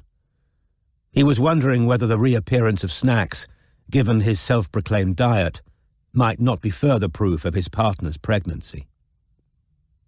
Robin's phone rang in her pocket. She ignored it. Twice that morning, she had received calls from the same unknown number, and she was afraid that it might be Matthew, who, finding himself blocked, had borrowed another phone. "You want to get that?" asked Strike, watching her pale, set profile. Not while I'm driving." "I can answer it if you want." "No," she said, a little too quickly. The mobile stopped ringing, but almost at once began again. More than ever convinced that it was Matthew, Robin took the phone out of her jacket, saying, "I think I know who it is, and I don't want to talk to them just now. Once they hang up, could you mute it?" Strike took the mobile. "It's been put through from the office number.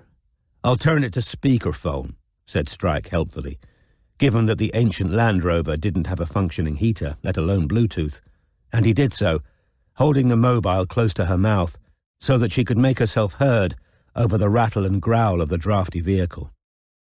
"Hello, Robin here. Who's this?" "Robin? Don't you mean Venetia?"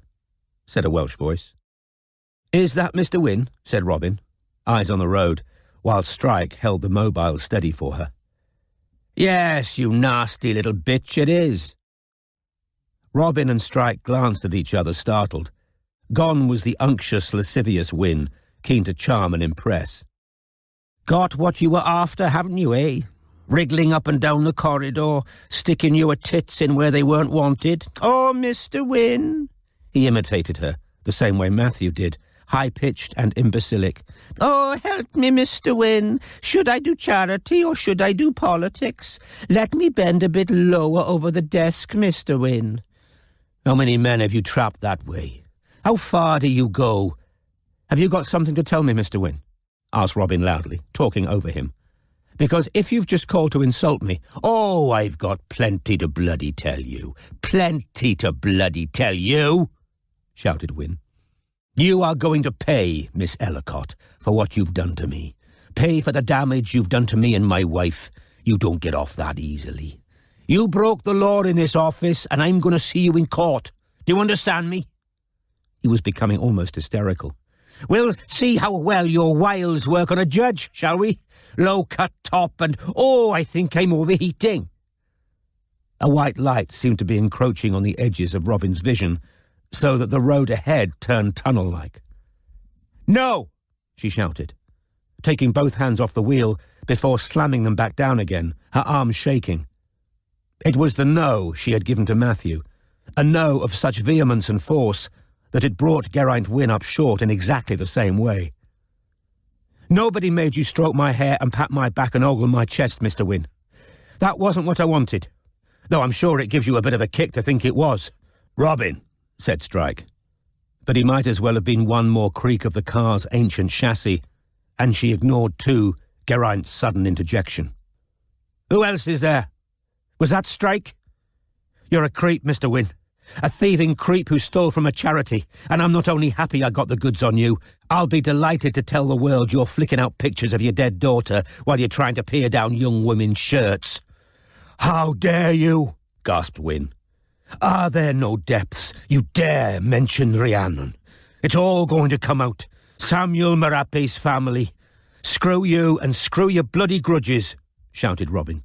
"You're a pervy, thieving—" "If you've got anything else to say, I suggest you put it in writing, Mr. Wynne." Strike shouted into the mobile, while Robin, hardly knowing what she was doing, continued to yell insults at Wynne from a distance. Ending the call with a jab of the finger, Strike grabbed the wheel as Robin again removed both hands from it to gesticulate. "Fuck's sake," said Strike. Pull over, now." She did as he told her automatically, the adrenaline disorientating her like alcohol. And when the Land Rover lurched to a halt, she threw off her seatbelt and got out on the hard shoulder, cars whizzing past her. Hardly knowing what she was doing, she began to stumble away from the Land Rover, tears of rage sliding down her face, trying to outpace the panic now lapping at her, because she had just irrevocably alienated a man they might need to talk to again, a man who had already been talking about revenge, who might even be the one paying Patterson. "Robin!"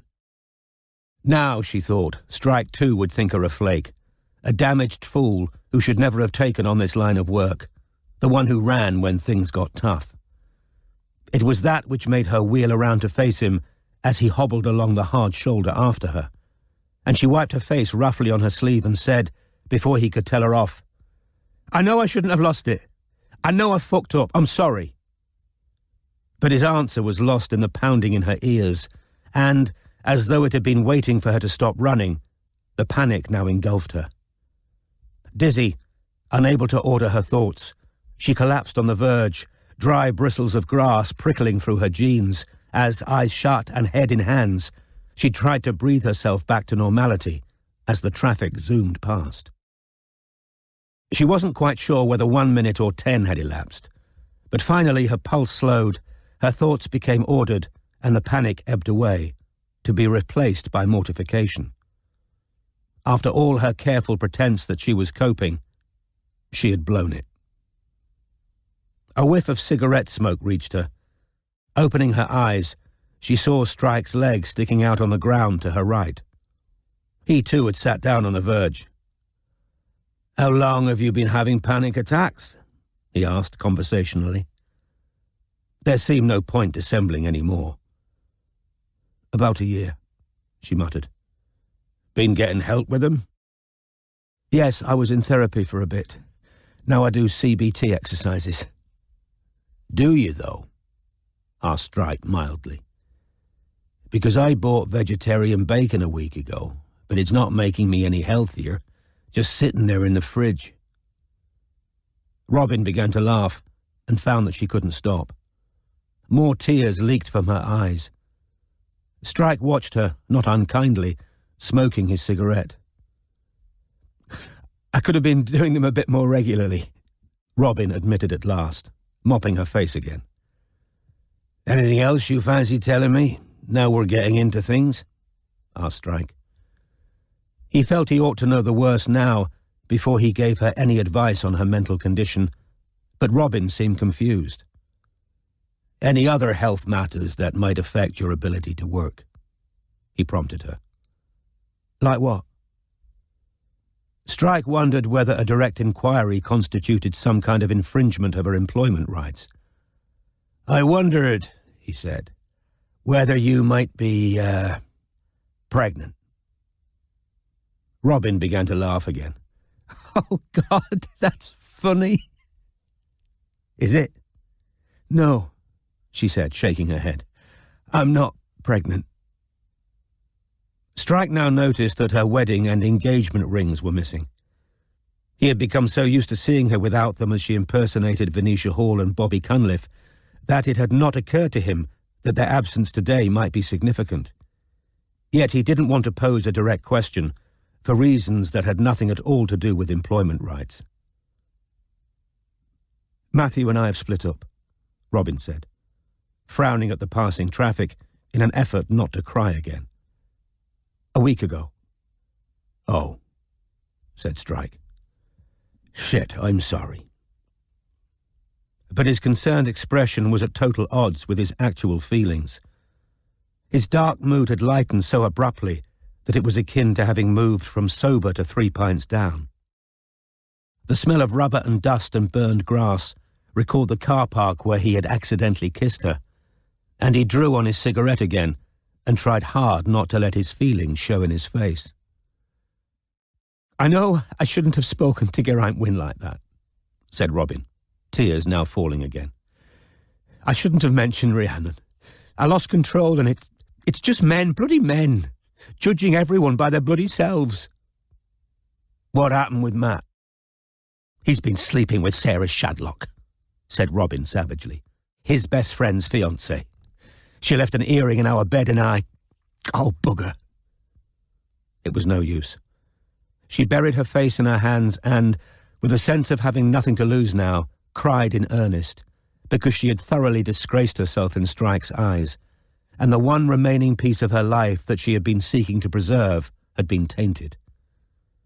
How delighted Matthew would be to see her falling apart on a motorway verge, proving his point that she was unfit to do the job she loved, forever limited by her past, by having, twice, been in the wrong place at the wrong time with the wrong men. A heavy weight landed across her shoulders. Strike had put his arm around her. This was simultaneously comforting and ominous, because he had never done that before, and she was sure that this was the precursor to him telling her that she was unfit to work, that they would cancel the next interview and return to London. "Where have you been staying?" "Vanessa's sofa," said Robin, trying frantically to mop her streaming eyes and nose. Snot and tears had made the knees of her jeans soggy. "But I've got a new place now." "Where?" "Kilburn, a room in a shared house." "Bloody hell, Robin," said Strike. Why didn't you tell me? Nick and Ilsa have got a proper spare room. They'd be delighted. I can't sponge off your friends, said Robin thickly. It wouldn't be sponging, said Strike. He jammed his cigarette in his mouth and started searching his pockets with his free hand. They like you, and you could stay there for a couple of weeks until... Aha! I thought I had one. It's only creased. I haven't used it. Don't think so, anyway. Robin took the tissue and, with one hearty blow of her nose, demolished it. Listen, Strike began. But Robin interrupted at once. Don't tell me to take time off. Please don't. I'm fine. I'm fit to work. I hadn't had a panic attack in ages before that one. Not listening. All right, sorry, she muttered, the sodden tissue clutched in her fist. Go on. After I got blown up, I couldn't get in a car without doing what you've just done. Panicking and breaking out in a cold sweat and half suffocating. For a while, I'd do anything to avoid being driven by someone else. I've still got problems with it, to tell the truth. I didn't realize, said Robin. You don't show it. Yeah, well, you're the best driver I know. You should see me with my bloody sister. Thing is, Robin... Oh, bollocks. The traffic police had arrived, pulling up behind the abandoned Land Rover, apparently puzzled as to why the occupants were sitting 50 yards away on the verge, to all appearances unconcerned with the fate of their poorly parked vehicle. Not in too much of a hurry to get help, then, said the portlier of the two sarcastically. He had the swagger of a man who thinks himself a joker. Strike removed his arm from around Robin's shoulders, and both stood up, in Strike's case, clumsily. Car sickness, Strike told the officer blandly. Careful, or she might puke on you. They returned to the car. The first officer's colleague was peering at the tax disc on the ancient Land Rover. You don't see many of this age still on the roads, he commented. It's never let me down yet, said Robin. Sure you're all right to drive? Strike muttered, as she turned the ignition key. We could pretend you're still feeling ill. I'm fine. And this time it was true. He had called her the best driver he knew, and it might not be much, but he had given her back some of her self-respect, and she steered seamlessly back onto the motorway. There was a long silence.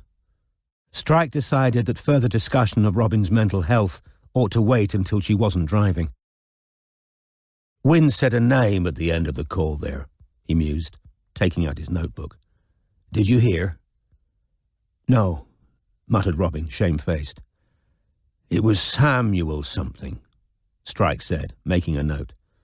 Murdoch, Matlock? I didn't hear. Cheer up, said Strike bracingly. He probably wouldn't have blurted it out if you hadn't been yelling at him. Not that I recommend calling interviewees thieving perverts in future.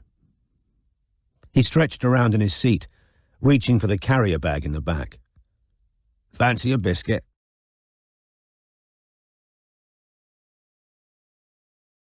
Chapter 62. I do not want to see your defeat, Rebecca. Henrik Ibsen, Rosmersholm. The car park at Newbury Racecourse was already jam-packed when they arrived. Many of the people heading for the ticket marquee were dressed for comfort, like Strike and Robin, in jeans and jackets. But others had donned fluttering silk dresses, suits, padded waistcoats, tweed hats and corduroy trousers in shades of mustard and puce that reminded Robin of Torquil. They queued for tickets, each lost in their thoughts. Robin was afraid of what was coming once they reached the Crafty Filly, where Tegan Butcher worked. Certain that Strike had not yet had his full say on her mental health, she was afraid that he had merely postponed the announcement that he wanted her to return to a desk job in the office. In fact, Strike's mind was temporarily elsewhere. The white railings glimpsed beyond the small marquee where the crowd queued for tickets, and the abundance of tweed and corduroy were reminding him of the last time he had been at a racecourse. He had no particular interest in the sport. The one constant paternal figure in his life, his Uncle Ted, had been a footballing and sailing man, and while a couple of Strike's friends in the army had enjoyed a bet on the horses, he had never seen the attraction. 3 years previously, though, he had attended the Epsom Derby with Charlotte and 2 of her favourite siblings. Like Strike, Charlotte came from a disjointed and dysfunctional family. In one of her unpredictable effusions of enthusiasm, Charlotte had insisted on accepting Valentine and Sasha's invitation, notwithstanding Strike's lack of interest in the sport and his barely cordial feelings towards both men who considered him an inexplicable oddity in their sister's life. He had been broke at the time, setting up the agency on a shoestring, already being chased by lawyers for repayment of the small loan he had taken from his biological father, when every bank had turned him down as a bad risk. Nevertheless, Charlotte had been incensed when, after losing a fiver on the nose on the favourite, Fame and Glory, who had come in second, he had refused to place another bet. She had refrained from calling him puritanical or sanctimonious, plebeian or penny-pinching, as she had done previously when he had refused to emulate the reckless and ostentatious spending of her family and friends. Egged on by her brothers, she had chosen to lay larger and larger bets herself, finally winning £2,500 and insisting that they visit the champagne tent, where her beauty and high spirits had turned many heads. As he walked with Robin up a wide tarmac thoroughfare that ran parallel from the racetrack itself behind the towering stands, past coffee bars, cider stalls and ice cream vans, the jockeys' changing rooms and owners' and trainers' bar, Strike thought about Charlotte, and gambles that came off and gambles that didn't, until Robin's voice pulled him back to the present. "I think that's the place." A painted sign showed the head of a dark, winking filly in a snaffle bit hung on the side of a one-storey brick bar. The outdoor seating area was crowded. Champagne flutes clinked amid a buzz of talk and laughter. The crafty filly overlooked the paddock where horses would shortly be paraded, around which a further crowd had begun to congregate. "Grab that high table," Strike told Robin, "and I'll get drinks and tell Tegan we're here." He disappeared into the building without asking her what she wanted. Robin sat down at one of the tall tables with its metal bar chairs, which she knew Strike preferred because getting on and off them would be easier on his amputated leg than the low wickerwork sofas. The whole outside area sat beneath a canopy of polyurethane to protect drinkers from non-existent rain. The sky was cloudless today, the day warm with a light breeze that barely moved the leaves of the topiary plants at the entrance to the bar. It would be a clear night for digging in the dell outside Stedder Cottage, Robin thought, always assuming that Strike wasn't about to cancel the expedition because he thought her too unstable and emotional to take along. That thought turned her insides even colder, and she fell to reading the printed lists of runners they had been given, along with their cardboard entry tags, until a half bottle of Moet and Chandon landed unexpectedly in front of her, and Strike sat down, holding a pint of bitter. "Doom bar on draft," he said cheerfully, tipping his glass to her before taking a sip. Robin looked blankly at the little bottle of champagne, which he thought resembled bubble bath. "What's this for?" "Celebration," said Strike, having taken a sizable gulp of his beer. "I know you're not supposed to say it," he went on, rummaging through the pockets for cigarettes, "but you're well shot of him. Sleeping with his mate's fiancée in the marital bed. He deserves everything that's coming to him." "I can't drink. I'm driving." "That's just cost me 25 quid, so you can take a token swig." 25 quid for this?" said Robin, and taking advantage of Strike lighting his cigarette, she surreptitiously wiped her leaking eyes again. "Tell me something," said Strike, as he waved his match, extinguishing it. "Do you ever think about where you see the agency going?" "What do you mean?" said Robin, looking alarmed. "My brother-in-law was giving me the third degree about it, night the Olympics started," said Strike, "banging on about reaching a point where I didn't have to go out on the street anymore." "But you wouldn't want that, would Wait, said Robin, panicking. Are you trying to tell me I've got to go back to the desk and answering the phones? No, said Strike, blowing smoke away from her. I just wondered whether you give the future any thought. You want me to leave? Asked Robin, still more alarmed. Go and do something else? Bloody hell, Ellacott, no. I'm asking you whether you think about the future, that's all. He watched as Robin uncorked the little bottle. Yes, of course I do, she said uncertainly. I've been hoping we can get the bank balance a bit healthier so we aren't living hand-to-mouth all the time. But I love the... Her voice wobbled. The job. You know I do. That's all I want. Do it, get better at it, and I suppose make the agency the best in London. Grinning, Strike clinked his beer glass against her champagne. Well, bear in mind we want exactly the same thing while I'm saying the next bit, all right? And you might as well drink. Tegan can't take a break for 40 minutes, and we've got a lot of time to kill before we head over to the Dell this evening. Strike watched her take a sip of champagne before going on. Pretending you're okay when you aren't isn't strength. Well, that's where you're wrong. Robin contradicted him. The champagne had fizzed on her tongue and seemed to give her courage even before it hit her brain. Sometimes, acting as though you're all right makes you all right. Sometimes you got to slap on a brave face and walk out into the world, and after a while, it isn't an act anymore. It's who you are. If I'd waited to feel ready to leave my room after... You know, she said, I'd still be in there. I had to leave before I was ready. And, she said, looking him directly in the eyes, her own bloodshot and swollen, I've been working with you for 2 years, watching you plough on no matter what, when we both know any doctor would have told you to put your leg up and rest. And where did that get me, eh? Asked Strike reasonably. Invalided out for a week, with my hamstrings screaming for mercy every time I walk more than 50 yards. You want to draw parallels? Fine. I'm dieting. I've been doing my stretches. And the vegetarian bacon rotting away in the fridge? Rotting? That stuff's like industrial rubber. It'll outlive me. Listen, he said, refusing to be deflected. It'd be a bloody miracle if you hadn't suffered any after-effects from what happened last year. His eyes sought the tip of the purple scar on her forearm, visible beneath the cuff of her shirt. Nothing in your past precludes you from doing this job. But you need to take care of yourself if you want to keep doing it. If you need time off, that's the last thing I want. This isn't about what you want, it's about what you need.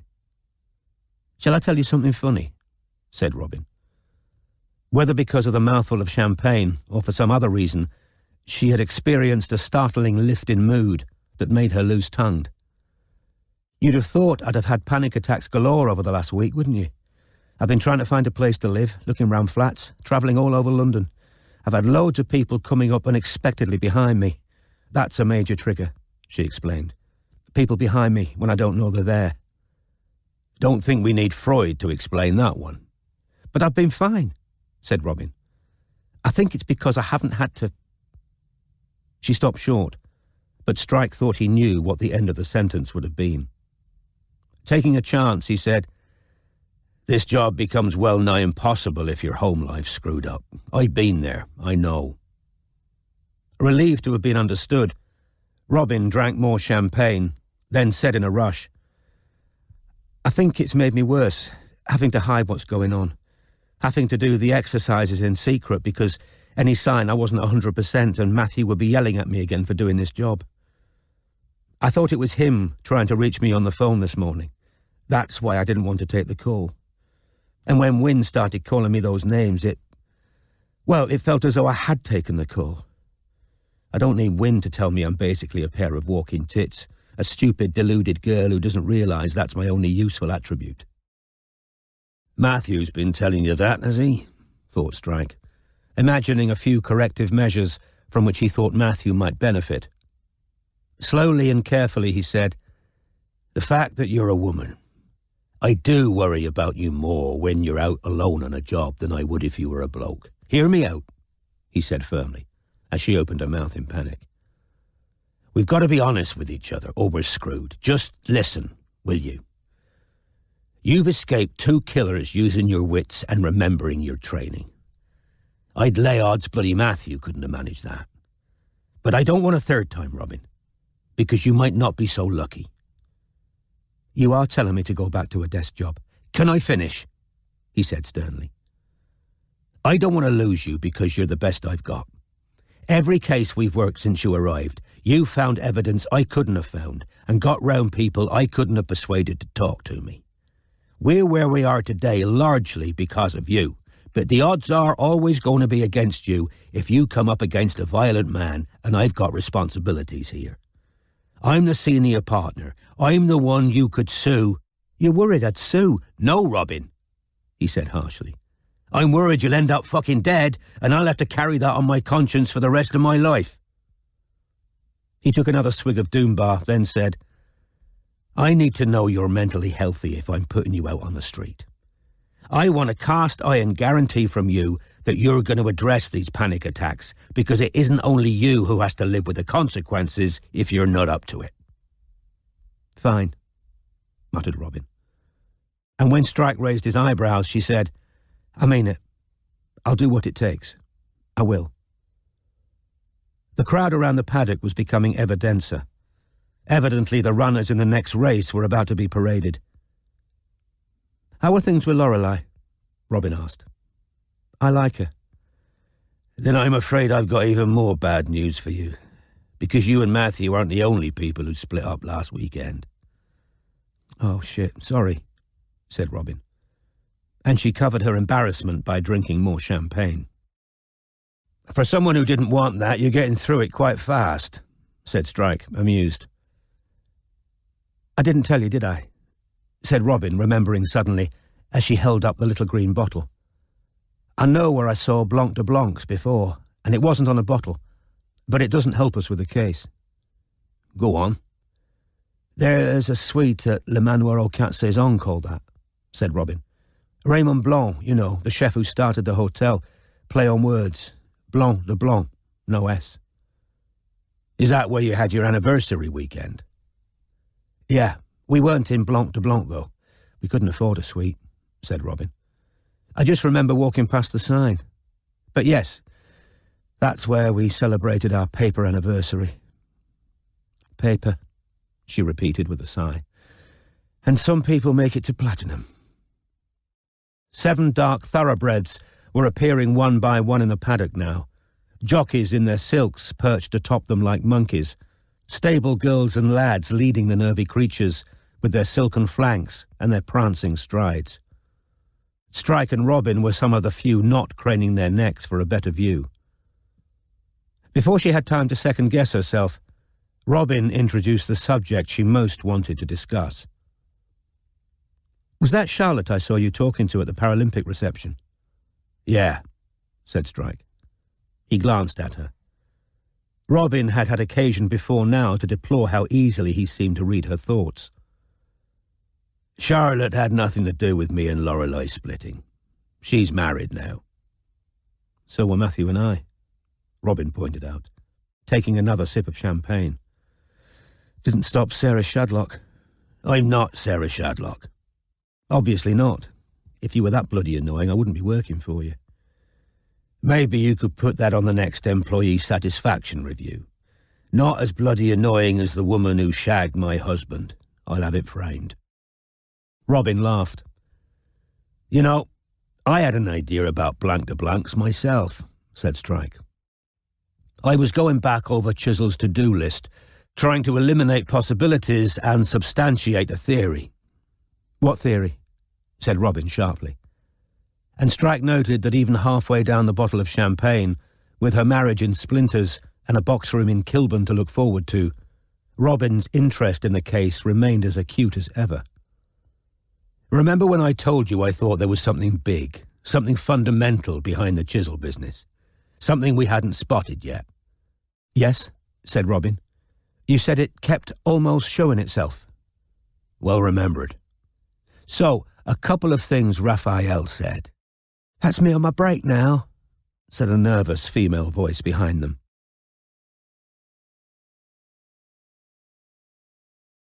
Chapter 63. It is a purely personal matter, and there is not the slightest necessity to go proclaiming it all over the countryside. Henrik Ibsen, Rosmersholm. Short, square, and heavily freckled, Tegan Butcher wore her dark hair scraped back in a bun. Even in her smart bar uniform, which comprised a grey tie and a black shirt, on which a white horse and jockey were embroidered, she had the air of a girl more at home in muddy Wellington boots. She had brought a milky coffee out of the bar to drink while they questioned her. "Oh, thanks very much," she said, when Strike went to fetch an extra chair, clearly gratified that the famous detective would do as much for her. "No problem," said Strike. "This is my partner, Robin Ellacott." "Yeah, it was you that contacted me, wasn't it?" said Tegan, as she got up onto the bar chair, making slightly heavy weather of the climb being so short. She seemed simultaneously excited and fearful. "You haven't got long, I know," said Strike. "So we'll get straight to it if you don't mind, Tegan." "No, yeah, that's fine, go on." "How long did you work for Jasper and Kinvara Chisel?" "I was doing it part-time for them while I was still at school, so counting that, 2.5 years, yeah." "How did you like working for them?" "It was all right," said Tegan cautiously. "How did you find the minister?" "He was all right," said Tegan. She appeared to realise that this wasn't particularly descriptive and added, "My family have known him for ages. My brother's done a bit of work up at Chisel House for years, on and off." "Yeah," said Strike, who was making notes. "What did your brothers do?" "Repairing fences, bit of gardening. But they sold off most of the land now," said Tegan. "The garden's gone wild." She picked up her coffee and took a sip, then said anxiously, "My mum would do a nut if she knew I was meeting you. She told me to keep well out of it." "Why's that?" "Least said, soonest mended," she always says. That and least seen, most admired. That's what I got if I ever wanted to go to the young farmer's disco." Robin laughed. Tegan grinned, proud to have amused her. "How did you find Mrs. Chisel as an employer?" asked Strike. "All right," said Tegan yet again. "Mrs. Chisel liked to have someone sleeping at the house if she was away for the night, is that right? To be near the horses?" "Yeah," said Tegan. And then, volunteering information for the first time, "She's paranoid." "Wasn't one of her horses slashed?" "You can call it slashed if you want," said Tegan, "but I call it more of a scratch. Romano managed to get his blanket off in the night. He was a sod for doing that." "You don't know anything about intruders in the garden, then?" asked Strike, his pen poised over his notebook. "Well," said Tegan slowly, "she said something about it, but—" Her eyes had strayed to Strike's Benson and Hedges, which were lying beside his beer glass. "Can I have a smoke?" she asked, greatly daring. "Help yourself," said Strike, taking out a lighter and pushing it towards her. Tegan lit up, took a deep drag on the cigarette and said, "I don't think there was ever anyone in the gardens. That's just Mrs. Chisel. She's—" Tegan struggled to find the right word.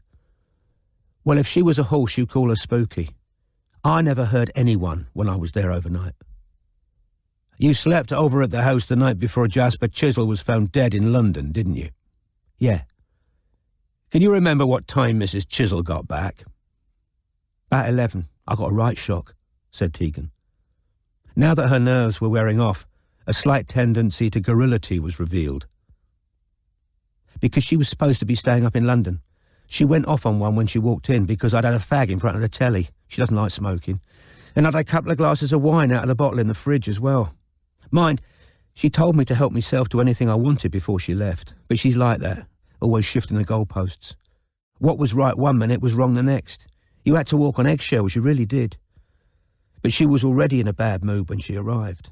I could tell from the way she came stomping down the hall. The fag and the wine, that just gave her an excuse to have a go at me. That's what she's like." "But you stayed the night anyway?" "Yeah. She said I was too drunk to drive, which was rubbish. I weren't drunk. And then she told me to go and check on the horses, because she had a phone call to make." "Did you hear her make the call?"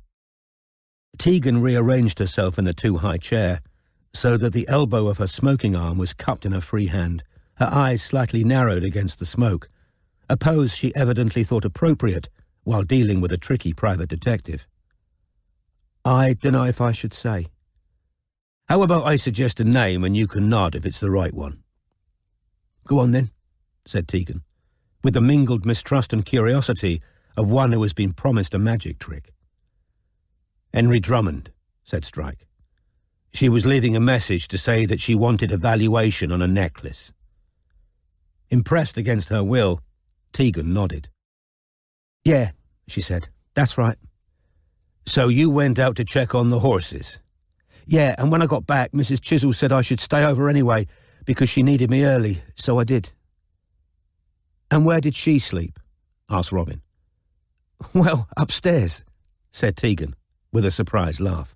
"Obviously, in her bedroom." "You sure she was there all night?" asked Robin. "Yeah," said Tegan, with another little laugh. "Her bedroom was next to mine. They're the only two with windows that face the stables. I could hear her going to bed." "You're sure she didn't leave the house during the night? Didn't drive anywhere, as far as you know?" asked Strike. "No, I'd have heard the car. There are potholes everywhere round the house. You can't leave quietly.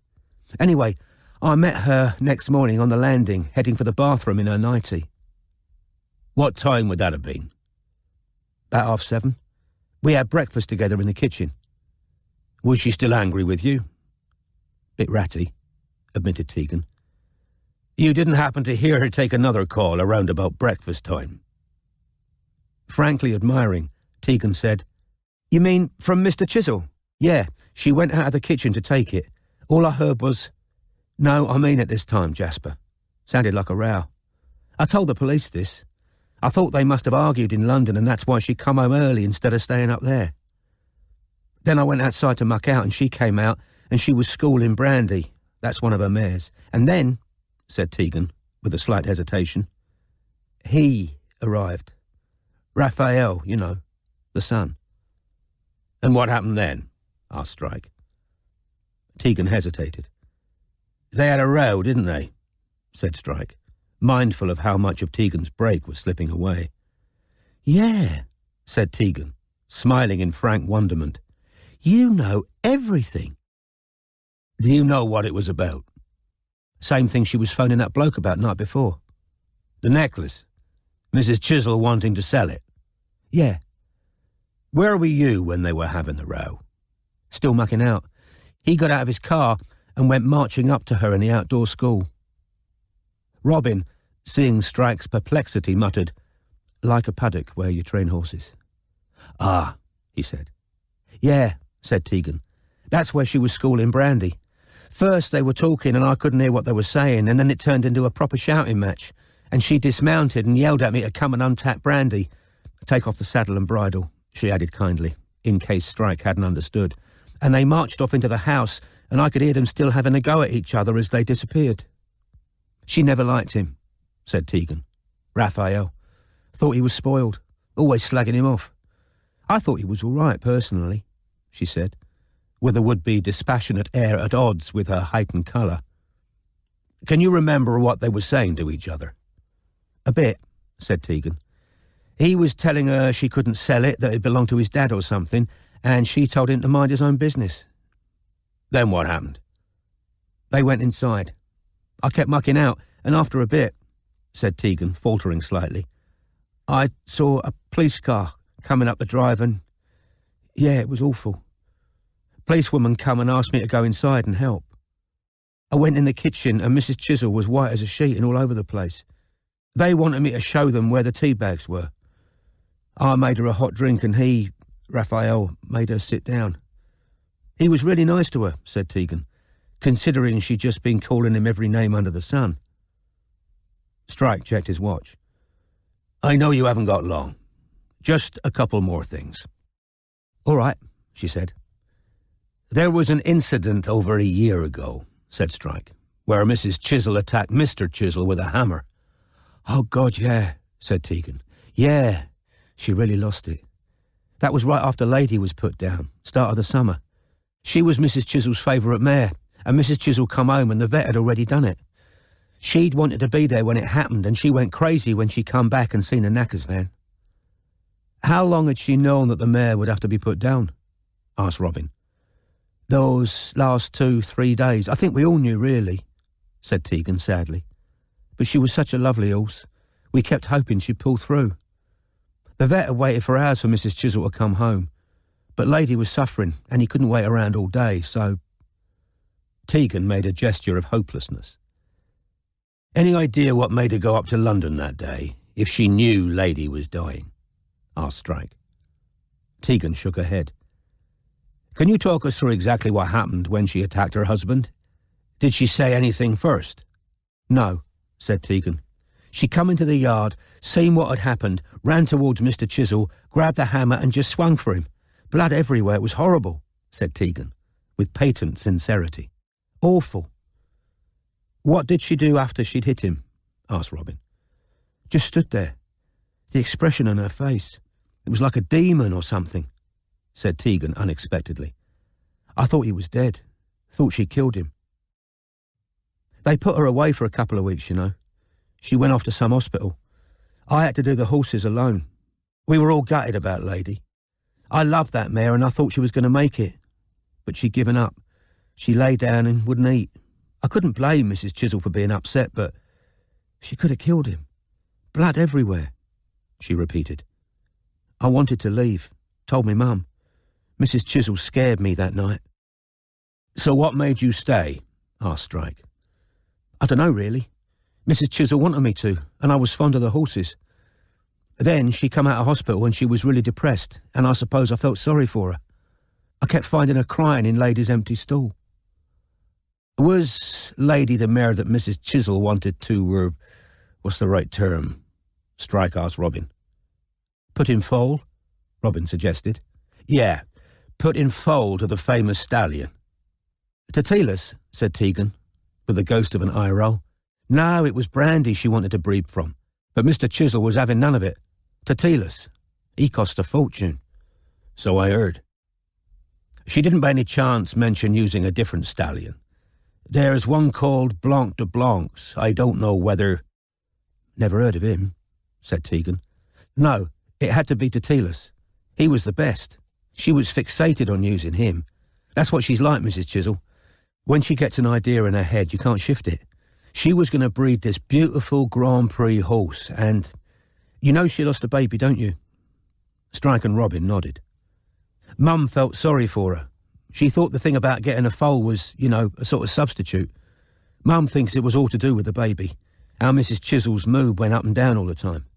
Like one day, a few weeks after she came out of hospital, I remember she was manic. I think it was the drugs they had her on. High as a kite, singing in the yard. And I said to her, "You're cheerful, Mrs. C." And she laughed and said, "Oh, I've been working on Jasper and I think I'm nearly there. I think he's going to let me use Tatilas after all." It was all rubbish. I asked him and he was really grumpy about it. Said it was wishful thinking and he could hardly afford as many horses as she'd already got. "You don't think he might have surprised her," said Strike, "by offering her a different stallion to breed from? A cheaper one?" "That would just have annoyed her," said Tegan. "It was Tatilas or nothing."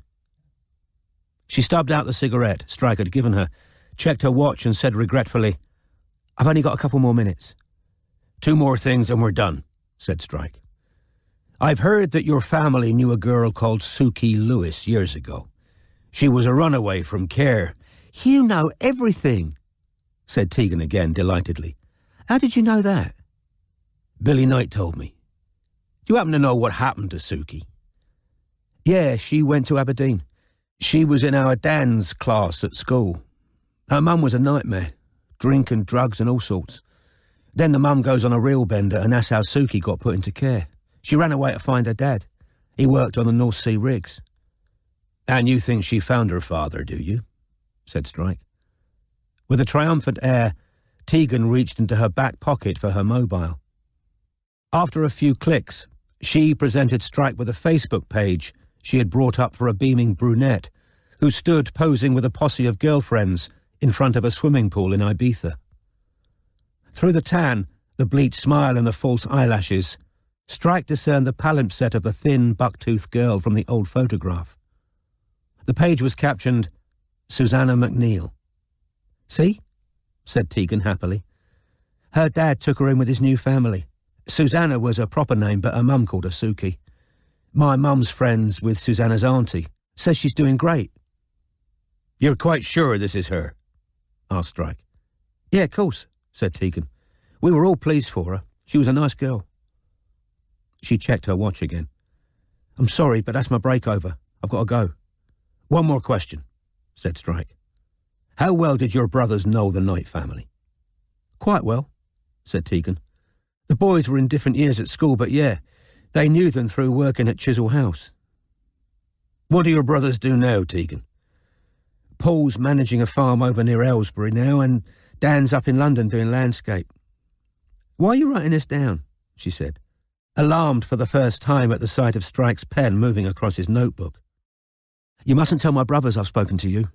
They'll go mad if they think I've talked about what went on up at the house." "Really? What did go on up there?" Strike asked. Tegan looked uncertainly from him to Robin and back again. "You already know, don't you?" And when neither Strike nor Robin responded, she said, "Listen, Dan and Paul just helped out with transporting them, loading them up and that. And it was legal back then." "What was legal?" asked Strike.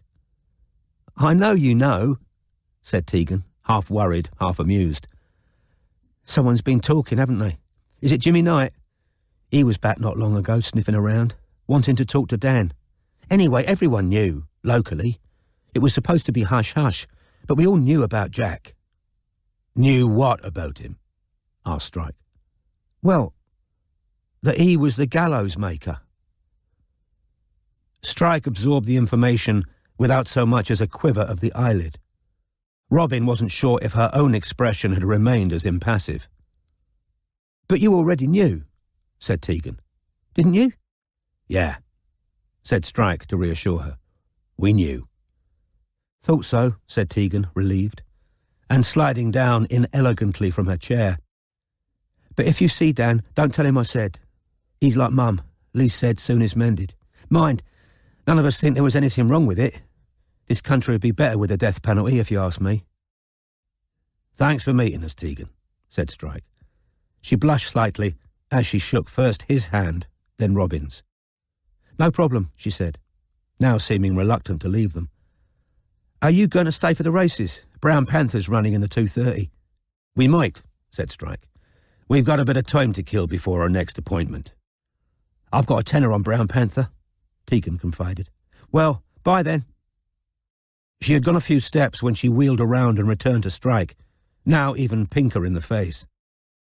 "Can I have a selfie with you?" Said Strike, carefully not catching Robin's eye. "I'd rather not, if it's all the same to you." "Can I have your autograph then?" Deciding that this was the lesser of two evils, Strike wrote his signature on a napkin. "Thanks." Clutching her napkin, Tegan departed at last. Strike waited until she had disappeared into the bar before turning to Robin, who was already busy on her phone. 6 years ago, she said, reading from the mobile screen, an EU directive came in banning member states from exporting torture equipment. Until then, it was perfectly legal to export British-made gallows abroad.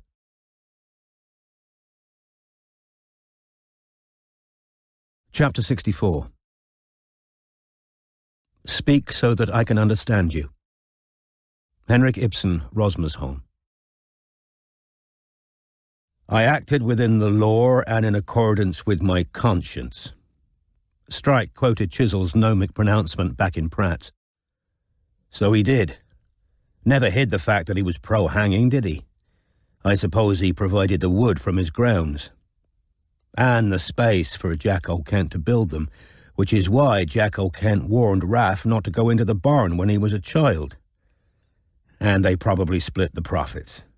Wait, said Robin, remembering what Flick had shrieked after the minister's car the night of the Paralympic reception.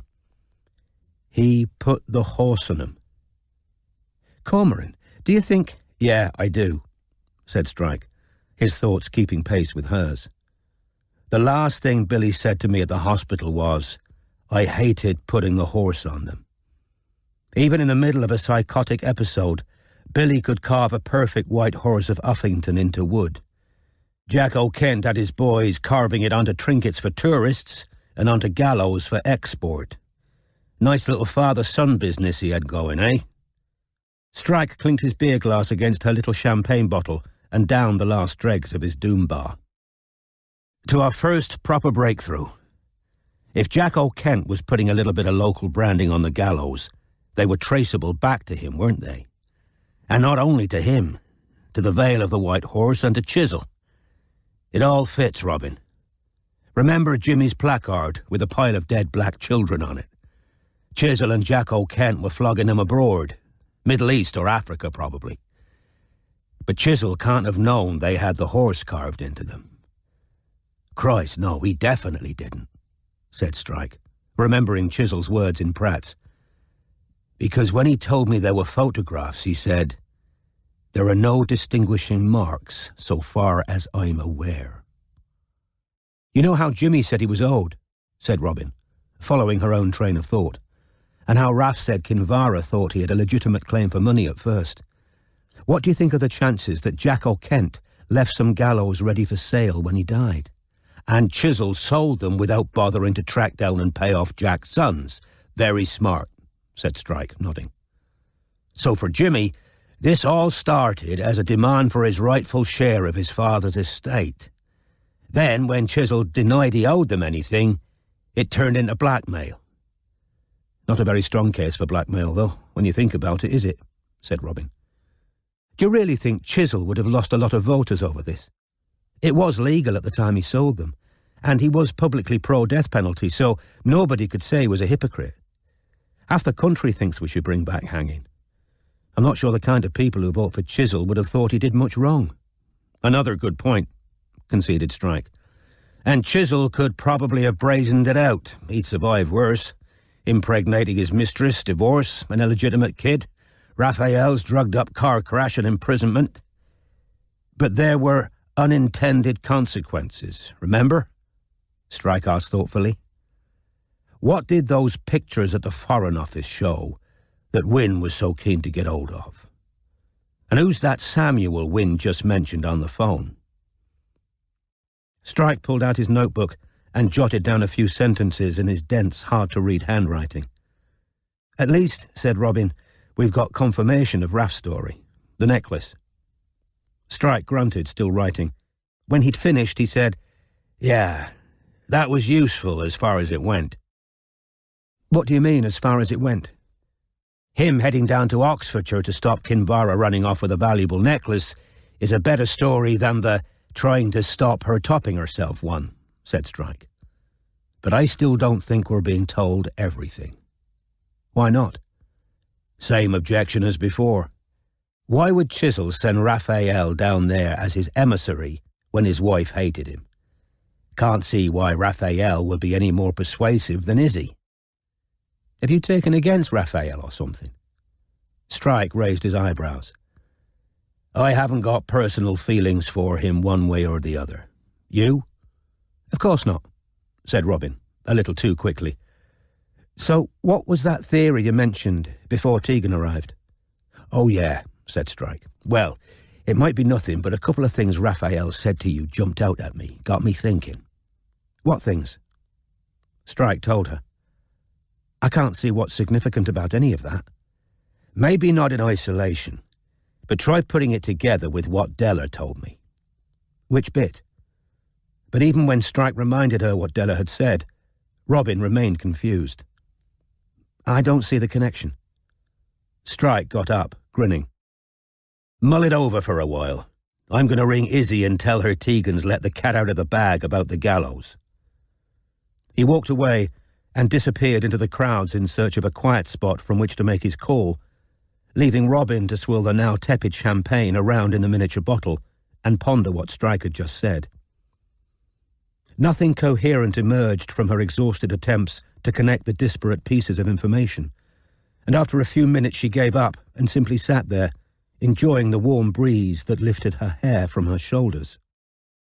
In spite of her tiredness, the shattered state of her marriage, and her very real apprehension about going digging in the dell later that night, it was pleasant to sit here, breathing in the smells of the racecourse, of soft air redolent of turf, leather and horse, catching trails of perfume from the women now moving away from the bar towards the stands, and the smoky whiff of venison burgers cooking in a van nearby.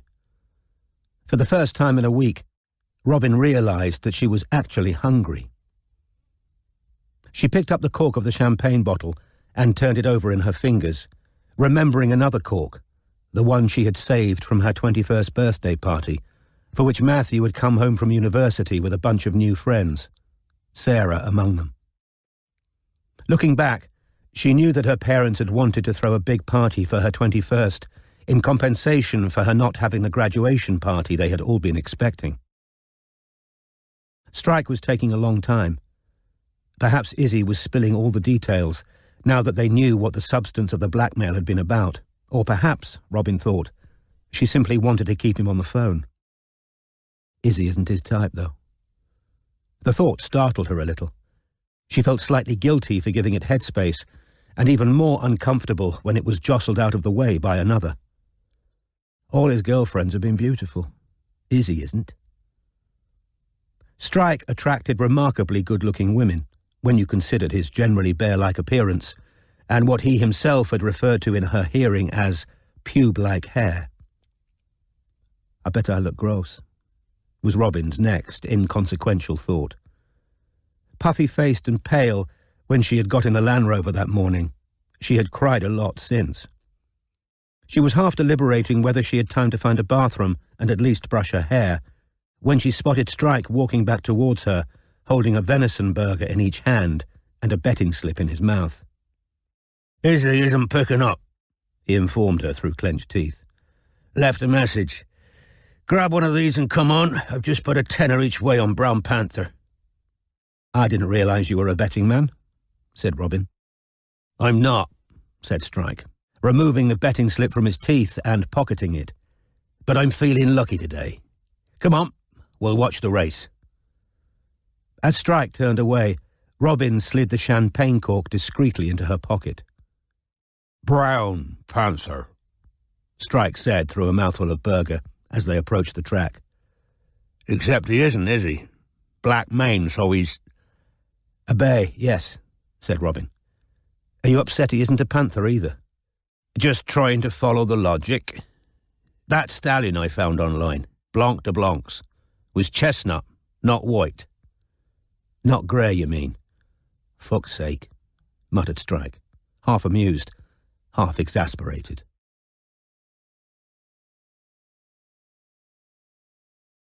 Chapter 65.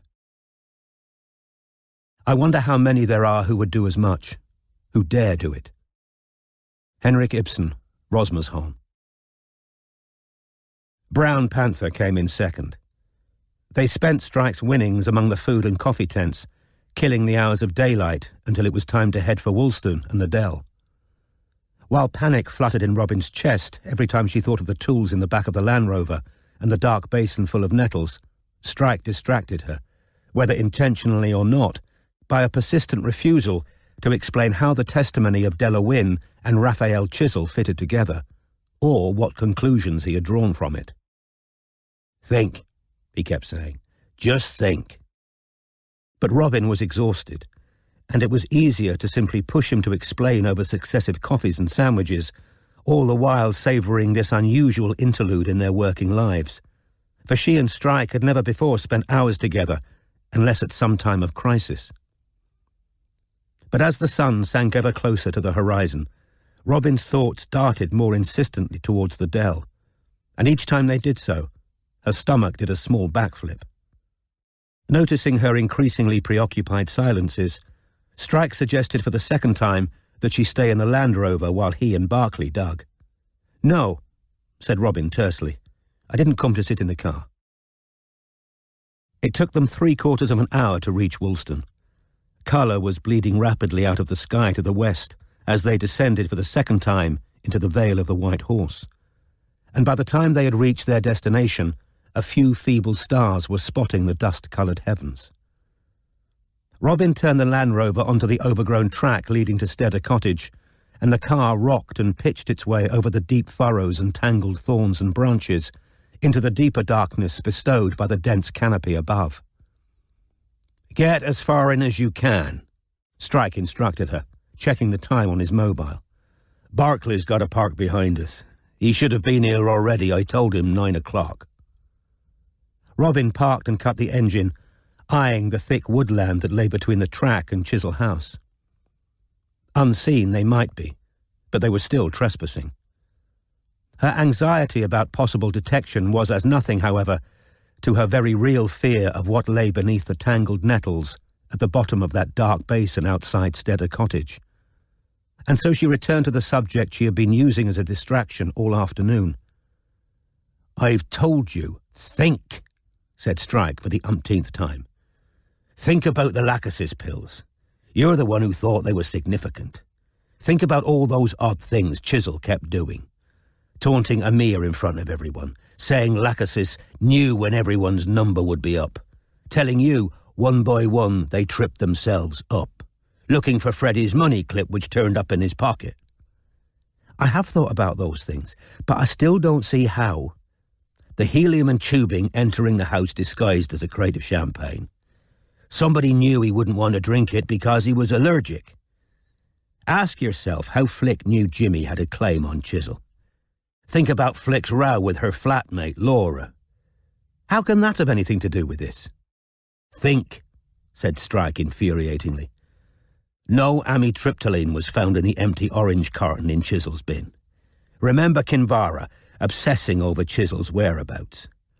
Have a guess what little Francesca at Drummond's art gallery is going to tell me if I ever get her on the phone. Think about that call to Chisel's constituency office about people pissing themselves as they die. Which isn't conclusive in itself, I grant you, but it's bloody suggestive when you stop to think about it." "You're winding me up," said the incredulous Robin. "Your idea connects all of that, and makes sense of it." "Yep," said Strike smugly. "And it also explains how Wynne and Amir knew there were photographs at the Foreign Office, presumably of Jack O'Kent's gallows in use, when Amir hadn't worked there in months and Wynne, so far as we know, had never set foot." Strike's mobile rang. He checked the screen. "Is he calling back? I'll take it outside. I want to smoke." He got out of the car. Robin heard him say, "Hi," before he slammed the door. She sat waiting for him, her mind buzzing. Either Strike had genuinely had a brainwave, or he was taking the mickey, and she slightly inclined to the latter, so utterly disconnected did the separate bits of information he had just listed seem. 5 minutes later, Strike returned to the passenger seat. "Our client's unhappy," he reported, slamming the door again. "Tegan was supposed to be telling us that Kinvara crept back out that night to kill Chisel, not confirming her alibi and blabbing about Chisel flogging gallows." "Izzy admitted it?" "Didn't have much choice, did she? But she didn't like it. Very insistent on telling me that exporting gallows was legal at the time. I put it to her that her father had defrauded Jimmy and Billy out of their money, and you were right. There were 2 sets of gallows built and ready to sell when Jack O'Kent died, and nobody bothered to tell his sons. She liked admitting that even less." "Do you think she's worried they'll mount a claim on Chisel's estate?" "I can't see that it'd do Jimmy's reputation much good in the circles he moves in, except in money made from hanging people in the Third World," said Strike. "But you never know." A car sped past on the road behind them, and Strike craned around hopefully. "Thought that might be Barclay." He checked his watch. "Maybe he's missed the turning." "Cormoran," said Robin, who was far less interested in either Izzy's mood or Barclay's whereabouts than in the theory Strike was withholding from her. "Have you seriously got an idea that explains everything you just told me?" "Yeah," said Strike, scratching his chin. "I have.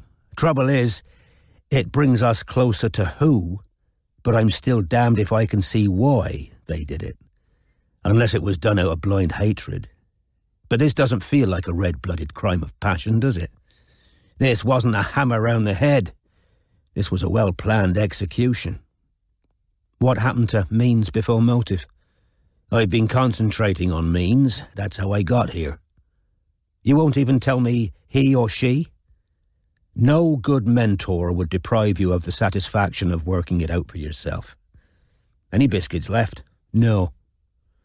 Lucky I've still got this, then, Strike said, producing a Twix from his pocket, unwrapping it and handing her half, which she took with a bad grace that amused him.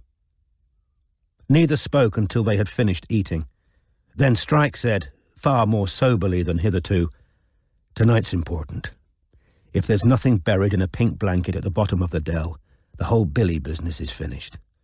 He imagined the strangling. We've set his mind at rest, and I get to try and prove my theory about Chisel's death, unencumbered by distractions, without worrying where a dead kid fits in and who killed her. Or him, Robin reminded Strike. You said Billy wasn't sure which it was. As she said it, her unruly imagination showed her a small skeleton wrapped in the rotten remains of a blanket. Would it be possible to tell whether the body had been male or female from what was left? Would there be a hair grip or a shoelace, buttons, a hank of long hair? Let there be nothing, she thought. God, let there be nothing there. But aloud she asked, and if there is something, someone, buried in the dell? Then my theory's wrong, because I can't see how a child strangling in Oxfordshire fits with anything I've just mentioned. It doesn't have to, said Robin reasonably. You could be right about who killed Chisel, and this could be an entirely separate... No, said Strike, shaking his head. It's too much of a coincidence. If there's something buried in the dell, it connects to everything else. One brother witnessing a murder as a child, the other blackmailing a murdered man 20 years later, the kid being buried on Chisel's land. If there's a child buried in the dell, it fits in somewhere. But I'll lay odds there's nothing there. If I seriously thought there was a body in the dell, I'd have tried to persuade the police to do the job. Tonight's for Billy. I promised him. They sat watching the track fade gradually from sight in the darkness, Strike occasionally checking his mobile. Where's bloody Barclay got? Ah! Headlights had just swung onto the track behind them. Barclay advanced an old Golf up the track and braked, turning off his lights. In her wing mirror, Robin watched his silhouette leave the car, turning into the flesh and blood Barclay as he reached Strike's window, carrying a kit bag just like the detective's. Evening, he said laconically. Nice night for a grave, Robin. You're late, said Strike. I know. Just got a call from Flick. Thought you want to hear what she's got to say. Get in the back, Strike suggested. You can tell us while we're waiting. We'll give it 10 minutes. Make sure it's properly dark. Barclay climbed into the back of the Land Rover and closed the doors. Strike and Robin twisted around in their seats to talk to him. So, she calls me, greetin'. English translation, please. Crying then, not to mention shitting herself. The police came calling today. About bloody time, said Strike. And? They searched the bathroom and found Chisel's note. She's being interviewed. What was her explanation for having it? Didn't they confide in me? All she wanted was to know where Jimmy is. She's in the right fucking state. It was all, just tell Jimmy they've got it. He'll know what I mean. Where is Jimmy, do you know? Havna, Scooby. Saw him yesterday and he didn't mention any plans. But he told me he pissed off Flick by asking if she had Bobby Cunliffe's number. He took a liking to young Bobby, said Barclay, grinning at Robin. Flick told him she didn't know and wanted to know why he was so interested. Jimmy said he was just trying to get Bobby along to a real socialist meeting, but you know, Flick's not that fucking dumb. Do you think she realises it was me who tipped off the police? Asked Robin. Not yet, said Barclay. She's panicking. All right, said Strike, squinting up at the little of the sky they could see through the foliage overhead. I think we should get started. Grab that bag beside you, Barclay. I've got tools and gloves in there. How are you going to dig with your leg like that? asked Barclay sceptically. "You can't do it on your own," said Strike. "We'll still be here tomorrow night." "I'm digging too," said Robin firmly. She felt braver after Strike's assurances that they were highly unlikely to find anything in the dell. "Pass me those wellies, Sam." Strike was already extracting torch and walking stick from his kit bag. "I'll carry it," offered Barclay, and there was a sound of heavy metal tools shifting as he hoisted Strike's bag onto his shoulder along with his own. The three of them set off along the track, Robin and Barclay matching their pace to Strike's, who progressed carefully, focusing the beam of his torch on the ground and making regular use of the stick, both to lean on and push obstacles out of his way. Their footsteps were deadened by the soft ground, but the quiet night amplified the chink and clatter of the tools carried by Barclay, the rustling of tiny, unseen creatures fleeing the giants who had invaded their wilderness, and, from the direction of Chisel House, the barking of a dog. Robin remembered the Norfolk Terrier and hoped he wasn't loose. When they reached the clearing, Robin saw that night had turned the derelict cottage into a witch's lair. It was easy to imagine figures lurking behind the cracked windows, and telling herself firmly the situation was quite creepy enough without imagining fresh horrors, she turned away from it. With a soft ooft, Barclay let the kit bags fall onto the ground at the lip of the dell and unzipped both. By the light of the torch, Robin saw a wide array of tools: a pick, a mattock, 2 pinch bars, a fork, a small axe and 3 spades, one of them with a pointed head. There were also several pairs of thick gardening gloves. "Aye, that should do us," said Barclay, squinting into the dark basin below them. "We'll want to clear that before we've got any chance of breaking the ground." "Right," said Robin, reaching for a pair of gloves. "You sure about this, big man?" Barclay asked Strike, who had done the same. "I can pull up nettles, for Christ's sake," said Strike irritably. "Bring the axe, Robin," said Barclay, grabbing the mattock and a pinch bar. "Some of those bushes will need hacked down." The three of them slid and stumbled down the steep side of the dell and set to work. For nearly an hour they hacked at sinewy branches and tugged up nettles, occasionally swapping tools or returning to the upper ground to fetch different ones. In spite of the gathering cool of the night, Robin was soon sweating, peeling off layers as she worked. Strike, on the other hand, was devoting a considerable amount of energy to pretending that the constant bending and twisting on slippery, uneven ground wasn't hurting the end of his stump. The darkness concealed his winces, and he was careful to rearrange his features whenever Barclay or Robin turned on the torch to check on their progress. Physical activity was helping dispel Robin's fear of what could be hidden beneath their feet. Perhaps, she thought, this was what it was like in the army: hard manual work and the camaraderie of your colleagues helping you focus on something other than the grisly reality of what might lie ahead. The two ex-soldiers had bent to their task methodically and without complaint, except for occasional curses as stubborn roots and branches tore at fabric and flesh. "Time to dig," said Barclay at last, when the bottom of the basin was as clear as they could reasonably make it. "You'll need to get out of it, Strike." "I'll start, Robin can take over," said Strike. "Go on," he said to her. "Take a break, hold the torch steady for us and pass me down the fork." Growing up with three brothers had taught Robin valuable lessons about the male ego and about picking her fights.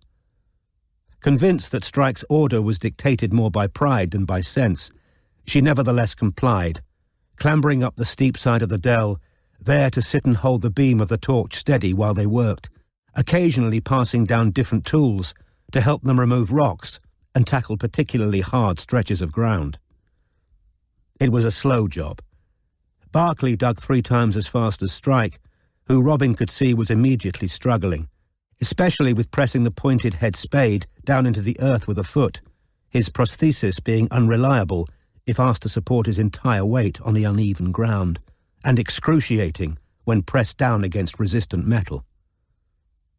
Minute by minute she held off intervening until a muttered "Fuck" escaped Strike, and he bent over, grimacing in pain. "Shall I take over?" she suggested. "Think you're going to have to," he muttered ungraciously.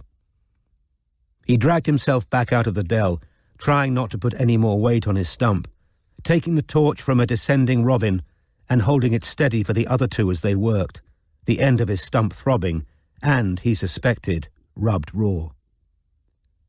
Barclay had created a short channel a couple of feet deep before he took his first break, clambering out of the hole to fetch a bottle of water from his kit bag. While he drank and Robin took a rest, leaning on the handle of her spade, the sound of barking reached them again. Barclay squinted towards the unseen Chisel house. "What kind of dogs has she got in there?" he asked. "Old Lab and a yappy bastard of a terrier," said Strike.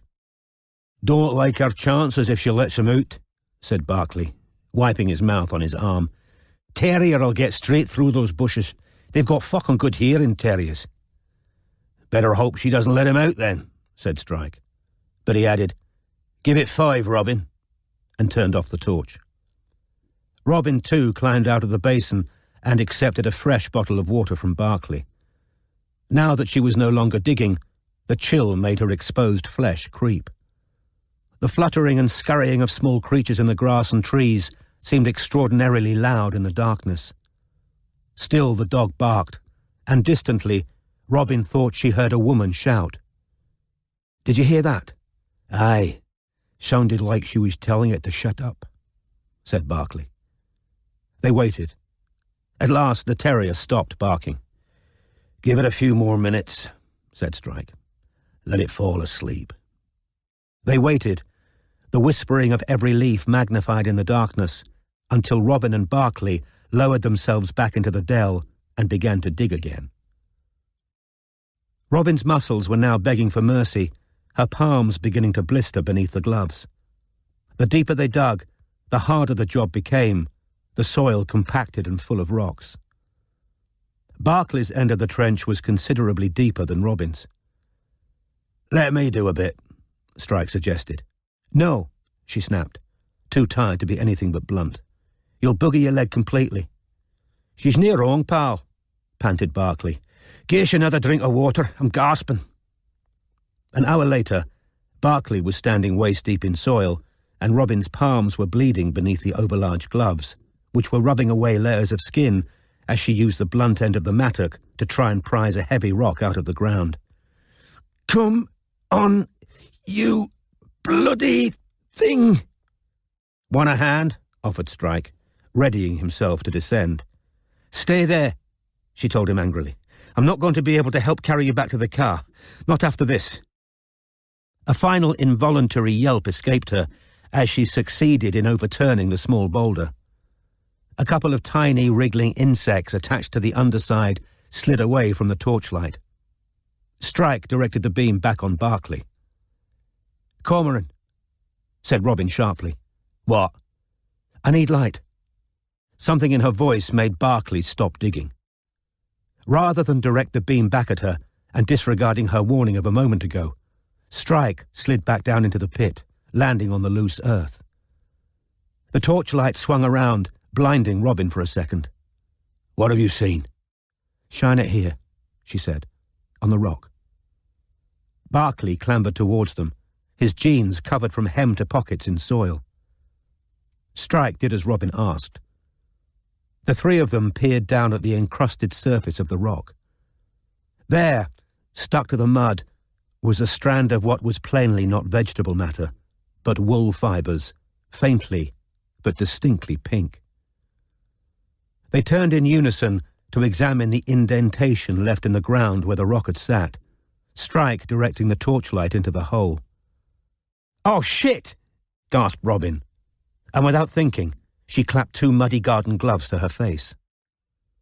A couple of inches of filthy material had been revealed, and in the strong beam of the torch, it too was pink. "Give me that," said Strike, tugging the mattock out of her hand. "No." But he almost pushed her aside. By the deflected torchlight, she could see his expression, forbidding, furious, as though the pink blanket had grievously wronged him, as though he had suffered a personal affront. "Barclay, you take this," He thrust the mattock at his subcontractor. "Break this up as much as you can. Try not to puncture the blanket. Robin, go to the other end. Use the fork. And mind my hands," Strike told Barclay. Sticking the torch in his mouth so that he could see by its light, he fell to his knees in the dirt and began to move earth aside with his fingers. "Listen," whispered Robin, freezing. The sound of the terrier's frenzied barking reached them once again through the night air. "I yelled, didn't I, when I overturned the rock?" whispered Robin. "I think I woke it up again." "Never mind that now," said Strike, his fingers prizing dirt away from the blanket. "Dig." "But what if—" "We'll deal with that if it happens. Dig." Robin plied the fork. After a couple of minutes, Barclay swapped the mattock for a shovel. Slowly, the length of the pink blanket, its contents still buried too deep to remove, was revealed. "That's no adult," said Barclay, surveying the stretch of filthy blanket. And still, the terrier continued to yap, distantly from the direction of Chisel House. "We should call the police, Strike," said Barclay, pausing to wipe sweat and mud out of his eyes. "Are we no disturbing a crime scene here?" Strike didn't answer. Feeling slightly sick, Robin watched his fingers feeling the shape of the thing that was hidden beneath the filthy blanket. "Go up to my kit bag," he told her. "There's a knife in there, Stanley knife. Quickly." The terrier was still yapping distractedly. Robin thought it sounded louder. She clambered up the steep side of the dell, groped around in the dark depths of the bag, found the knife, and slid back down to Strike. "Cormoran, I think Sam's right," she whispered. "We should leave this to the—" "Give me the knife," he said, holding out his hand. "Come on, quick, I can feel it. This is the skull. Quickly." Against her better instincts, she handed over the blade.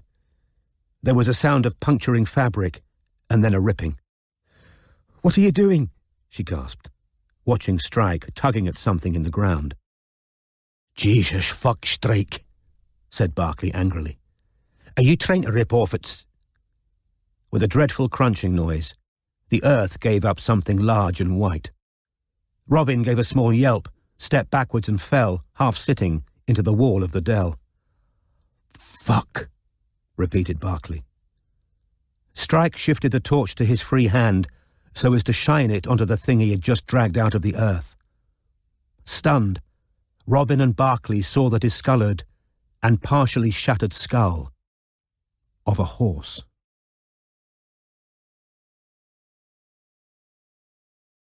Chapter 66. Do not sit here musing and brooding over insoluble conundrums. Henrik Ibsen, Rosmersholm. Protected through the years by the blanket, the skull shone pale in the torchlight, weirdly reptilian in the length of its nose and the sharpness of its mandibles. A few blunt teeth remained. There were cavities in the skull in addition to the eye holes, one in the jaw, one to the side of the head, and around each the bone was cracked and splintered. "Shot," said Strike, turning the skull slowly in his hands. A third indentation showed the course of another bullet, which had fractured but not penetrated the horse's head. Robin knew she would have been feeling far worse had the skull been human, but she was nonetheless shaken by the noise it had made when released from the earth, and by the unexpected sight of this fragile shell of what had once lived and breathed, stripped bare by bacteria and insects. "Vets euthanize horses with a single shot to the forehead," she said. "They don't spray them with bullets." "A rifle," said Barclay authoritatively, clambering nearer to examine the skull. "Someone's took port shots at it." "Not that big, is it? Was it a foal?" Strike asked Robin. "Maybe, but I think it looks more like a pony or a miniature horse." He turned it slowly in his hands, and all three of them watched the skull moving in the torchlight. They had expended so much pain and effort digging it out of the ground that it seemed to hold secrets beyond those of its mere existence. "So, Billy did witness a burial," said Strike. "But it wasn't a child. You won't have to rethink your theory." said Robin. Theory, repeated Barclay, and was ignored. I don't know, Robin, said Strike, his face ghostly beyond the torchlight. If he didn't invent the burial, I don't think he invented. Shite, said Barclay. She's done it. She's let those fucking dogs out. The yapping of the terrier and the deeper booming barks of the Labrador, no longer muffled by containing walls, came ringing through the night. Without ceremony, Strike dropped the scull. Barclay, grab all the tools and get out of here. We'll hold the dogs off. What about... Leave it. There's no time to fill it in, said Strike, already clambering out of the dell, ignoring the excruciating pain in the end of his stump. Robin, come on, you're with me. What if she's called the police? Robin said, reaching the top of the dell first and turning to help heave Strike up. We'll wing it, he panted. Come on, I want to stop the dogs before they get to Sam. The woods were dense and tangled. Strike had left his walking stick behind. Robin held his arm as he limped as fast as he could, grunting with pain every time he asked his stump to bear his weight. Robin glimpsed a pinprick of light through the trees. Somebody had come out of the house with a torch. Suddenly, the Norfolk Terrier burst through the undergrowth, barking ferociously. Good boy, yes, you found us, Robin panted. Ignoring her friendly overture, it launched itself at her, trying to bite. She kicked out at it with her Wellingtoned foot, holding it at bay while sounds reached them of the heavier Labrador crashing towards them. Little fucker, said Strike, trying to repel the Norfolk Terrier as it darted around them, snarling. But seconds later, the terrier had caught wind of Barclay. It turned its head towards the dell, and before either of them could stop it, took off again, yapping frenziedly. Shit, said Robin. Never mind, keep going, said Strike, though the end of his stump was burning, and he wondered how much longer it would support him. They had managed only a few more paces when the fat Labrador reached them. Good boy, yes, good boy, Robin crooned. And the Labrador, less enthusiastic about the chase, allowed her to secure a tight grip on its collar. Come on, come with us, said Robin, and she half dragged it, with Strike still leaning on her, towards the overgrown croquet lawn, where they now saw a torch bobbing ever nearer through the darkness. A shrill voice called, Badger! Rattenbury! Who's that? Who's there? The silhouette behind the torchlight was female and bulky. It's all right, Mrs. Chiswell, called Robin. It's only us. Who is us? Who are you? Follow my lead, Strike muttered to Robin, and he called, Mrs. Chiswell, it's Cormoran Strike and Robin Ellacott. What are you doing here? She shouted, across the diminishing space between them. We were interviewing Tegan Butcher in the village, Mrs. Chiswell, called Strike, as he, Robin, and the reluctant Badger made their laborious way through the long grass. We were driving back this way and we saw two people entering your property. What two people? Where? They entered the woods back there, said Strike. From the depths of the trees, the Norfolk Terrier was still frenziedly barking. We didn't have your number or we'd have called to warn you. Within a few feet of her now, they saw that Kinvara was wearing a thick padded coat over a short nightdress of black silk, her legs bare above Wellington boots. Her suspicion, shock, and incredulity met Strike's total assurance. Thought we ought to do something, seeing as we were the only people who witnessed it, he gasped, wincing a little as he hobbled up to her with Robin's assistance, self-deprecatingly heroic. Apologies, he added, coming to a halt, for the state of us. Those woods are muddy, and I fell over a couple of times. A cold breeze swept the dark lawn. Kinvara stared at him, flummoxed, suspicious, then turned her face in the direction of the terrier's continued barking. Rattenbury! She shouted. Rattenbury! She turned back to Strike. What did they look like? Men, invented Strike, young and fit from the way they were moving. We knew you'd had trouble with trespassers before. Yes, I have, said Kinvara, sounding frightened. She seemed to take in Strike's condition for the first time, as he leaned heavily on Robin, face contorted with pain. I suppose you'd better come in. "Thanks very much," said Strike gratefully. "Very kind of you." Kinvara jerked the Labrador's collar out of Robin's grip and bellowed, "Rattenbury!" again. But the distantly barking terrier did not respond, so she dragged the Labrador, which was showing signs of rebellion, back towards the house, Robin and Strike following. "What if she calls the police?" Robin muttered to Strike. "Cross that bridge when we come to it," he responded. A floor-to-ceiling drawing-room window stood open. Kinvara had evidently followed her frantic dogs through it as the quickest route to the woods. "We're pretty muddy," Robin warned her, as they crunched their way across the gravel path that encircled the house. "Just leave your boots outside," said Kinvara, stepping into the drawing-room without bothering to remove her own. "I'm planning to change this carpet anyway." Robin tugged off her wellies, followed Strike inside, and closed the window. The cold, dingy room was illuminated by a single lamp. "Two men," Kinvara repeated, turning again to Strike. "Where exactly did you see them coming in?" "Over the wall at the road," said Strike. "Do you think they knew you'd seen them?" "Oh, yeah," said Strike. "We pulled up, but they ran into the woods. Think they might have bottled it once we followed them, though, don't you?" he asked Robin. "Yes," said Robin. "We think we heard them running back towards the road when you let the dogs out. Rattenbury's still chasing someone. Of course, that could be a fox. He goes crazy about foxes in the woods," said Kinvara. Strike's attention had just been caught by a change to the room since the last time he had seen it. There was a fresh square of dark crimson wallpaper over the mantelpiece, where the painting of the mare and foal had hung. "What happened to your picture?" he asked. Kinvara turned to see what Strike was talking about. She answered, perhaps a few seconds too late. "I sold it." "Oh," said Strike. "I thought you were particularly fond of that one." "Not since what Torquil said that day.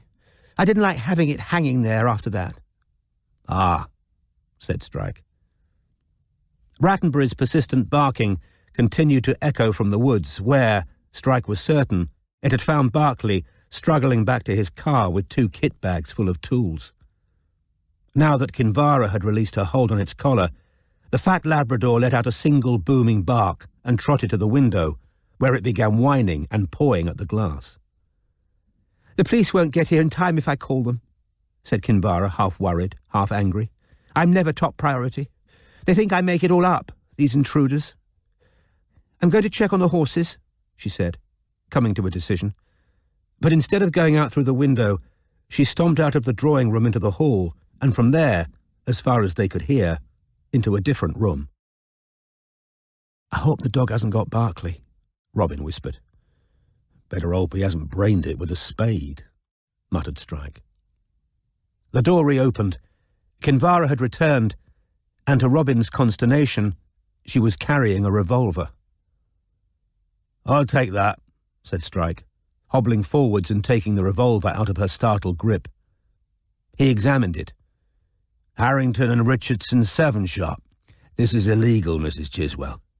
"It was Jasper's," she replied, as though this constituted a special permit. "And I'd rather take—" "I'll come with you to check on the horses," said Strike firmly, "and Robin can stay here and keep an eye on the house." Kinvara might have liked to protest, but Strike was already opening the drawing-room window. Seizing its opportunity, the Labrador lumbered back out into the dark garden, its deep barks echoing around the grounds. "Oh, for God's sake! You shouldn't have let him out! Badger!" shouted Kinvara. She whipped back around to Robin, said, "Mind you stay in this room," then followed the Labrador back into the garden, Strike limping after her with the rifle. Both disappeared into the darkness. Robin stood where they had left her, struck by the vehemence of Kinvara's order. The open window had admitted plenty of night air into what was already a chilly interior. Robin approached the log basket beside the fire, which was temptingly full of newspaper, sticks, logs, and firelighters, but she could hardly build a fire in Kinvara's absence. The room was as shabby in every respect as she remembered it, the walls now denuded of everything but 4 prints of Oxfordshire landscapes. Outside in the grounds, The two dogs continued to bark, but inside the room the only sound, which Robin hadn't noticed on her last visit, due to the family's talking and bickering, was the loud ticking of an old grandfather clock in the corner. Every muscle in Robin's body was starting to ache after the long hours of digging, and her blistered hands were smarting. She had just sat down on the sagging sofa, hugging herself for warmth, when she heard a creak overhead that sounded very like a footstep. Robin stared up at the ceiling. She had probably imagined it. Old houses made strange noises that sounded human until they were familiar to you. Her parents' radiators made chugging noises in the night, and their old doors groaned in the central heating. It was probably nothing. A second creak sounded, several feet from where the first had occurred. As she got to her feet, Robin scanned the room for anything she could use as a weapon. A small, ugly bronze frog ornament sat on a table beside the sofa. As her fingers closed over the cold, pockmarked surface, she heard a third creak from overhead. Unless she was imagining it, the footsteps had now moved all the way across a room, directly above the one in which she was. Robin stood quite still for almost a minute, straining her ears. She knew what Strike would say. Stay put. Then she heard another tiny movement overhead. Somebody, she was sure, was creeping around upstairs. Moving as quietly as possible in her socked feet, Robin edged around the drawing-room door without touching it, in case it creaked, and walked quietly into the middle of the stone-flagged hall where the hanging lantern cast a patchy light. She came to a halt beneath it, straining her ears, heart bumping erratically, imagining an unknown person standing above her, also standing, frozen, listening, waiting. Bronze frog still clutched in her right hand, she moved to the foot of the stairs. The landing above her was in darkness. The sound of the dogs barking echoed from deep in the woods. She was halfway towards the upper landing when she thought she heard another small noise above her. The scuff of a foot on carpet, followed by the swish of a closing door. She knew that there was no point calling out, "Who's there?" If the person hiding from her had been prepared to show their face, they would hardly have let Kinvara leave the house alone to face whatever had set off the dogs. Reaching the top of the stairs, Robin saw that a vertical strip of light lay like a spectral figure across the dark floor, emanating from the only lit room. Her neck and scalp prickled as she crept towards it, afraid that the unknown lurker was watching from one of the 3 dark rooms with open doors she was passing. Constantly checking over her shoulder, she pushed the door of the lit bedroom with the tips of her fingers, raised the bronze frog high, and entered. This was clearly Kinvara's room, messy, cluttered, and deserted. A single lamp burned on the bedside table nearest the door. The bed was unmade, with an air of having been left in a hurry, the cream-quilted eiderdown lying crumpled on the floor. The walls were covered with many pictures of horses, all of them of significantly lesser quality, even to Robin's untutored eye, than the missing picture in the drawing-room. The wardrobe doors stood open, but only a Lilliputian could have been hidden among the densely packed clothes within. Robin returned to the dark landing. Taking a tighter grip on the bronze frog, she orientated herself. The sounds she had heard had come from a room directly overhead, which meant that it was probably the one with the closed door, facing her. As she reached out a hand towards the doorknob, the terrifying sensation that unseen eyes were watching intensified. Pushing the door open, she felt around on the interior wall without entering, until she found a light switch. The stark light revealed a cold, bare bedroom with a brass bedstead and a single chest of drawers. The heavy curtains on their old-fashioned brass rings had been drawn, hiding the grounds. On the double bed lay the painting, Mare Morning, the brown and white mare forever nosing the pure white foal, curled up in the straw. Groping in the pocket of her jacket, with the hand not holding the bronze paperweight, Robin found her mobile and took several photographs of the painting lying on the bedspread. It had the appearance of having been hastily placed there. She had a sudden feeling that something had moved behind her. She whipped around, trying to blink away the shining impression of the gilded frame burned into her retina by the flash on her camera. Then she heard Strike's and Kinvara's voices growing louder in the garden and knew that they were returning to the drawing room. Slapping off the light in the spare room, Robin ran as quietly as possible back across the landing and down the stairs. Fearing that she wouldn't be able to reach the drawing room in time to greet them, she darted to the downstairs bathroom, flushed the toilet, and then ran back across the hall, reaching the drawing room just as her hostess re-entered it from the garden.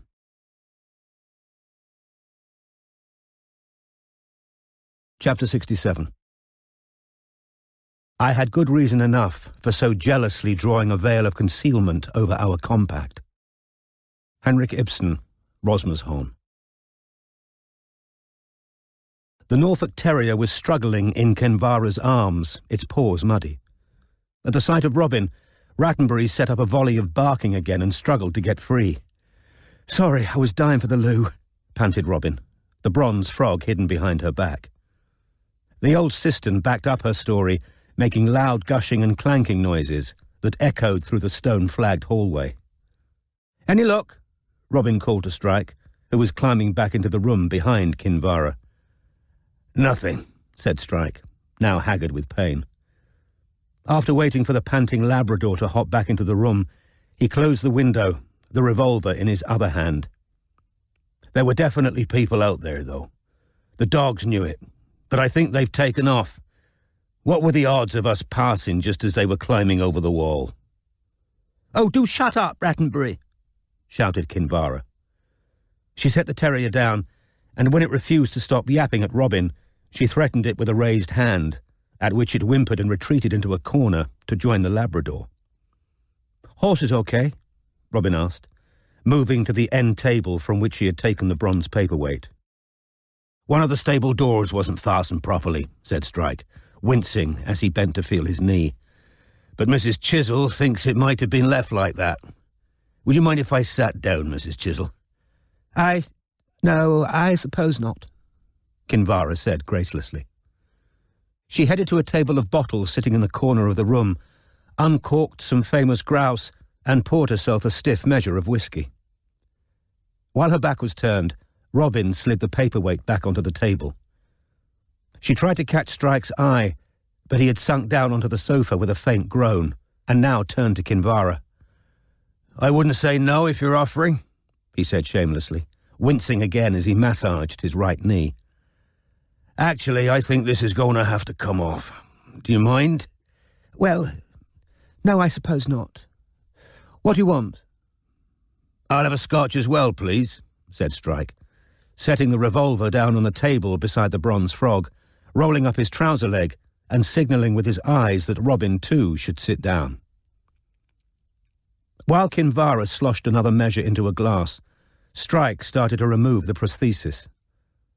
Turning to give him his drink, Kinvara watched in queasy fascination as Strike worked on the false leg, averting her eyes at the point it left the inflamed stump.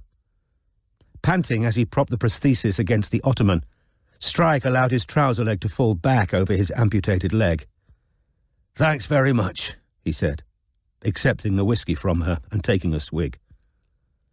Trapped with a man who couldn't walk, to whom she ought in theory to be grateful, and to whom she had just given a drink, Kinvara sat down too, her expression stony. "Actually, Mrs. Chisel, I was going to phone you to confirm a couple of things we heard from Tegan earlier," said Strike. "We could go through them now, if you like. Get them out of the way." With a slight shiver, Kinvara glanced at the empty fireplace, and Robin said helpfully, "Would you like me to—" "No," snapped Kinvara. "I can do it." She went to the deep basket standing beside the fireplace, from which she grabbed an old newspaper. While Kinvara built a structure of small bits of wood over a mound of newspaper and a firelighter, Robin succeeded in catching Strike's eye. "There's somebody upstairs," she mouthed, but she wasn't sure he had understood. He merely raised his eyebrows quizzically and turned back to Kinvara. A match flared. Flames erupted around a little pile of paper and sticks in the fireplace. Kinvara picked up her glass and returned to the drinks table, where she topped it up with more neat scotch. Then, coat wrapped more tightly around herself, she returned to the log basket, selected a large piece of wood, dropped it on top of the burgeoning fire, then fell back onto the sofa. "Go on, then," she said sullenly to Strike. "What do you want to know?" "As I say, we spoke to Tegan Butcher today." "And?" "And we now know what Jimmy Knight and Geraint Wynne were blackmailing your husband about." Kinvara evinced no surprise. "I told those stupid girls you'd find out," she said with a shrug. "Izzy and Fizzy. Everyone round here knew what Jack O'Kent was doing in the barn. Of course somebody was going to talk." She took a gulp of whiskey. "I suppose you know all of it, do you? The gallows? The boy in Zimbabwe?" "You mean Samuel?" asked Strike, taking a punt. "Exactly. Samuel Mudrap or something." The fire caught suddenly, flames leaping up past the log, which shifted in a shower of sparks. "Jasper was worried they were his gallows the moment we heard the boy had been hanged. You know all of it, do you? That there were 2 sets, but only one made it to the government. The other lot went astray. The lorry was hijacked or something. That's how they ended up in the middle of nowhere. The photographs are pretty grisly, apparently. The Foreign Office thinks it was probably a case of mistaken identity. Jasper didn't see how they could be traced to him, but Jimmy said he could prove they were." "I knew you'd find out," said Kinvara, with an air of bitter satisfaction. "Tegan's a horrible gossip." "So to be clear," said Strike, "when Jimmy Knight first came here to see you, he was asking for his and Billy's share for 2 sets of gallows his father had left completed when he died." "Exactly," said Kinvara, sipping her whiskey. "They were worth 80,000 for the pair. He wanted 40. "But presumably," said Strike, who remembered that Chisel had talked of Jimmy returning a week after his first attempt to get money and asking for a reduced amount, "your husband told him he'd only ever received payment for one of them, as one set got stolen en route." "Yes," said Kinvara with a shrug. "So then Jimmy asked for 20, but we'd spent it." "How did you feel about Jimmy's request when he first came asking for money?" Strike asked. Robin wasn't sure whether Kinvara had turned a little pinker in the face, or whether it was the effects of the whiskey. "Well, I saw his point, if you want the truth. I could see why he felt he had a claim. Half the proceeds of the gallows belonged to the Knight boys. That had been the arrangement while Jack O'Kent was alive. But Jasper took the view that Jimmy couldn't expect money for the stolen set, and given that he'd been storing them in his barn and bearing all the costs of transportation and so on, and he said that Jimmy couldn't sue him even if he wanted to. He didn't like Jimmy." "No, well, I suppose their politics were very different," said Strike. Kinvara almost smirked. "It was a bit more personal than that. Haven't you heard about Jimmy and Izzy?" "No, I suppose Tegan's too young to have heard that story." "Oh, it was only once," she said, apparently under the impression that Strike was shocked. "But that was quite enough for Jasper. A man like Jimmy Knight deflowering his darling daughter, you know. But Jasper couldn't have given Jimmy the money even if he'd wanted to," she went on. "He'd already spent it. It took care of our overdraft for a while and repaired the stable roof. I never knew," she added, as though sensing unspoken criticism, "until Jimmy explained it to me that night, what the arrangement between Jasper and Jack O'Kent had been. Jasper had told me the gallows were his to sell, and I believed him. Naturally, I believed him. He was my husband." She got up again and headed back to the drinks table, as the fat Labrador, seeking warmth, left its distant corner, waddled around the ottoman, and slumped down in front of the now roaring fire. The Norfolk Terrier trotted after it, growling at Strike and Robin, until Kinvara said angrily, "Shut up, Rattenbury." "There's a couple more things I wanted to ask you about," said Strike. "Firstly, did your husband have a passcode on his phone?"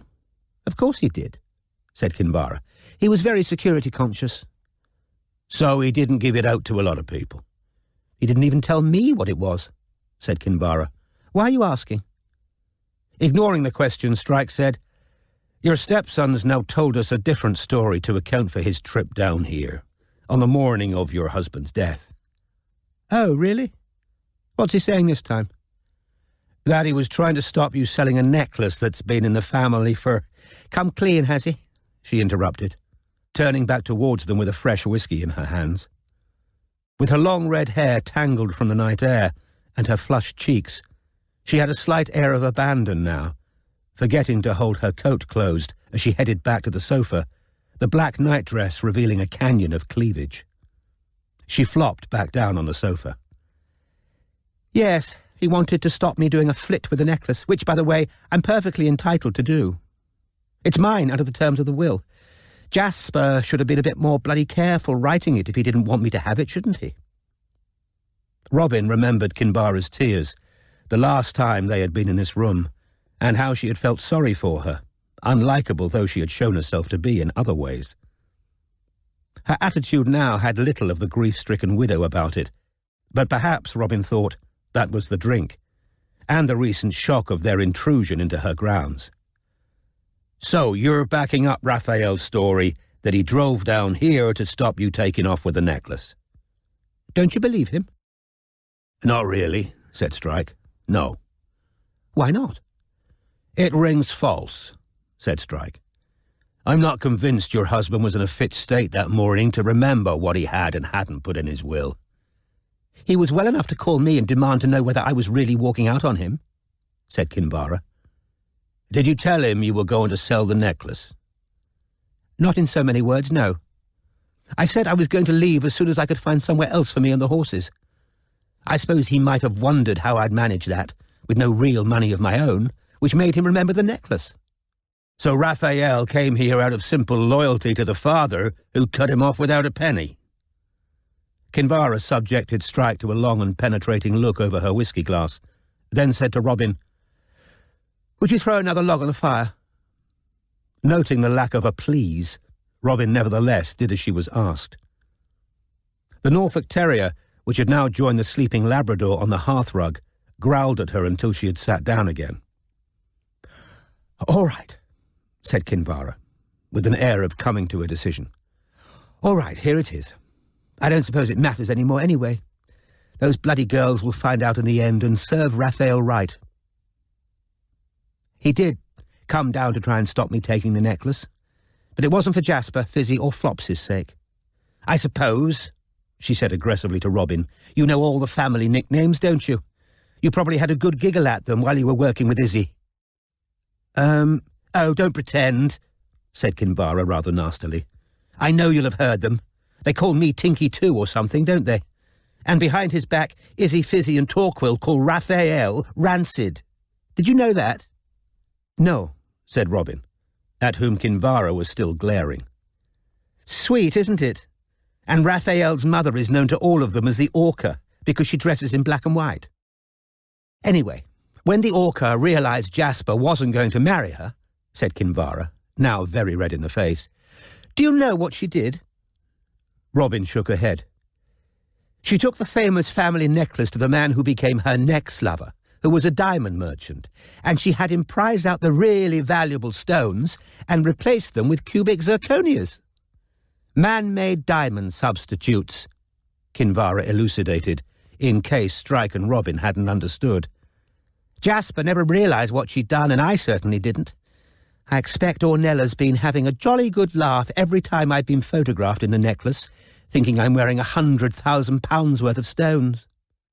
Anyway, when my darling stepson got wind of the fact that I was leaving his father and heard that I talked about having enough money to buy land for the horses, he twigged that I might be about to get the necklace valued.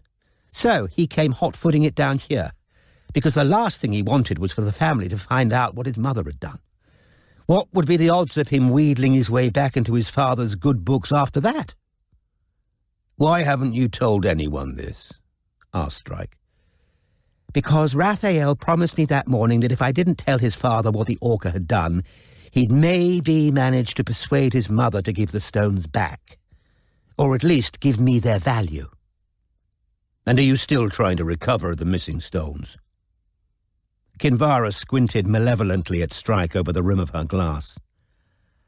I haven't done anything about it since Jasper died, but that doesn't mean I won't. Why should I let the bloody Orca waltz off with what's rightfully mine?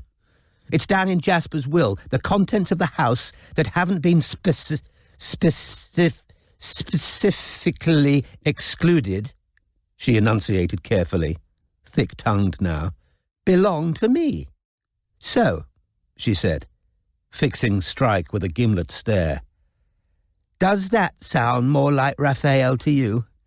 Coming down here to try and cover up for his darling mamma? Yes, said Strike. I'd have to say it does. Thank you for your honesty.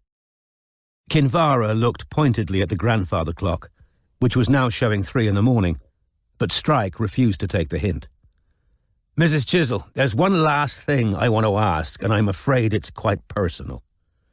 What? She said crossly. I spoke to Mrs. Wynne recently. Della Wynne, you know, the... Della Wynne, the Minister for Sport, said Kinvara, just as her husband had done the first time Strike met him. Yes, I know who she is. Very odd woman. In what way? Kinvara wriggled her shoulders impatiently, as though it should be obvious. Never mind. What did she say? That she met you in a state of considerable distress a year ago, and that from what she could gather, you were upset because your husband had admitted to an affair. Kinvara opened her mouth and then closed it again. She sat thus for a few seconds, then shook her head as though to clear it and said, I thought he was being unfaithful, but I was wrong. I got it all wrong. According to Mrs. Wynne, he'd said some fairly cruel things to you. I don't remember what I said to her. I wasn't very well at the time. I was over-emotional and I got everything wrong. Forgive me, said Strike, but as an outsider, your marriage seemed... What a dreadful job you've got, said Kinvara shrilly. What a really nasty, seedy job you do. Yes, our marriage was going wrong. What of it? Do you think now he's dead, now he's killed himself, I want to relive it all with a pair of you? Perfect strangers whom my stupid stepdaughters have dragged in to stir everything up and make it 10 times worse. So you've changed your mind, have you? You think your husband committed suicide? Because when we were last here, you suggested Amir Malik. I don't know what I said then, she said hysterically. Can you not understand what it's been like since Jasper killed himself, with the police and the family and you? I didn't think this would happen. I had no idea. It didn't seem real. Jasper was under enormous pressure those last few months, drinking too much, in an awful temper. The blackmail, the fear of it all coming out. Yes, I think he killed himself. And I've got to live with the fact that I walked out on him that morning, which was probably the final straw. The Norfolk Terrier began to yap furiously again. The Labrador woke with a start and started barking too. Please leave, shouted Kinvara, getting to her feet. Get out! I never wanted you mixed up in this in the first place. Just go, will you? Certainly, said Strike politely, setting down his empty glass. Would you mind waiting while I get my leg back on? Robin had already stood up. Strike strapped the false leg back on while Kinvara watched, chest heaving, glass in hand. At last, Strike was ready to stand, but his first attempt had him falling back onto the sofa. With Robin's assistance, he finally achieved a standing position. Well, goodbye, Mrs. Chisel. Kinvara's only answer was to stalk to the window and fling it open again, shouting at the dogs, which had got up excitedly to stay put. No sooner had her unwelcome guests stepped out onto the gravel path than Kinvara slammed the window behind them. While Robin put her Wellington boots back on, they heard the shriek of the brass curtain rings as Kinvara dragged the drapes shut, then called the dogs out of the room.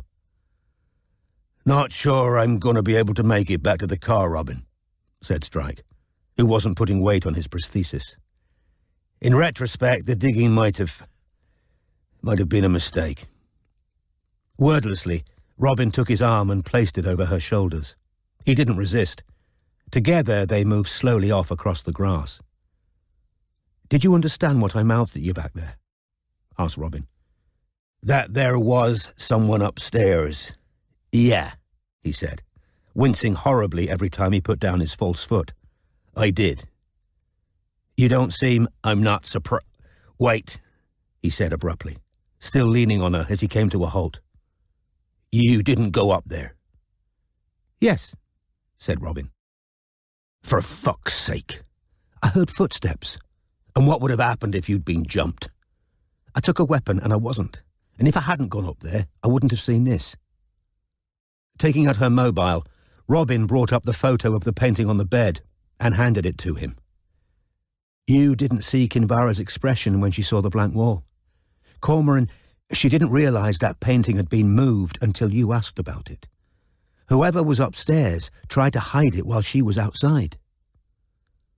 Strike stared at the phone screen for what felt like a long time, his arm heavy on Robin's shoulders. Finally, he said, Is that a piebald? Seriously, said Robin in total disbelief. Horse colours? Now? Answer me. No, piebalds are black and white, not brown and... We need to go to the police, said Strike. The odds on another murder just went up exponentially. You aren't serious? I'm completely serious. Get me back to the car and I'll tell you everything. But don't ask me to talk till then, because my leg's fucking killing me.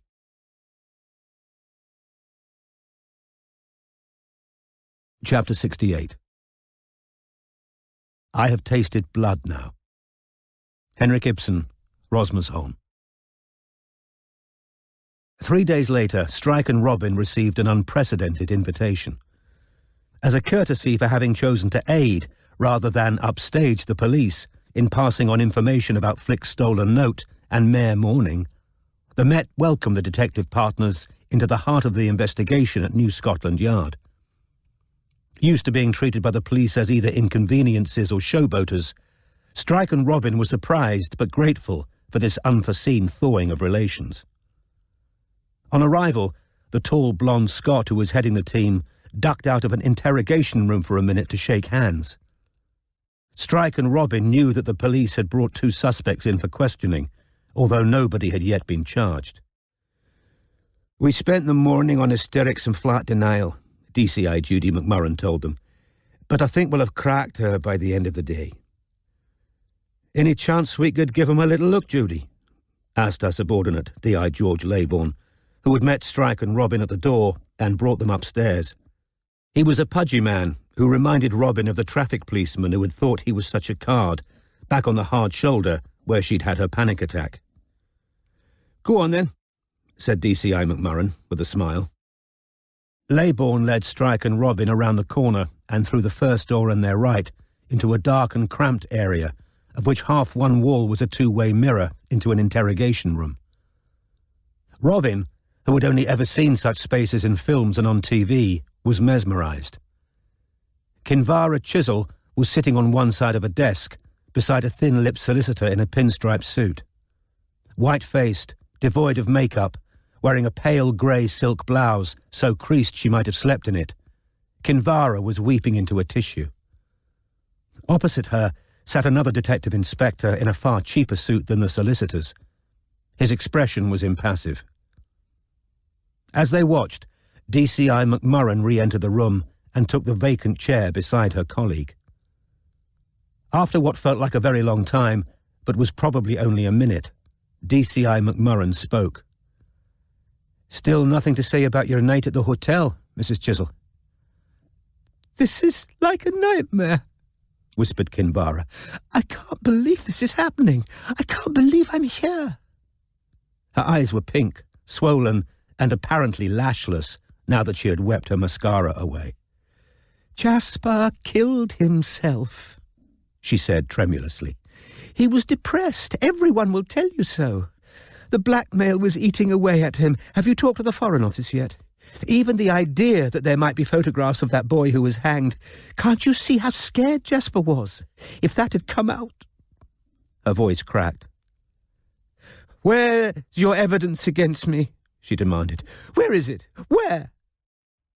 Her solicitor gave a dry little cough. "To return," said DCI McMurran, "to the subject of the hotel. Why do you think your husband called them, trying to ascertain—" "It isn't a crime to go to a hotel," said Kinvara hysterically, And she turned to her solicitor. "This is ridiculous, Charles. How can they make a case against me because I went to her?" "Mrs. Chisel will answer any questions you've got about her birthday," the solicitor told DCI McMurrin, with what Robin thought was remarkable optimism. But equally, the door of the observation room opened and hit Strike. "No problem, we'll shift," Leybourne told his colleague. "Come on, gang, we'll go at the incident room. Got plenty more to show you." As they turned a second corner, they saw Eric Wardle walking towards them. "Never thought I'd see the day," he said, grinning as he shook Strike's hand. "Actually invited in by the Met." "You staying, Wardle?" asked Leybourne, who seemed faintly resentful at the prospect of another policeman sharing the guests he was keen to impress. "Might as well," said Wardle. "Find out what I've been assisting in all these weeks." "Must have taken its toll," said Strike, as they followed Leybourne into the incident room. "Passing on all that evidence we found?" Wardle sniggered. Used as she was to the cramped and slightly dilapidated offices in Denmark Street, Robin was fascinated to see the space that Scotland Yard devoted to the investigation into a high-profile and suspicious death. A whiteboard on the wall carried a timeline for the killing. The adjacent wall bore a collage of photographs of the death scene and the corpse, the latter showing Chisel freed from his plastic wrapping so that his congested face appeared in awful close-up, with a livid scratch down one cheek, the cloudy eyes half open, the skin a dark, mottled purple. Spotting her interest, Leybourne showed her the toxicology reports and phone records that the police had used to build their case, then unlocked the large cupboard where physical evidence was bagged and tagged, including the cracked tube of Lachesis pills, a grubby orange juice carton, and Kinvara's farewell letter to her husband. Seeing the note that Flick had stolen and a printout of the photograph of Mayor Morning lying on a spare bed, both of which Robin knew had now become central to the police case, she experienced a rush of pride. "Right then," said D.I. Leybourne, closing the cupboard and walking over to a computer monitor. "Time to see the little lady in action." He inserted a video disc in the nearest machine, beckoning Strike, Robin and Wardle closer. The crowded forecourt of Paddington Station was revealed, jerky black and white figures moving everywhere. The time and date showed in the upper left corner. "There she is," said Leybourne, hitting pause and pointing a stubby finger at a woman. "See her?" Even though blurred, the figure was recognizable as Kinvara. A bearded man had been caught in the frame, staring, probably because her coat hung open, revealing the clinging black dress she had worn to the Paralympian reception. Leybourne pressed play again. Watch her. Gives to the homeless." Kinvara had donated to a swaddled man holding a cup in a doorway. "Watch her," Leybourne said unnecessarily. "Straight up to the railway worker. Pointless question, shows him a ticket. Watch her, now. Off to the platform, stops and asks another bloke a question, making sure she's remembered every bloody step of the way, even if she's not caught on camera. And onto the train." The picture twitched and changed. A train was pulling into the station at Swindon. Kinvara got off, talking to another woman. "See?" said Leybourne. "Still making damn sure people remember her just in case. And—" The picture changed again, to that of the car park at Swindon Station. "There she is," said Leybourne. "Car's parked right near the camera, conveniently. In she gets and off she goes. Gets home, insists the stable girl stays overnight, sleeps in the next room, goes outside next morning to ride within sight of the girl. Cast iron alibi." Course, like you, we'd already come to the conclusion that if it was murder, it must have been a two-person job. "Because of the orange juice?" asked Robin. "Mostly," said Leybourne. "If Chiswell," he said the name as it was spelled, "had taken amitriptyline unknowingly, the most likely explanation was that he'd poured himself doctored juice out of a carton in a fridge, but the carton in the bin was undoctored and only had his prints on." "Easy to get his prints on small objects once he was dead, though," said Strike. "Just press his hand onto them." "Exactly," said Leybourne, striding over to the wall of photographs and pointing at a close-up of the pestle and mortar. "So we went back to this. The way Chiswell's prints are positioned and the way the powdered residue was sitting there pointed to it being faked, which meant the doctored juice could have been fixed up hours in advance by somebody who had a key, who knew which antidepressants the wife was on, that Chiswell's sense of taste and smell were impaired, and that he always drank juice in the mornings. Then all they'd need to do is have the accomplice plant an undoctored juice carton in the bin with his dead handprint on, and take away the one with the amitriptyline residue in it. Well, who's better positioned to know and do all of that than the missus? Asked Leybourne rhetorically. But here she was with a cast-iron alibi for time of death 70-odd miles away when he was gulping down antidepressants. Not to mention she's left that letter, trying to give us a nice clean story. Husband already facing bankruptcy and blackmail, realises his wife's leaving him, which tips him over the edge, so he tops himself. But, said Leybourne, pointing at the enlarged picture of the dead Chiswell's face, stripped of its plastic bag, revealing a deep red scrape on the cheek, we didn't like the look of that. We thought from the first that was suspicious. Amitriptyline in overdose can cause agitation as well as sleepiness. That mark looked as though somebody else forced the bag over his head. Then there was the open door. The last person in or out didn't know there was a trick to closing it properly, so it didn't look like Chiswell was the last person to touch it. Plus, the packaging on the pills being absent, that smelled wrong from the start. Why would Jasper Chiswell get rid of it? Asked Leybourne. Just a few little careless mistakes. It nearly came off, said Strike. If only Chiswell had been put to sleep by the amitriptyline as intended, and if they'd thought the thing through right to the finest detail, close the door properly, leave the pill packaging in situ, but they didn't, said Leybourne. And she's not smart enough on her own to talk herself out of this. I can't believe this is happening, Strike quoted. She's consistent. On Saturday night she told us, I didn't think this would happen. It didn't seem real. Try that in court, said Wardle quietly. Yeah, what were you expecting, love, when you crushed up a load of pills and put them in his orange juice? Said Leybourne. Guilty is as guilty does. Amazing the lies people can tell themselves when they're drifting alone in the wake of a stronger personality, said Strike.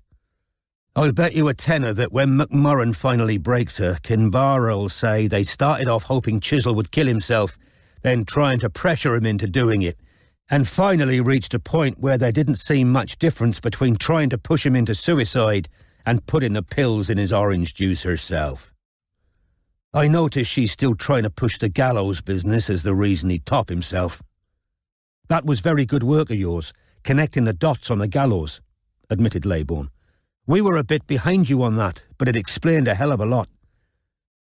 This is highly confidential, he added, taking a brown envelope off a nearby desk and tipping out a large photograph. But we had this from the Foreign Office this morning. As you can see, Robin, who had gone to look, half wished she hadn't. What was there to be gained, really, from seeing the corpse of what seemed to be a teenage boy whose eyes had been picked out by carrion birds and hanging from a gallows in a rubble-strewn street? The boy's dangling feet were bare.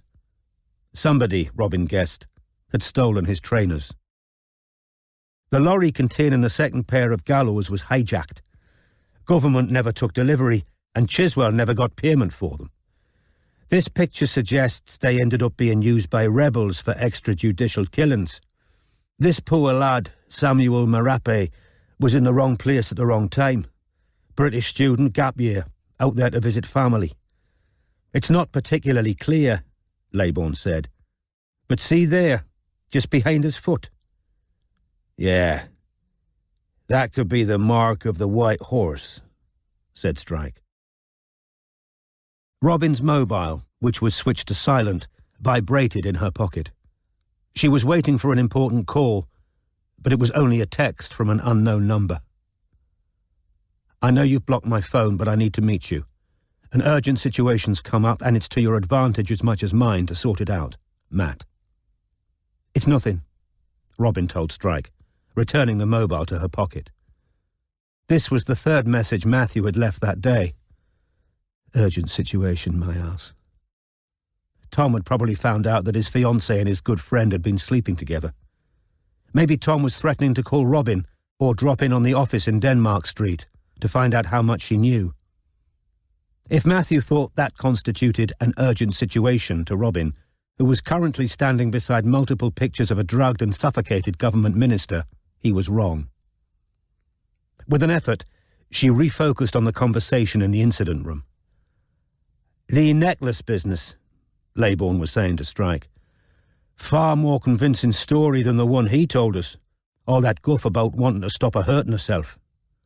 "It was Robin who got him to change his story, not me," said Strike. "Ah, well, good work," Leybourne said to Robin, with a hint of patronage. "I thought he was an oily little bastard when I took his initial statement. Cocky, just out of jail and all. No bloody remorse for running over that poor woman." "How are you getting on with Francesca?" Strike asked. "The girl from the gallery." "We managed to get hold of the father in Sri Lanka, and he's not happy. Being quite obstructive, actually," said Leybourne. "He's trying to buy time to get her lawyered up. Bloody inconvenient, the whole family being abroad. I had to get tough with him over the phone.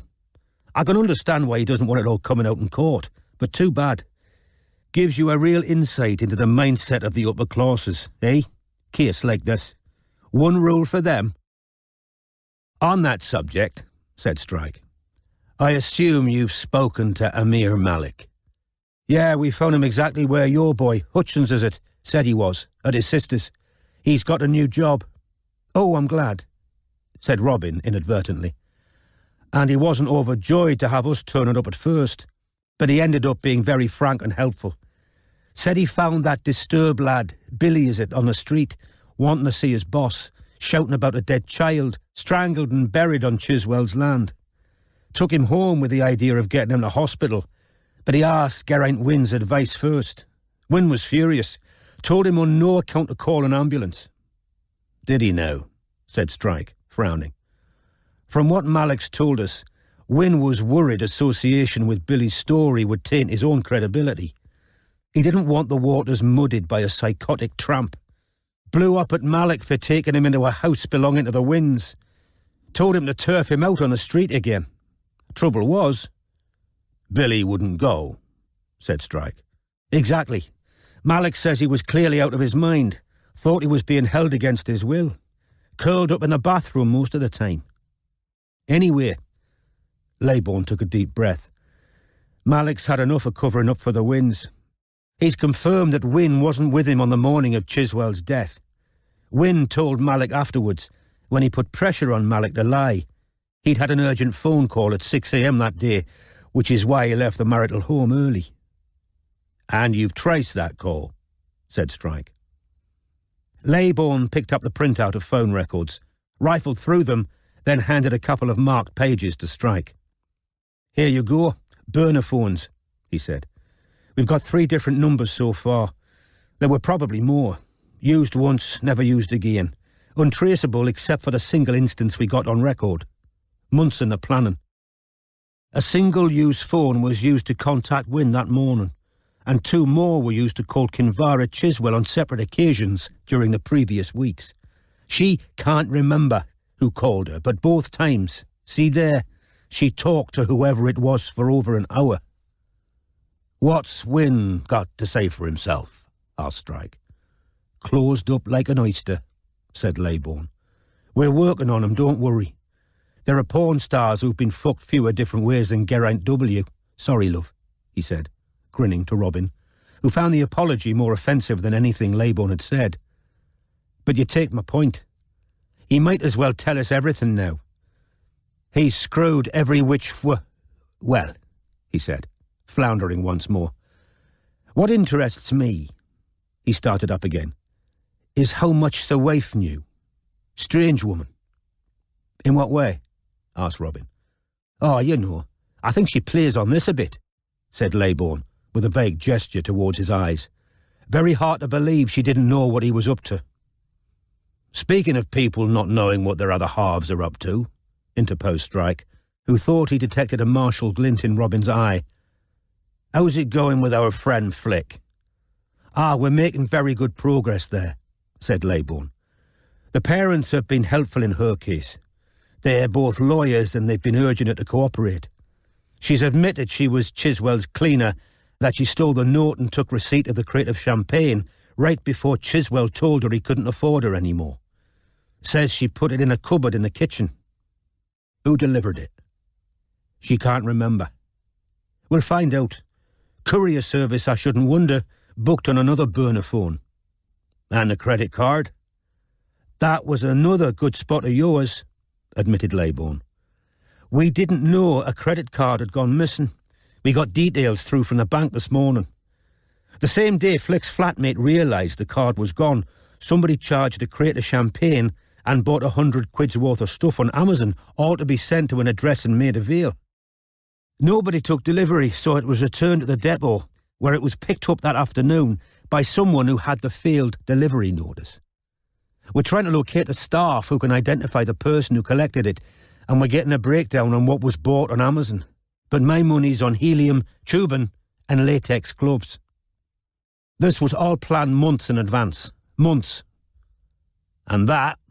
Strike asked, pointing to the photocopy of the note in Chisel's handwriting, which was lying on the side in its polythene bag. "Has she told you why she nicked it yet?" "She says she saw a bill and thought it meant her boyfriend's brother." "Ironic, really," said Leybourne. "If she hadn't stolen it, we wouldn't have cottoned on nearly so fast, would we?" The "we," thought Robin, was daring, because it had been Strike who had cottoned on. Strike who had finally cracked the significance of Chisel's note as they drove back to London from Chisel House. "Robin deserves the bulk of the credit there too," said Strike. "She found the thing. She noticed Blanc de Blanc and the Grand Vitara. I just pieced it together once it was staring me in the face." "Well, we were just behind you," said Leybourne, absent-mindedly scratching his belly. "I'm sure we'd have got there." Robin's mobile vibrated in her pocket again. Somebody was calling this time. "I need to take this. Is there anywhere I can—" "Through here," said Leybourne helpfully, opening a side door. It was a photocopier room, with a small window covered in a Venetian blind. Robin closed the door on the other's conversation and answered, "Hi, Sarah." "Hi," said Sarah Shadlock. She sounded totally unlike the Sarah whom Robin had known for nearly 9 years, the confident and bombastic blonde whom Robin had sensed even in their teens was hoping that some mischance might befall Matthew's long-distance relationship with his girlfriend. Always there through the years, giggling at Matthew's jokes, touching his arm, asking loaded questions about Robin's relationship with Strike, Sarah had dated other men, settling at last for poor, tedious Tom, with his well-paid job and his bald patch, who had put diamonds on Sarah's finger and in her ears, but never quelled her yen for Matthew Cunliffe. All her swagger had gone today. "Well, I've asked 2 experts, but," she said, sounding fragile and fearful, "and they can't say for sure, not from the photograph taken on a phone." "Well, obviously not," said Robin coolly. "I said in my text, didn't I, that I wasn't expecting a definitive answer. We're not asking for a firm identification or valuation. All we want to know is whether somebody might have credibly believed—" "Well, then, yes," said Sarah. "One of our experts is quite excited about it, actually. One of the old notebooks lists a painting done of a mare with a dead foal, but it's never been found." "What notebooks?" "Oh, sorry," said Sarah. She had never sounded so meek, so frightened in Robin's vicinity. "Stubbs." "And if it is a Stubbs?" asked Robin, turning to look out of the window at the Feathers, a pub where she and Strike had sometimes drunk. "Well, this is entirely speculative, obviously. But if it's genuine, if it's the one he listed in 1760, it could be a lot." "Give me a rough estimate." "Well, his gimcrack went for 22 million, said Robin, feeling suddenly light-headed. "Yes, you said so at our housewarming party." Sarah made no answer. Perhaps the mention of the party where she had brought lilies to her lover's wife's house, had scared her. So if Mayor Morning is a genuine Stubbs, it'd probably make more than gimcrack at auction. It's a unique subject. Stubbs was an anatomist, as much scientist as artist. If this is a depiction of a lethal white foal, it might be the first recorded instance. It could set records. Robin's mobile buzzed in her hand. Another text had arrived. This has been very helpful, Sarah, thanks. You'll keep this confidential? Yes, of course, said Sarah. And then, in a rush, Robin, listen, no, said Robin, trying to stay calm. I'm working a case. It's over. It's finished. Matt's in pieces. Goodbye, Sarah. Robin hung up, then read the text that had just arrived. Meet me after work, or I'm giving a statement to the press. Eager as she was to return to the group next door and relay the sensational information she had just received, Robin remained where she stood, temporarily flummoxed by the threat, and texted back, "Statement to the press about what?" His response came within seconds, littered with angry typos. The mail called the office this morning, G, and left a message asking how I feel about my dive shacking up with Cornish Strike. The Sun's been one this afternoon. You probably know he's two-timing you, but maybe you don't give a shit. I'm not having the papers calling me at work. Either meet me or I'm go give a statement to get them off my back. Robin was rereading the message when yet another text arrived, this time with an attachment, in case you haven't seen it. Robin enlarged the attachment, which was a screenshot of a diary item in the Evening Standard. The curious case of Charlotte Campbell and Cormoran Strike. A staple of the gossip columns ever since she ran away from her first private school, Charlotte Campbell has lived out her life in a glare of publicity. Most people would choose a discreet spot for their consultation with a private detective. But the pregnant Ms. Campbell, now Mrs. Jago Ross, chose the window table of one of the West End's busiest restaurants. Were detective services under discussion during the intense heart-to-heart, or something more personal? The colourful Mr. Strike, illegitimate son of rock star Johnny Rokeby, war hero and modern-day Sherlock Holmes, also happens to be Campbell's ex-lover. Campbell's businessman husband will doubtless be keen to solve the mystery, business or pleasure, upon his return from New York. A mass of uncomfortable feelings jostled inside Robin, of which the dominant ones were panic, anger, and mortification at the thought of Matthew speaking to the press in such a way as to leave open, spitefully, the possibility that she and Strike were indeed sleeping together. She tried to call the number, but it went straight to voicemail. 2 seconds later, another angry text appeared. "I'm with a client. I don't want to talk about this in front of him. Just meet me." Angry now, Robin texted, "And I'm at New Scotland Yard. Find a quiet corner." She could imagine Matthew's polite smile as the client watched, his smooth, just the office excuse me, while he hammered out his furious replies. "We've got stuff to sort out and you're acting like a child refusing to meet me. Either you come to talk to me or I'm ringing the papers at 8. I notice you're not denying you're sleeping with him, by the way." Furious but feeling cornered, Robin typed back, "Fine, let's discuss it face to face. Where?" He texted her directions to a bar in Little Venice. Still shaken, Robin pushed open the door to the incident room. The group was now huddled around a monitor showing a page of Jimmy Knight's blog, from which Strike was reading aloud. "In other words, a single bottle of wine at Le Manoir aux Quatre Saisons can cost more than a single out-of-work mother receives per week to feed, clothe, and house her entire family." "Now that," said Strike, "struck me as a weirdly specific choice of restaurant, if he wanted to rant about Tories and their spending. That's what made me think he'd been there recently. Then Robin tells me Blanc de Blanc is the name of one of their sweets, but I didn't put that together as quickly as I should have done. It hit me a few hours later." "He's a hell of a bloody hypocrite on top of everything else, isn't he?" said Wardle, who was standing arms folded behind Strike. "You've looked in Woolston?" Strike asked. "The shithole in Charlemont Road, Woolston everywhere," said Leybourne. "But don't worry. We've got a line on one of his girlfriends down in Dulwich. Checking there right now. With luck, we'll have him in custody tonight. Leybourne now noticed Robin, standing with her phone in her hand. I know you've already got people looking at it, she told Leybourne, but I've got a contact at Christie's. I sent her the picture of Mare Morning and she's just called me back. According to one of their experts, it might be a Stubbs. Even I've heard of Stubbs, Leybourne said. What would it be worth if it is? Wardle asked. My contact thinks upwards of 22 million. Wardle whistled. Leybourne said, Fuck me. Doesn't matter to us what it's worth, Strike reminded them all. What matters is whether somebody might have spotted its potential value. 22 fucking million, said Wardle, is a hell of a motive. Cormoran, said Robin, picking a jacket off the back of the chair where she'd left it. Could I have a quick word outside? I'm going to have to leave, sorry, she said to the others. Everything okay?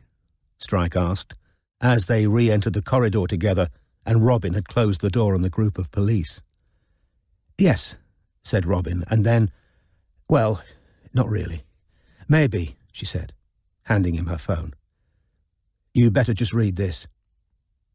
Frowning, Strike scrolled slowly through the interchange between Robin and Matthew, including the Evening Standard clip. You're going to meet him? I've got to. This must be why Mitch Patterson's sniffing around. If Matthew fans the flames with the press, which he's more than capable of doing, they're already excited about you and forget me and Charlotte, he said roughly. That was 20 minutes that she coerced me into. He's trying to coerce you. I know he is, said Robin. But I have got to talk to him sooner or later. Most of me stuff's still in Albury Street. We've still got a joint bank account. Do you want me to come? Touched, Robin said. Thanks, but I don't think that would help. Then ring me later, will you? Let me know what happened. I will, she promised. She headed off alone towards the lifts. She didn't even notice who had just walked past her in the opposite direction until somebody said, Bobby? Robin turned. There stood Flick Purdue, returning from the bathroom with a policewoman who seemed to have escorted her there. Like Kinvara, Flick had cried away her makeup.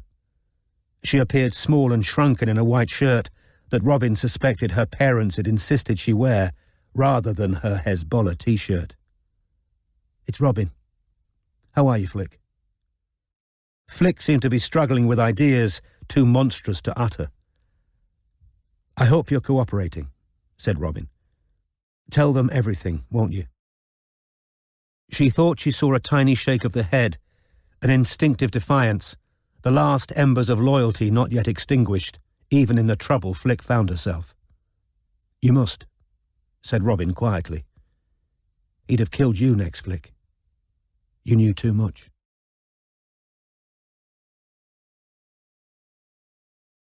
Chapter 69.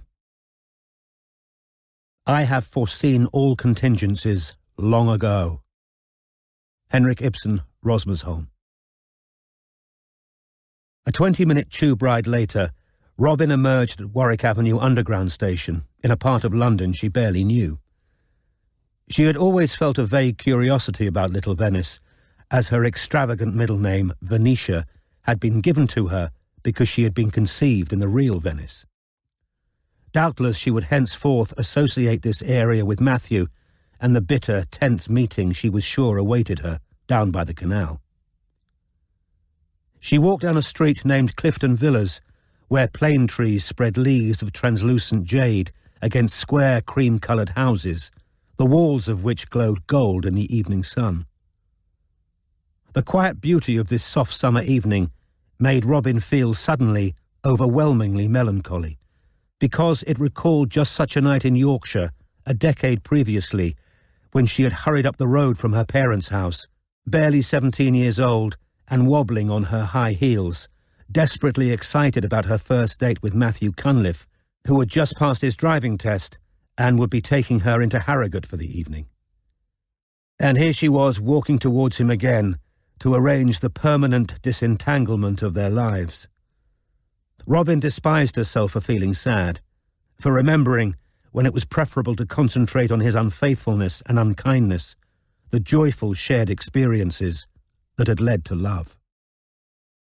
She turned left, crossed the street and walked on, now in the chilly shadow of the brick that bordered the right-hand side of Blomfield Road, parallel to the canal, and saw a police car speeding across the top of the street. The sight of it gave her strength. It felt like a friendly wave from what she knew now was her real life, sent to remind her what she was meant to be, and how incompatible that was with being the wife of Matthew Cunliffe.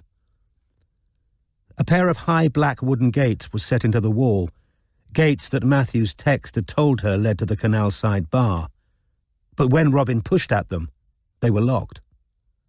She glanced up and down the road, but there was no sign of Matthew. So she reached into her bag for her mobile, which, though muted, was already vibrating with a call. As she took it out, the electric gates opened, and she walked through them, raising the mobile to her ear as she did so. "Hi, I'm just—" Strike yelled in her ear. "Get out of there! It isn't Matthew!" Several things happened at once. The phone was torn out of her hand.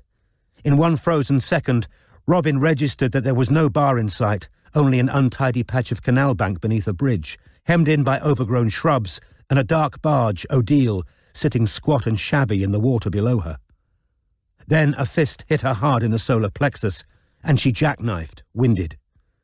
Doubled over, she heard a splash as her phone was lobbed into the canal.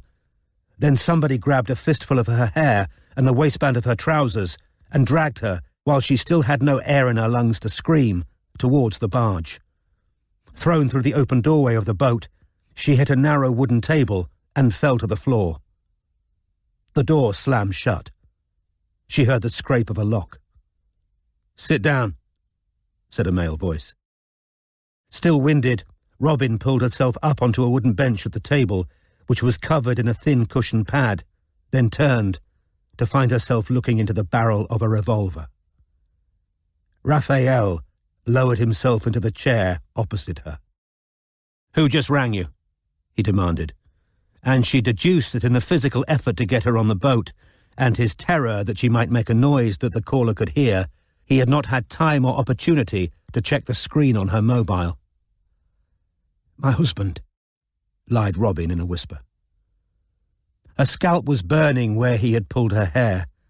The pain in her midriff was such that she wondered whether he had cracked one of her ribs. Still fighting to draw air into her lungs, Robin seemed for a few disorientated seconds to see her predicament in miniature, from far away, encased in a trembling bead of time.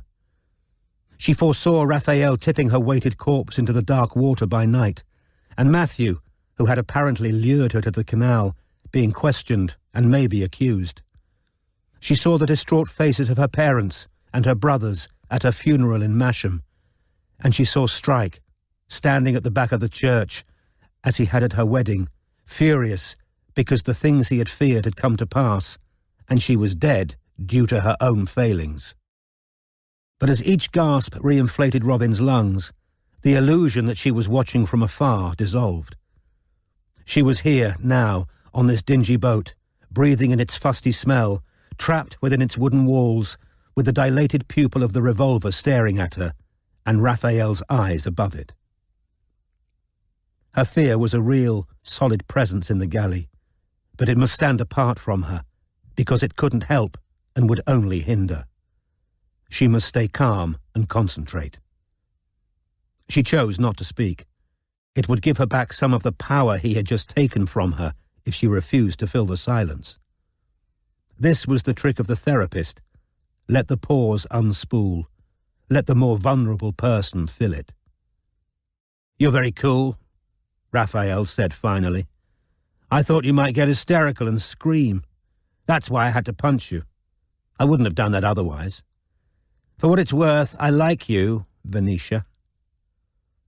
She knew that he was trying to re-impersonate the man who had charmed her against her will at the Commons. Clearly, he thought the old mixture of ruefulness and remorse would make her forgive and soften, even with her burning scalp and her bruised ribs, and the gun in her face. She said nothing. His faint, imploring smile disappeared, and he said bluntly, I need to know how much the police know.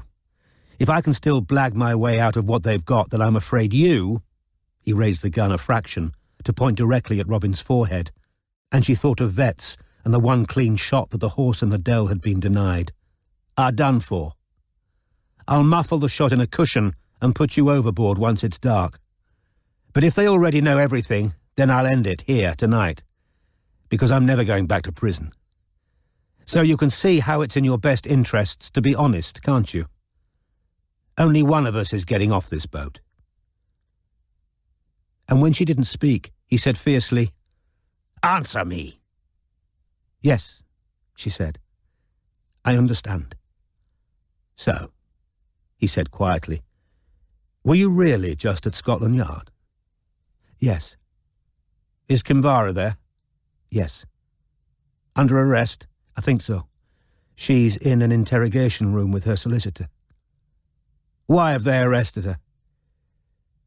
"They think the two of you are having an affair, that you were behind everything." "What's everything?" "The blackmail," said Robin, "and the murder." He advanced the gun so that it was pressing against her forehead. Robin felt the small, cold ring of metal pressing into her skin. "Sounds like a crock of shit to me. How are we supposed to have had an affair? She hated me. We were never alone together for 2 minutes. "Yes, you were," said Robin. "Your father invited you down to Chisel House right after you got out of jail, the night he was detained in London. You and she were alone together then. That's when we think it started." "Proof?" "None," said Robin. "But I think you could seduce anyone if you really put your—" "Don't try flattery, it won't work. Seriously. That's when we think it started. Is that all you've got?" "No. There were other signs of something going on." "Tell me the signs, all of them." "I'd be able to remember better," said Robin steadily, "without you pressing a gun into my forehead." He withdrew it, but still pointing the revolver at her face, he said, "Go on, quickly." Part of Robin wanted to succumb to her body's desire to dissolve, to carry her off into blissful unconsciousness. Her hands were numb, her muscles felt like soft wax. The place where Raphael had pressed the gun into her skin felt cold, a ring of white fire for a third eye. He hadn't turned on the lights in the boat. They were facing each other in the deepening darkness, and perhaps, by the time he shot her, she would no longer be able to see him clearly. "Focus," said a small, clear voice through the panic. "Focus. The longer you keep him talking, the more time they'll have to find you. Strike knows you were tricked."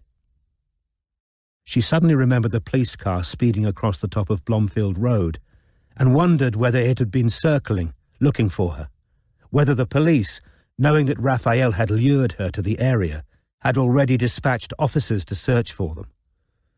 The fake address had been some distance away along the canal bank, reached, so Raphael's text had said, through the black gates.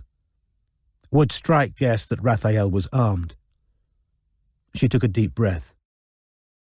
"Kinvara broke down in Delawin's office last summer and said that someone had told her she'd never been loved, that she was used as part of a game." She must speak slowly. Don't rush it. Every second that she could keep Raphael hanging on her words was another second in which somebody might come to her aid. "Della assumed she was talking about your father, but we checked and Della can't remember Kinvara actually saying his name. We think you seduced Kinvara as an act of revenge towards your father, kept the affair going for a couple of months, but when she got clingy and possessive, you ditched her." "All supposition," said Raphael harshly, "and therefore bullshit. What else?" "Why did Kinvara go up to town on the day her beloved mare was likely to be put down?" "Maybe she couldn't face seeing the horse shot. Maybe she was in denial about how sick it was." "Or," said Robin, "maybe she was suspicious about what you and Francesca were up to in Drummond's gallery." "No proof. Next." "She had a kind of breakdown when she got back to Oxfordshire. She attacked your father and was hospitalised."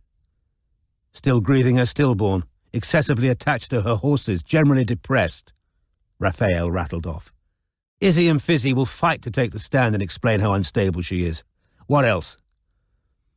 Tegan told us that one day Kinvara was manically happy again, and she lied when asked why. She said your father had agreed to put her other mare in foal to Tatilas. We think the real reason was that you'd resumed the affair with her, and we don't think the timing was coincidental. You'd just driven the latest batch of paintings up to Drummond's gallery for valuation.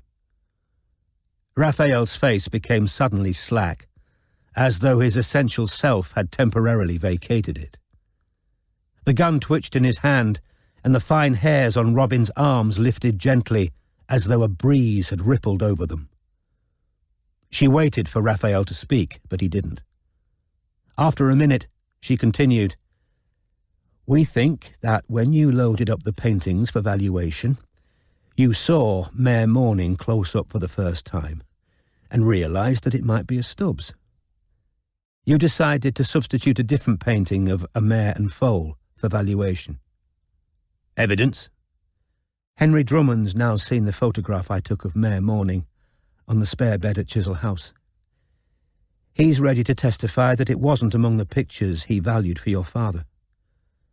The painting he valued at £5,000 to £8,000 was by John Frederick Herring, and it showed a black and white mare and foal.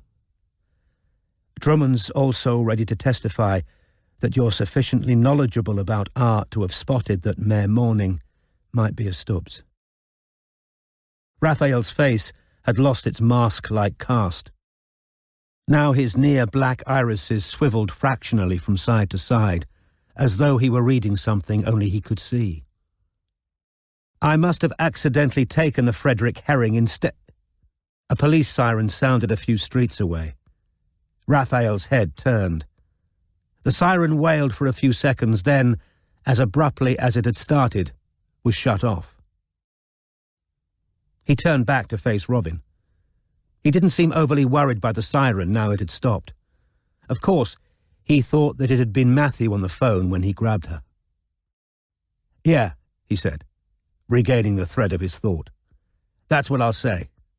I took the painting of the piebald to be valued by mistake. Never saw Mare Morning, had no idea it might be a Stubbs." "You can't have taken the piebald picture by mistake," said Robin quietly. "It didn't come from Chisel House, and the family's prepared to say so." "The family," said Raphael, "don't notice what's under their fucking noses. A Stubbs has been hanging in a damp spare bedroom for nigh on 20 years, and nobody noticed. And you know why? Because they're such fucking arrogant snobs. Mare Morning was old Tinky's. She inherited it from the broken-down, alcoholic, gaga old Irish baronet she married before my grandfather. She had no idea what it was worth. She kept it because it was horsey, and she loved horses. When her first husband died, she hopped over to England and pulled the same trick, became my grandfather's expensive private nurse, and then his even more expensive wife. She died intestate, and all her crap, it was mostly crap, got absorbed into the Chisel estate. The Frederick Herring could easily have been one of hers, and nobody noticed it, stuck away in some filthy corner of that bloody house. What if the police traced the piebald picture? They won't. It's my mother's. I'll destroy it. When the police ask me, I'll say my father told me he was going to flog it now he knew it was worth £8,000. He must have sold it privately, officer. Kinvara doesn't know the new story. She won't be able to back you up. This is where her well-known instability and unhappiness with my father works in my favour. Izzy and Fizzy will line up to tell the world that she never paid much attention to what he was up to because she didn't love him and was only in it for the money. Reasonable doubt is all I need. What's going to happen when the police put it to Kinvara that you only restarted the affair because you realised she might be about to become fantastically wealthy? Raphael let out a long, slow hiss. "Well," he said quietly, "if they can make Kinvara believe that, I'm fucked, aren't I? But right now, Kinvara believes her Raffi loves her more than anything in the world, and she's going to take a lot of convincing that's not true, because her whole life's going to fall apart otherwise. I drilled it into her. If they don't know about the affair, they can't touch us. I virtually had her reciting it while I fucked her. And I warned her they'd try and turn us against each other if either one of us was suspected. I got her very well schooled, and I said, when in doubt, cry your eyes out. Tell them nobody ever tells you anything and act bloody confused. She's already told one silly lie to try and protect you, and the police know about it, said Robin. What lie? About the necklace in the early hours of Sunday morning. Didn't she tell you? Maybe she realised you'd be angry. What did she say? Strike told her he didn't buy the new explanation for you going down to Chisel House the morning your father died. What do you mean he didn't buy it? Said Raphael, and Robin saw outraged vanity mingled with his panic. I thought it was convincing, she assured him. Clever to tell a story that you'd appear to give up only unwillingly. Everyone's always more disposed to believe something they believe they've uncovered for themselves. Raphael raised the gun so that it was close to her forehead again, and even though the cold ring of metal had not yet touched her skin again, she felt it there. What lie did Kinvara tell? She claimed you came to tell her that your mother removed diamonds from the necklace and replaced them with fakes. Raphael appeared horrified. What the fuck did she say that for? Because she'd had a shock, I suppose, finding Strike and me in the grounds when you were hiding upstairs. Strike said he didn't believe the necklace story, so she panicked and made up a new version. The trouble is, this one's checkable. The stupid cunt, said Raphael quietly, but with a venom that made the back of Robin's neck prickle. That stupid, stupid cunt. Why didn't she just stick to our story? And, no, wait, he said, with the air of a man suddenly making a welcome connection. And to Robin's mingled consternation and relief, he withdrew the gun from where it had been almost touching her and laughed softly. That's why she hid the necklace on Sunday afternoon.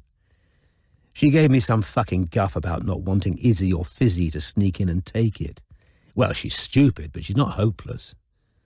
Unless someone checks the stones, we're still in the clear. And they'll have to take apart the stable block to find it. Okay, he said, as though talking to himself. Okay. I think all of that's recoverable. Is that it, Venetia? Is that all you've got? No, said Robin. There's Flick Purdue. I don't know who that is. Yes, you do. You picked her up months ago and fed her the truth about the gallows, knowing she'd pass the information to Jimmy. What a busy boy I've been, said Raphael lightly. So what?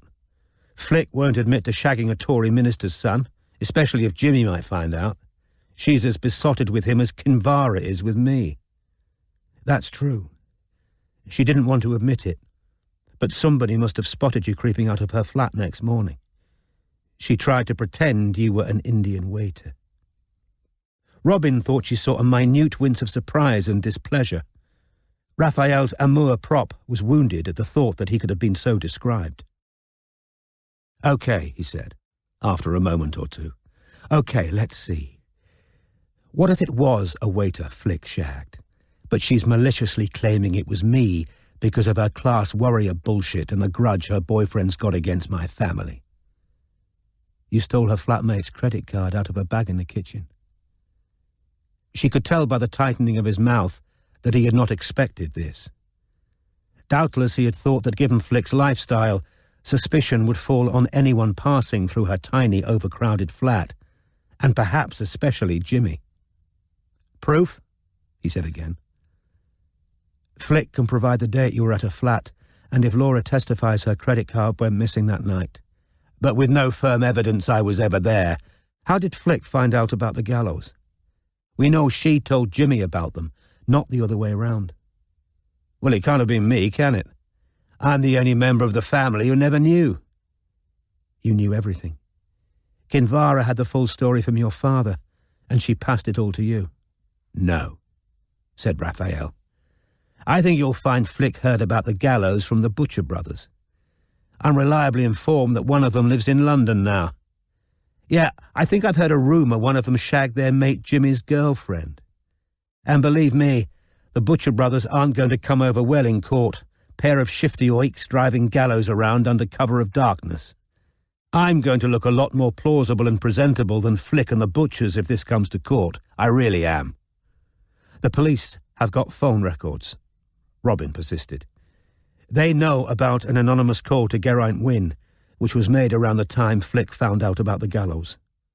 We think you tipped off Wynne anonymously about Samuel Marape. You knew Wynne had a grudge against the Chisels. Kinvara told you everything. I don't know anything about that phone call, Your Honour, said Raphael. And I'm very sorry that my late brother was a prize cunt to Rhiannon Wynne, but that's nothing to do with me. We think you made that threatening call to Izzy's office, the first day you were there, talking about people pissing themselves as they die, said Robin. And we think it was your idea for Kinvara to pretend she kept hearing intruders in the grounds. Everything was designed to create as many witnesses as possible to the fact that your father had reason to be anxious and paranoid that he might crack under extreme pressure. He was under extreme pressure. He was being blackmailed by Jimmy Knight. Geraint Wynne was trying to force him out of his job. Those aren't lies, they're facts. And they're going to be pretty sensational in a courtroom, especially once the Samuel Marape story gets out. Except that you made stupid, avoidable mistakes. He sat up straighter and leaned forwards, his elbows sliding a few inches so that the nozzle of the gun grew larger. His eyes, which had been smudges in the shadow, became clearly defined again, onyx black and white. Robin wondered how she had ever thought him handsome. What mistakes?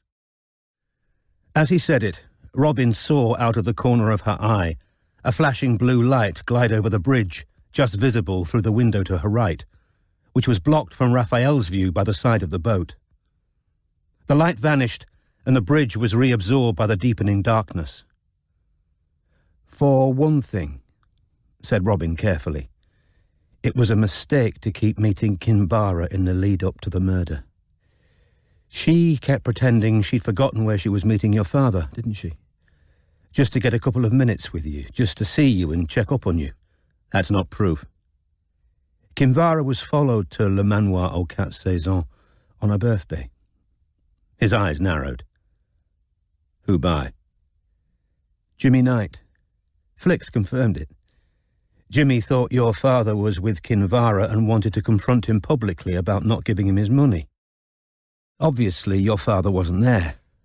So Jimmy went home and wrote an angry blog about how high Tories spend their money, mentioning Le Manoir aux Quatre Saisons by name. Well, unless he saw me sneaking into Kinvara's hotel suite, said Raphael, which he didn't, because I took fucking good care to make sure nobody did. That's all supposition too. All right, said Robin. What about the second time you were overheard having sex in the gallery bathroom? That wasn't Francesca. You were with Kinvara. Prove it. Kinvara was in town that day buying Lachesis pills and pretending she was angry that your father was still seeing you, which was all part of the cover story that she hated you. She rang your father to check that he was having lunch elsewhere. Strike overheard the call. What you and Kinvara didn't realise was that your father was having lunch only 100 yards away from where you were having sex. When your father forced his way into the bathroom, he found a tube of Lachesis pills on the floor. That's why he nearly had a heart attack. He knew that's what she'd come to town for. He knew who'd just been having sex with you in the bathroom. Raphael's smile was more of a grimace. Yeah, that was a fuck-up. The day he came into our office talking about Lachesis. Knows when everyone's number's up. I realised later he was trying to put the frighteners on me, wasn't he? I didn't know what the hell he was on about at the time. But when you and your crippled boss mentioned the pills at Chisel House, Kinvara twigged. They fell out of her pocket while we were screwing. We hadn't known what first tipped him off. It was only after I heard he was ringing Le Manoir about Freddie's money clip that I knew he must have realised something was going on. Then he invited me over to Ebury Street, and I knew he was about to confront me about it, and we needed to get a move on, killing him. The entirely matter-of-fact way he discussed patricide chilled Robin. He might have been talking about wallpapering a room. He must have been planning to produce those pills during his big, "I know you're fucking my wife" speech. Why didn't I spot them on the floor? I tried to put the room straight afterwards, but they must have rolled out of his pocket or something. "It's harder than you think," said Raphael, tidying up around a corpse you've just dispatched. I was surprised, actually, how much it affected me. She had never heard his narcissism so clearly. His interest and sympathy was entirely for himself. His dead father was nothing. "The police have taken statements from Francesca and her parents now," said Robin. "She absolutely denies being in the bathroom with you that second time. Her parents never believed her, but they didn't believe her because she's even fucking dumber than Kinvara. The police are combing through security camera footage from the shops she says she was in while you and Kinvara were in the bathroom." "Okay," said Raphael. "Well, worst comes to the worst, and they can prove she wasn't with me. I might have to come clean about the fact that it was another young lady I was with in the bathroom that day, whose reputation I've been chivalrously trying to defend." "Will you really be able to find a woman to lie for you in court on a murder charge?" asked Robin in disbelief. "The woman who owns this houseboat is mad for me," said Raphael softly. "We had a thing going before I went inside. She visited me in jail and everything. She's in rehab right now. Crazy bitch, loves drama, thinks she's an artist. She drinks too much. She's a real pain in the arse, actually, but she fucks like a rabbit. She never bothered taking the spare key to this place off me, and she keeps a key to her mummy's house in that drawer over there. It wouldn't happen to be her mother's house where you had the helium tubing and gloves delivered, would it?" asked Robin. Raphael blinked. He hadn't expected that. "You needed an address that didn't seem connected to you. You made sure it was delivered while the owners were away or at work. Then you could let yourself in, collect the failed delivery card, pick it up, disguised, and get it couriered off to dear old Dad's house, yeah. And Flick took delivery, and Kinvara made sure she hid it from your father until it was time to kill him." "That's right," said Raphael. "You pick up a lot of tips in jail. Fake IDs, vacant buildings, empty addresses. You can do a hell of a lot with them. Once you're dead," Robin's scalp prickled, "nobody's going to connect me with any of the addresses. The owner of this barge is going to be telling everyone she was having sex with me in Drummond's bathroom, remember? She's on my team, Venetia," he said quietly. "So it's not looking good for you, is it?" "There were other mistakes," said Robin, her mouth dry. "Like?" "You told Flick your father needed a cleaner." "Yeah, because it makes her and Jimmy look fishy as hell, as she wheedled her way into my father's house. The jury will be focused on that, not how she found out he wanted a cleaner. I've already told you, she's going to look like a grubby little tart with a grudge in the dock. That's just one more lie." "But she stole a note from your father. A note he wrote while he was trying to check Kinvara's story with Le Manoir aux Quatre Saisons. I found it in her bathroom. She'd lied, told him her mother was going to the hotel with her. They'd never normally give out information about guests, but he was a government minister and he'd previously been there, so we think he managed to trick them into agreeing that they could remember the family vehicle there, and that it was a shame her mother hadn't made it. He made a note of the suite Kinvara was in, probably pretending he'd forgotten it, and he was trying to get hold of the bill to see whether there was any sign of 2 lots of breakfast or dinner, I suppose. When the prosecution produced the note and the bill in court, "You found that note, did you?" said Raphael. Robin's stomach turned over. She had not meant to give Raphael another reason to shoot her. I knew I'd underestimated you after that dinner we had at Nam Long La Shaker, said Raphael. It wasn't a compliment. His eyes were narrowed, his nostrils flared in dislike. You were a mess, but you were still asking fucking inconvenient questions. You and your boss were cozier with the police than I expected, too. And even after I tipped off the mail, that was you, said Robin, wondering how she had never realized. You put the press and Mitch Patterson back on us. I told them you'd left your husband for Strike, but that he was still shagging his ex. Izzy had given me that bit of gossip. I thought you needed slowing down, you two, because you kept poking away at my alibi. But after I've shot you... An icy chill ran the length of Robin's body. Your boss will be busy answering the press's questions about how your body ended up in a canal, won't he? I think that's called killing two birds with one stone. Even if I'm dead, said Robin, her voice as steady as she could make it. There'll still be your father's note and the hotel's testimony. Okay, so he was worried about what Kinvara was doing at Le Manoir, said Raphael roughly. I've just told you, nobody saw me on the premises. The stupid cow did ask for 2 glasses with the champagne, but she could have been with someone else. You aren't going to have any opportunity to cook up a new story with her, said Robin, her mouth drier than ever, her tongue sticking to the roof of her mouth as she tried to sound calm and confident. She's in custody now. She isn't as clever as you. And you made other mistakes, Robin rushed on, stupid ones, because you had to enact the plan in a hurry once you realized your father was onto you. Like?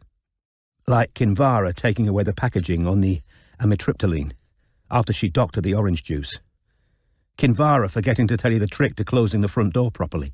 And, said Robin, aware that she was playing her very last card, her throwing the front door key to you at Paddington. In the wordless space that now stretched between them, Robin thought she could hear footsteps close at hand.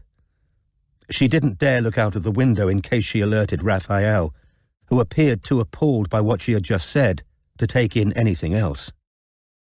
"Throwing the front door key to me?" repeated Raphael, with fragile bravado. "What the hell are you talking about?" "The keys to Ebury Street are restricted, almost impossible to copy. The pair of you only had access to one, hers, because your father was suspicious of you both by the time he died, and he'd made sure the spare was out of your reach. She needed the key to get into the house and doctor the orange juice, and you needed it to go in early next morning and suffocate him. So you cobbled together a plan at the last minute. She'd pass you the key at a prearranged spot at Paddington, where you'd be disguised as a homeless person. You were caught on camera. The police have got people enlarging and clarifying the image right now. They think you must have bought things from a charity shop in haste, which might produce another useful witness. The police are now combing CCTV footage for your movements from Paddington onwards." Raphael had said nothing at all for nearly a minute. His eyes were moving fractionally from left to right as he tried to find a loophole, an escape. "That's inconvenient," he said finally. "I didn't think I was on camera sitting there." Robin thought she could see hope slipping away from him now.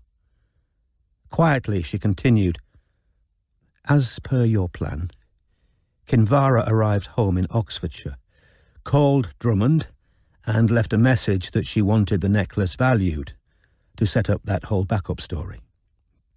Early next morning, another burner phone was used to call both Geraint Wynne and Jimmy Knight. Both were lured out of their houses, presumably with a promise of information on Chisel. That was you, making sure they were in the frame if murder was suspected. "No proof," muttered Raphael automatically. But still his eyes darted this way and that, searching for invisible lifelines. "You let yourself into the house very early in the morning, expecting to find your father almost comatose after his early morning orange juice, but he was out of it at first," said Raphael. His eyes had become glazed, and Robin knew that he was remembering what happened, watching it inside his head. "He was slumped on the sofa, very groggy. I walked straight past him into the kitchen, opened my box of toys. For a sliver of a second, Robin saw again the shrink-wrapped head, the grey hair pressed around the face so that only the gaping black hole of the mouth was visible. Raphael had done that. Raphael, who currently had a gun pointing at her face. But while I'm arranging everything, the old bastard wakes up, sees me fixing the tubing onto the helium canister, and comes back to fucking life. He staggers up, grabs Freddy's sword off the wall and tries to fight. But I got it off him, bent the blade doing it, forced him down into the chair. He was still struggling and... Raphael mimed putting the bag over his father's head. Kaput. And then, said Robin, her mouth still dry, you made those phone calls from his phone that were supposed to establish your alibi. Kinvara had told you his passcode, of course, and you left, without closing the door properly. Robin didn't know whether she was imagining movement out of the porthole to her left. She kept her eyes fixed on Raphael and the slightly wavering gun. Loads of this is circumstantial, he muttered, eyes still glazed. Flick and Francesca have both got motives for lying about me. I didn't end it well with Francesca. I might still have a chance. I might... There's no chance, Raph, said Robin. Kinvara isn't going to lie for you much longer. When they tell her the truth about Mayor Morning, she's going to put everything together for the first time. I think you insisted she move it into the drawing room to protect it from the damp in the spare room. How did you manage that? Did you make up some rubbish about it reminding you of her dead mare? Then she's going to realise you started up the affair again once you knew its true value, and that all the dreadful things you said to her when you ended it were true.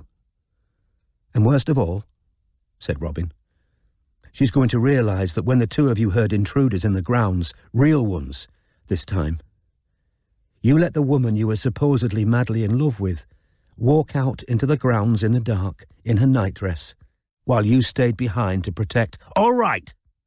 He shouted suddenly, and he advanced the gun nozzle until it pressed into her forehead again. Stop fucking talking, will you? Robin sat quite still. She imagined how it would feel when he pressed the trigger. He had said he would shoot her through a cushion to muffle the sound, but perhaps he had forgotten. Perhaps he was about to lose control.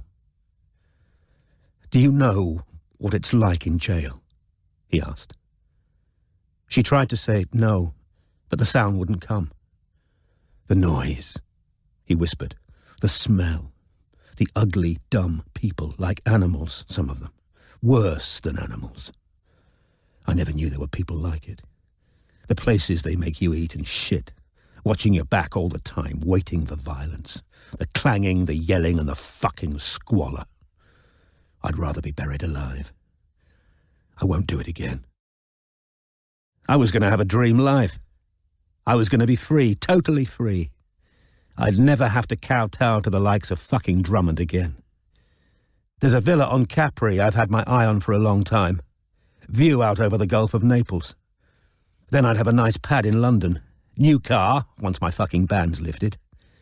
Imagine walking along and knowing you could buy anything, do anything. A dream life. Couple of little problems to get out of the way before I was completely sorted. Flick, easy. Late night, dark road, knife in the ribs. Victim of street crime.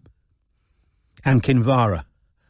Once she'd made a will in my favour, after a few years she'd have broken her neck riding an unsuitable horse or drowned out in Italy. She's a terrible swimmer. And then all of them could fuck themselves, couldn't they? The Chisels, my whore of a mother. I'd need nothing from anyone. I'd have everything. But that's all gone, he said. Dark-skinned though he was, she saw that he had turned ashen, the dark shadows beneath his eyes hollow in the half-light. It's all gone. You know what, Venetia? I'm going to blow your fucking brains out, because I've decided I don't like you. I think I'd like to see your fucking head explode before mine comes off. Raph, he bleated, imitating her. "Why do all women think they're different? You're not different. None of you." He was reaching for the limp cushion beside him. "We'll go together. I'd like to arrive in hell with a sexy girl on my arm." With a great splintering of wood, the door crashed open. Raphael spun around, pointing the gun at the large figure that had just fallen inside. Robin launched herself over the table to grab his arm, but Raphael knocked her backwards with his elbow, and she felt blood spurt as her lip split. "Raph, no, don't!" He had stood up, stooped in the cramped space, the barrel of the gun in his mouth. Strike, who had shouldered in the door, stood panting feet away from him, and behind Strike was Wardle. "Go on and do it then, you cowardly little fuck," said Strike. Robin wanted to protest, but couldn't make a noise. There was a small metallic click. "Took out the bullets at Chisel House, you stupid bastard," said Strike, hobbling forwards and smacking the revolver out of Raphael's mouth. "Not half as clever as you thought you were, eh?" There was a great ringing in Robin's ears. Raphael was spitting oaths in English and Italian, screaming threats, thrashing and twisting, as Strike helped bend him over the table for Wardle to cuff him. But she stumbled away from the group as though in a dream, backwards towards the kitchen area of the galley, where pots and pans were hanging and white kitchen rolls sat, ludicrously ordinary, beside a tiny sink. She could feel her lips swelling where Raphael had hit her. She tore off some kitchen roll, ran it under the cold tap, and pressed it to her bleeding mouth, while through the porthole she watched uniformed officers hurrying through the black gates, taking possession of the gun and of the struggling Raphael, whom Wardle had just dragged onto the bank. She had just been held at gunpoint. Nothing seemed real. Now the police were stomping in and out of the barge, but it was all noise and echo, and now she realized that Strike was standing beside her, and he seemed the only person with any reality. "How did you know?" she asked thickly, through the cold wodge of tissue. "Twigged 5 minutes after you left. The 3 last digits on that number you showed me on those supposed texts from Matthew were the same as one of the burner phone numbers. Went after you, but you were already gone. Laybourne sent panda cars out, and I've been calling you non-stop ever since. Why didn't you pick up?" "My phone was on silent in my bag. Now it's in the canal." She craved a stiff drink. Maybe, she thought vaguely, there really was a bar somewhere nearby. But of course, she wouldn't be allowed to go to a bar. She was facing hours back at New Scotland Yard. They would need a long statement. She would have to relive the last hour in detail. She felt exhausted. "How did you know I was here?" "Called Izzy and asked if Raphael knew anyone in the vicinity of that fake address he was trying to get you to. She told me he'd had some posh druggy girlfriend who owned a barge. He was running out of places to go. The police have been watching his flat for the last 2 days." "And you knew the gun was empty?" "I hoped it was empty," he corrected her. "For all I knew, he'd checked it and reloaded." He groped in his pocket. His fingers shook slightly as he lit a cigarette. He inhaled, then said, "You did bloody well to keep him talking that long, Robin. But next time you get a call from an unknown number, you bloody well call it back and check who's on the other end. And don't you ever, ever tell a suspect anything about your personal life again." "Would it be okay if I have 2 minutes?" she asked, pressing the cold kitchen roll against her swollen and bleeding lip. "To enjoy not being dead before you start." Strike blew out a jet of smoke. "Yeah, fair enough," he said, and pulled her clumsily into a one-armed hug.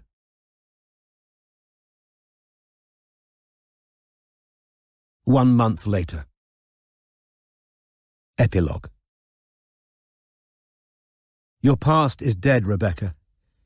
It has no longer any hold on you, has nothing to do with you, as you are now. Henrik Ibsen. Rosmersholm.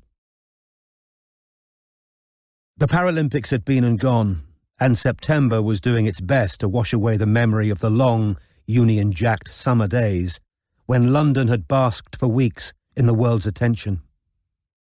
Rain was pattering against the Cheney Walk Brasseries high windows, competing with Serge Gainsbourg as he crooned Black Trombone from hidden speakers. Strike and Robin, who had arrived together, had only just sat down when Izzy, who had chosen the restaurant for its proximity to her flat, arrived in a slightly dishevelled flapping of Burberry trench coat and sodden umbrella, the latter taking some time to collapse at the door. Strike had only spoken to their client once since the case had been solved, and then briefly because Izzy had been too shocked and distressed to say much. They were meeting today at Strike's request because there was one last piece of unfinished business in the Chisel case.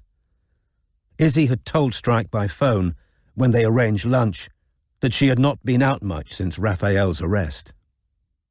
"I can't face people, it's all so dreadful." "How are you?" she said anxiously, as Strike manoeuvred himself out from behind the white cloth table to accept a damp embrace.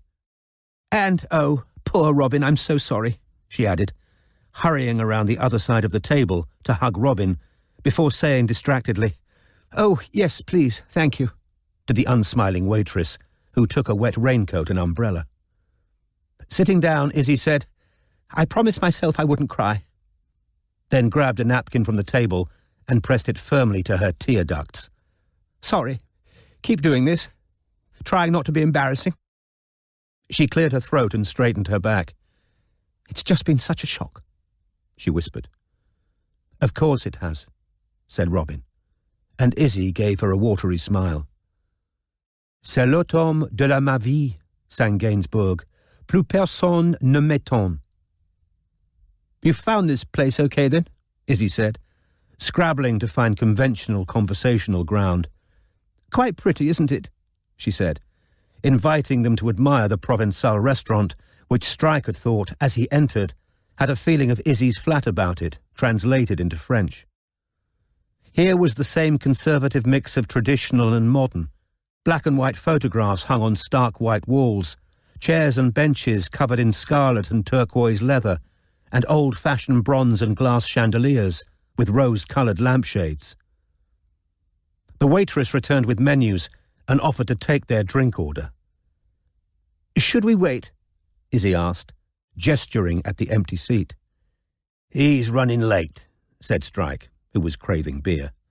"Might as well order drinks." After all, there was nothing more to find out. Today was about explanations. An awkward silence fell again as the waitress walked away. "Oh, gosh, I don't know whether you've heard," Izzy said suddenly to Strike, with an air of being relieved to have found what to her was standard gossip. "Charlie's been admitted to hospital." "Really?" he said, with no sign of particular interest. "Yeah, bed rest. She had something, leak of amniotic fluid, I think. Anyway, they want her under observation." Strike nodded, expressionless. Ashamed of herself for wishing to know more, Robin kept quiet. The drinks arrived. Izzy, who seemed too keyed up to have noticed Strike's unenthusiastic response to what was, for her, a safe subject of mutual interest, said, "I heard Jago hit the roof when he saw that story about the two of you in the press. Probably delighted to have her where he can keep an eye." But Izzy caught something in Strike's expression that made her desist. She took a slug of wine, checked to see whether anyone at the few occupied tables was listening, and said, "I suppose the police are keeping you informed. You know Kinvara's admitted everything." "Yeah," said Strike. "We heard." Izzy shook her head, her eyes filling with tears again. "It's been so awful. One's friends don't know what to say. I still can't believe it. It's just so incredible. Raph, I wanted to go and see him, you know. I really needed to see him, but he refused. He won't see anyone." She gulped more wine. "He must have gone mad or something. He must be ill, mustn't he, to have done it? Must be mentally ill." Robin remembered the dark barge, where Raphael had spoken in holy accents of the life he wanted, of the villa in Capri, the bachelor pad in London, and the new car, once the ban imposed for running over a young mother had been lifted. She thought how meticulously he had planned his father's death, the errors made only because of the haste with which the murder was to be enacted. She pictured his expression over the gun as he had asked her why women thought there was any difference between them. The mother whom he called a whore, the stepmother he had seduced, Robin, who he was about to kill, so that he didn't have to enter hell alone. Was he ill in any sense that would put him in a psychiatric institution rather than the prison that so terrified him? Or had his dream of patricide been spawned in the shadowy wasteland between sickness and irreducible malevolence? He had an awful childhood, Izzy was saying, and then, though neither Strike nor Robin had responded, he did, you know, he really did. I don't want to speak ill of Papa, but Freddie was everything. Papa wasn't kind to Raph and the Ornella, his mother. Well, Torks always says she's more like a high-class hooker than anything else. When Raph wasn't at boarding school, she dragged him around with her, always chasing some new man. There are worse childhoods, said Strike. Robin, who had been thinking that Raphael's life with his mother sounded not unlike the little she knew about Strike's early years, was nevertheless surprised to hear him express this view so bluntly. Plenty of people go through worse than having a party girl for a mother, he said, and they don't end up committing murder. Look at Billy Knight. No mother at all for most of his life. Violent, alcoholic father, beaten and neglected, ends up with serious mental illness, and he's never hurt anyone. He came to my office in the throes of psychosis, trying to get justice for someone else. Yes, said Izzy hastily. Yes, that's true, of course. But Robin had the impression that even now, Izzy could not equate the pain of Raphael and Billy. The former's suffering would always evoke more pity in her than the latter's, because a chisel was innately different to the kind of motherless boy whose beatings were hidden in the woods, where estate workers lived, according to the laws of their kind. And here he is, said Strike. Billy Knight had just entered the restaurant, raindrops glittering on his shorn hair. Though still underweight, his face was fuller, his person and clothes cleaner. He had been released from hospital only a week previously, and was currently living in Jimmy's flat on Charlemont Road. "Hello," he said to Strike. "Sorry I'm late. Tube took longer than I thought." "No problem," said the two women at the same time. "You're Izzy," said Billy, sitting down beside her. "Haven't seen you in a long time." "No," said Izzy, a little over-heartily. "It's been quite a while, hasn't it?" Robin held out a hand across the table. "Hi, Billy, I'm Robin." "Hello," he said again, shaking it. "Would you like some wine, Billy?" offered Izzy. "Or beer?" "Can't drink on me meds," he told her. No, of course not," said Izzy, flustered.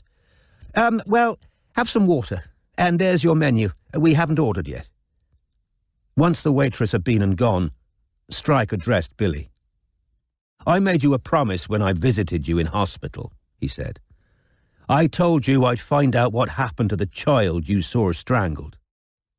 "Yeah," said Billy apprehensively. It was in the hopes of hearing the answer to the 20-year-old mystery that he had travelled from East Ham to Chelsea in the rain. "You said on the phone that you worked it out." "Yes," said Strike. "But I want you to hear it from someone who knew, who was there at the time, so you get the full story." "You?" Billy said, turning to Izzy.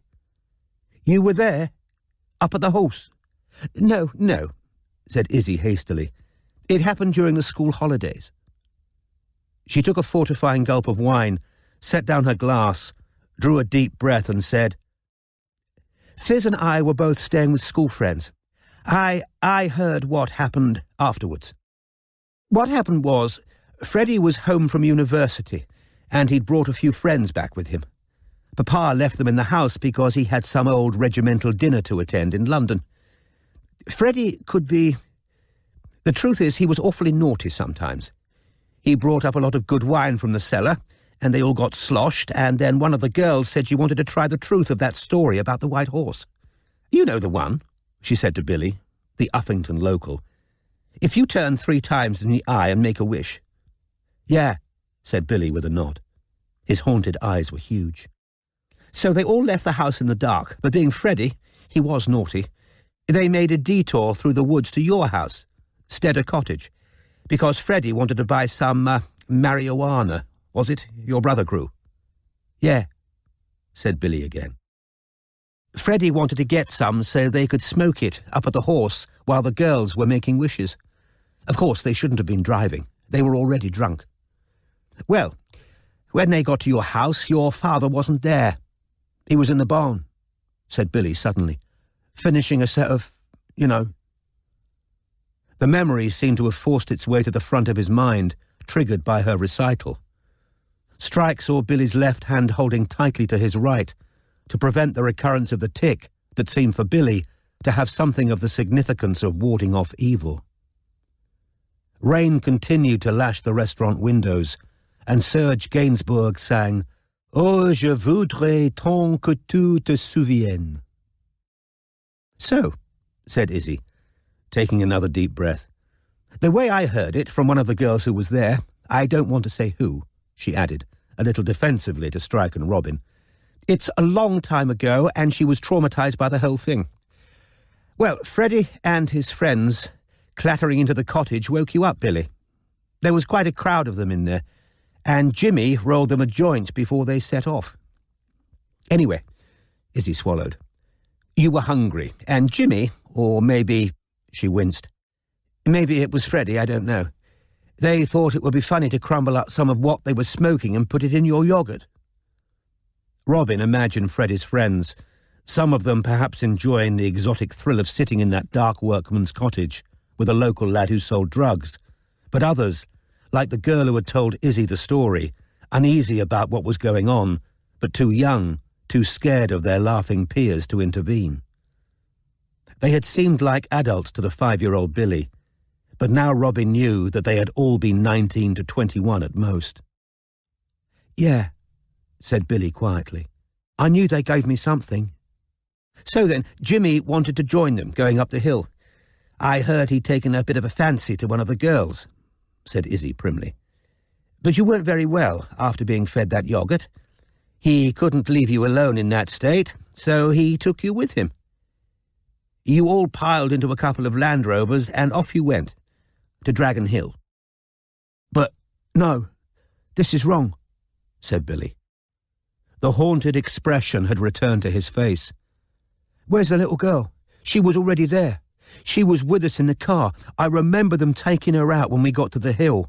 She was crying for her mum. It wasn't a girl, said Izzy. That was just Freddie's... Well, it was his idea of humour. It was a girl. They called her by a girl's name, said Billy. I remember. Yes, said Izzy miserably. Raffaella. That's it, said Billy loudly, and heads turned across the restaurant.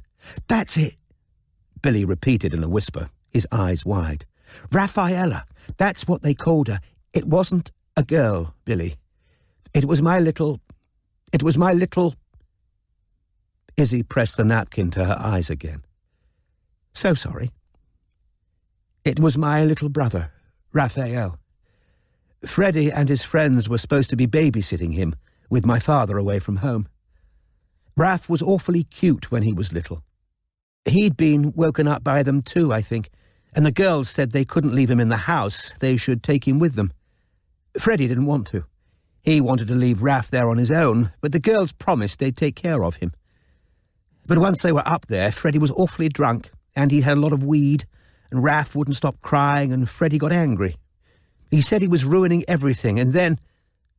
He throttled him, said Billy, with a panicked expression.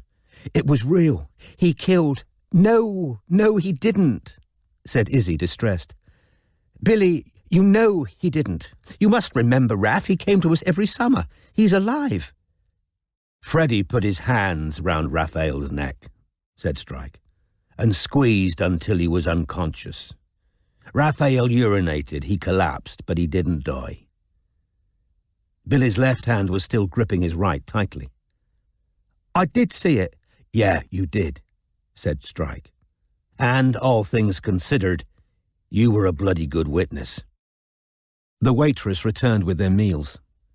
Once everyone was served, Strike with his ribeye steak and chips, the two women with their quinoa salads, and Billy with the soup, which was all he seemed to have felt confident ordering, Izzy continued her story.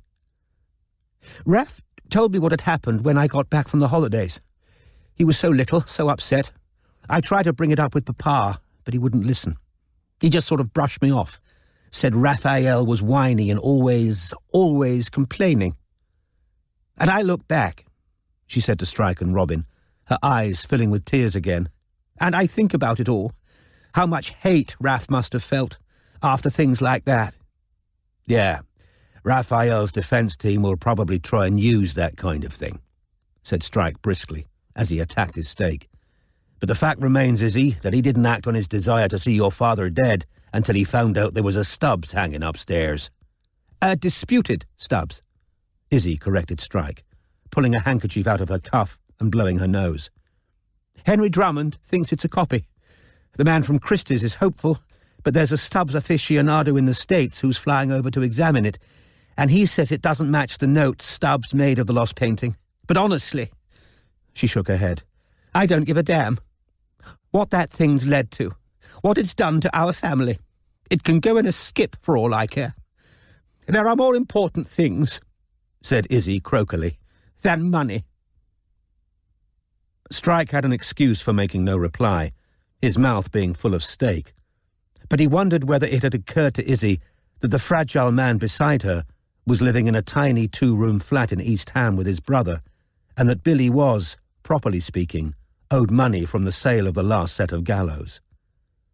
Perhaps, once the Stubbs was sold, the Chisel family might consider fulfilling that obligation. Billy was eating his soup in an almost trance-like state, his eyes unfocused. Robin thought his deeply contemplative state seemed peaceful, even happy. So, I must have got confused, mustn't I? Billy asked at last.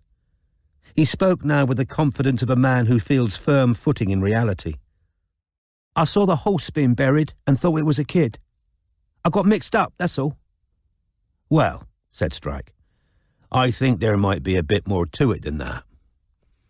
You knew that the man who'd throttled a child was the same one burying the horse in the dell with your father. I suppose Freddie wasn't around much, being so much older than you, so you weren't completely clear who he was. But I think you blocked out a lot about the horse and how it died. You conflated two acts of cruelty perpetrated by the same person. What happened? Asked Billy, now slightly apprehensive. To the horse. Don't you remember Spotty? Asked Izzy.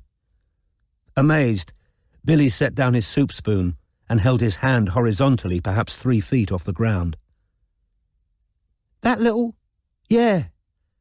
Didn't it graze the croquet lawn? She was an ancient, miniature spotted horse, Izzy explained to Strike and Robin. She was the last of Tinky's lot. Tinky had awful kitschy taste, even in horses. Nobody noticed, and you know why? Because they're such fucking arrogant snobs. But Spotty was awfully sweet, Izzy admitted. She'd follow you around like a dog if you were in the garden. I don't think Freddie meant to do it, but... she said hopelessly. Oh, I don't know any more. I don't know what he was thinking. He always had a terrible temper. Something had annoyed him. Papa was out. He took Papa's rifle out of the gun cabinet, went up on the roof and started shooting at birds, and then... Well, he told me afterwards he hadn't meant to hit Spotty. But he must have been aiming near her, mustn't he, to kill her? He was aiming at her, thought Strike. You don't put 2 bullets in an animal's head from that distance without meaning to. Then he panicked, said Izzy. He got your father, she told Billy, to help him bury the body. When Papa came home, Freddie pretended Spotty had collapsed, that he'd called the vet who'd taken her away. But of course, that story didn't stand up for 2 minutes. Papa was furious when he found out the truth. He couldn't abide cruelty to animals. I was heartbroken when I heard, said Izzy sadly. I loved Spotty. You didn't by any chance put a cross in the ground where she'd been buried, did you, Izzy? Asked Robin, her fork suspended in mid-air. How on earth did you know that? Asked Izzy, astonished, as tears trickled out of her eyes again, and she reached again for her handkerchief. The downpour continued as Strike and Robin walked away from the brasserie together, along Chelsea Embankment towards Albert Bridge. The slate-grey Thames rolled eternally onwards, its surface barely troubled by the thickening rain that threatened to extinguish Strike's cigarette, and soaked the few tendrils of hair that had escaped the hood of Robin's raincoat. Well, that's the upper classes for you, said Strike. By all means throttle their kids, but don't touch their horses. Not entirely fair, Robin reproved him. Izzy thinks Raphael was treated appallingly. Nothing to what he's got coming to him in Dartmoor, said Strike indifferently. My pit is limited. Yes, said Robin. You made that abundantly clear. Their shoes smacked wetly on the shining pavement. CBT still going all right? Strike asked, who was limiting the question to once weekly. Keeping up your exercises? Diligently, said Robin. Don't be flippant, I'm serious. So am I, said Robin without heat. I'm doing what I've got to do. I haven't had a single panic attack for weeks. How's your leg? Getting better, doing my stretches, watching my diet. You just ate half a potato field and most of a cow. That was the last meal I can charge to the chisels, said Strike. Wanted to make the most of it. What are your plans this afternoon? I need to get that file from Andy. Then I'll ring the guy in Finsbury Park and see whether he'll talk to us. Oh, and Nick and Ilse said to ask if you want to come for a takeaway curry tonight. Robin had caved in to the combined insistence of Nick, Ilse and Strike himself that going to live in a box room in a house full of strangers was undesirable in the immediate aftermath of being taken hostage at gunpoint. In 3 days' time, she would be moving into a room in a flat in Earl's Court, which she would share with a gay actor friend of Ilse's, whose previous partner had moved out. Her new flatmate's stated requirements were cleanliness, sanity, and tolerance of irregular hours. Yeah, great, said Strike. I'll have to head back to the office first. Barclay reckons he's got dodgy bang to rights this time. Another teenager, going in and out of a hotel together. Great, said Robin. No, I don't mean great, I mean... It is great, said Strike firmly, as the rain splashed over and around them. Another satisfied client. The bank balance is looking uncharacteristically healthy. Might be able to hike your salary up a bit. Anyway, I'm going up here. See you at Nick and Ilse's later then. They parted with a wave, concealing from each other the slight smile that each wore once safely walking away, pleased to know that they would meet again in a few short hours over curry and beer at Nick and Ilse's. But soon, Robin had given over her thoughts to the questions needing answers from a man in Finsbury Park. Head bowed against the rain, she had no attention left to spare for the magnificent mansion past which she was walking, its rain-specked windows facing the great river, its front doors engraved with twin swans. Thank you for the listening. If you want to support us, please subscribe to our channel of relaxing music. Link in the description below this video.